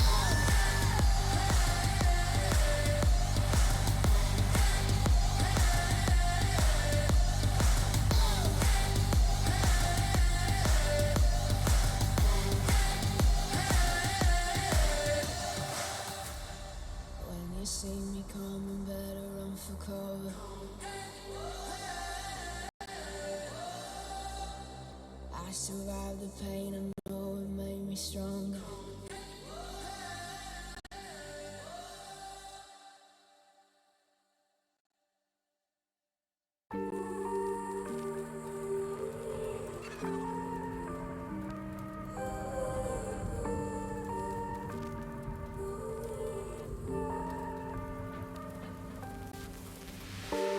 I've been running over.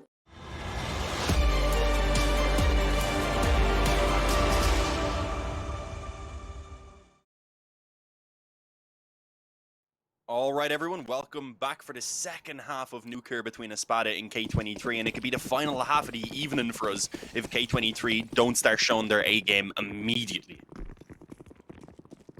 Yeah. I think that the situation is dire. Night has fallen on K23. They can't see the sun. They can't see the stars. They're trying to find their way in the pitch black, with, trees and branches in their face. They're lost in the woods. I don't know if I can paint a bleaker picture. They got to find something. It's got to start with this pistol round. Fortunately for them, the Spada are giving it to them. At least the bomb plant. Mo's like, I want to plant lower. You're telling me there's no one on it. He's still going to go lower. Now, this is very interesting. You can see the odds right now. The bettors apparently agree with us. A spot at the 1.0 odds and 14 points, I think. Sitting through there for K23. So odds are slim. Damn. Not able to get that kill, but some damage has come in. Mo catches a player coming off the top rope. 2 big kills for him and a bomb plant now secured. The decision to go lower appears to have worked out, but it's Finnegan, the man who was a monster, to come back through. And Sophics got a cheeky angle as well, but not a cheeky angle to realize. Okay, there we go, yeah. The chaotic pistol round, but it does go the way of K23. The odds were 14.14, by the way. Bold here to say this, but maybe that's a prediction of what score we're going to end up at one point. Imagine. All right. You believe in the comeback. I like it. I like this narrative. I mean, they give us the pistol at least. But again, the force buy, man. They've been having a tough time with these. This time they need to ensure that they do not drop it. They've won 3 out of 4 pistols at this point? I believe so, yeah. Lost 2 force buys so far. So, better win a few more force buys than that, but in the second round at least, yeah, only losing 2 in total. A scout, some deagles. That is what's available for Espada. It's not too great in terms of nades as well, just a few smokes and then 1 flash. But I mean, it seems to just happen so often that I'm not gonna doubt that at least this can be made a costly round by Espada. That will be their minimal goal. Don't let K23 let their get their economy like kind of built up to a ridiculous point anyway within these first few rounds. Try and keep them in a spot where you can break them down once the guns come out at the very least, if not win out these forces, or maybe Sotvik can just show up immediately as he gets that AK. I was going to say just about made it around the corner there as well to avoid Norbert, who was trying to chase him down, but obviously didn't come out on top of the fight then against the main player. But the scout was ready, so a good return from Dexter. It ends up with a man advantage in favor of Espada now.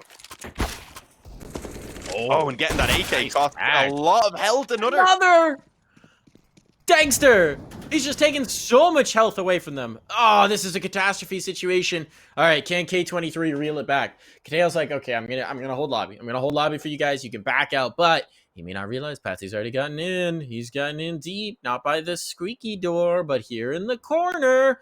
Are you ready for Patsy? Dima's coming in to set up a crossfire for him. You better clear this well. Nope, that's the first player down. The only healthy player as well. They just need body shots now. Dima holds for the flashbang. He's ready for it. Just the light look away. If Mo comes through here, he's in for a world of hurt. Finnegan's there to swing as well. This is such a good setup, and that's the bomb. You hear the noise? There's the kill. There's the bomb drop. That's the AK, and the finishing blow from Dima. Oh, no. A Spotto and another force spy. That's 3 pistol round wins in the series for K23, and 3 immediate force spies back for Espada. K23 just cannot catch a break. No, they really can't. I mean, it even started off all right. Obviously, trading the initial player peeking up outside being Sotvik. They didn't let the AK be picked up afterwards then as well either at first. So it looked like, okay, they'd done a decent job. But then Dexter, he popped off at the scout to grab one outside. And then obviously the Deagle up in lobby putting an end to it.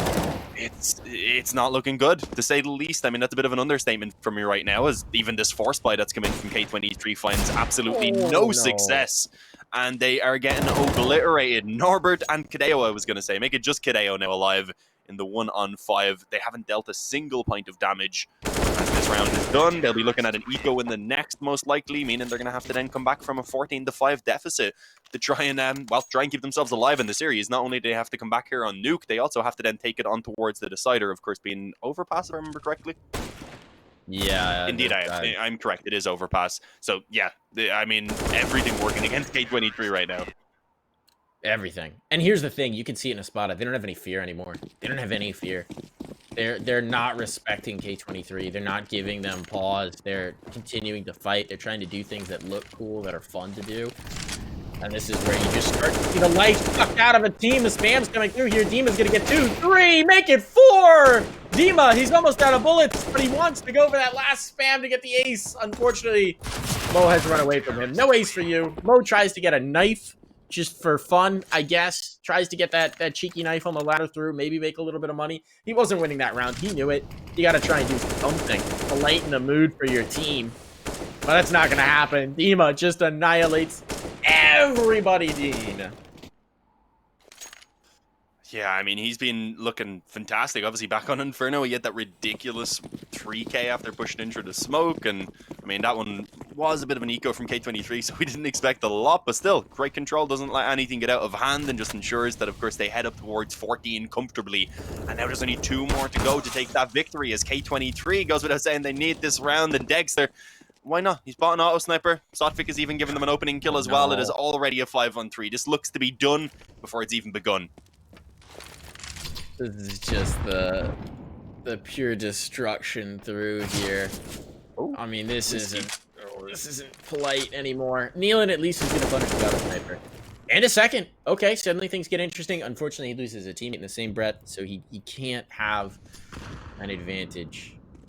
Can't let him have it. Finnegan's going to go chasing, make sure they don't have any space outside. This is now great information for Espada. They've still got control towards the ramp. That late smoke is good, and as we know, Dima, he just wants them to come out. So, come on, give it to me. More kills. Please. There's nothing to work with here. Look at Finnegan. He's now going to be on the flank. They got to go now. They got to hit now. And K23 are scared to do so. They're coming out squeaky, but I don't know that they're going to be there in time. Finnegan's fast on the flank. He's hungry for some kills. He's going to spot 1. There's the 1. He's looking for the second. Right now in the lobby. Where's the second guy? He might find himself victim to Nealon, but look at how much time he's bleeding off the clock. Nealon's now alone in a 1v3 with 16 points of health, 25 seconds to work with, and 1 smoke. This is a hopeless situation. He's flashed now. There's going to be the spray, and he's done for. 15-5. 10 map points in a row, Dean. Espada show no mercy as they look to just crush the life out of K23. Whew. I thought for a moment they were overlooking the final player in door, maybe just because of the fact that they cleared out Hut and everything and weren't seeing the player initially. But yeah, no, they managed to deal with it. The MP9 with the finish as well. Dexter's still rocking the auto sniper at the moment. Only 1 more round to go, and obviously K23 needing 10 in a row for that overtime. There is, I mean, not too many people at this point who are going to be believing in the comeback. K23, unfortunately, have not been having a good run at all here at IEM New York. The molly forces Norbert back, nothing too crazy. Bit of damage though, and when again you're already limited in terms of the weapons, losing a little bit of health on towards a couple of the players certainly isn't going to be helping you out. They don't really do too much in terms of control really either. Oh, I'm surprised Dima goes aggressive there. He was pushed out by the Molotov, I think, being up close.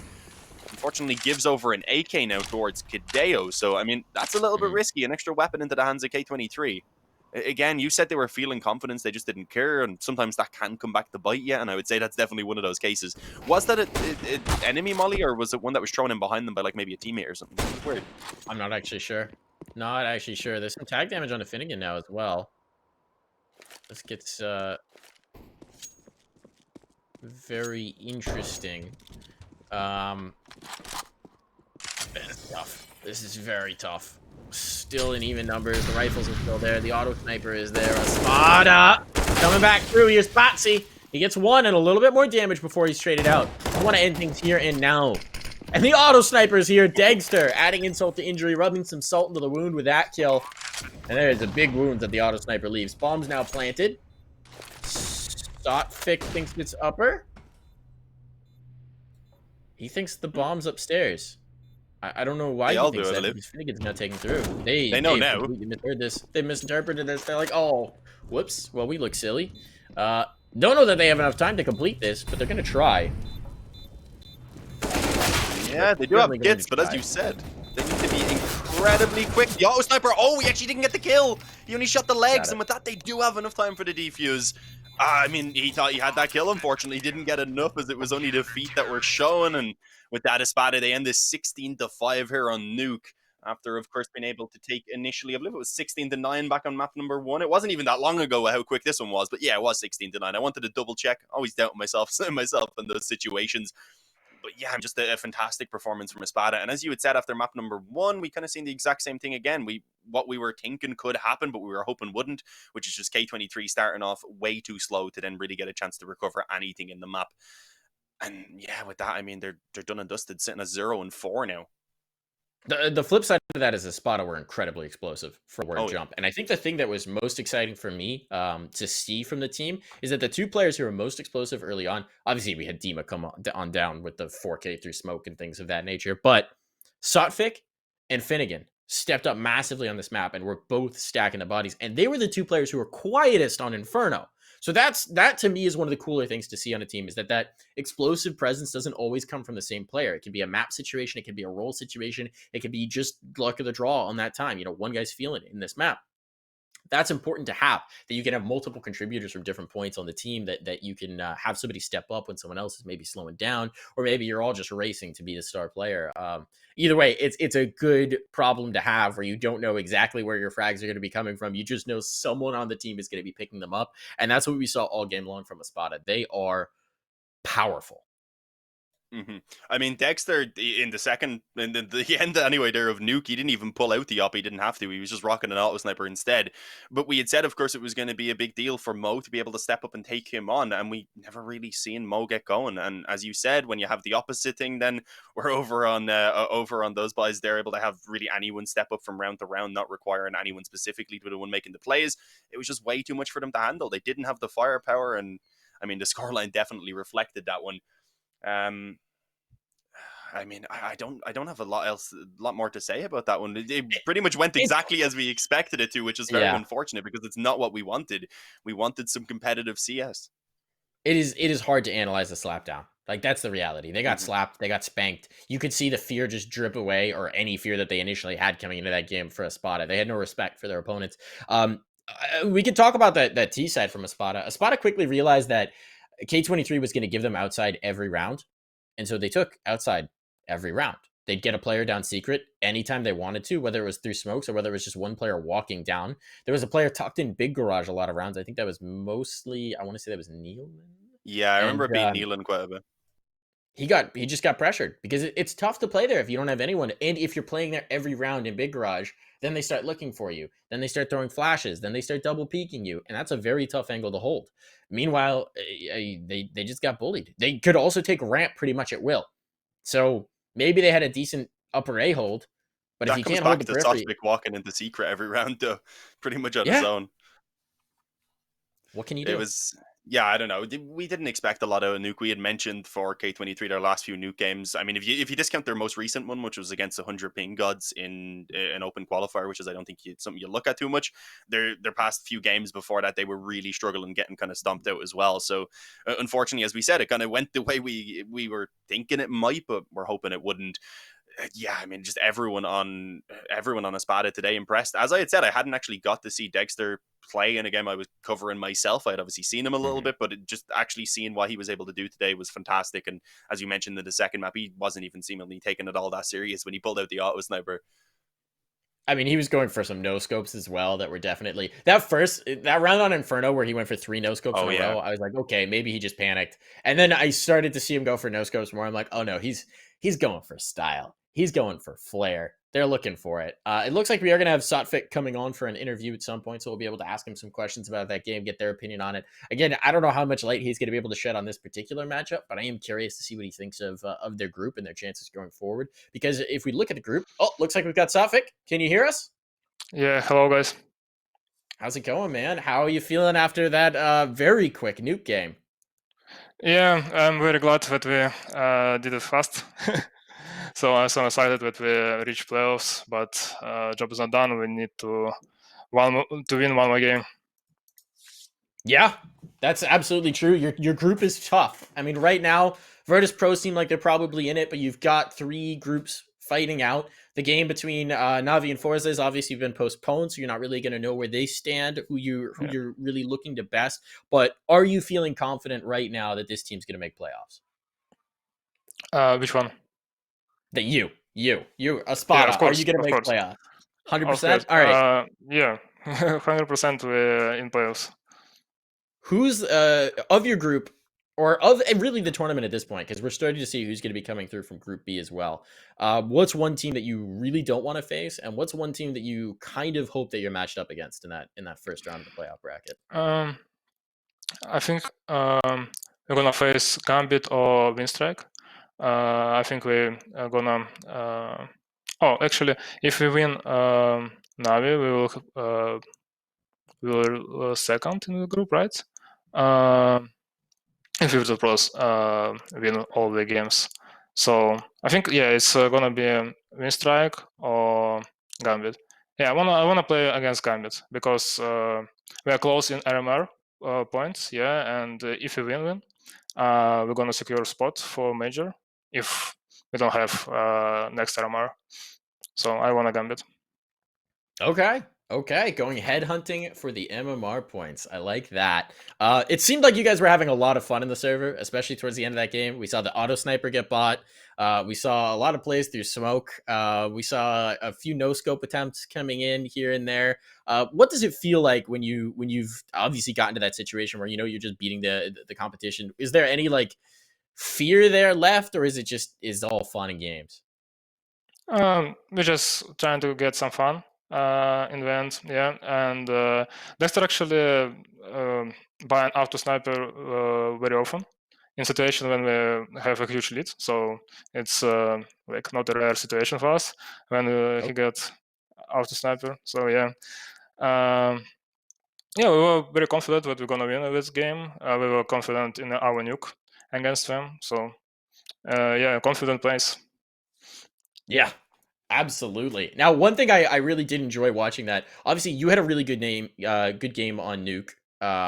You had the team as a whole had a really good game. You had a great first half as well, bringing in a lot of kills. Inferno was a little bit slower for you, but it felt like it was you and Finnegan who were a little bit slower on Inferno, and then on Nuke, it was like, okay, this is our turn to shine. Is that kind of the characteristic of your team? Do you set up specifically to make one player shine, or do you have like a star player role, or is it sort of like everybody gets their turn?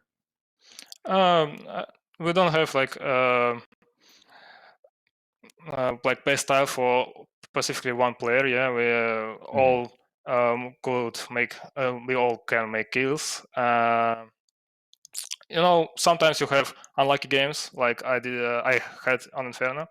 Yeah, and Finnegan I think too. Yeah. I just didn't have any points to have kills. So, but in a nuke, yeah, it was much easier because I had a lot of aim duels, which I like on nuke. So yeah, that's how we did. It felt like on Nuke as well. You guys had, especially on your T side, you just had the run of the map, right? I mean, you had players in secret. It felt like every round, and you were rarely fought there. You seemed to take ramp pretty easily as well. You had players in heaven more often. Are you surprised that they didn't fight you more outside? That they didn't limit that map control as much, or were you sort of expecting to have some free reign on the map coming in? We expected that because our trainer, our coach, watched a lot of demos of Nuke, yeah, and we knew where like points where we can go. So we know that we can go secret. It will be easier. We can go secret and ramp. It will be easier. Yeah, and in the game, I realized that outside is quite weak. When we go out, when we go secret, yeah, one guy go secret, and we can go outside then. Okay. And then I want to ask you about one round in particular. This is back to Inferno. This is the play. I know Dean and I, this is like the most memorable play of the game. It was Dima flashing himself through the smoke to retake B, and he winds up getting 3. But he was completely alone. It was a I want to say like a 3v5 situation, and he just full sent it. What are your comms like in that situation? Was that just something he chose to do? Was that the plan? Like what happened there? I remember the play. I think he knew at that moment that if he didn't go, in smoke when we were gonna lose 2 rounds, yeah. And he did it. It works. It worked in the end. Yeah, we were very happy about it and very excited. Yeah, that moment was a huge highlight. All right, one last question for you. You're feeling good about making playoffs. That's 100% guaranteed. How deep are we going in playoffs? Is this going to be a spot as time to shine? Are you guys going to win IEM New York? Let's see. I don't want to make predictions, but I'm very confident that we can go so far. All right. Well, thank you so much for joining us. Congratulations on the win. Hopefully, we'll be seeing you in playoffs shortly. And yeah, again, congrats. It was a show that you put on. Thank you, guys. Appreciate it. All right. Well, that wraps up Sotfake. That was, I mean, he's got a lot of time to relax now. They made quick work of that one, Dean. Yeah, I mean, it seemed like as we said, they kind of had a read on the fact that they could just take it easy towards outside, get themselves good control, and everything went to plan for them. It was nice getting to hear from Sotvik, of course, and yeah, we got a little bit of input on the team. The fact that he doesn't think there's anyone they set up specifically. I was thinking maybe Dexter would have been that player, but again, from the way we've seen them play in this game, it didn't seem like really they were favoring anyone. It was just, well, if you're in a position to try and make a play, if you have a good opportunity, just do it. And today it worked out really well for them. It absolutely did. They are an exciting squad to watch. Definitely one that I'm going to be keeping an eye on. Just that explosive potential from everybody across the board. That's huge. When you can go to anyone in your deck and just they'll pull out a big play. That's a big asset to have as a caller, as a team. I mean, that's as a teammate to know that you can rely on any of your teammates, that you never really have to be worried about trying to reinforce, trying to hide a deficiency, or trying to highlight a specific player. It's exciting to watch. And when you get crazy plays like auto sniper plays and flashes through smoke and all sorts of madness, that's a good time as well. Yeah, that play by Dima, I mean, I remember that one. I think it was actually a 4-on-5, and that's why he went for it, because it was like if he loses it, they could save and still buy in the next round. But guys, I believe that is going to be it from us now for tonight. There will be some more games later on, as we're going to have the NA games, of course, coming up with Evil Geniuses taking on Team 1 at first. That'll be 9 p.m. CEST, so I'm not too sure how that would be for everyone else who's watching at the moment. Of course, a lot of guys would be watching the CIS games probably an hour or two ahead, depending on where you are. But do, of course, make sure you hit follow on the stream and keep an eye on it so you can come back and catch those games. But that is it from us, guys. From myself and Mike, we would like to say thank you, of course, for joining us. We hope you enjoyed the commentary and the games that we were able to bring to you today, and we'll see you next time.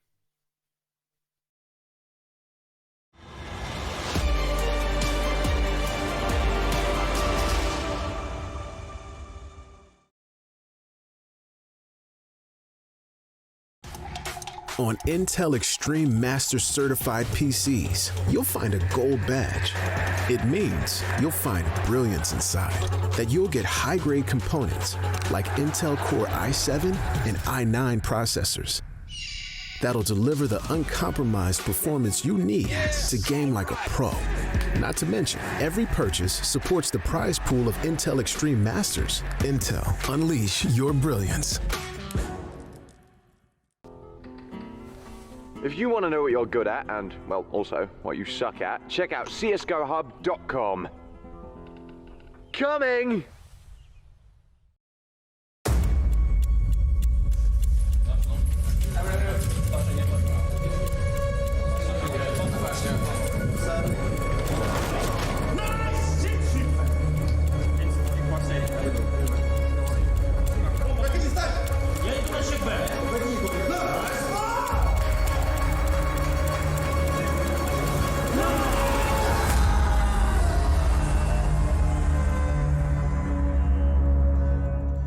My name is Jordan Gilbert, aka Nothing. Hi, my name is Sue Lee. My handle is Smix.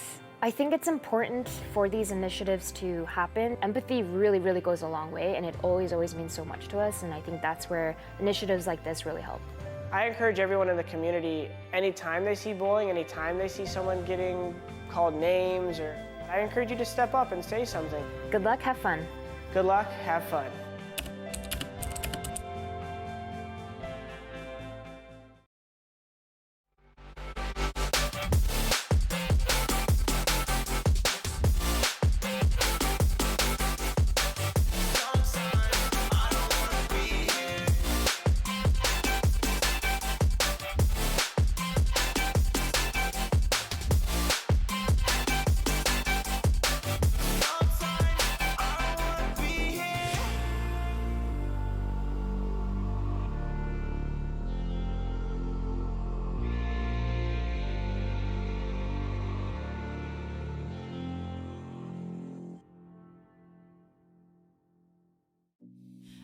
been working part-time jobs, chasing all my dreams now lately. No matter if I try too hard, nothing's ever enough, baby. No, I don't care too much. I don't care too much. As long as I can keep you by my side, I don't care too much. We got time, no rush. In your eyes, I always see there is something meant for me. In your eyes, I always feel different.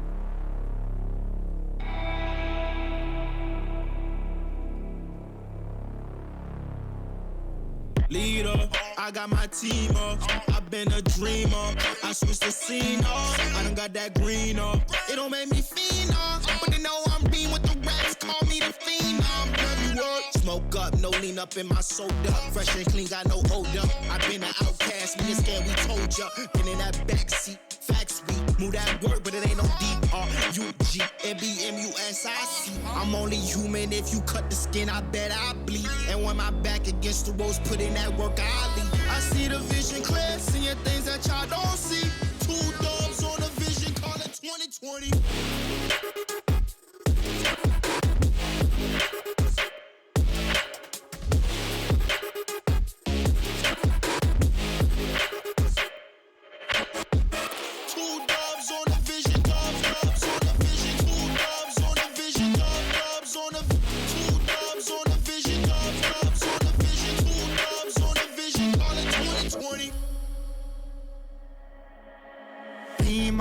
I got my team up, hit it off from rapping, we stacking, getting my green up. We all leaned up, took it a while, trucking a minute a mile, fucking up every style. You in it now, told her my family is proud. Willing to fight and we proud, bitch, I don't wanna talk. I just walk up, 100 bands cash, trying to get on my stock. Love all my fans, fuck on my ops. We just make jams, all I make pops. Girls gon' dance, homies I'll rock. Came too far, then we ain't gon' stop. Gave my life and I took my shot. Yeah, rose up top and I took my spot. Yeah. If it's a problem, then we really ready. Yeah, 100 with me and we for the war. My heart is formed and my vision deadly. I've been dialing in my sights, see it 2020.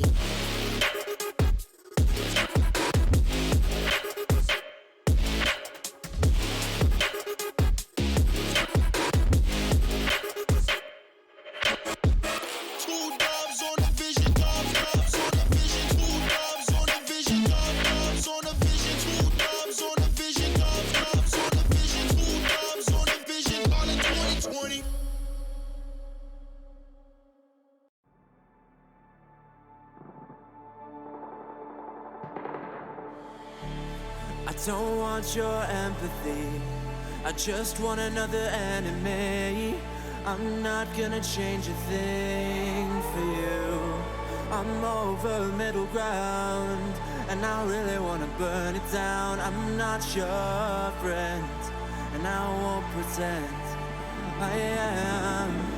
So don't reach out, and I mean that. I'm under siege, and I need you to see that. You're on one side, I'm on another, and we will wage war upon each other. I'm no angel, you're not either. I'm at a fever pitch, you're at a leisurely pace. I'm unscathed, I'm unafraid.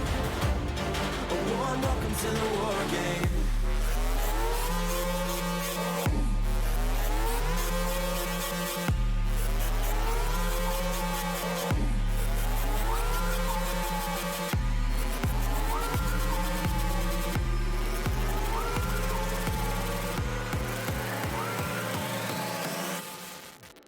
Welcome to the war game.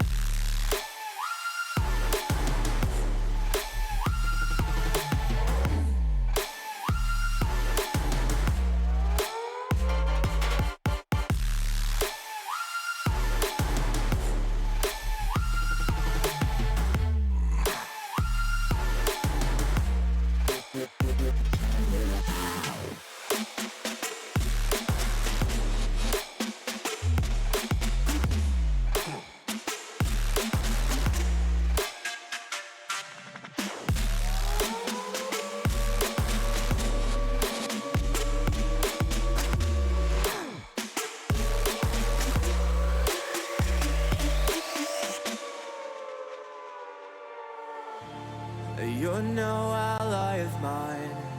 Your life is a kind of lie, and I know that I won't change your mind. We have no common ground, and we're never gonna figure it out. So don't get friendly, get angry. I'll bury you down by the bar. So don't reach out, and I mean that. I'm under siege, and I need you to see that.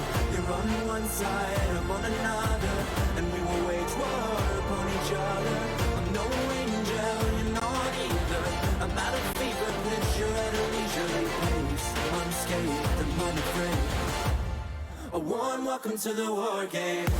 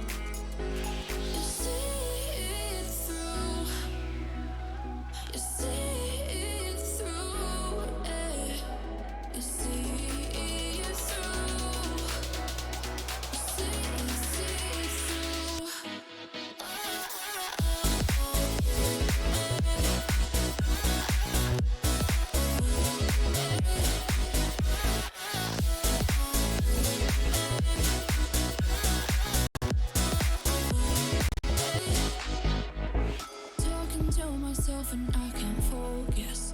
Yeah, I'm broken. The door closing. Wanna be a part of something more than this. I've lost control of it. I've lost control. You give me air to breathe. You give me light to see. Oh. When things are out of reach, you bring them back to me. Back to me. You see it through. You see it through. Yeah. You see it through. You see it through.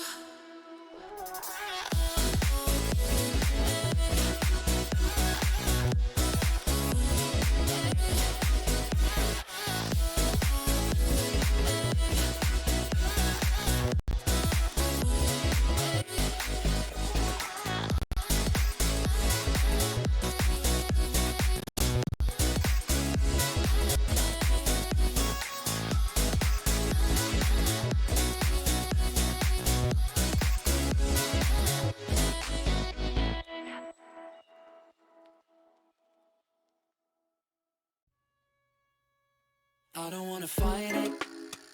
It's time to let it go. It's time to lose your inhibition. Developing a blind ambition. If you got a match, just go ahead and light it.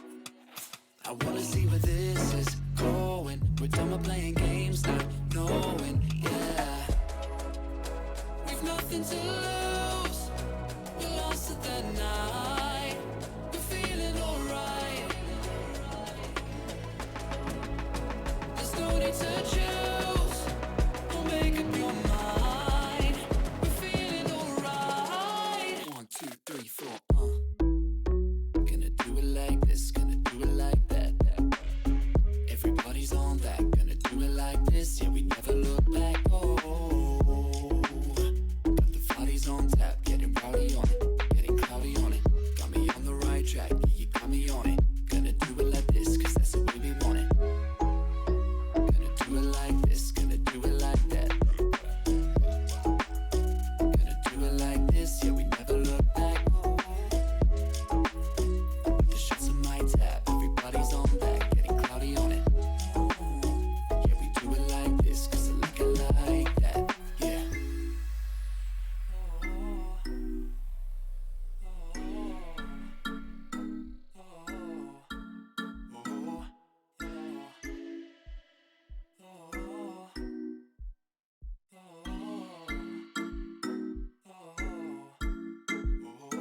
We're going through the motions in super slow motion. It's time to lose your inhibition. Developing a blind ambition. Fire it up, ignite it. I don't wanna fight it no more. I wanna see where this can go. I'm done with playing around, not knowing. Yeah, we've nothing to lose. We lost it that night. We're feeling alright. My eyes are on you, and yours are on mine. We're feeling just fine. Just let it go. Gonna do it like this, gonna do it like that. Everybody's on that, gonna do it like this. Yeah, we never look back. Got the bodies on tap, getting rowdy on it, getting cloudy on it. Got me on the right track, yeah, you got me on it. Gonna do it like this, cause that's the way we want it. Gonna do it like this, gonna do it like that. Gonna do it like this, yeah, we never look back. The shots on my tab, everybody's on that, getting cloudy on it. Yeah, we do it like this, cause I like it like that, with the blind ambition.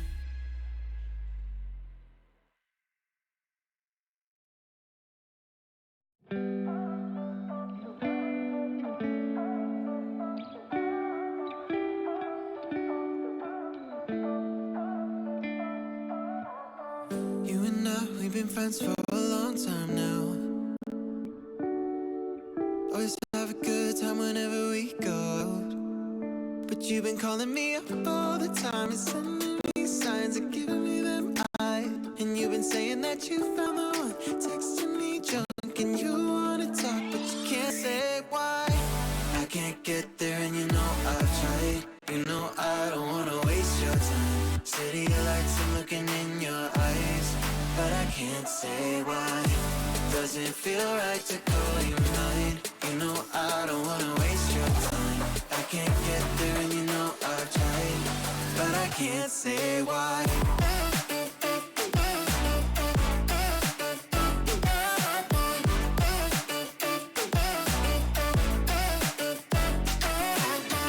Feeling lost like I just wanna time back time.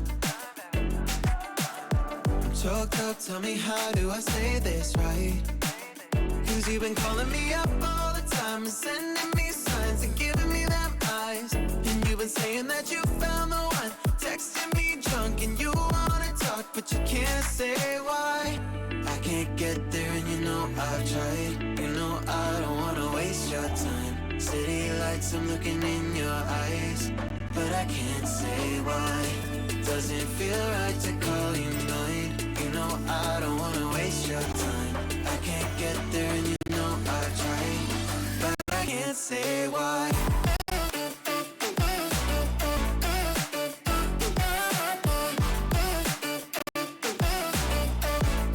But I can't say why.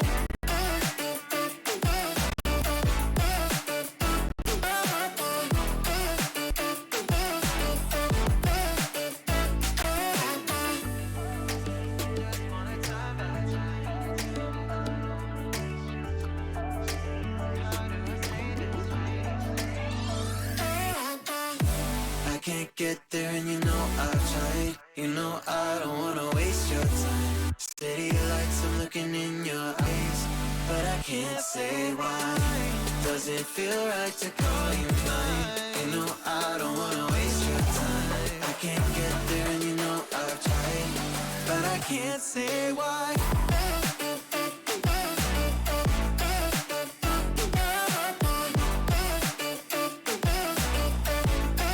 But I can't say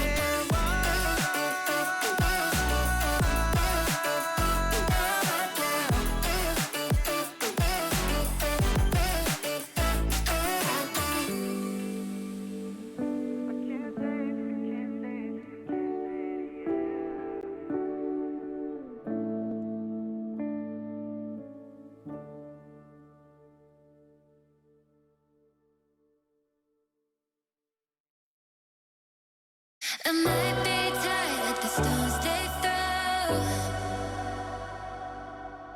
picking up scars and I hold them close. They shot me down, but I got this far. Shine a light on me when my heart goes dark. Cause I never lose faith now. I'm in the flames of an angel. Fire, fire, burn.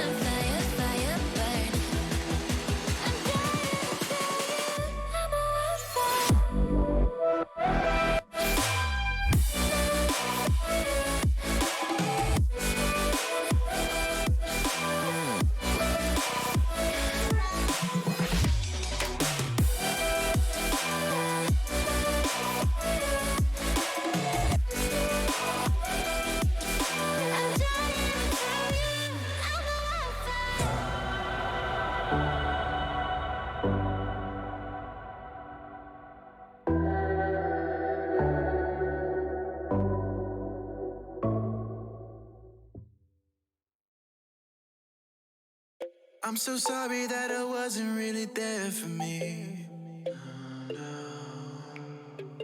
Cause nobody else is showing any empathy. Rudely awake and quiet undertaking. Did I do something wrong? Life isn't easy. Why did you leave me here with my thoughts alone? I don't wanna wake up messed up, cause I can't spend another day like this. Another type of caked up breakup, where I've been finding any way to my fix. But I need you now, cause I don't wanna be around. No, I don't wanna wake up messed up. There's gotta be another way past this. I'm so sorry that I didn't go to therapy. Thinking everybody, even you's an enemy. Brutally awake and quiet undertaking. Did not do nothing wrong. Life isn't easy. Why did you leave me here to get drunk alone? And I don't wanna wake up messed up, cause I can't spend another day like this. Another type of caked up breakup, where I've been finding any way to my fix. But I need you now, cause I don't wanna be around. No, I don't wanna wake up messed up. There's gotta be another way past this. If I am so wrong and so gone, miserable, won't you stick around just for some be visible? But you don't know, you don't care. Leave me to suffer, erase all the doubt. Pouring Jack in my mouth, in a love with enough of the pain and the drugs to be present for no one I'm right now. I don't wanna wake up messed up, cause I can't spend another day like this. Another type of caked up breakup, where I've been finding any way to my fix. But I need you now, cause I don't wanna be around. No, I don't wanna wake up messed up. There's gotta be another way past this.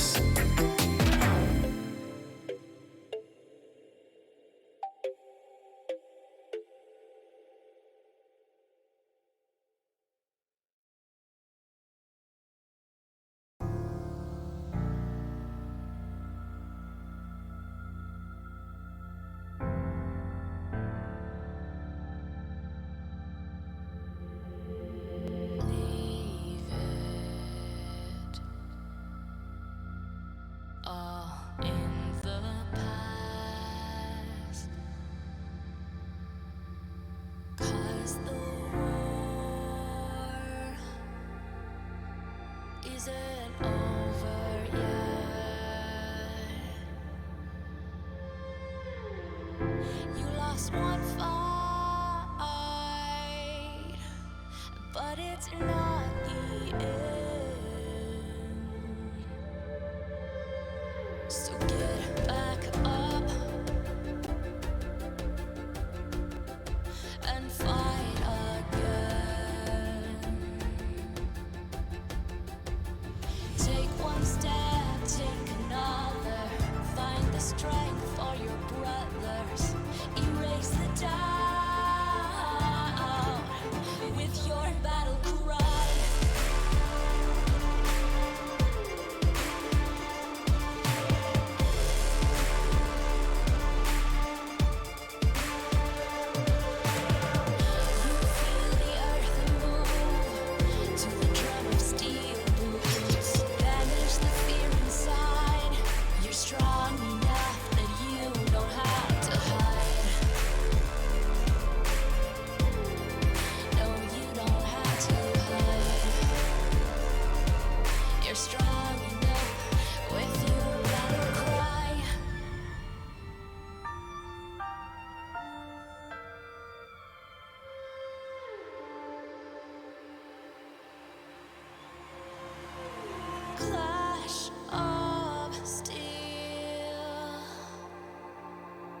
spills your blood.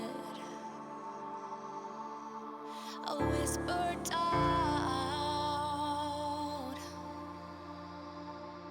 fills your head, but you have to fight again. So take one step, take another. Find the strength for your brothers. Erase the doubt with your battle cry. With your battle cry. You feel the earth move to the drum of steel boots. Banish the fear inside. You're strong enough that you don't have to hide. No, you don't have to hide. You're strong enough with your battle cry.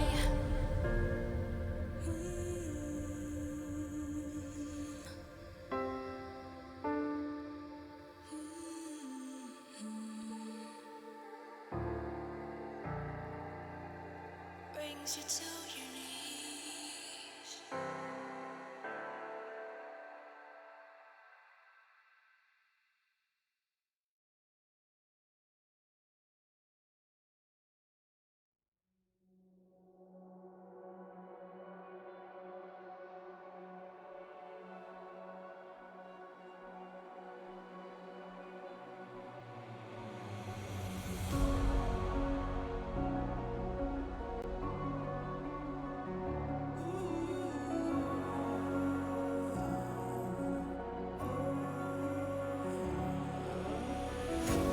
Breathing in, breathing out. There's no more room for any doubt.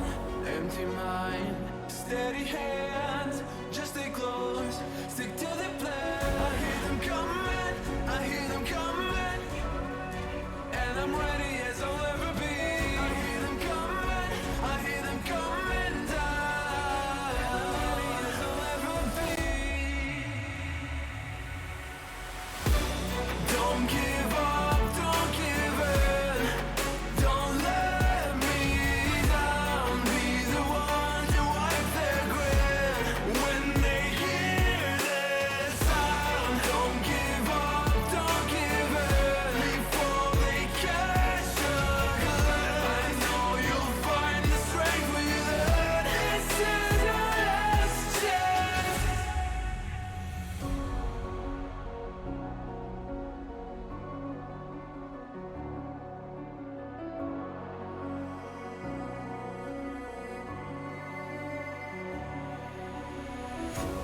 This is it, this is not a drill. Hold nothing back, it's sure to kill. In this leap of faith that you're in me too. You stand alone, but I'll watch over you. The clock is ticking, the clock is ticking.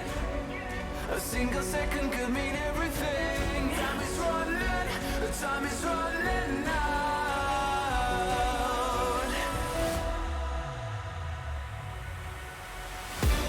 Don't give up, don't give in.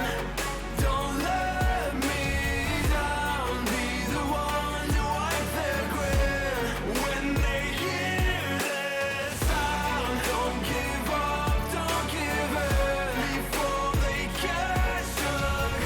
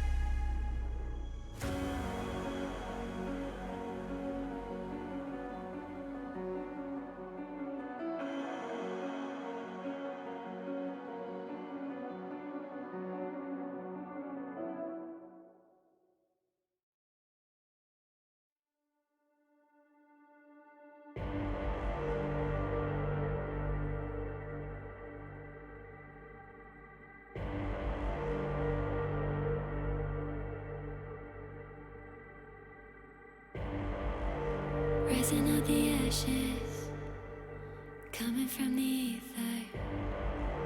All I hear is static. Breathe a little deeper. Fallen, broken, a million light years away from home. My eyes opened, and now I've come to claim life. Oh, never let it go. These wings carry me. Live this fantasy. Running through the fire, fire. Gonna let it burn. I am the Messiah. Gonna let it burn. Running through the fire, fire. Gonna let it burn. I am the Messiah. Gonna let it burn. Gonna let it burn. Gonna let it burn. Gonna let it burn. Gonna let it burn. Found me in the darkness. Now they see me shining. Calling me a goddess. Thunder and the lightning. I'm falling, I'm faster. Making my way back, I'm close to home. I'm fighting harder because I've come to claim my throne. Never let it go. These wings carry me. Live this fantasy. Running through the fire, fire. Gonna let it burn. I am the Messiah. Gonna let it burn. I'm running through the fire. Gonna let it burn.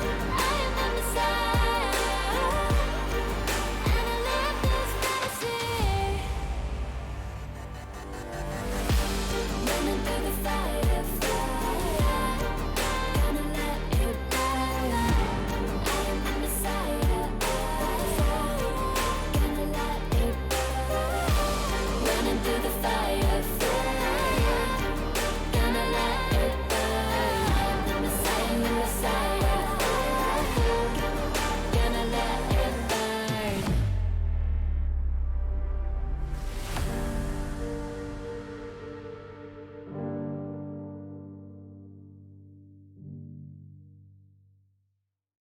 Show me an opening in the clouds, and I'll take it.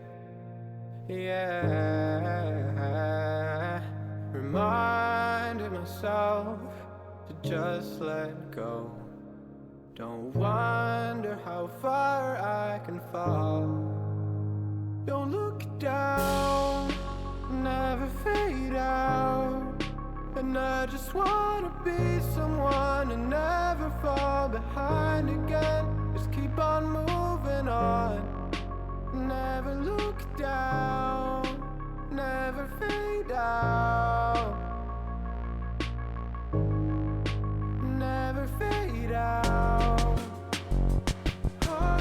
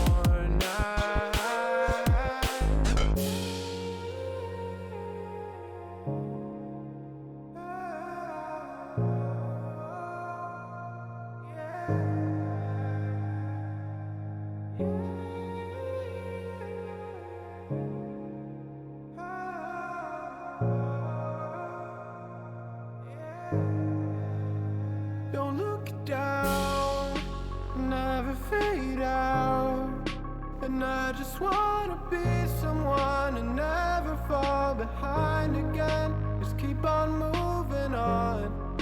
Never look down, never fade out. Never fade out.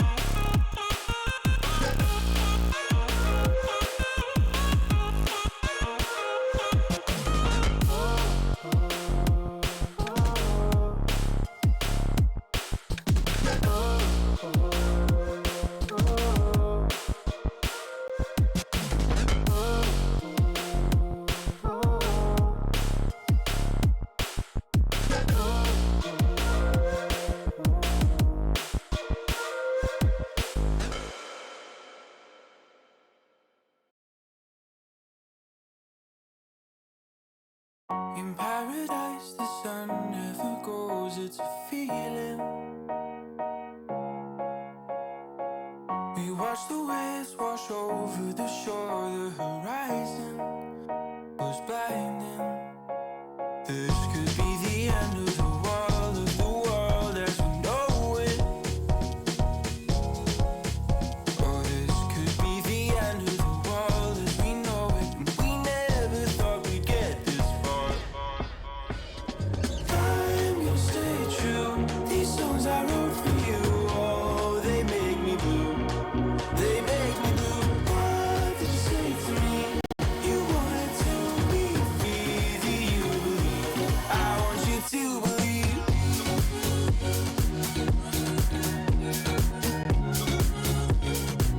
I want you to believe.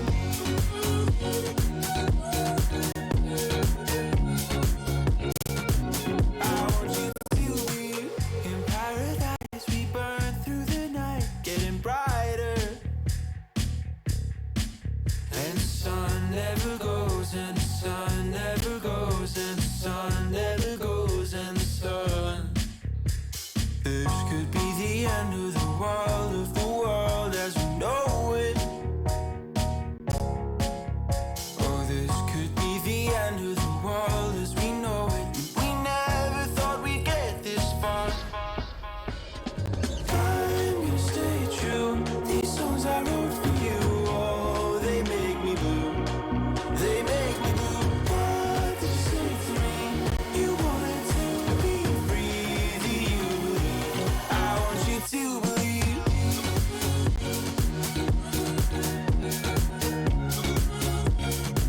I want you to believe.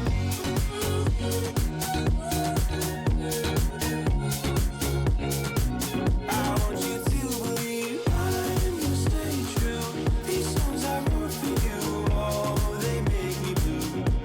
They make me blue. What did you say to me? You wanted to be free. Do you believe? I want you to believe.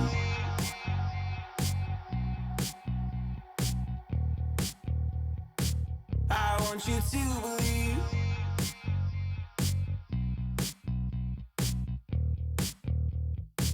I want you to believe.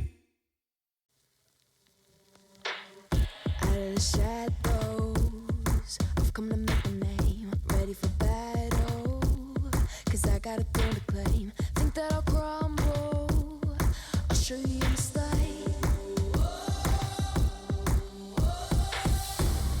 Where you see me coming, better run for cover, 'cause I'm not slowing down, I'm never going under. I survived the pain, I know it made me stronger. So meet the monster I came to conquer.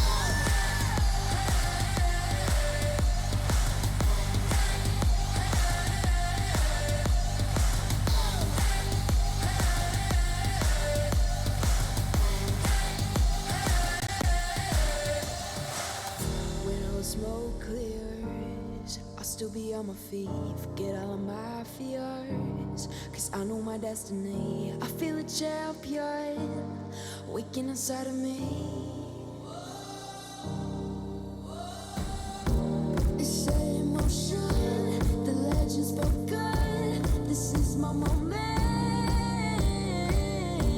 Can't break my focus, know where I'm going. This is my moment.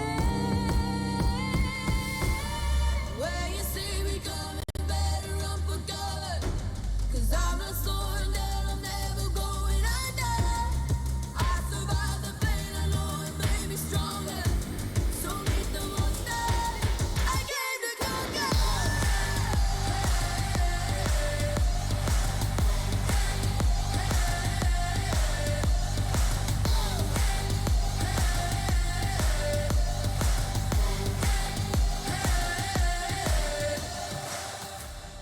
When you see me coming, better run for cover. I survived the pain, I know it made me stronger.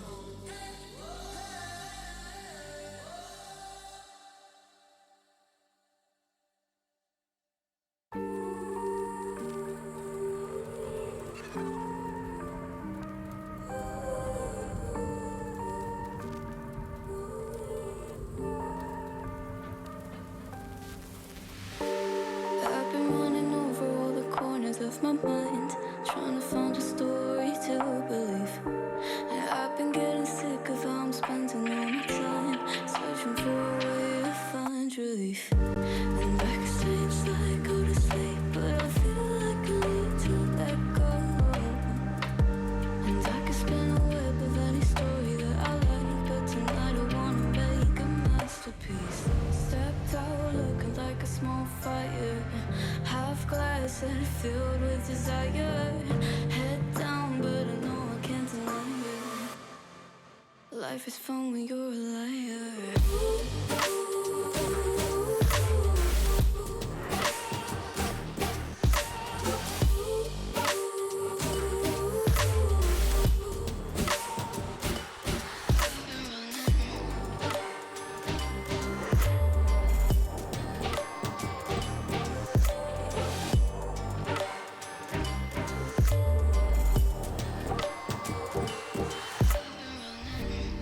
I'm just trying to learn from all the things that I've been told. I'm gonna paint a new reality. It doesn't take a lot to turn a person into gold. Yeah, I've been getting good at alchemy. And you can stay inside in the dark, but without it, you never let go. And when you're done with hiding and you wanna have control, you and I can find a perfect fantasy. Stepped out looking like a small fire, half glass and filled with desire. Head down, but no, I can't deny it. Life is fun when you're a liar.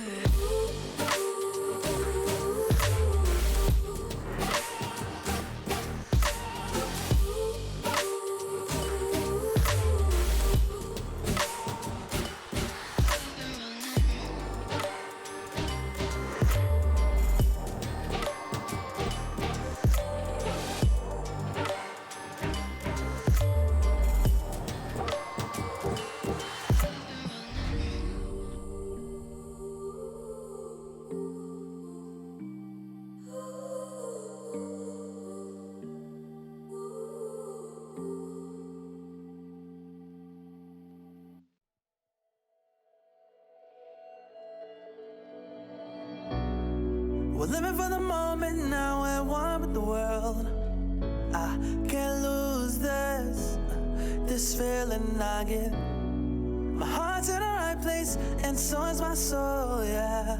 I won't take no excuses for it. I want it, love it, need it, live it. I feel like something's missing when I do not have it. I feel it in my bones, gotta find my space.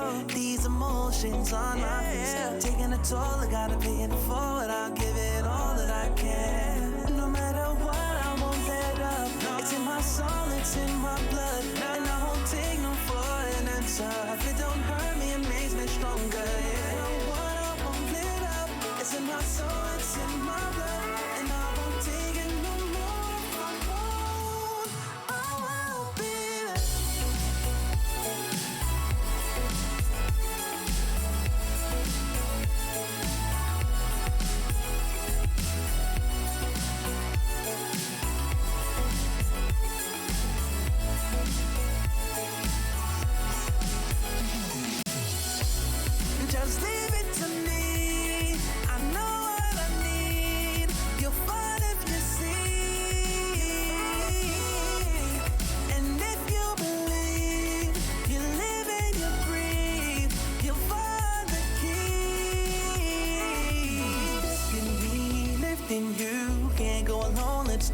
vibe to. Doing this together, it's me by you. All through the night, all through the night. This is me, this is you. When we get together, we can all pull through. I don't ever wanna stop this groove. Let's get it right.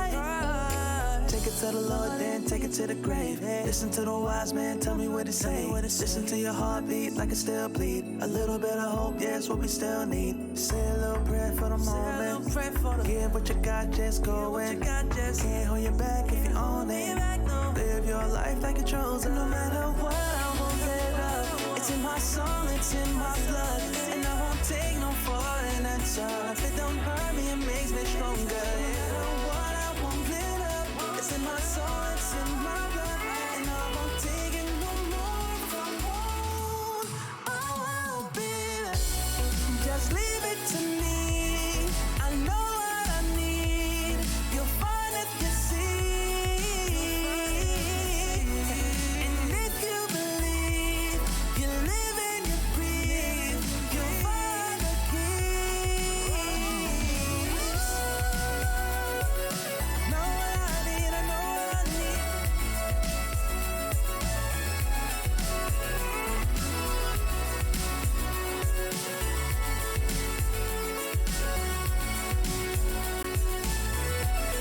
You find the keys.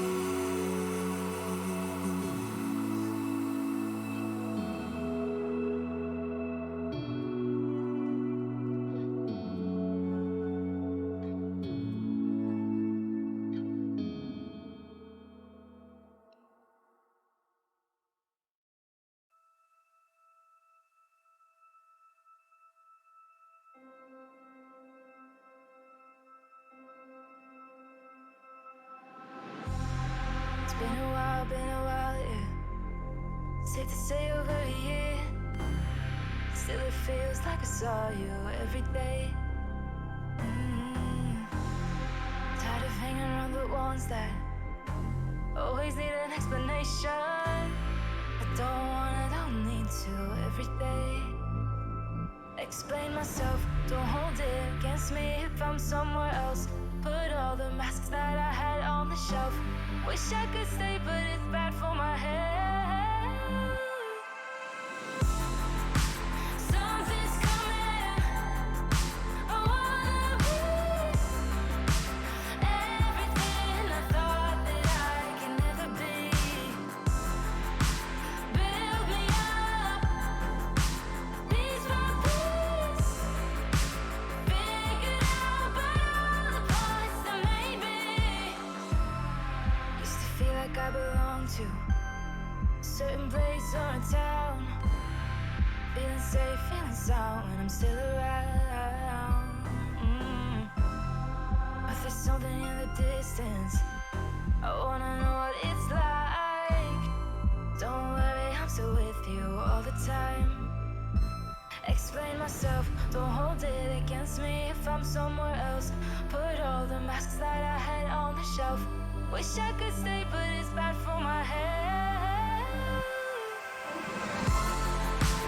Something's coming. I wanna be everything I thought that I can never be. Build me up, piece by piece. Figured out by all the parts that made me. Something's coming.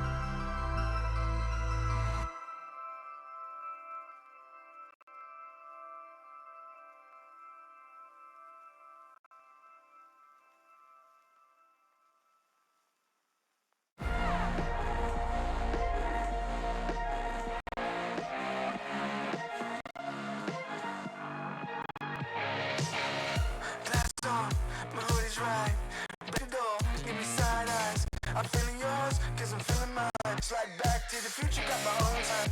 It's sipping dope to feel right. Got my own high, don't need no lines. Sneaky bitches never ever act with zone eyes. Alright. You can tell me nothing. Come back when you got something to say. Just put the volume up, man. We can see in the back, yeah.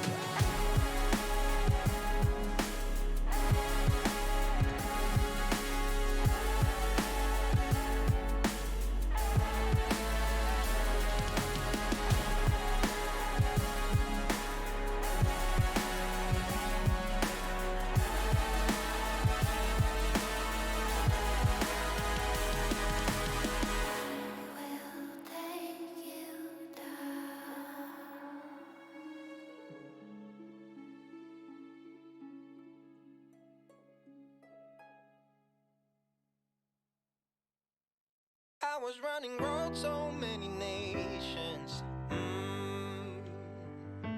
Even when it's so sweet, I end up seeing red. Is it such a ghostly revelation? I may have fucked up all my chances. Yeah. And we ain't sleeping on the floor again. We never sleeping on the floor again. For the ones who didn't make it out, for the ones that didn't see the life, for the ones that never cared, never gave a thought, found no happiness in that brand new car or the house you bought. I see you talking about the love you lost, and it was gone like way before you ever thought it was. Yeah, I took my time, no quick ones, quick run, quick gas to get back there. Hot roads, I didn't think I'd come back fierce, cause I was running roads so many nations.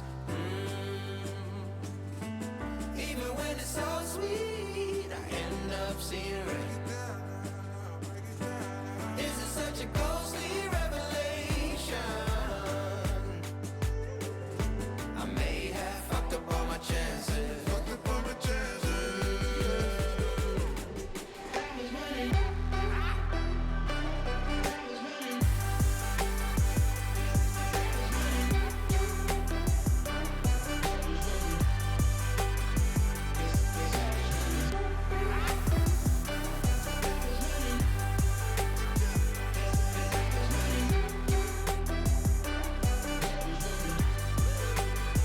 And we are never feeling cold again.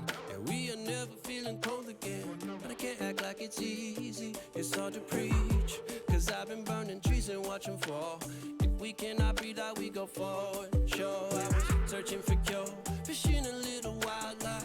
And when I'm low on fuel, I'll still be running till my back broke. Halfway, lost hope and I'll check it. Hard roads, I didn't think I'd come back fast. Cause I was running roads so many nations. Even when it's so sweet, I end up seeing red. Is it such a ghostly revelation? I may have fucked up all my chances. Fucked up all my chances. Been around the globe, looked around, nothing fitted. Seen high and lows, but you won't even get it. Been around the globe, think it's time to admit it's not the end, but the road, and you won't even get it. Been around the globe, looked around, nothing fitted. Seen high and lows, but you won't even get it. Been around the globe, think it's time to admit it's not the end, but the road.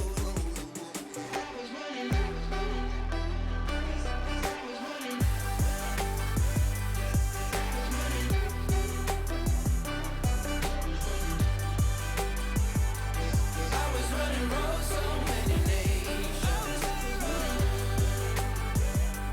Even when it's so sweet, I end up seeing red. Is it such a ghostly revelation? I may have fucked up all my chances. Fucked up all my chances. Yes, I was running. I know. I know.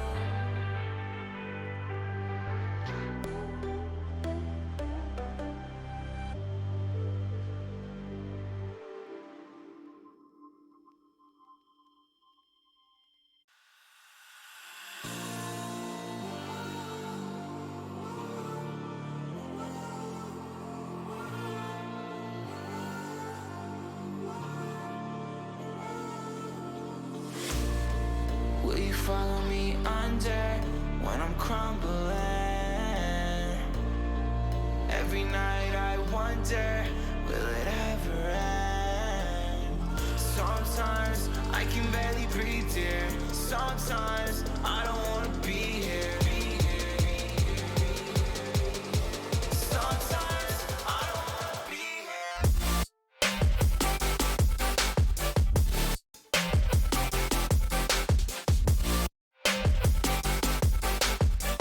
Sometimes I don't wanna be here.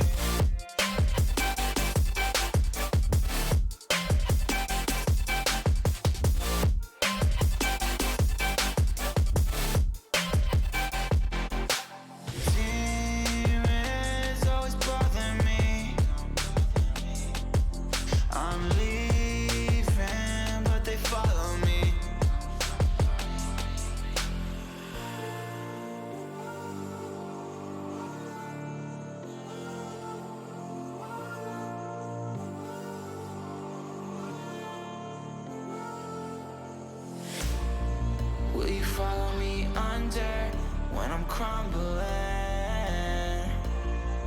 Every night I wonder, will it ever end? Sometimes I can barely breathe, dear. Sometimes I don't wanna be here. Sometimes I don't wanna be here. Will you follow me under? Sometimes I don't wanna be here. Sometimes I don't wanna be here.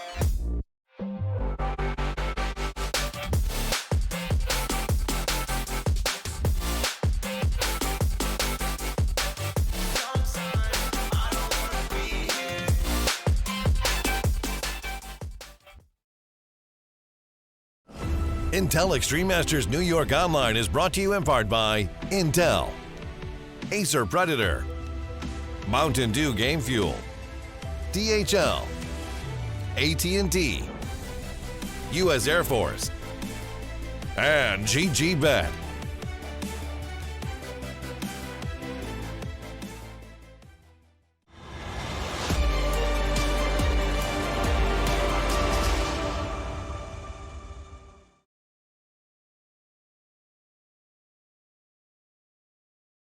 Welcome back to IEM New York Online as we transition into the North American stage of the day. We have the action set and ready for you to close out the North American RMR. I'm the Eternal J. I'm joined by Dwayne. And here on the B stream, we're covering our third, fourth position consolation match between Evil Geniuses and Team 1 over on the mainstream. They got themselves set up with the Fury versus 100 Thieves Grand Final to see who is taking the maximum number of points.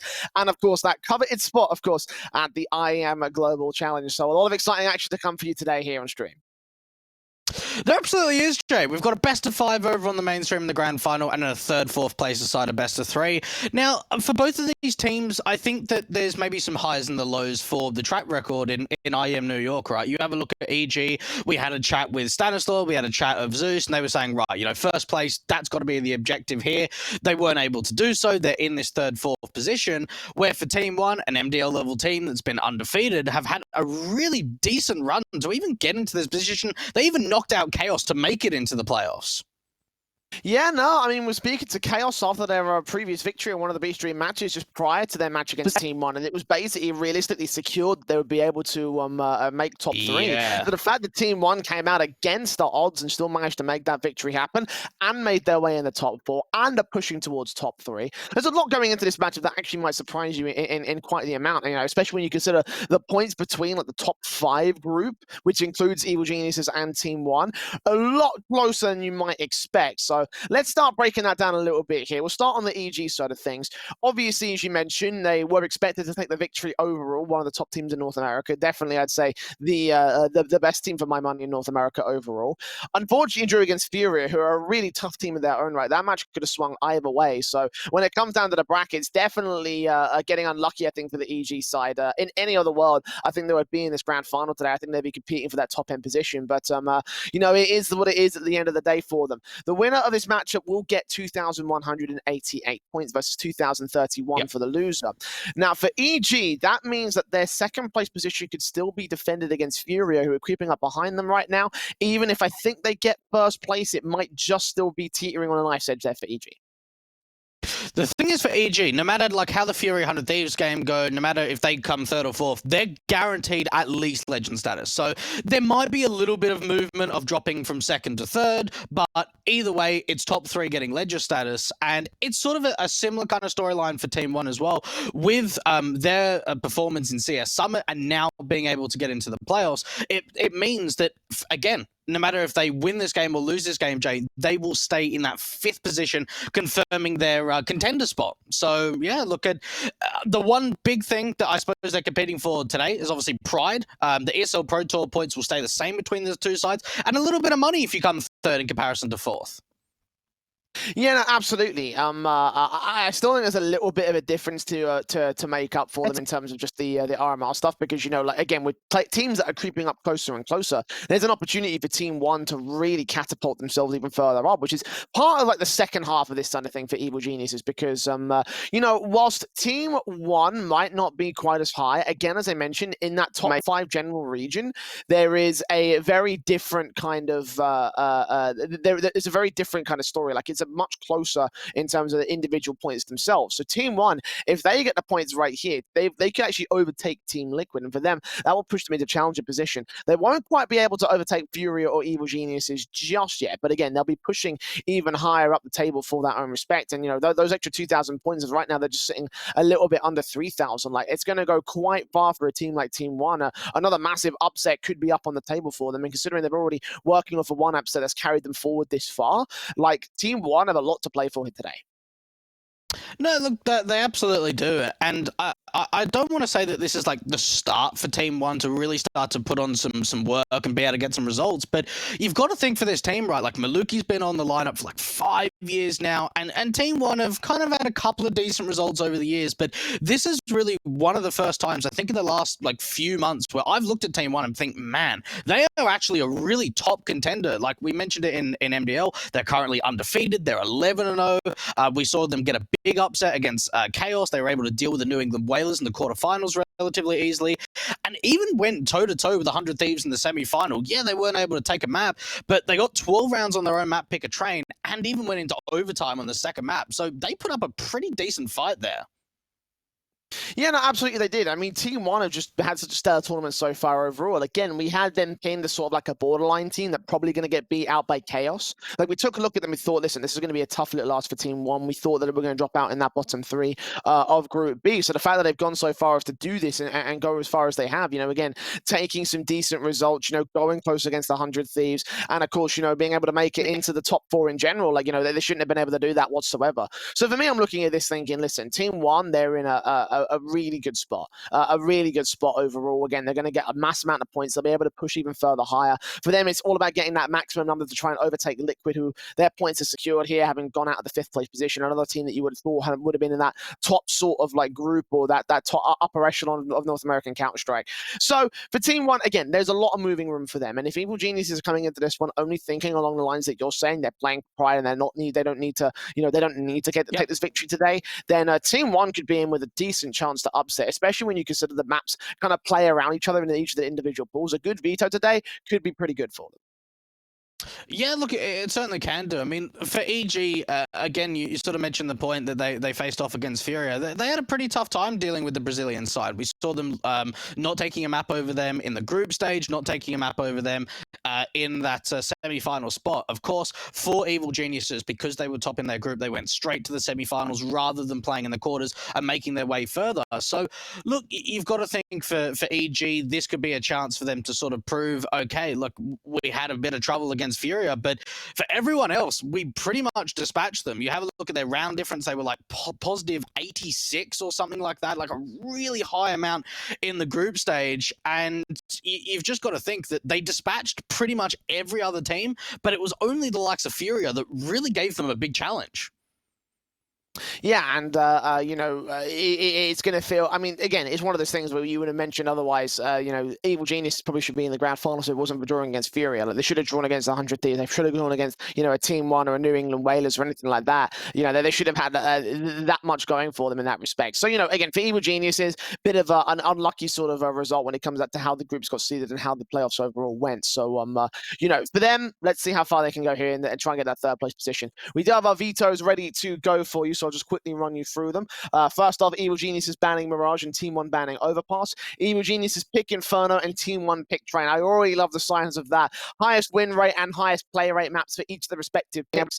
Vertigo banned out and Team One banning Nuke as the 6th map in the pool. Dust 2 will be left over. So actually, I think a lot of very even maps that actually pick towards each individual team's strengths. I think we could be on for a 3 mapper here, Dwayne. You know what? I'm thinking the same too, actually. I think if any team is going to be out of 2-0, it's going to be EG, but I could certainly see this going to a third map. I think Inferno has been an absolute whitewashing map for the Evil Geniuses across New York. They've won, 4 maps on it, so 64 rounds to 12. They really didn't drop a lot of rounds. Again, I mentioned it in the group stage, the only team that they lost to was Furious. So they had a pretty easy time, I want to say, against the MDL level teams. A lot of them weren't even challengers. So for EG, this is going to be a real big test for them. We'll just have to see what they can bring to the table. But you're absolutely right. When you think of the respected teams, you think of the respected maps, it does look as if we're going to be leaning into a third, Jay.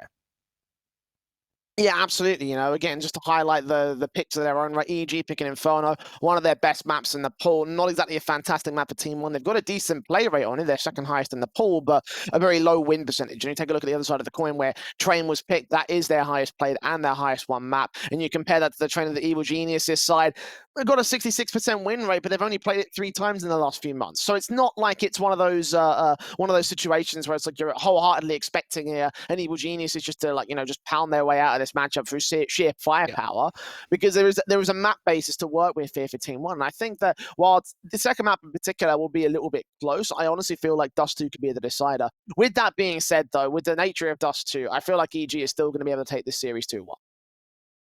Yeah, I'm with you there, and you sometimes you can pull into the stats. Stats do tell a bit of a picture. Have a look at Breezy. He's had such an insane tournament. He's the highest rated player in IEM New York, and they didn't even win a single map against Furia twice, and he's still the highest rated player. Put up nearly 100 in terms of KD differential, 1.43 rating across all of the group stage and the playoffs. You've got to think, if Breezy can come out and deliver again today, like he's already shown that he can perform at such a high level. If he can bring that again today, that will be the element that EG really need going for them. Absolutely. We're about to jump into the first map here of Inferno, so I kind of want to ask you very quickly on your own thoughts about this map individually. I've already got my 2-1 prediction in the series. Is that what kind of something you're going to be agreeing with here, Dwight? I'm going to go 2-1. Yeah, I'm going 2-1 for EG as well. I think it will go to a third map. I'm expecting Train to be close. I'm expecting it to be down to the wire. I'll be disappointed, Jay, if Team 1 won't be able to take a map in this series. Yeah, I mean, I won't be too disappointed. Again, this is definitely an overperformance for them. I think they should have probably been gone out for the before the playoffs during that group stage position. I was looking at that thinking that was going to be their end goal, and they've superseded that already. They've superseded the top 6 as well. They've gone so far as top 4. So for me, I'm looking at that thinking to myself that's already going to be a good enough performance for Team 1. I don't think I'll say I'll be disappointed per se, but I definitely feel like that they can go a little bit further on here. So let's see how well that will work out for them. The pistol round of Inferno is about to go live. Team 1 did pick the CT start on this one. Pretty expected, all things considered, for this one, Blake. So what are you hoping for Team 1 out of Inferno, at least?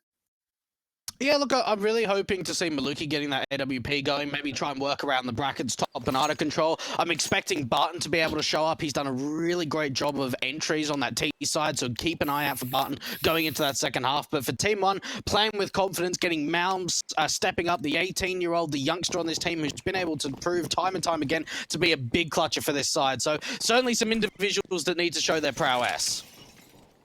Well, here we go. Pistols and USPs out for the CT side. Double flash and smoke for Stanislaw over on the T side. PRT and Maluki backed up with their own utility here for the CT defensive. Large stack into the brackets position on the CT half of things. Team 1 just waiting and baiting. And you can see the odds are most definitely against them here. The GG bet numbers do favor Evil Geniuses, as you would expect at this stage. But now they're playing very passively around this into the boiler control for Breezy. You're going to try swing out and take the common pre-fire angles, but so far nothing being found. CTs are way too far forward for that. And I tell you what, even with Breezy trying to go for that sort of peak fire, Jade, like he still didn't get any contact from the city side, so they don't get any information that anyone's there towards a brackets control. But they're still reading it very well, trying to take this banana control. There's only a single player at the B bomb site of Malbs, and you've got to expect for Team 1, as soon as Malbs gets contact, they could just push down mid and try and backstab in through the T's. Smoke down from the T side is going to go towards the stairs and not the cross. I'm very surprised at that. Bit of respect. Mobs are going to take face in from Ethan. Quickly out towards that cross. Easy kill found for the T side line. A 5-on-4 advantage going the way of the Evil Geniuses. Now Team 1 up for the retake. Pesadillo will catch Stanislaw back over towards the banana position. Sight plants open for the first box. Gets back in cover behind second now. And here come the CT4s. It's Ethan playing contact back towards New Box. Teammates coming in. Molotov's going to try and drive them away from New Box itself. As Pesadillo falls, PRT and Barton get themselves 2 quick frags. Tarek trying to fire away from the coffins as Cirque falls. It's all left to Tarek. 1 on 2. Got Kevlar in more than Maluki has. Kit nowhere to be seen as well for the CT caps. Tags up on Barton. Going to tag him extremely low. These things working wonderfully for the T side line. They've got to get to that bomb relatively quickly here for the Team 1 side. Maluki's got the hit face in. Tarek drops him. Somebody going to take the round of the back. In fact, he gets his 2K to 100% secure it for the Evil Geniuses. And for Team 1, it just looked such an awkward exchange. We saw that kit being dropped into the pool position. Maluki was trying to take a fight with his teammate, went back for the kit, and all Terry was doing in that position, Jay, was just trying to waste time. You could see him just keep sort of strafing out, making sure that he's not overextending, pushing forward. He knows that that bomb's planted for him, so he doesn't need to aggress. He doesn't need to take any fights. He can just wait out the time, wait for them to peek into the open. A very, very big round coming out from Tarek. And for Team 1, things were looking pretty good on that retake, but the 1-on-2 clutch comes through in the end. Early technical pause coming in already for both of these squads. EG only having an opening start. Team 1 already looking to try and take a moment of respite here in the early game. Obviously, it is a technical pause, but very quickly unpaused. It seems the issues have resolved very quickly indeed, just as quickly as that pistol round. The hits coming through have been very effective there from the EG camp. And the pistols, the Eagles, the 5.7s will come back in with a force by Team 1, sparing no expense for the follow-up. Barton getting that swag 7. I tell you what, one player in particular, Jay, that we saw a lot of picking up this weapon, especially on Inferno, was actually Ponalone, one of the players from the New England Whalers, who was very, very successful with that swag 7 on that CT side of Inferno. So we'll have to wait and see exactly what Barton can do with it. Rather than going towards Broken Wall at the B bomb side, Jay, he's going into the apartments. He's ready and waiting at close quarters combat. It's where that shotgun can be most effective. No early facing, no contact, no kills. Over PRT taking face away. Ethan's going to round that corner, quickly deal with him. And the 5.7 and Maluki now lose the trust to catch. Headshot will do a dink down onto Ethan, but will not be able to get the kill. Barton still waiting for something out here. In place, way through a breezy, will catch him for the kill. Now 2 standing for the CT side, Pesadillo and Mobs. Very far position here towards the B1 plant to be secured to the back wall. Evil Geniuses will secure themselves a solid, steady, and standard second round.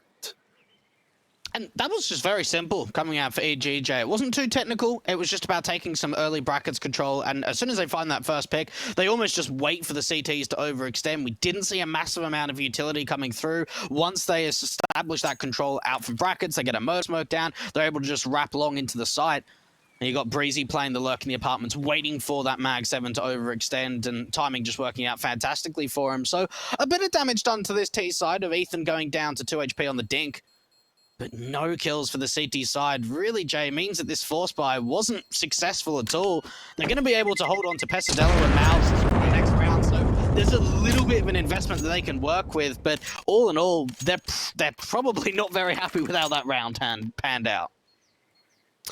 Yeah, no, I mean, it's one of those things where you're kind of hoping for the best in the case of a force buy, and for Team 1, it's not ideal because, you know, you've only got pistols versus the automatics and the rifles of the T side.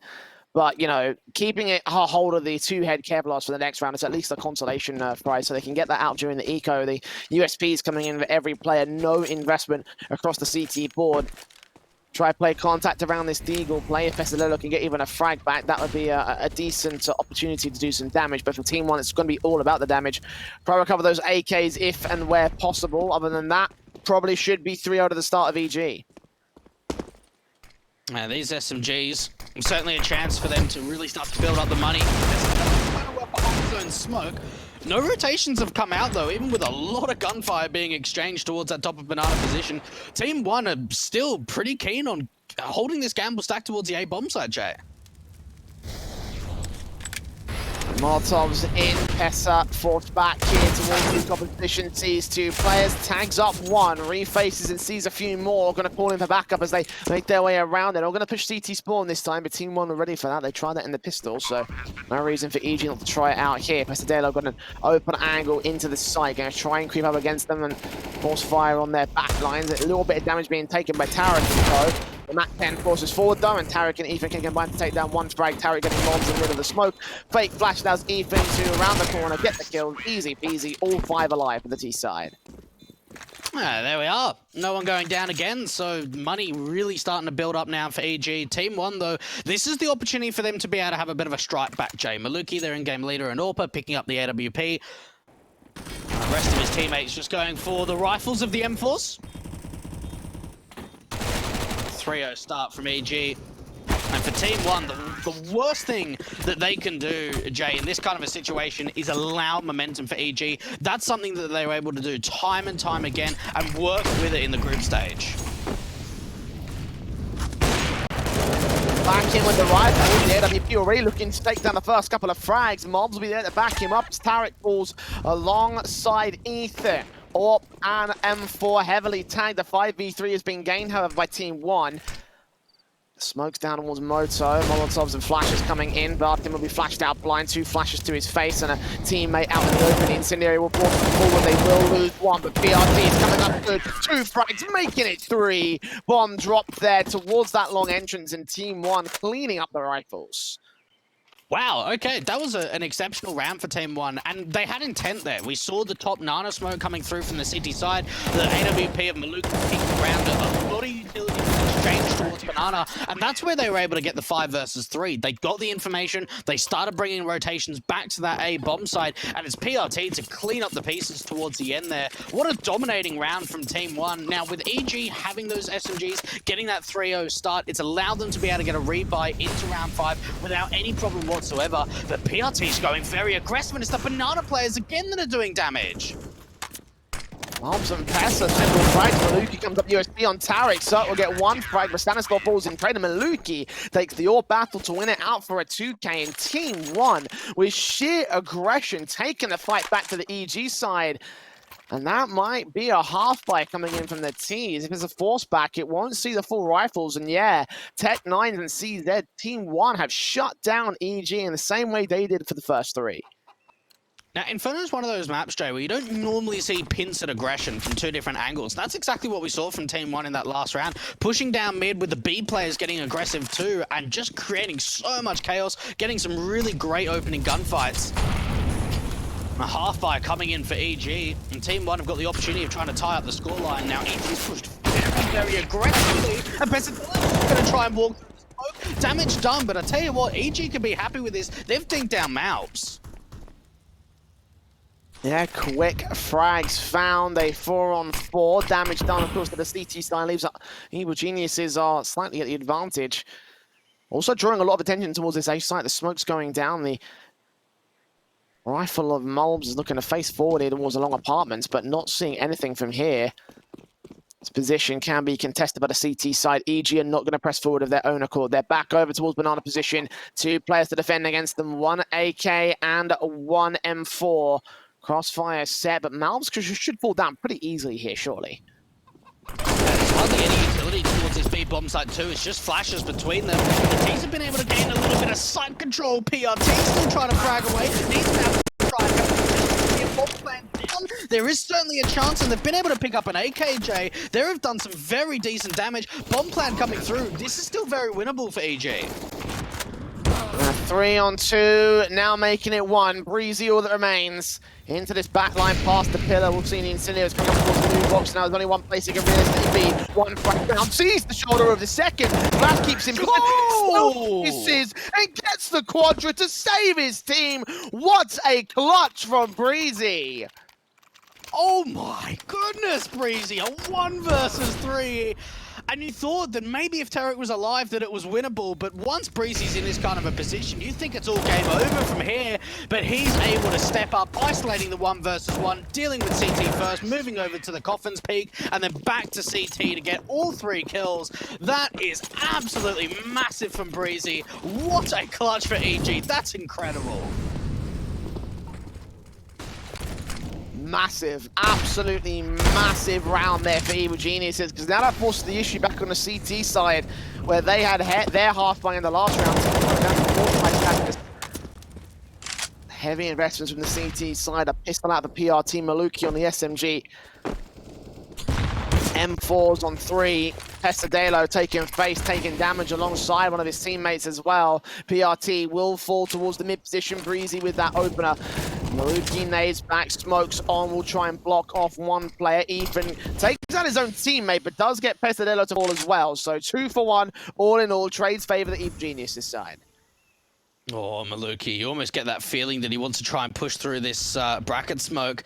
Now, if he's going to push forward, he's going to get information. The thing is, though, the rotations are going to be so slow to this B bomb side, and Evil Geniuses are already putting in the execution, falling towards a new position. Mabs only gets 1 kill, and you've got to think for Team 1, do they still want to go for this day now with the banana player not finding anything? Barton's in a 1 versus 3.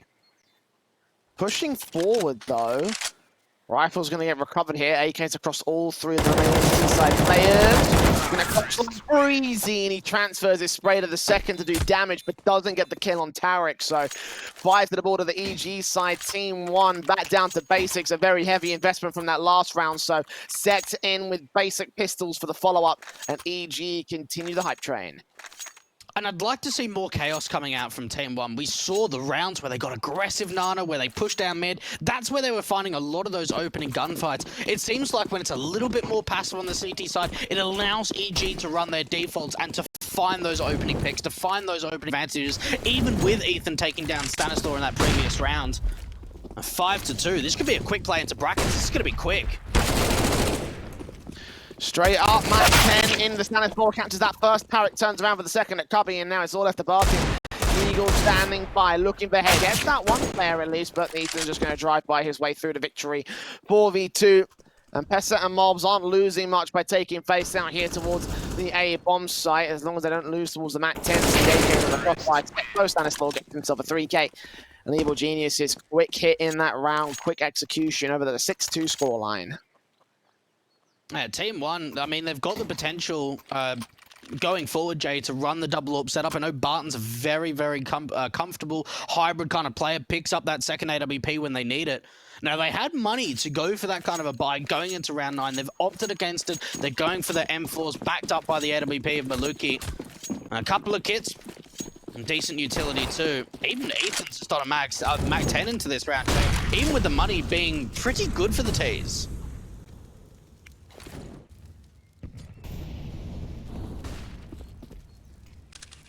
Rifles coming out for Team 1, obviously. Going to put those AWPs in play on Maluki at least.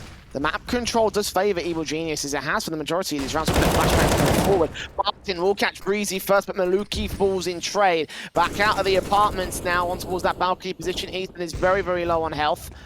And the M4 backs even further out position. Will he face? Will he take contact? No, he won't. Ethan will get Pesadelo, meanwhile, over towards the library area. Then he's on PRT position. The Molotov will drive Barton out of angle, but the smokes are keeping the T side suppressed, and they might counter-rotate this. Yeah, they're back out of the apartments. They're going to split into the B side. Mods is left isolated and alone. Here towards the banana play. He's going to hear those footsteps on the M4. Has to get a 3k to win this round, essentially. That's a good shot to start.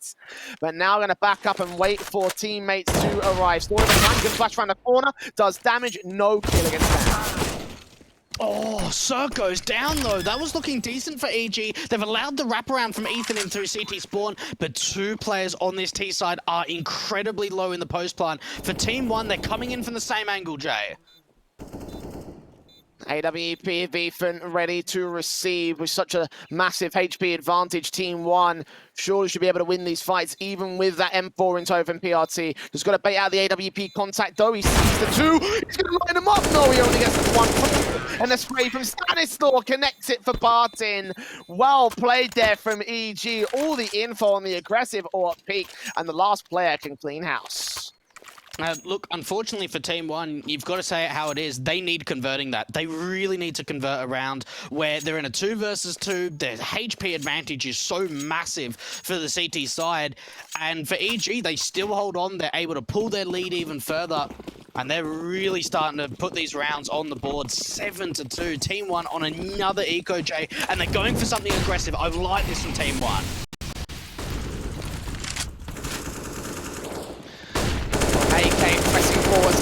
door blind, takes himself, well actually not even a frag, it's his teammates they're cleaning up, and the aggression from Team 1 gets mopped up instead. EG, 8-2, still continuing to dominate here on T-side. Yeah, look, I like the change-up for Team 1. They've found success when they've got aggressive. It was only an eco round, but unfortunately for EG, they just counteracted by trying to play behind the utility, and Team 1 were baited into just over-aggressing. Double AWPs. It's actually going to be Pesadillo, Jay, picking up that secondary orb. So this is one of the first times we've seen Team 1 go for the dual orb setup. They need a change up, and this is the potential, Jay, to maybe try and put a third on the board and create a little bit of a different outcome. Well, Pesa watching to that cross the AWP, keeping his eyes on Maluki, shoulder baited out position. Dropping down towards the short control as a teammate there, starting to watch on nades. Out of angle. Molotovs. Trying to see if they can form that player out of cover. He doesn't land quite deep enough. Breezy and Ethan will get those two frags. Barton trying to trade back. He's the lone holder of the A site. He sees a few more sprees. Good for damage, but not for the kill. Plant secured. Pesa and Mal up for the retake, and they're just going to save it. No sense in going for this. Oh, wow. This is domination here from EG. Yeah, it really is. That round right there just shows the confidence level on EG, you know, how quick they are to taking this brackets control. Pretty much all rounds on the T side haven't been slow at all. Yeah, maybe there's a couple of slow rotations and things like that for the T side, but the majority of these rounds, especially around the brackets control, has come in very, very quickly. They deal with the pit play with ease from Tarek. And they're even going hunting, realize how important it is if they can at least take down one more member of one of the saving players. 9-2. This T side is looking pretty unstoppable. Why is Malps peeking there, Jay? He does not need to fight at all. That is one overextension that I just can't understand why he's fighting.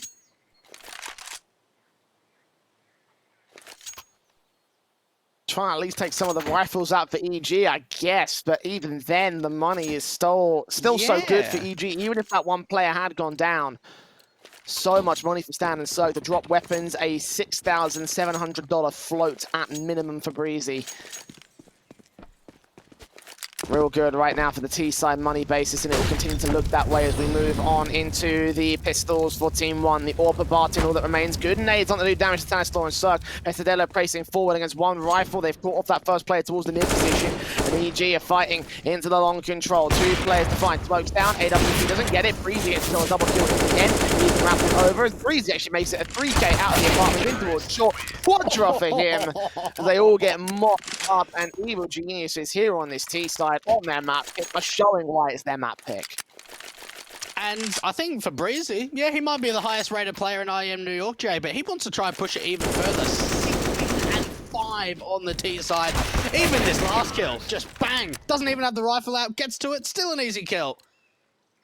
And you know what's maybe a bit of more of a surprise than what we've seen so far, Jay, is like, where are the pauses here for Team 1 when they've just been getting decimated on the gun rounds?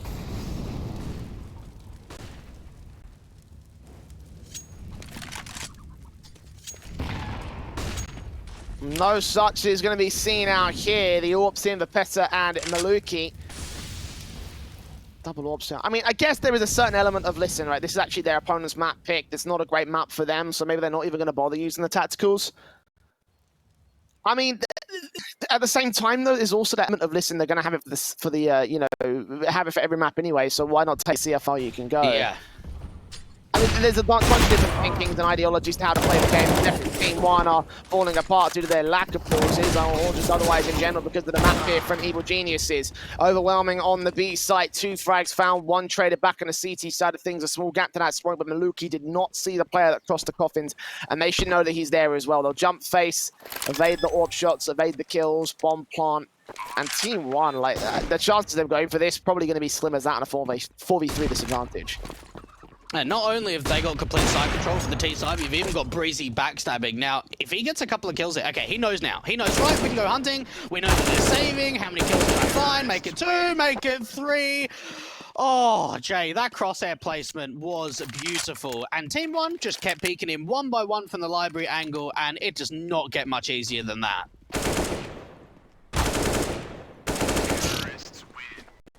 Like, that's just the easiest plant ever. Like, the easiest exit. Like, it's just tap, tap. You Yeah. might as well just tapped them. Like, just tapped off their head. Feeding up those frags. And EG continuing to dominate the opposition. 11-2 on the T side. And this first map, at least, is over. I'm just going to call it right now, Doig. I don't see it. I mean, unless there's an amazing T-side from Team 1 that we don't know about. Oh, knows where PRT is, knows that Petadillo's shoulder baiting. These pistols already picked apart. 2 frags, nades down, Molotov in. And 2 CTs total to the B site to hold off Maluki from cross, Barton from sight. And... one frag, Ethan will find that Maluki, kick it off with a kill on towards the main entrance, but Mob's left alone to try and deal with the rest of it. It's not going to happen for him. This is going to be a 12th for Evil Geniuses, a 10-round lead here for this T side. What I love for EG is the discipline in this kind of round, Jay. Like, they're everywhere. There was a minute on the clock. They've got top banana control. They've got players out from brackets. You've got an apartment's lurk. And they're just feeding off one another, getting the map control, getting that information, and getting that bomb down to the B bomb side. Barton's going to be the last one left to just try and see if he could do any kind of exit damage.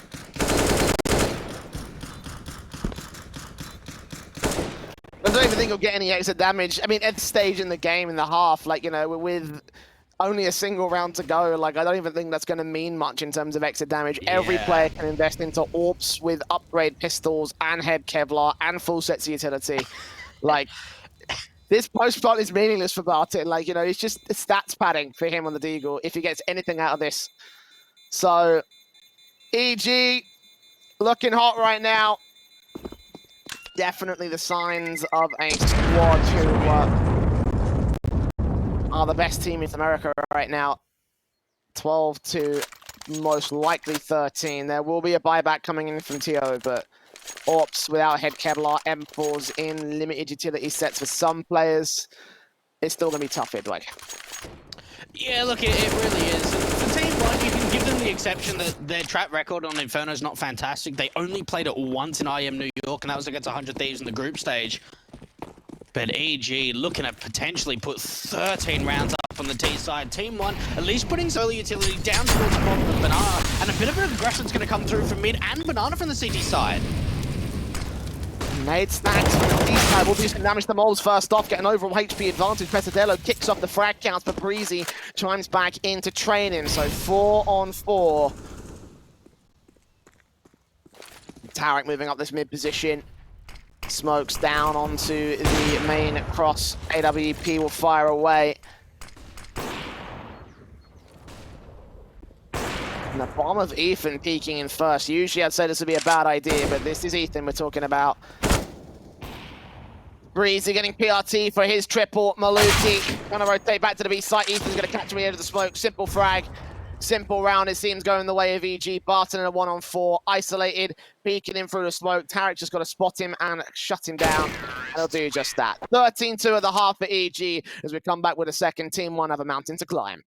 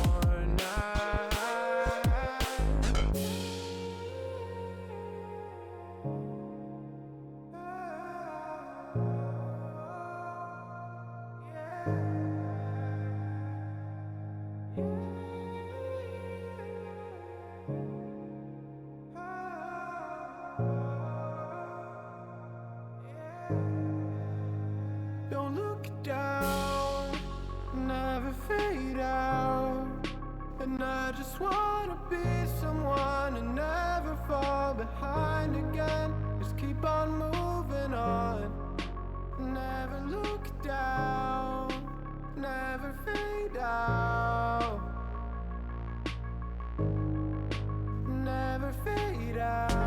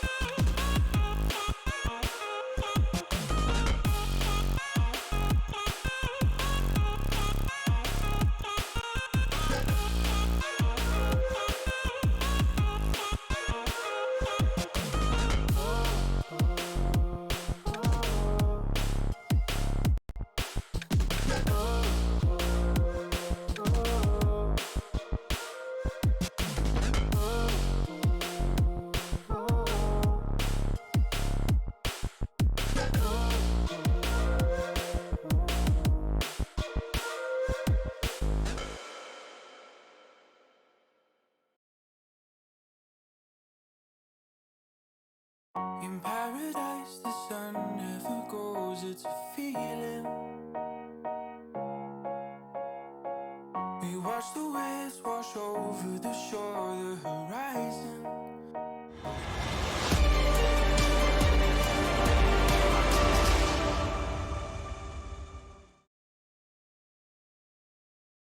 13-2 is the scoreline. The Evil Geniuses will dominate Team 1 on their first half. Going into the second is where things will need to just pick up from where they left off here for the CT defensive. Evil Geniuses starting things off with 2 flashes and a defuse on Stanislaw for his pistol round defense and stack out towards mid. Team 1 showing their hand early.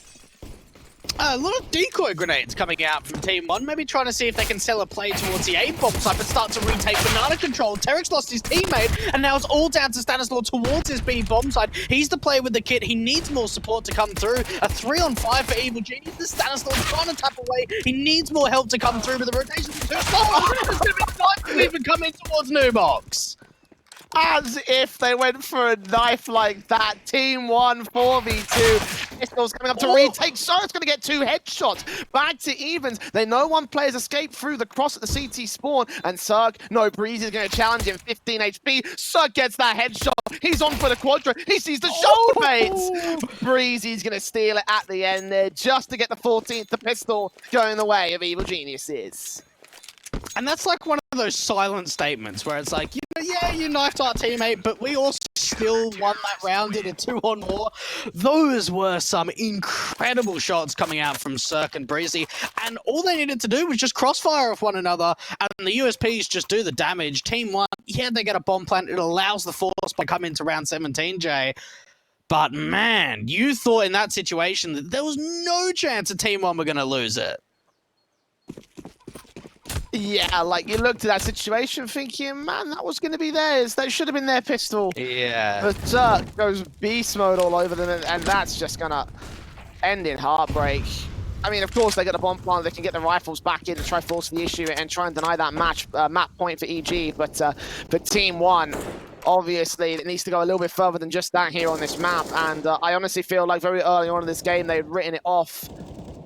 Inferno, not their pick, one of EG's best maps, and seeing this come to fruition, it just means it's probably going to have to be a write-off map for Team 1 the same. So look towards that second, see what momentum you can get in that interim, see if these AKs can do any damage against the M4s and the SMGs. A hero AK moment here for Team 1 rather than going for the Galils. Ooh, big opening kill from Pesadilla. Now, Stanislaw's playing a pretty big off angle with his teammate from short, but now there's not really any long presence. So Breezy's attention, he's got to be looking to the apartments and through long because they don't really have the information, but now they're starting to retake. Bracken, Stanislaw, and Breezy doing damage, but the A-bomb site has been opened up. Now they've got rifles to work with here. They've drawn their attention. The bomb from Maluki can rotate to the B side. Barton's going to get Derek Moe. Now looking for the next player straight through against Ethan. And through the barrels, we'll know exactly where he is. The safest plant for Maluki now is on that A side. And how does his SMG go for it here? I mean, he can sneak in towards brackets, catch the M4s, and go with that kind of a retake. But with no kit, A flash and a smoke is all he's really got to work with. This said he will try and move close. We'll put a smoke down relatively local to the site. A flash over that Maluki's going to evade. His teammate lurking in the midst of that smoke. He's going to spray through, take damage, 3 HP. Maluki with a stray bullet lands towards him. And Team 1 will have themselves a return round. And look, that's much better coming out from Team 1. We saw for Evil Geniuses, they kind of got cooped up a little bit into that short control. Once they lost the long player from Cirque, it seemed like there were too many angles to check at the same time. So for Evil Geniuses, rather than just playing passive, they looked to try and take some control back. We saw them swinging out from brackets, and that's how Team 1 were able to isolate the site, open it up, force that 2 versus 2 in. EG going to be back on their own force buy though, Jay. And I tell you what, Evil Geniuses has been very, very successful when it comes to these eco force buy deagle rounds in the past, but it hasn't been a great start. Already a couple of kills going the way of Team 1 from the apartments. Yeah, they read that stack in from EG, Molotov and spray through with the Galil, and Tarek and Circle 4. Ethan next go down to Mobs here on the B-side entrance. That entry for the SMG gets money and a 5-on-2 advantage now for the T side. Molotovs to the back lines they're cleared out, but all the rotations are coming in from Stanislaw and Breezy. Smokes down to re-smoke the cross area on Coffins. Bomb plant should be secured. And this should be 4 for the T side.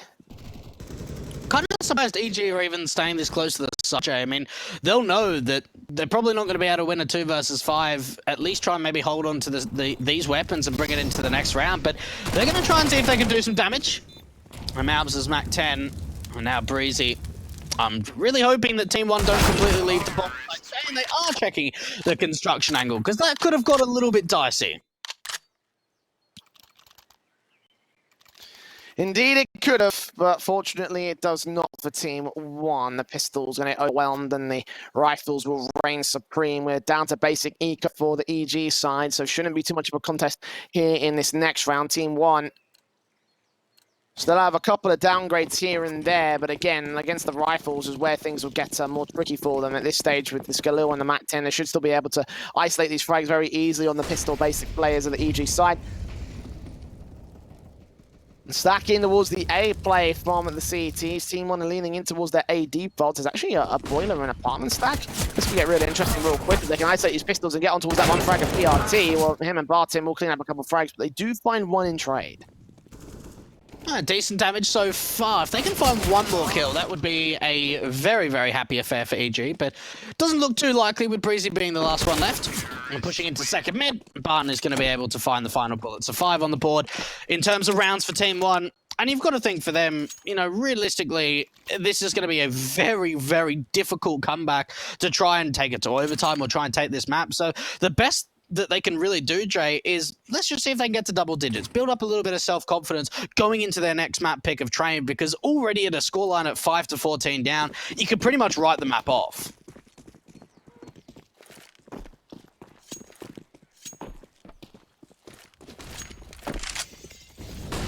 AK straight in, nice flash over, and a peek up from Circle. Look to try and take that first contact on Team 1. They're going to evade it though. So no potential for damage coming in for the CT side. The Molotov incendiaries could do difference here. Mobs fires off those first bullets, made into his position. Cirque takes some damage, but Mobs takes a lot more here. Now the SMG going to get flashed around this corner. This could be a perfect combination. Mobs gets that frag on Tarek though. Ethan trying to respond to take him down, but they vacate the banana control on the CT side. Only 1 player to defend B, so they need him alive.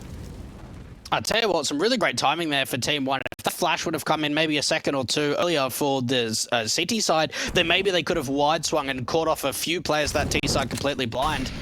And Mal's finding that opening pick, and now they're working the map control. And I tell you what, they've found an opening through Long J. This is completely undefended. They can wrap a player in through Speedway if they want. Pesadello still making his way. Oh, the flashbang though, and they don't see each other. How has that managed to happen?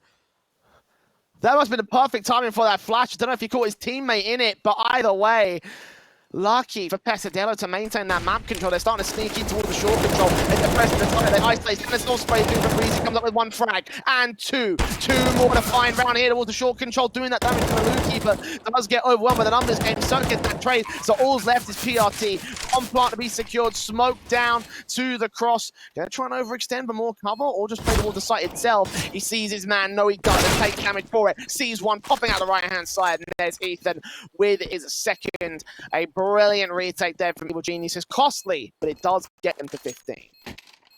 It was really Breezy that probably won that round for them, Jay. He was able to get 2 kills in the site and dink out a third to take him down to low HP. The City player wasn't blind. I don't know how that happened, but in the end, Team 1 get a little bit of luck in that long control, but then Breezy just cleaning up the pieces, retake mode coming in, and 15 rounds on the board, Jay. And that's the thing, in this kind of a deficit, all it's going to take is a couple of rounds, and EG have got the first step to getting to the next. They're on map point. And there's Maluki with the opening frag, at least. Team 1 trying to hold their own here on T-side still. Maybe not really as much as they have done. I thought they did, but this mid-control might not matter anyway. Simple 2 frags, 2 versus 4 now.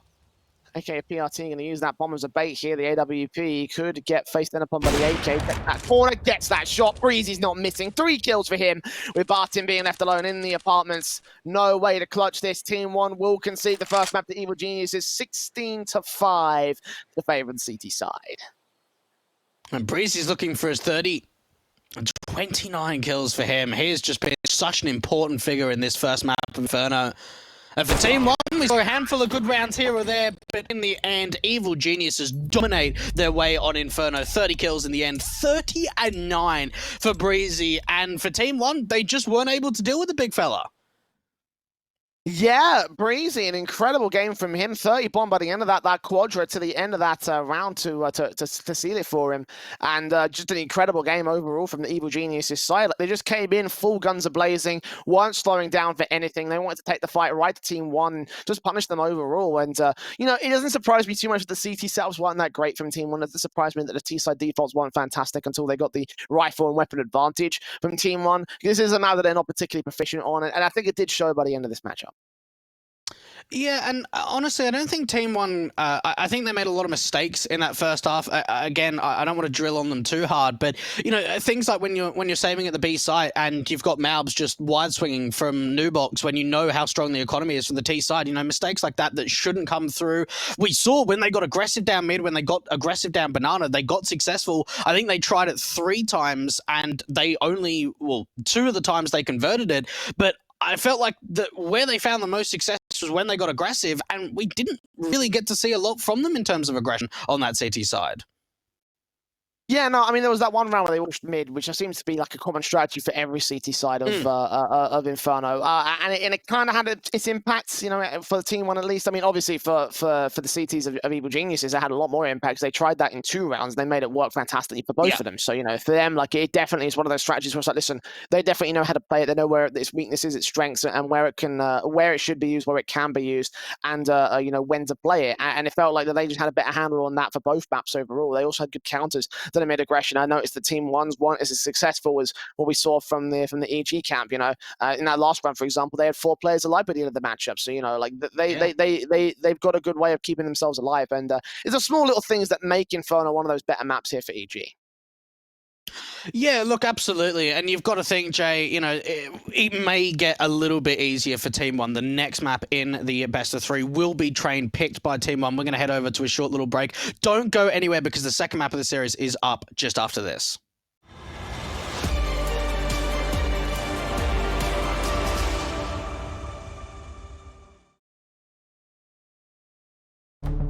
With the right CPU, you can turn any game from familiar to phenomenal.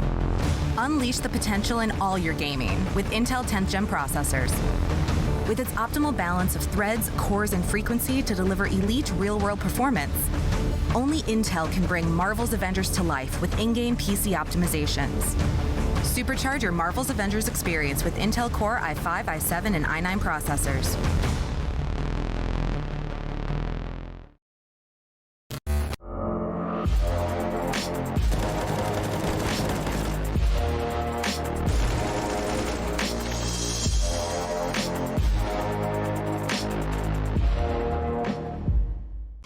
Ring ring! The IEM New York Experience Box is here. Hot, fresh, and delivered straight to your door. Tasty ingredients make this box a must-have. Claim yours quick at the ESL shop before they sell out. Oh, and there's no real pizza. Get your taste of New York while it's hot.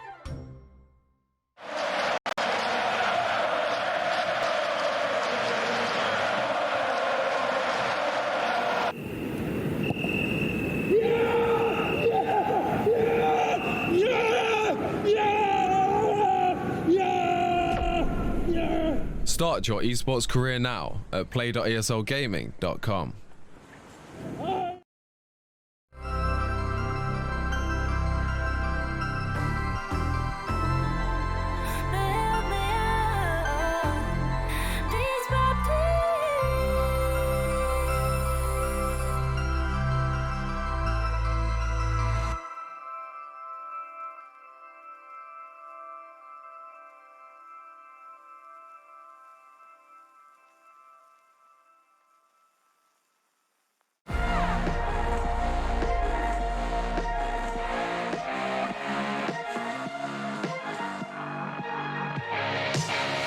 Glasses on, my hoodie's right. Break the door, give me side eyes. Are you feeling yours? Cause I'm feeling mine. Slide back to the future, got my own time. It's sniffing dope to feel right. Got my own high, don't need no lines. Sneaky bitches never ever act with so nice. Alright. You can tell me nothing. Come back when you got something to say. Just put the fire in my bed. Take a seat in the back, yeah. You can tell me nothing. Come back when you got something to say. Just put the fire in my bed. Take a seat in the back, yeah. Alright, hot damn. Not worrying about man's got a plan. It's not really about the dough, got a time frame. Matter of fact, about to blow up the Hall of Fame. So good, hell, I'm all fine. Got a sweet little ooh, and it's all mine. My shoe games, class high, hear it all the time. You can tell me nothing. Come back when you got something to say. Just put the fire in my bed. I'ma go get 'em. No time looking back, every day gotta do better. I'ma go get 'em. Blow the roof off for a really want to see, now go tell 'em. About to touch the sky, no helmet. Preparing myself on top, no weapons. On my own, I stop caring. Cause they keep telling me you can tell me nothing. Come back when you got something to say. Just put the fire in my bed. Take a seat in the back, yeah. You can tell me nothing. Come back when you got something to say.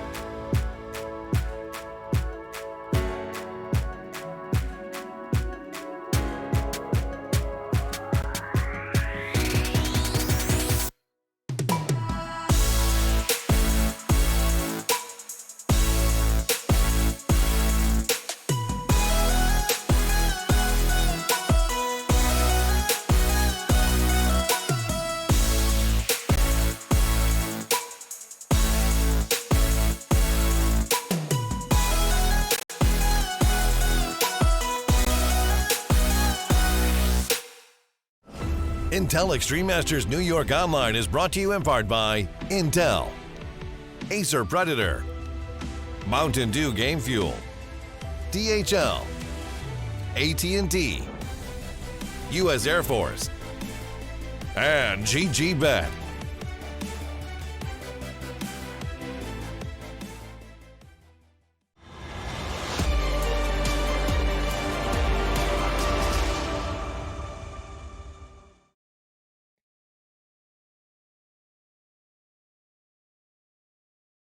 Welcome back to the Intel Extreme Masters New York Online. It proved to be no contest from Team 1 on the first map of Inferno, a 16-5 quick dispatch for them from the Evil Geniuses side. This second map is where things could get a little bit more spicy for the Brazilians, though. Again, it was their pick-up train. It's a map that has seen good results from Evil Geniuses on statistics and paper, but in reality, there's a lot more practice for the Team 1 side, and Evil Geniuses, I feel like this is where they're really going to be tested in this series. Yeah, look, I'm with you there.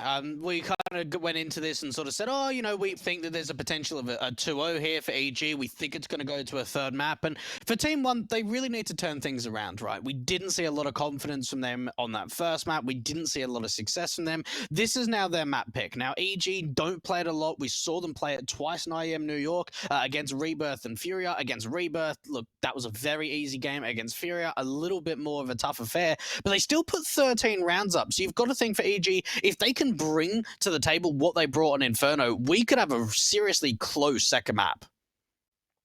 Absolutely, there were some flashes of brilliance there from the Team 1 side. It's just that it seemed a lot more consistent there from the Evil Geniuses, Cam. And again, from a map that they played far and beyond any other map in the pool, you must expect it in the default pick, to be such a confident affair there from them that you would expect that to a certain extent. And, the one-sided result was what we ended up getting at the end of the day there, Blake. So, there's potential, I think, in terms of Team 1 and what they can do. I'm definitely riding them to win this map up.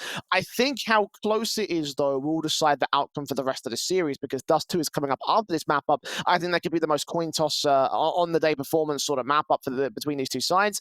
And I'm looking at it thinking to myself that if Team 1 take a close map up here and they're able to win it out on train, then I think that honestly Evil Geniuses should be able to smash them over on Dust 2. And I think that's one of the big things we've seen in this sort of like online era of Counter-Strike is on-the-day performances. You have a look at what Breezy did on Inferno, and he was just absolutely destroying everyone. He was fighting multi-kills, rounds where he was fighting 3Ks, 4Ks. He got 30 kills and just 9 deaths. You've got to think that even if he just brings 75% of that over onto train, Team 1 still need to deal with him, and that's got to be the main objective, shutting down Breezy. They've got to come into this and say, right, where does Breezy play? That's where we need to put attention to, or maybe not attention to. Do they want to try and find some weak spots of the EG side? They need to surround themselves on what they want to do, a game plan that revolves around the Breezy as a player, because, man, if he shows up again, then EG are just going to be so far ahead. Yeah, absolutely. There's some absolutely manic numbers that were posted up by players in that last matchup. And certainly if they replicate those performances here on this second map of train, again, we talked about that 2-0 potential in terms of Evil Geniuses being such a far-gone team compared to Team 1. And, well, that's still on the table here. That's the one outcome we haven't entertained as of right now here in this pre-match. Going into this second map, you've got to keep your eyes on those players. Again, Breezy is the main man, went plus 21. Plus 21. I'm going to say that again. Plus 21 in the last map up compared to Ethan's plus 9, who's the second player down from him. That's absolutely mad numbers. It's ridiculous from Breezy. So if he gets going, especially on T side, which is where EG I believe will be going to in the second half, then that's where things are really going to get spicy there for Team 1. Yeah, look, absolutely. And you've got to think too, you can have a look at Breezy and talk about his insane stat lines, but over on Inferno, even though he was doing so much, there were so many other players that were stepping up too. We saw a lot of post plants, 2 versus 2s, 3 versus 3s, where we just saw a lot of clutching coming out, a lot of great team play peeking onto each other's contacts. And for Team 1, they need to come into their own. We know that Train's a good map for them statistically. They played a hell of a lot. They've put some really good results up on the board. We saw them, especially against the MDL level teams, your RBG, your Mythic, your New England Whalers, looking very successful in this map. Now this is going to be a big test against a team like EG. Well, here we go, the ultimate test to see how good Team 1 are on their most confident map in the pool. Got the defeat skip for Stanislaw on that CT, half starting things off. Malou with a double flash and a smoke. We've got decoys in for the other players here on PRT and Mob. Not going to mean much of anything. And the Kevlar across both boards coming in for the four remaining players. Team 1's odds have definitely taken a nosedive. Evil Genius is more and more the favourites as time ticks on. And Breezy will try to take contact to ensure that that is the end result here. Seas3 takes down 1, dropping that bomb most conveniently as well. So catching off that player at the right moment will force the retake coming in from EG. A 5-on-4 advantage for them as well. One thing to keep an eye out for is where the positions are being held from on this CT side. No one coming in from the backstab of Deacon or the pop dog area. Breezy still tapping away. He's going to be able to find 2 kills. A man advantage being found.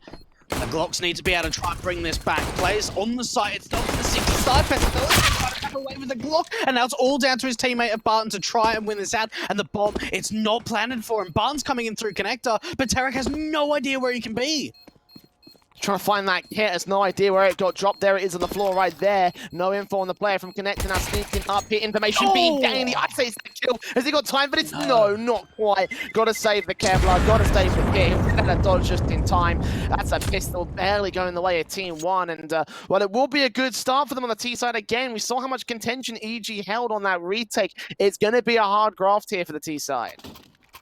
And you saw how much time it took Tarek to try and find that kit. You know, when you're on the T side and you drop the bomb, you can see it on the radar, but you can't see the kits. And for Tarek, he wasn't sure if it dropped into the old hell position. He wasn't sure if it was dropped into sandwich. And in the end, it was just too late. Tries to bait out the play from the connector player of Barton, but not enough time to get that defuse through. A couple of scouts and upgraded deagles for EG to work with on the force fight.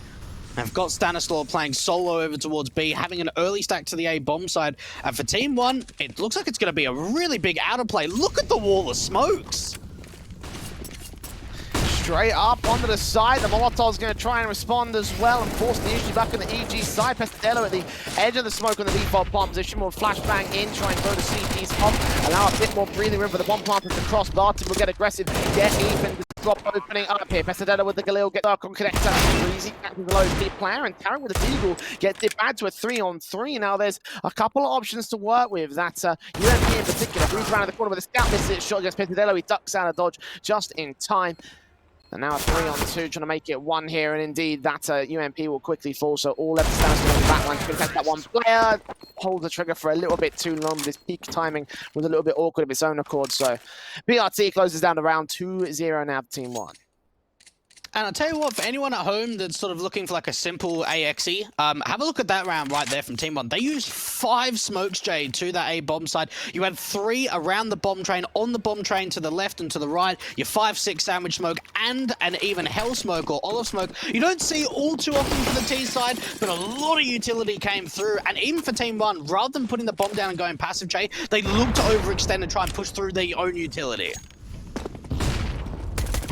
Look at Breezy. There's a kill on Maluki. Quick frag found easy. AK comes up. Pesadelo catches those 2 Rex frags, so they can't grab the AK just yet here. Not expecting any more contact from the CT presence though, and they're going to hear that. Breezy's going to push forward as a result. Grab a Galil to work with. Spartan now holds contest here in the B site. One up player has already pushed so far into Connect. He'll cut up any rotations. They'll try and spam through the wall and do some damage through the wall. Band Berserker only going to go so far with it. Plant to be secure. This is a 4v3 retake favor Team 1. You've got to think, what's the play here? Do they want to try and hold on to the Galil and then not have to upgrade that single weapon onto Breezy into the next round? Stanislaw was in the back line and still is.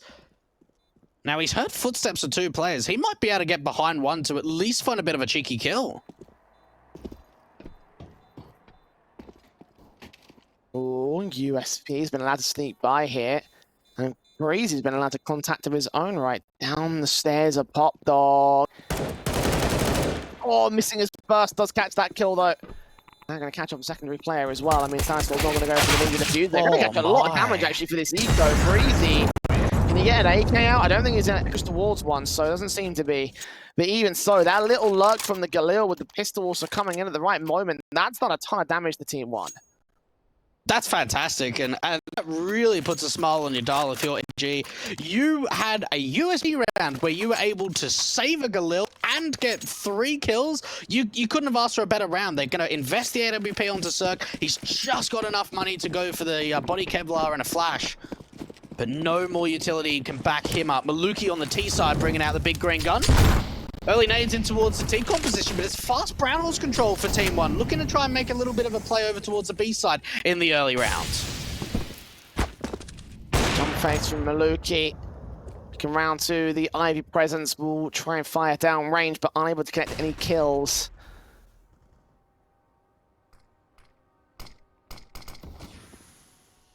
Smokes on here for the CT side will keep Team 1 at bay.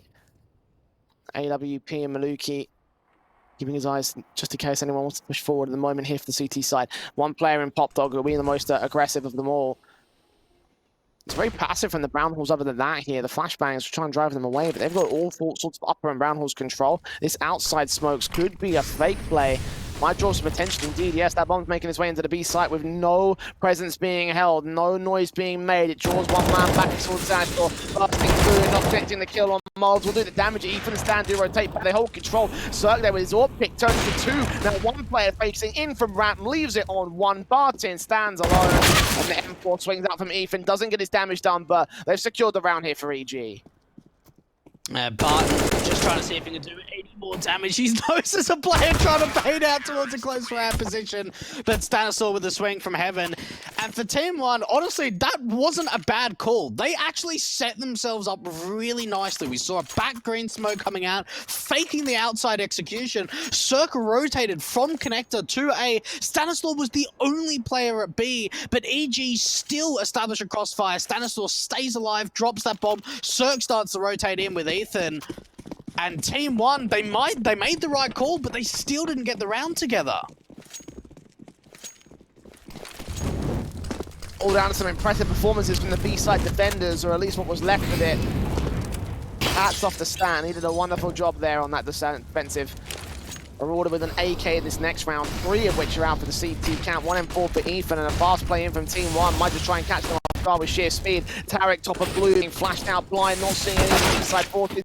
No catch on a sandwich, he doesn't take it out, but it feels Breezy trying to respond towards it, but Maluki stuck his way all the way to the back of the site. Cirque will get him to drop, and Stanislaw now 2-on-2 with him and Cirque versus Barton and PRT. Bomb does get picked up, Barton turns that Mac 10 on for a frag, and now Cirque with the remains!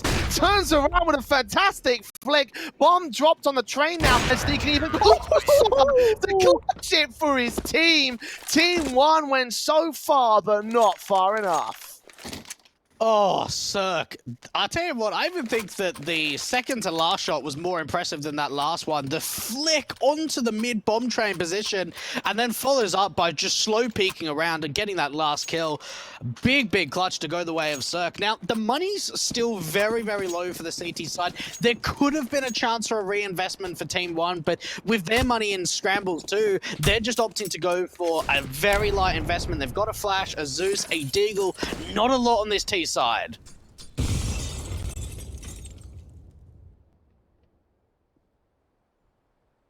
Yeah, basics out. A flash from Maluki is the best thing they got going for them. Maybe that Deagle for Barton at a stretch, but out M4 busting through. Dutch, Tarek, couple good kills. WP doubles up in his own right. The M4 looking for a little bit more USB coming out as Ethan just controls out from the bomb train. Orb shot from Maluki. They're left alone, 1v5. And EG just clean house, not allowing those ecos to do much in terms of the damage here. They've dealt with them so fantastically. Yeah, no, they certainly have.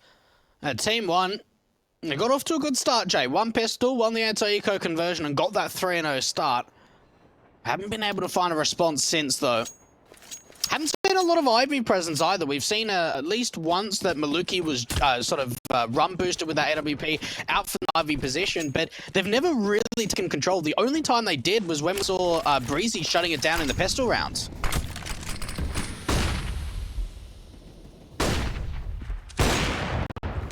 Close range for start. Can use that as a shotgun more than anything else. But Scope can try to do some damage to the players. Now, Pesadelo with the taps on Tarek takes him down. The T side press forward here towards Sandwich. There is one CT waiting and baiting. And Moles will get a kill, doubling up as Maluki falls, leaving Cirque alone once again in the 1 versus 3. But Pesadelo will drop, so no clutch for him this time. And Team 1 will reign supreme on the A side. 4 rounds up now here on T side. EG can certainly buy back, but we sort of, you go back to that 1v2 clutch from Cirque and you think, right, only one player stayed alive. The next round, everyone went down. It seems like it's been a bit of a battle in terms of the economies, Jay. You know, who's going to be able to sort of reset each other? And Pesadillo, fantastic shot coming out from Top Dog. And Team 1, they want to try and go for something a little bit more aggressive. They're going for some outer smokes really quickly, but not committing with it. No one even from T-Cod. People are starting to regroup up into the showers position. Here they go. Very quickly into the brown halls, not wasting any time for Team 1 to set this up. No fakes this time. Straight on to the B-side execution, it seems.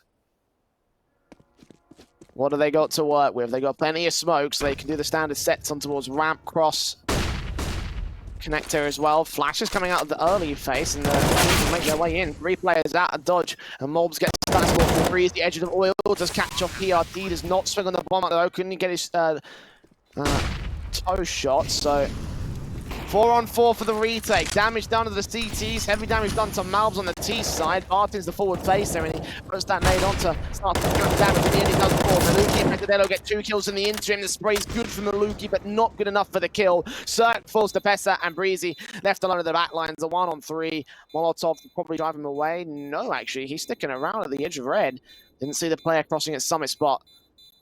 Probably should go up with the bomb here at this stage. It's just a case of escaping for Team 1. Breezy going to make some noise. The footsteps will be heard by one player of the AK-47 mob. Trying to catch him, couldn't get him to fall. He will keep his life in check for a 5th round for Team 1. The AWP does stay in play. Nice. Yeah, that's big from Breezy, and obviously Cirque had been playing out towards that A bomb site in the last round, Jay, so that information gets relayed for Breezy to sort of say, right, if you've got a chance, try and go back through connector and see if you can pick up that AWP, so at least you bring something forward into the next round rather than the M4. And pass that over to Cirque. He'll invest into a little bit of body armor, but outside of that, Jay, not a lot of investments to follow for EG. Team 1 starting to really put a bit of a lead on in this T side. Yeah, they really are. And that's encouraging for a T side as well of train. Like, you know, it's one part of the reason why Team 1's train is so good is the fact that they have got a competent T side, but it's always backed up with just a stronger CT side. So for them to get off on the right foot here for this opening half, it's an encouraging sign. Shouldn't be much contest from EG to try and make that different here. The AWP of Cirque being the only rifle they have. The Eagles and USPs in, and Breezy having one of them. And the rifles for everybody else here. The AKs, AWP out for Team 1. Nobody on the B site play. Execution set in with the smokes and flashes. They'll rotate to try to do some damage, but the retake is probably off the table here. Yeah, you'd think so, right? The main objective's got to be able to hold on to that AWP and see if you can do some damage. Hang on a minute, 4v3. This is starting to look pretty good for EG, but now they've got the opportunity, Jay, of holding on to an AK, and there's a backstabbing play coming in from Pesadillo, but Stanislav's going to find a secondary kill. No way! That's the only man left, gets a tap on one and 2 minutes sticking the boots. Know that he can't reach him. He'll get his 3 frags, but Tarek's not moving. He knows he can stick this and stick this. He will. The Molotov's coming way too late. Tarek will get dealt with. Pesa with 4 frags. The Evil Geniuses with 4 rounds. Oh no. I can't believe Evil Geniuses win that. That's unacceptable from Team 1. It really is. You can't be losing rounds like that. There's a single orb, a deagle from Breezy, and USPs for the rest of the team. Oh, you thought in the 4-on-3 that now they're able to pick up an AK, there's a potential of, oh, let's just save these weapons into the next round. But then as soon as Stanislaw finds another kill, they're like, right, let's go for it. And as soon as they know that Pesadillo is the player backstabbing in from connector, Tarek goes, right, I'm just going to stick the bomb, see if you can defend for as long as possible. And he really seems to be the only silver lining for this T side. 15-4 for Pesadillo. He's doing everything, but it wasn't enough. So unacceptable for Team 1. That should have been such a good round for them, but it just was not to be. AKs, AWP set in for the T side. M4s to respond from Evil Geniuses with an AWP out for Cirque. Pesadillo will fall first. Maluki getting heavily tagged in the Ivy presence. And look at the aggression coming in from Tarek. Look how far he's pushed up to see the bomb here. PRT will train him at least, catch it to a 4-on-4, but Stannis got 2 more players out of round. They're going to completely dry face and get shut down for it. Or pick a Cirque, going to catch mobs easy. 3-on-2 now for EG. More aggression continues, and well, they've done damage onto Maluki. They've got the information. Breezy, starting to push forward into the old position, now into the 1v1 against PRT. Playing out from Sandwich, the flash doesn't blind him off, and PRT is now going to be the one to clutch out for Team 1. It seems like in this series, Jay, we are going back and forth to see who can clutch out the best. Indeed, yes, 6-4. Team 1 are coming back and forth against the EG side time after time. And there will be no stopping the back and forth between the T and CT sides. AK's up, Deagles in, the Kevlar out, the CTs have only 1 defuse kit. A handful of utility, not much in the grand scale of things. Molotov down, made up, AK spray for 1, Ethan will trade back from PRT, sprayed from Molotov, doing damage, continue to tap further forward, get himself a nice double, and there's now 2 players left for the EG side. 4-on-2 scenario, Team 1. Only got EG players on the B site, and they basically won this round. Barton, though, may get overwhelmed for the aggression. They'll know straight away. They can just bring that bomb quickly into the A bomb site, Jay. They've got the info that 2 players aggressed in through Brown Halls. Stanislaw and Breezy. You've got to think, maybe saving onto these weapons is the best bet. This was a force buy, Jay, and, well, the T's have got complete A side control while both of the CTs are out on B.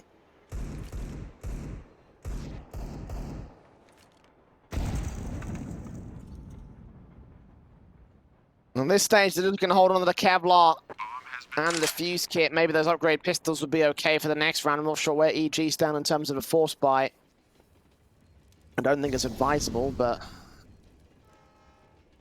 you stand with the eco, the Deagles could be a bit more of a bonus for them. You've got the utility set in for the T side. Obviously, the AK is out to play. Orb was lost a little bit earlier on. I don't think they brought it into this next round, so having Team 1 just be able to stack up the money for the most part would be okay for mobs to potentially rebuy into the rifle rounds. But again, for Team 1, no need to invest into this next round here. 7 to the board. They should get an 8 pretty easy. EG can't go for a force up here. They have to eco. Yeah, look, 1900 loss bonus. They don't really have too many options but to just go for the full eco. Team 1, you're right, Jay. Now, we've seen their CT side being very successful, as well as their T side, but CT side more so. So already with a 7-4 scoreline, they've put themselves in a really great position in the turn of the half to going into their CT side. You've got to think that sort of at 7-4, maybe they can push 9-10 rounds in T. If they can do that, I think they'll be very, very pleased with what they've been able to perform. But it's a little bit of B-side aggression through Brown Halls. But for Team 1, they're already down Pop Dog. They're looking to go A.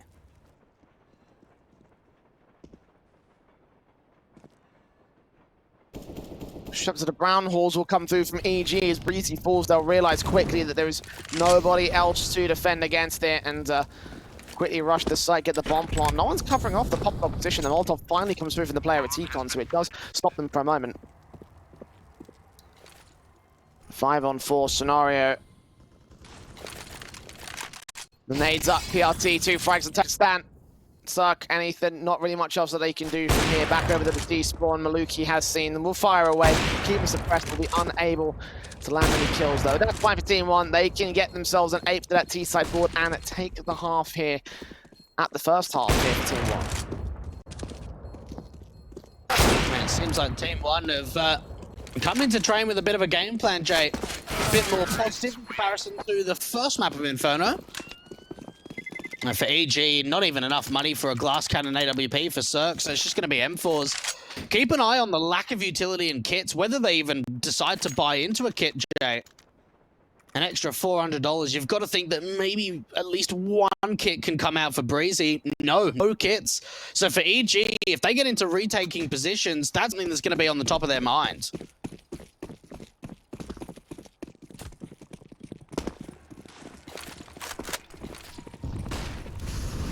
Nades on Barton taking the early damage. He tried to charge out here, the other position out towards Sandwich, going to lead the charge in for his teammate. He's had a little bomb back there towards the spawn. Tarek and Kyle will hold off against him initially. 2-for-1 trades. Maluki with that warping. Maybe it's right for B-side, but Mobs is still fragging towards Old Hell. 3-on-3. As one player at Ivy will nade back that corner right there. Him on the bomb site, and Breezy will shut him down at last. 2 standing, 2v2. Pesadello gets traded to 1. Maluki now, only player standing. Bomb dropped in the open as well. And the AWP with so much work to do. Team 1 with a rush call straight out of T-Con, and it works against their favor. It's down to the clutch again. Maluki, 1 versus 2. He's got to try and recover that bomb, deal with the player towards the E-box, line that Cirque with the M4. 5th round now up for EG. Now, for Team 1, they went for the rush play, but the majority of the damage was the spam through smokes. There were so many players low from Team 1 before they were able to clear out the side. We saw Malms pushing through the connector smoke, trying to get into that hell position, ends up getting to heaven. He pulls a bit of a distraction away, but his teammates just aren't able to trade out evenly, and EG are able to claim their 5th. The thing is, though, even with 2 players staying alive, Jay, it's still not a fantastic buy. Tarek's going to be on an SMG. MP9 set in, flashes over, smokes go down, and they hold off on the ramp position. Stanislaw ready and waiting. PRT will take some damage. Cirque also taking damage here on the A site. Molotovs do come forward. PRT ready with the AWP, but Cirque peeks out first and wins the fight. Unable to find the early shots off. With his back turn, the SMG spray of Tarek gets away with the whole frag and nothing but the frag. Maluki does 2 frags back to 3-on-3 at least. Stanislaw here towards the B site, looking to get those plays together. Mob will find him. Find Breezy, leaving Sarg alone in connected. The bomb cam makes way to the B site. Now he's been seen though. Be a pop out back towards the T-Con position. He could drop through Pop Dog now and go for the easy plant, but he's going to back up Malves here on the B play. Sarg still thinks it might be A. Smokes go down though, and the plant will be secured.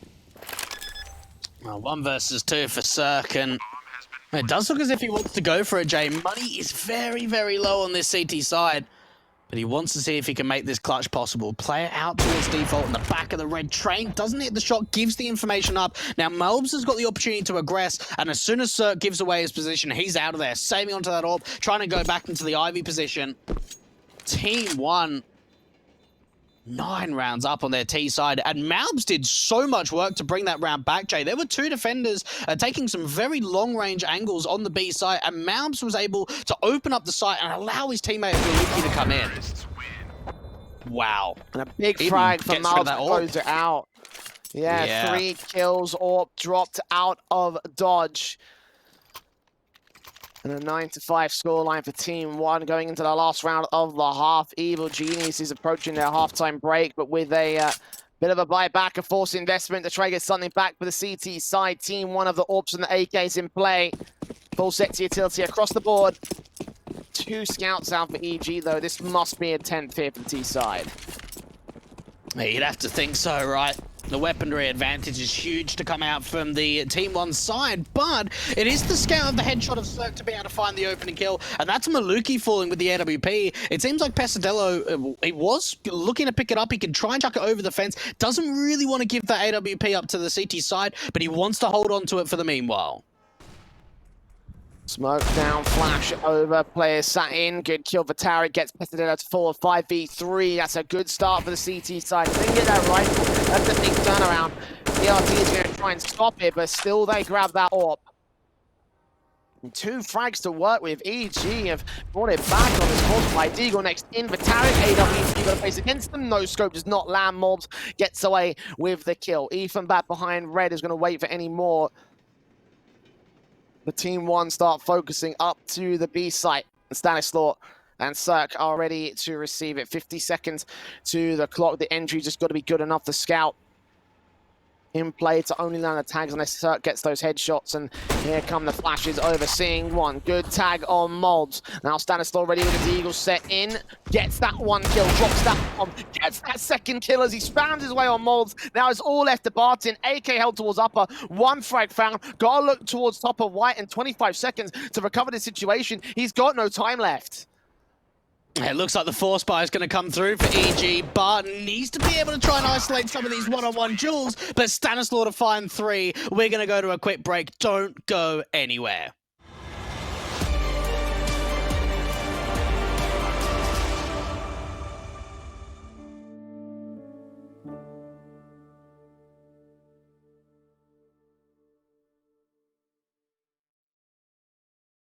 I might be tired of the stones they throw, picking up scars and I hold them close. They shut me down, but I got this fight. Shine a light on me when my heart goes dark. Cause I never lose faith now. I'm in the flames of an angel. Fire, fire, burn. Fire, fire. And even if I'm broken, I'm cold but my blood's not frozen. Fire, fire, burn. I'm dying to tell you I'm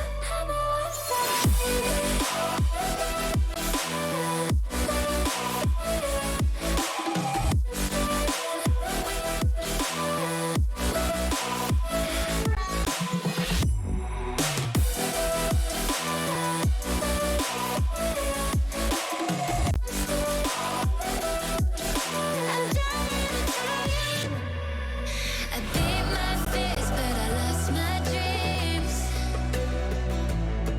Yeah, they say this fight isn't what it seems. Yeah, shoot 'em all down when my demons rise. Couldn't win, so I joined their side. Breathe it in till the day I die. And even if I'm broken, I'm cold but my blood's not frozen. Fire, fire, burn. I'm dying to tell you I'm a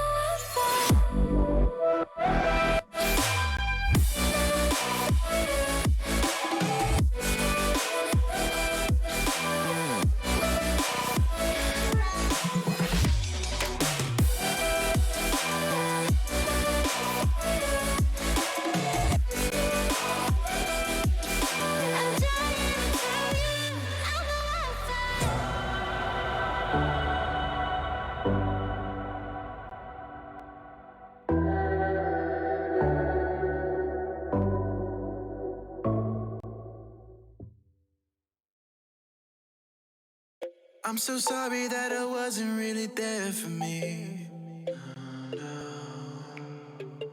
Cause nobody else is showing any empathy. Rudely awakened, quite undertaken. Did I do something wrong?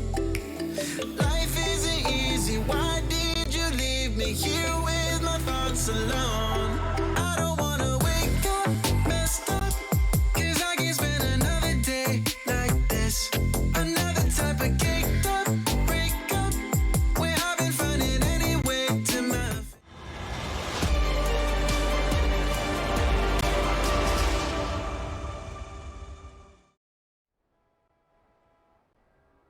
Team 1 leading 9-6 here, going into their CT side with an opportunity here to claim a second map and stay alive in this series. 3 rounds is the difference.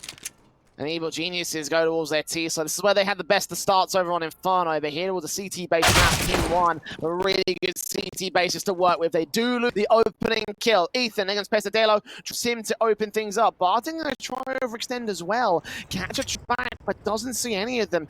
P250 into Breezy keeps his eyes at that back line and will not be able to catch them. They go downstairs into what's popped up and try focus on A. A double 6 towards the bomb train itself. Team 1 tried a little bit of over-aggression of Pesadelo towards Brown Halls, doesn't work out, and now EG put their fight towards us out of bomb site. Ethan going to be able to find his second kill of the round. Tarek in the back lines trying to get a kill towards Ivy, and now Maluki and Barton are the last couple left. They even got an Ivy lurk for this T side. This is all falling apart for the CTs. They haven't even been able to find a single kill yet, Jay. Finally one comes through for Barton, but EG just stormed their way to the A bomb site, and it just seems too easy. Well, that's definitely not the pistol that Team 1 wanted. Evil Genius's monster frags coming through, and easy is that right there. With Ethan coming alive as well. That's a very concerning little sign. Him and Breezy had a bit of a fair moment in that last map up, especially in Breezy's case, where we got the 30 bomb. Search for the standout fragger here for the Evil Geniuses camp, and money to put those frags to good effect when Elps come back out here for the T side. We'll need them to frag out. For now, against Team 1, they're up against the Force by Deagles in a scout set. Head Kevlar for several players. It won't matter against the AKs that they got coming in. They're taking first place. Zerk and Tarek, simple couple of kills. Now one player seals the bomb train. Zerk will deal with him. BRT and Barton, last two players left. Bomb plant on default. I've got a couple of players which are particularly low here for the T side, but you're not expecting them to be able to get the frags per se. Barton will catch Zerk at least, so some damage has been done. Thing is, Team 1 will know that they've actually got a few players down low.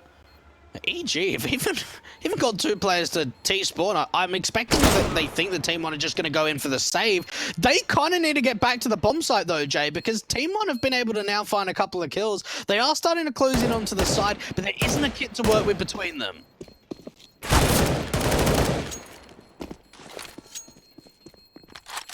Barton left alone.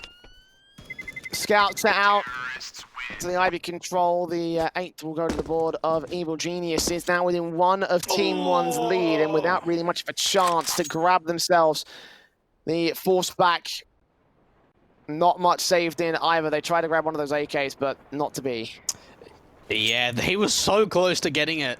Unfortunately for Barton, needed to make sure that he was going a little bit ahead of himself. Maybe start to make a bit of movement before that bomb went off, but he wanted to make sure that he was staying alive. It is what it is, and for EG, they've now brought the deficit of just 1 round. Team 1 looking to try and see if they can go quickly into Hot Dog Pesadillo, but the Zeus is going to be able to strike onto Tarek and find that opening kill. That's a start that should not have been expected, I don't think, by the T side. At least they get that much going for them. Stan and Sut coming up with 2 more frags. Pesadillo and Barton now get that one frag. Pesadillo will fall very quickly to Ethan, spraying around the corner with Sut getting that last frag out. They do lose a couple AKs though, so again, damage being done by the CT forces with those pistols in. Pesadillo in particular with that frag on Tarek. And one player on this EG side that we spoke about a lot, Jay, in the pregame to this map was what can Breezy do? Now, we're just going on to the T side. He's been pretty average, to say the least, on train in comparison to what he was able to perform at Inferno. You've got to think that now in these gun rounds on the T side, this is really his opportunity to show us what he's got. Double orbs coming out for the CTs, Maluki and Barton picking it up. But for EG, they're going quickly into the brown halls. But for Team 1, they can actually bring 3 players over to B. This is a good read for the CTs. Spraying through, taps up, flashes, catching blind, left to fall off. No, he doesn't get away in time. ERT comes up with that frag, but the bomb plant can be secured. T-side players are very awkward. It's the final only one. Pesadillo gets the trade. Morbs on 16 points of health, though really wary of his position. One of the orbs facing in towards upper, another one coming in towards white. They strike with 1 frag traded back by Pest, and now Stanislaw left alone with a Galil in play. Nade to bounce off the door and get towards the site. If that was a Molotov, that may have worked well for them. They've only got that 1 smoke next in. Now going down here, Stanislaw puts that nade on, going to try and wrap around, way around towards the ramp position, but needs to get that frag relatively quickly. And Maluki's going marked off, so that will be a kill against them. Team 1 will just be able to defend the lead. I was biting my lip there a little bit, Jay. Team 1, look, they make it work, but there was no kit on the CT side, so they needed to make sure that someone was getting on that bomb very, very quickly.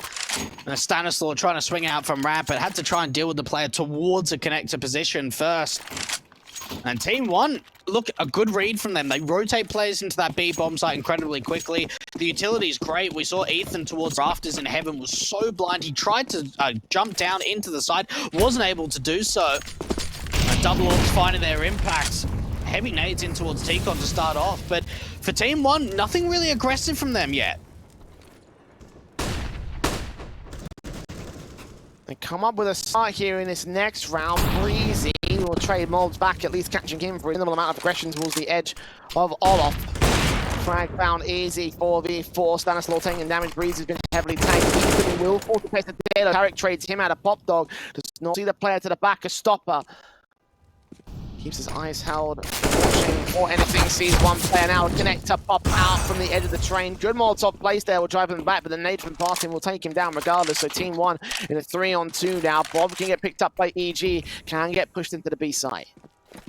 Yeah, Tarek was in a bit of a one-and-done position there, Jay, in that E-box line, because he had no support from his teammates, so if he was able to just get one kill and get traded, it would have been decent for EG, but he doesn't find anything, and now they're going to go for the heaven plate. And Breezy picking up the AWP, spotting the player towards the back of red, incredibly low, dropping down into the side, trying to force Barton further and further back. The bomb's going to get down. It's now a post-plant for EG. AWP Footbound, 2 kills, back to control for EG. PRT suddenly left alone here towards the connector area. Seems that gone to the edge, but the M4 needs to do the retake, and he's watching straight into the crossfire of Breezy. 3 frags found for the AWP. Simultaneous kills coming in for EG, and that turns us back 10 apiece, squared up against Team 1. And no big buy coming out from the CT side. They're going to have to half Cecil eco here. Take a bit of a note there in how EG played that post plant, Jay. They're in a man disadvantage. They're in a 2-on-3 now. You can just try and play it passive, try and play the clock. Instead, EG look to try and take the fight. Stanislav's trying to play aggressive. Breezy's holding the connector line with that AWP. They're looking to try and take fights, get that advantage. Bang! The ball back from Cirque is so damn close to connecting. But it is going to be the Deagle and PRT to find the opener fast into the A-bomb site for EG. And the kill back found. Tarek against PRT, Maluki and Barton. 2 players standing as they make their way up.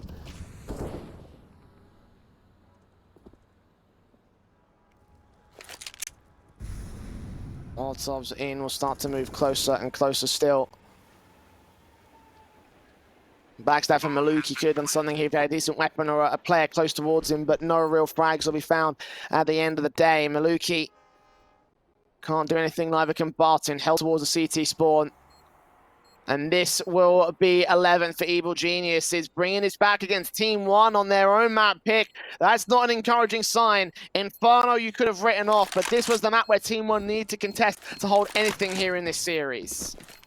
Yeah, that's the thing, Jay. And looking for extra kills from Maluki, not even going to happen. For Team 1, Jay, look, I think that they played a really excellent first half. I think their T side was looking very deadly. It was looking very on cue, very on point. But so far in the second half, they've managed to get 1 round. They do at least try and keep the economy relatively low by 2 players getting taken out, and Stanislaw with the bomb towards the end there. Reinvesting into the double orbs. Now, Team 1 have gone for this a couple of times so far, Jay, on the CT side, but it's a very heavy investment, and it means, you look at the money on the reserve, they lose this, they're going to have nothing to follow, even on max round loss bonus.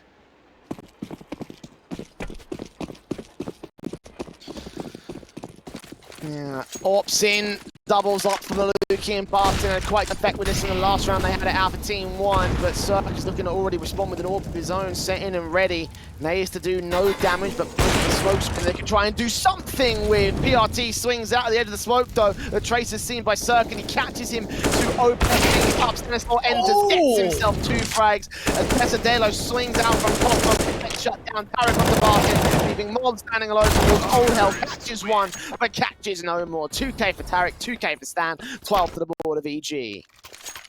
Oh my goodness, that was ridiculous coming out from Stanislaw. We see the AWP of Cirque being boosted up in T-Quad, finds the opening pick through the smoke of PLT, and then Stanislaw gets a massive turnaround secondary kill onto the Pop Dog player. And from there, they just overwhelm the site. The kills come in so damn quickly. And look, for an Inferno, Team 1 really, I don't even remember them making a single tactical pause, Jay. I think really need to take one going into train. We haven't seen a lot of tactics from either team in this so far, but in a position like this, things are getting out of hand, and EG has a lot of pressure on. Shots on from Cirque through wall, hoping to catch a raw bang. Face out from Breezy, gets 2, Cirque gets PRT, Breezy makes it a triple, and now he lies. It's anti-eco pistols, but regardless, to walk straight out of the T-Con area and get himself 3, that's mad. 13 to 10 now. Evil Geniuses are on a roll, and Team 1 are struggling to stop it. Another double AWP investment, but they need to get something out now. They'll have nothing for round 25, and that could lead EG up to map and match point here. I think we need to see some aggression coming out from Team 1J, whether they bring an AWP to Ivy or maybe into the Brown Halls to go for an opening pick. It seems like EG aren't pressured enough in the early round to force a mistake to come out.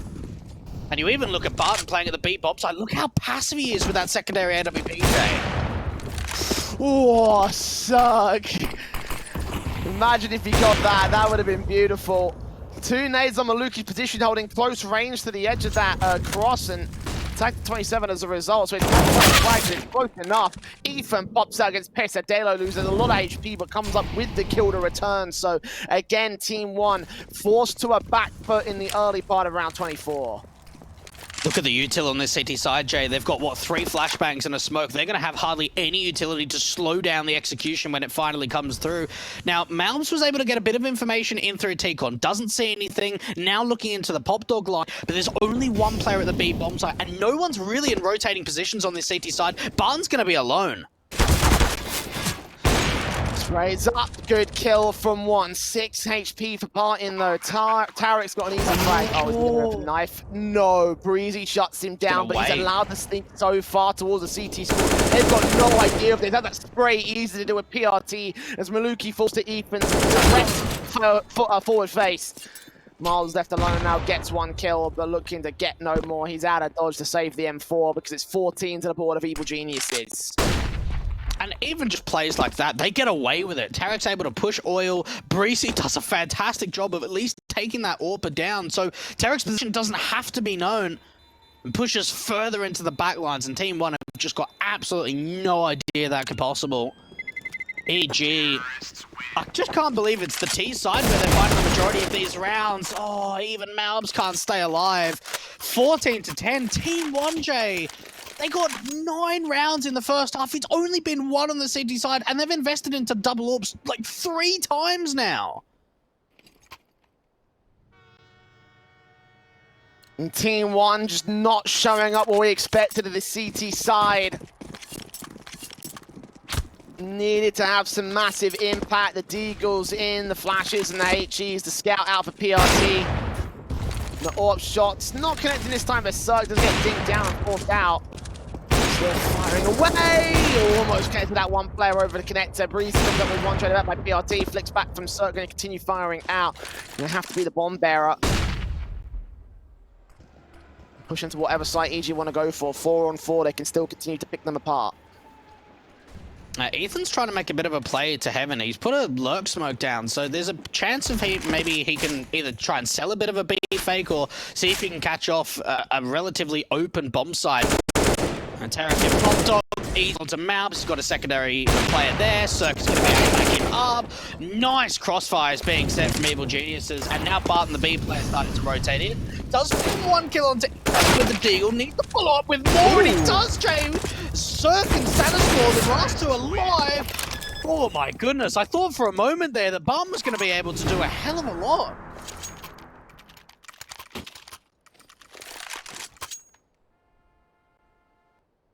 Map and match point for Evil Geniuses. Barton could have put a stop to that there with a Deagle play, but unfortunately, he needed to win the round. Damage is not going to be enough. Again, there's so much money for EG in this one.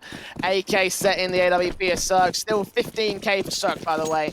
10k for Ethan. The lowest player is Breezy at 2,000, but next player up is 7k on Stanislaw. So money's not a problem for EG. It is for Team 1, though. The third double AWP setup coming out of this map up. So viable on train, but showing so little of its potential here for the CT side of Team 1. Maluki will take first face out of Brownhalls, try and take the first contact and the first kill, but unable to land it. Flashed out of the ramp control. He's going to get forced to fall even further back.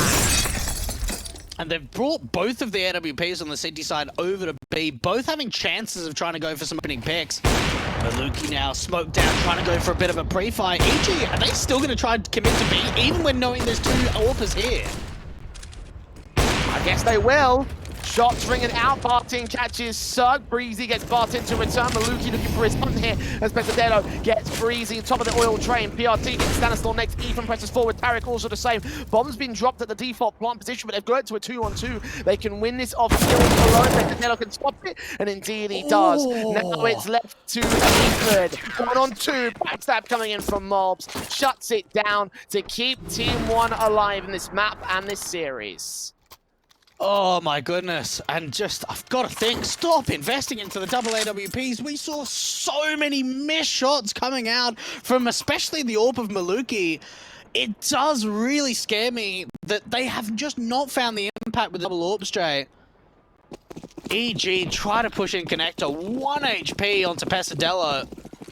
And 11 rounds, a survival round now for Team 1. EG, 1 round away from being able to get 3rd place in IEM New York. But Team 1 are going to go down without a fight, and Pesadello finds the opening kill. That's an AK-4 insert, transmitting a swing out through the wall bang. Damage will get close to the kill, but not quite make it happen.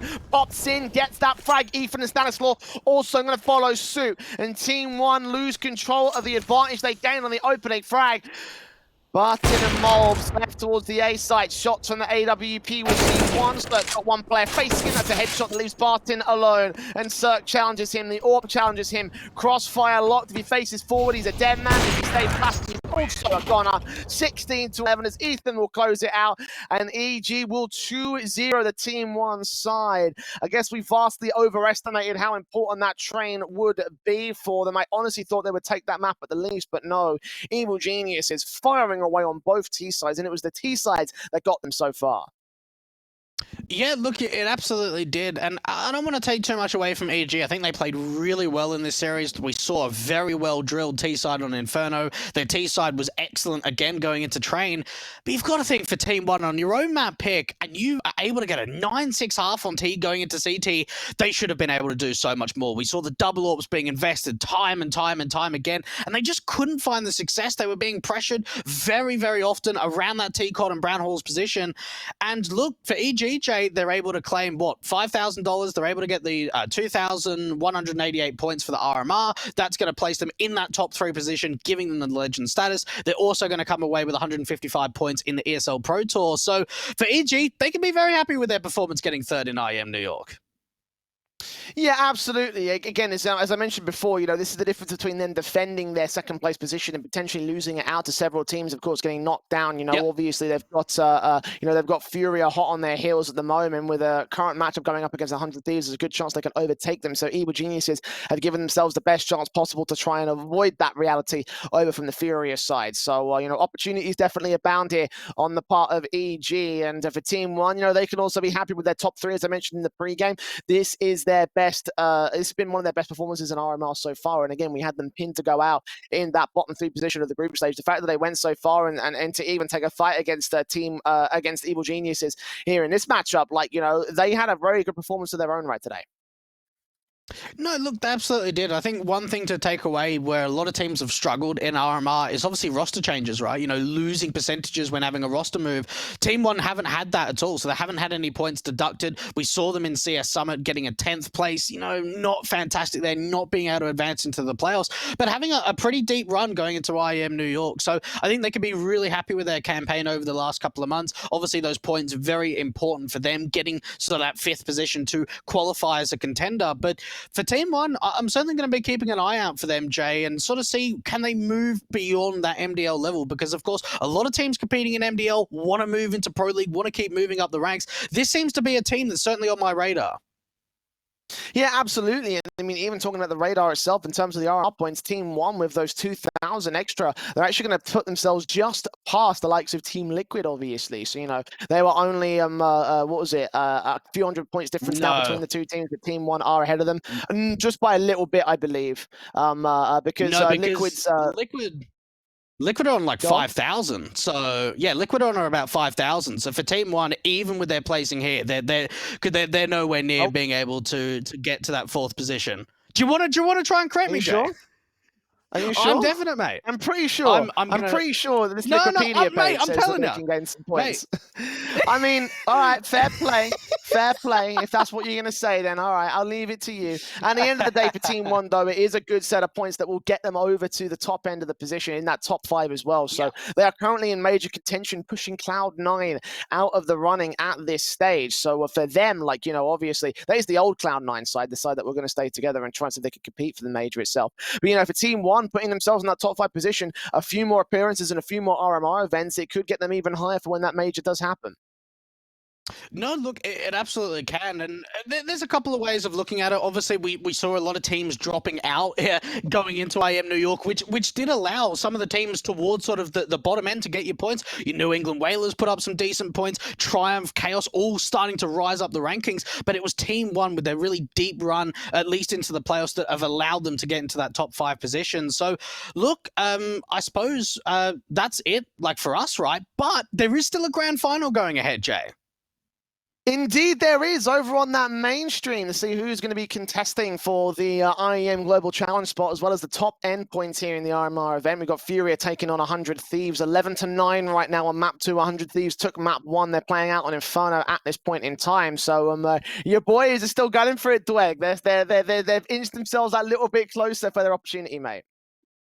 Yeah, see, I've got to make a tough decision here. Do I want to go on to, going on the stream and maybe going back and starting it from the beginning of the grand final, or do I want to jump in now? I'm not too sure, because I know Gratisfaction had a pretty big first half for the 100 Thieves in that first map, so it looks like it's going to be an absolute banger on the mainstream, Jay.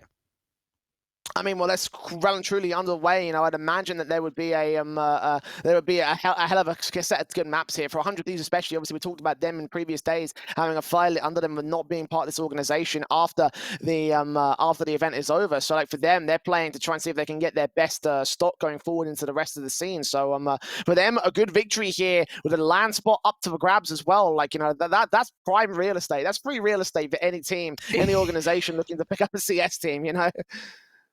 Yeah, look, and, rumors aside, for 100 Thieves, they're saying it's the last dance. The players are trying to put everything in it. And look, for 100 Thieves, it's going to mean so much for them as well. Leaving this organization, having the last chance to be able to put up a good performance, and already being a 1 map up in the grand final. It is a best of 5. So if you do want to check it out, you can check out twitch.tv/ESL_CSGO. I'll be heading straight there, Jay, as soon as we close it out. No doubt about it.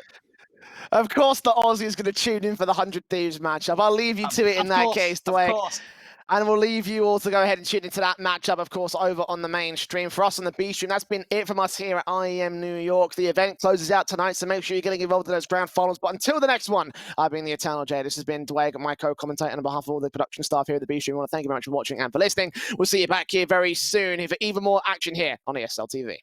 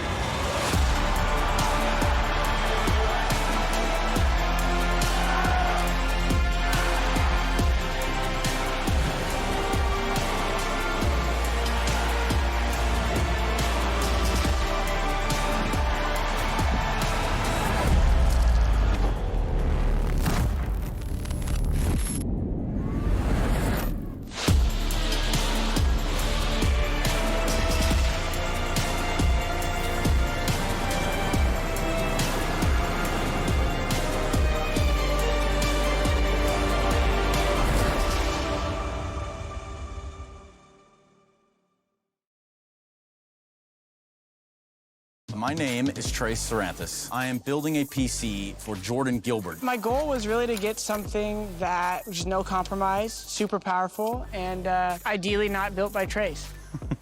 Yes, thank you so much, Jordan Gilbert. We don't make mistakes around here. We made happy accidents. I get a booster seat here. Enter now for a chance to win one of 3 PCs built by me, Jason, or Trace.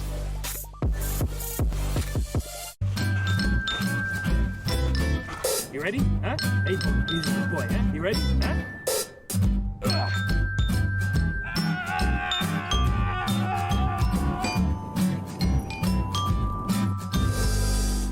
Start your esports career now at play.eslgaming.com.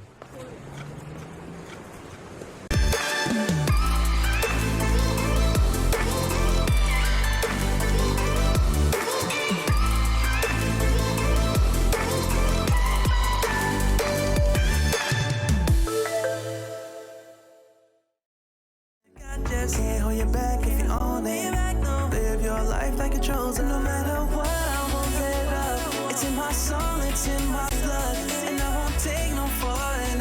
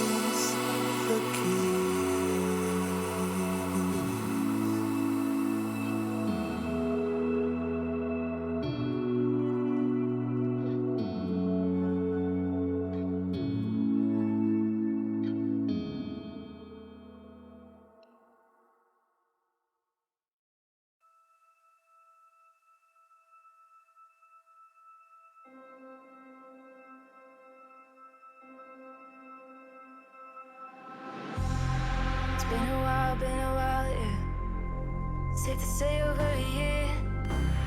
Still it feels like I saw you every day. Tired of hanging around the ones that always need an explanation. I don't need to every day. Explain myself, don't hold it against me if I'm somewhere else. Put all the masks that I had on the shelf. Wish I could stay, but it's bad for my head. Something's coming. I wanna be everything I thought that I could never be. Build me up, piece by piece. Figured out about all the parts that made me. Used to feel like I belonged to a certain place or a town. Feeling safe, feeling sound when I'm still around. But there's something in the distance. I wanna know what it's like. Don't worry, I'm still with you all the time. Explain myself, don't hold it against me if I'm somewhere else. Put all the masks that I had on the shelf. Wish I could stay, but it's bad for my head. Something's coming. I wanna be everything I thought that I could never be. Build me up, piece by piece. Figured out about all the parts that made me. Something's coming. I wanna be everything I thought that I could never be. Build me up, piece by piece. Figured out about all the parts that made me. Something's coming. I wanna be.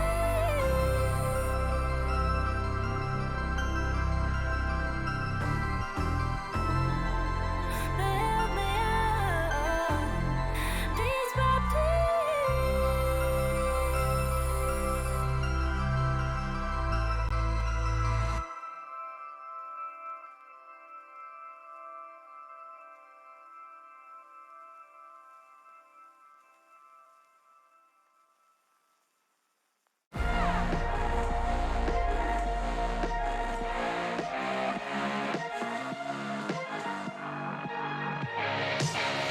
Glasses on, my hoodie's right.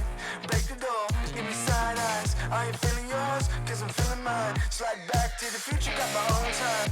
It's sniffing dope to feel right. Got my own high, don't need no lies. Sneaky bitches never ever acting so nice. Alright. You can tell me nothing. Come back when you got something to say.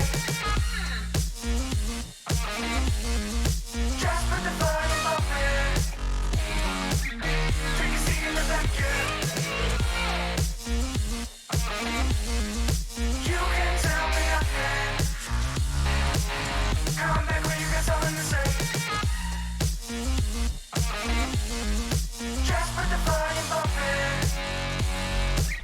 Take a seat in the back, yeah. Alright, hot damn. Not worrying about man's got a plan. It's not really about the dough, got a time frame. Matter of fact, about to blow up the Hall of Fame. So good, hell, I'm all fine. Got a sweet little ooh, and it's all mine. My shoe games, class high, hear it all the time.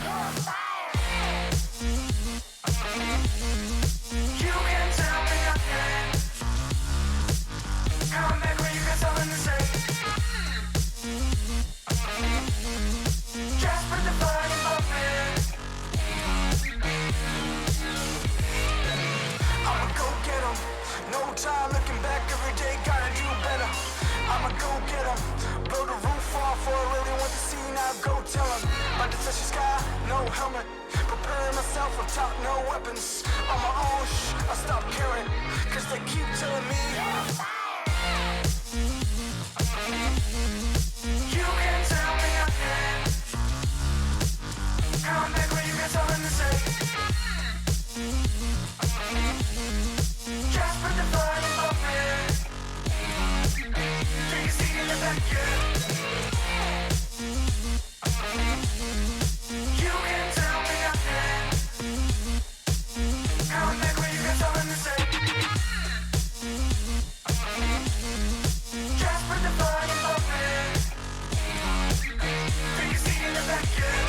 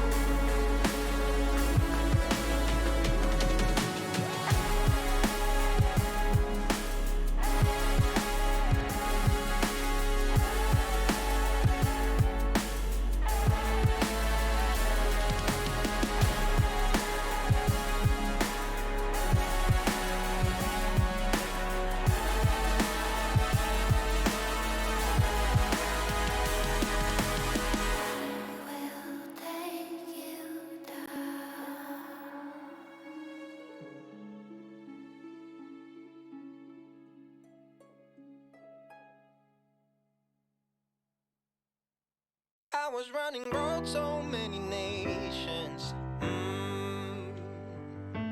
Even when it's so sweet, I end up seeing red. Is it such a ghostly revelation? I may have fucked up all my chances. Yeah. And we ain't sleeping on the floor again. We never sleeping on the floor again. For the ones who didn't make it out, for the ones that didn't see the life, for the ones that never cared, never gave a thought, found no happiness in that brand new car or the house you bought. I see you talking about the love you lost, and it was gone like way before you ever thought it was. Yeah, I took my time, no quick ones, quick run, quick gas to get back there. Hot roads, I didn't think I'd come back fierce, cause I was running road so many nations.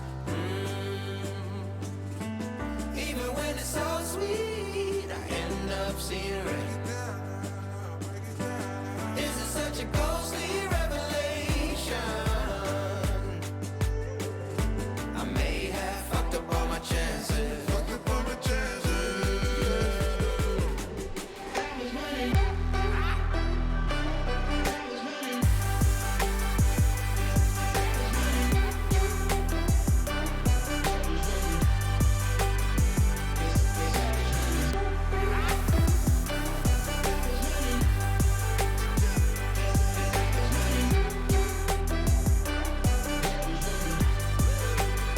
And we are never feeling cold again. And we are never feeling cold again. But I can't act like it's easy. It's hard to preach. Cause I've been burning trees and watching fall.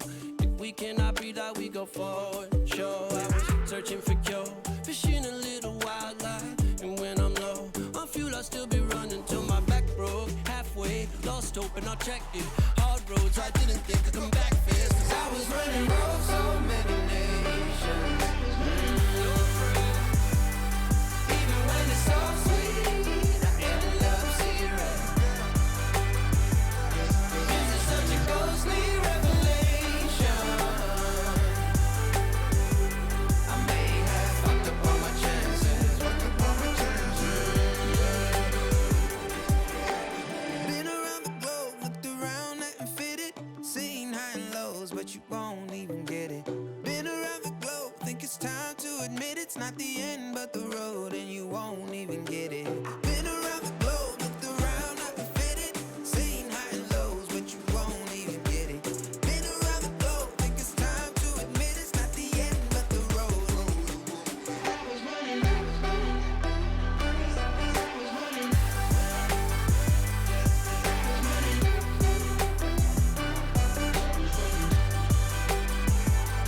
I was running road so many nations. Even when it's so sweet, I end up seeing red. Is it such a ghostly revelation? I may have fucked up all my chances. Fucked up all my chances. I was running. I know. I know.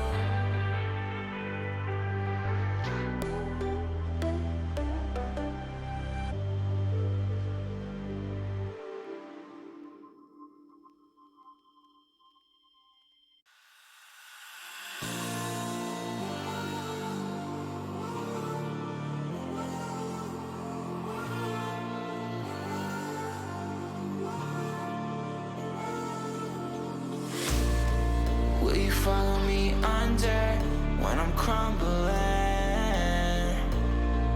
Every night I wonder, will it ever end? Sometimes I can barely breathe, dear. Sometimes I don't wanna be here. Sometimes I don't wanna be here.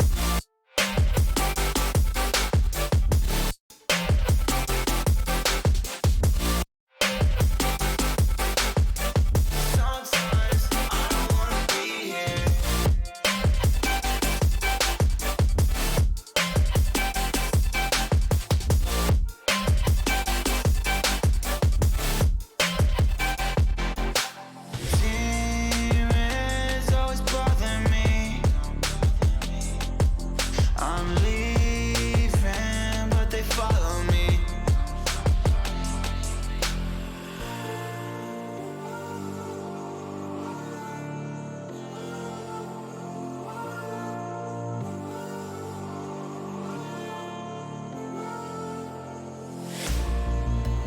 follow me under when I'm crumbling.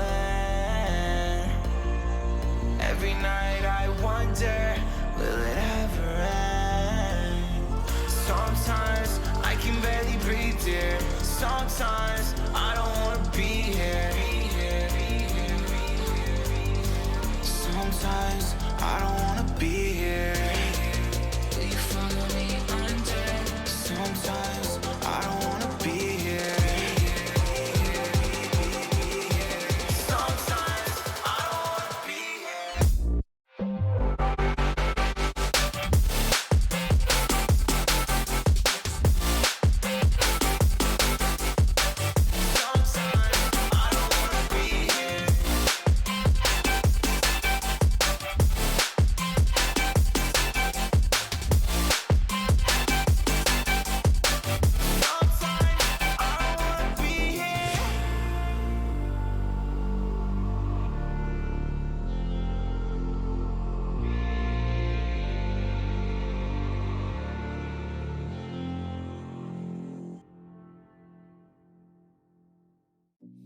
I've been working part-time jobs, chasing all my dreams out lately. No matter if I try too hard, nothing's ever enough, baby. No, I don't care too much. I don't care too much. As long as I can keep you by my side, I don't care too much. We got time, no rush. In your eyes, I always see there is something meant for me. In your eyes, I always feel different.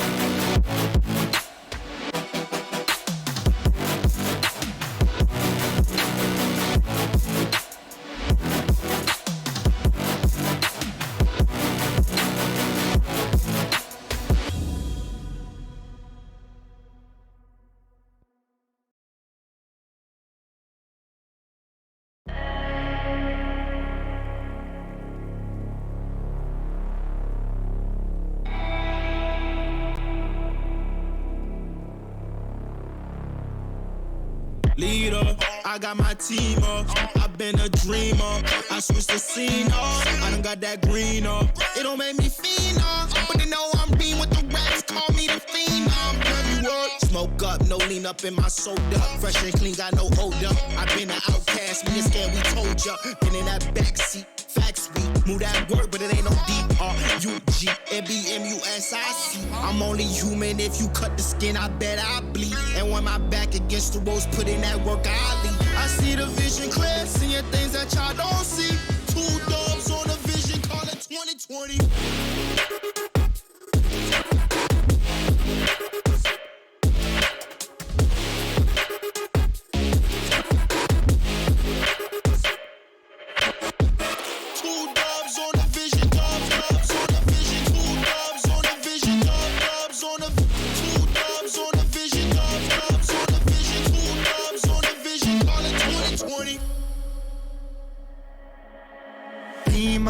I got my team up, hit it off from rapping, we stacking, getting my green up. We all leaned up, took it a while, trucking a minute a mile, fucking up every style. You in it now, told her my family is proud. Willing to fight and we proud, bitch, I don't wanna talk. I just walk rock, 100 bands cash, trying to get on my stock. Love all my fans, fuck on my ops, we just make jams, all I make pops. Girls gon' dance, homies I rock, came too far and we ain't gon' stop. Gave my life and I took my shot, yeah, rose up top and I took my spot. Yeah.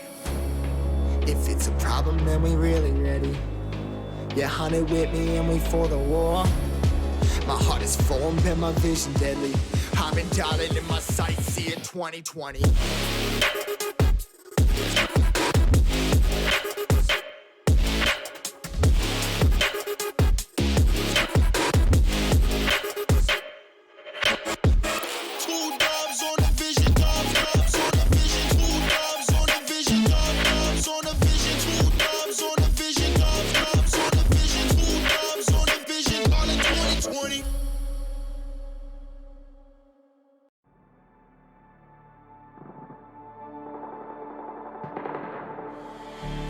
I don't want your empathy, I just want another enemy.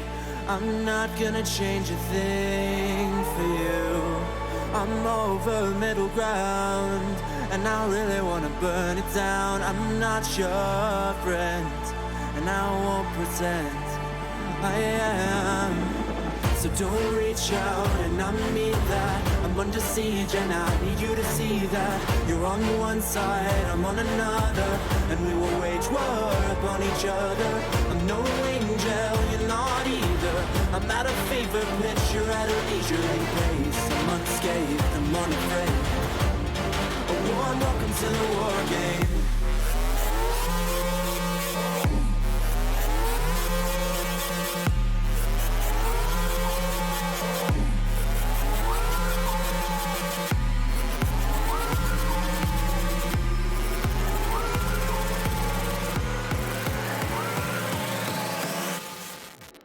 Welcome to the war game.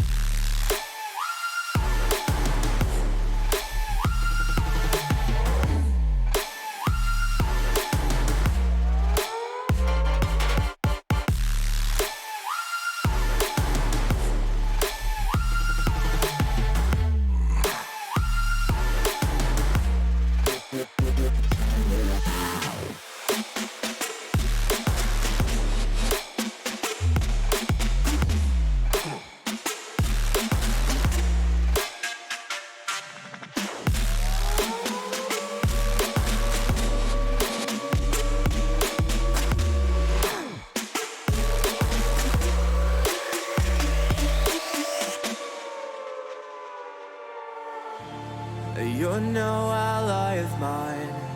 Your life is a kind of lie, and I know that I won't change your mind. We have no common ground, and we're never gonna figure it out. So don't get friendly, get angry. I'll bury you down by the bar. So don't reach out, and I mean that. I'm under siege, and I need you to see that. You're on one side, I'm on another, and we will wage war upon each other. I'm no angel, you're not either. I'm at a fever pitch, you're at a leisurely pace. I'm unscathed, I'm unafraid. A warm welcome to the war game.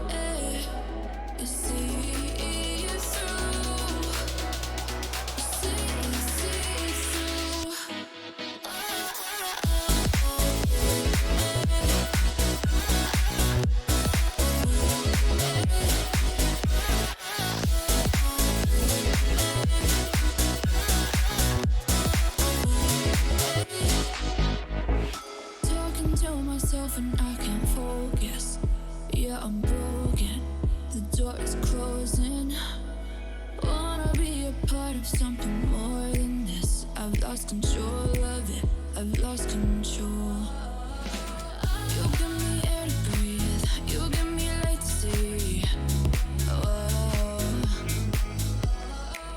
When things are out of reach, you bring them back to me, back to me. You see it through, you see it through, eh. You see it through, you see it through.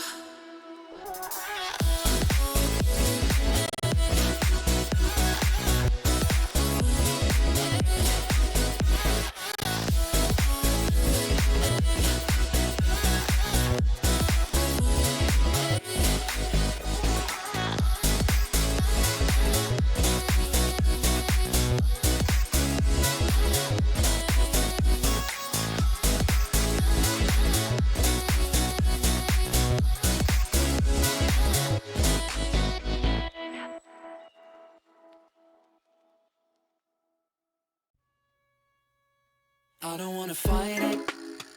It's time to let it go. It's time to lose your inhibition. Developing a blind ambition. If you got a match, just go ahead and light it. I wanna see where this is going. We're done with playing games, not knowing, yeah. We've nothing to lose. We're lost at the night. We're feeling alright. There's no need to choose. Don't make up your mind. We're feeling alright. 1, 2, 3, 4, Gonna do it like this, gonna do it like that. Everybody's on that, gonna do it like this. Yeah, we never look back. Oh, got the bodies on tap, getting rowdy on it, getting cloudy on it. Got me on the right track, yeah, you got me on it. Gonna do it like this, cause that's the way we want it. Gonna do it like this, gonna do it like that. Gonna do it like this, yeah, we never look back. The shots on my tap, everybody's on that, getting cloudy on it. Yeah, we do it like this, cause I like it like that, yeah.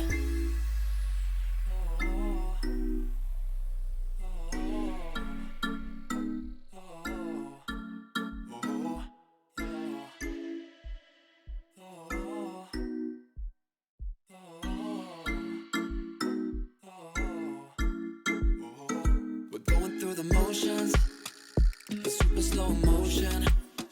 It's time to lose your inhibition, developing a blind ambition.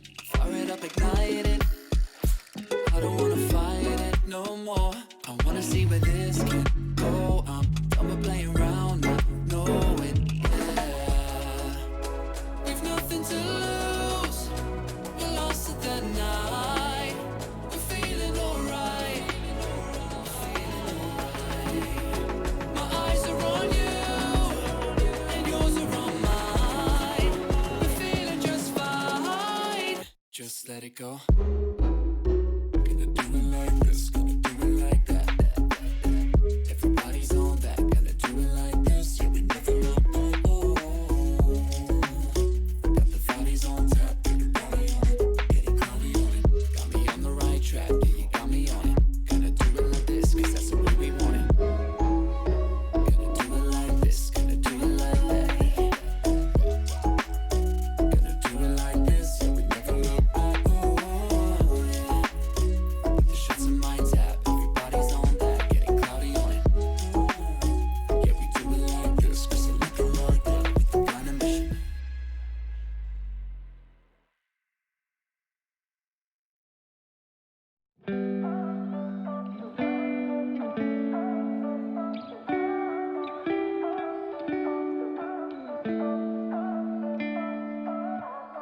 You and I, we've been friends for a long time now. Always have a good time whenever we go out. But you've been calling me up all the time and sending me signs and giving me them eyes. And you've been saying that you found the one, texting me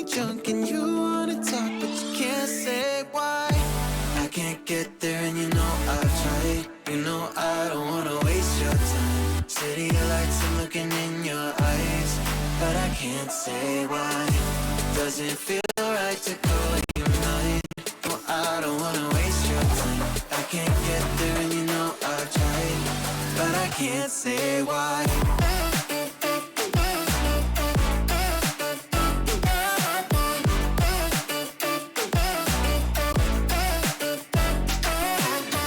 Feeling lost like I just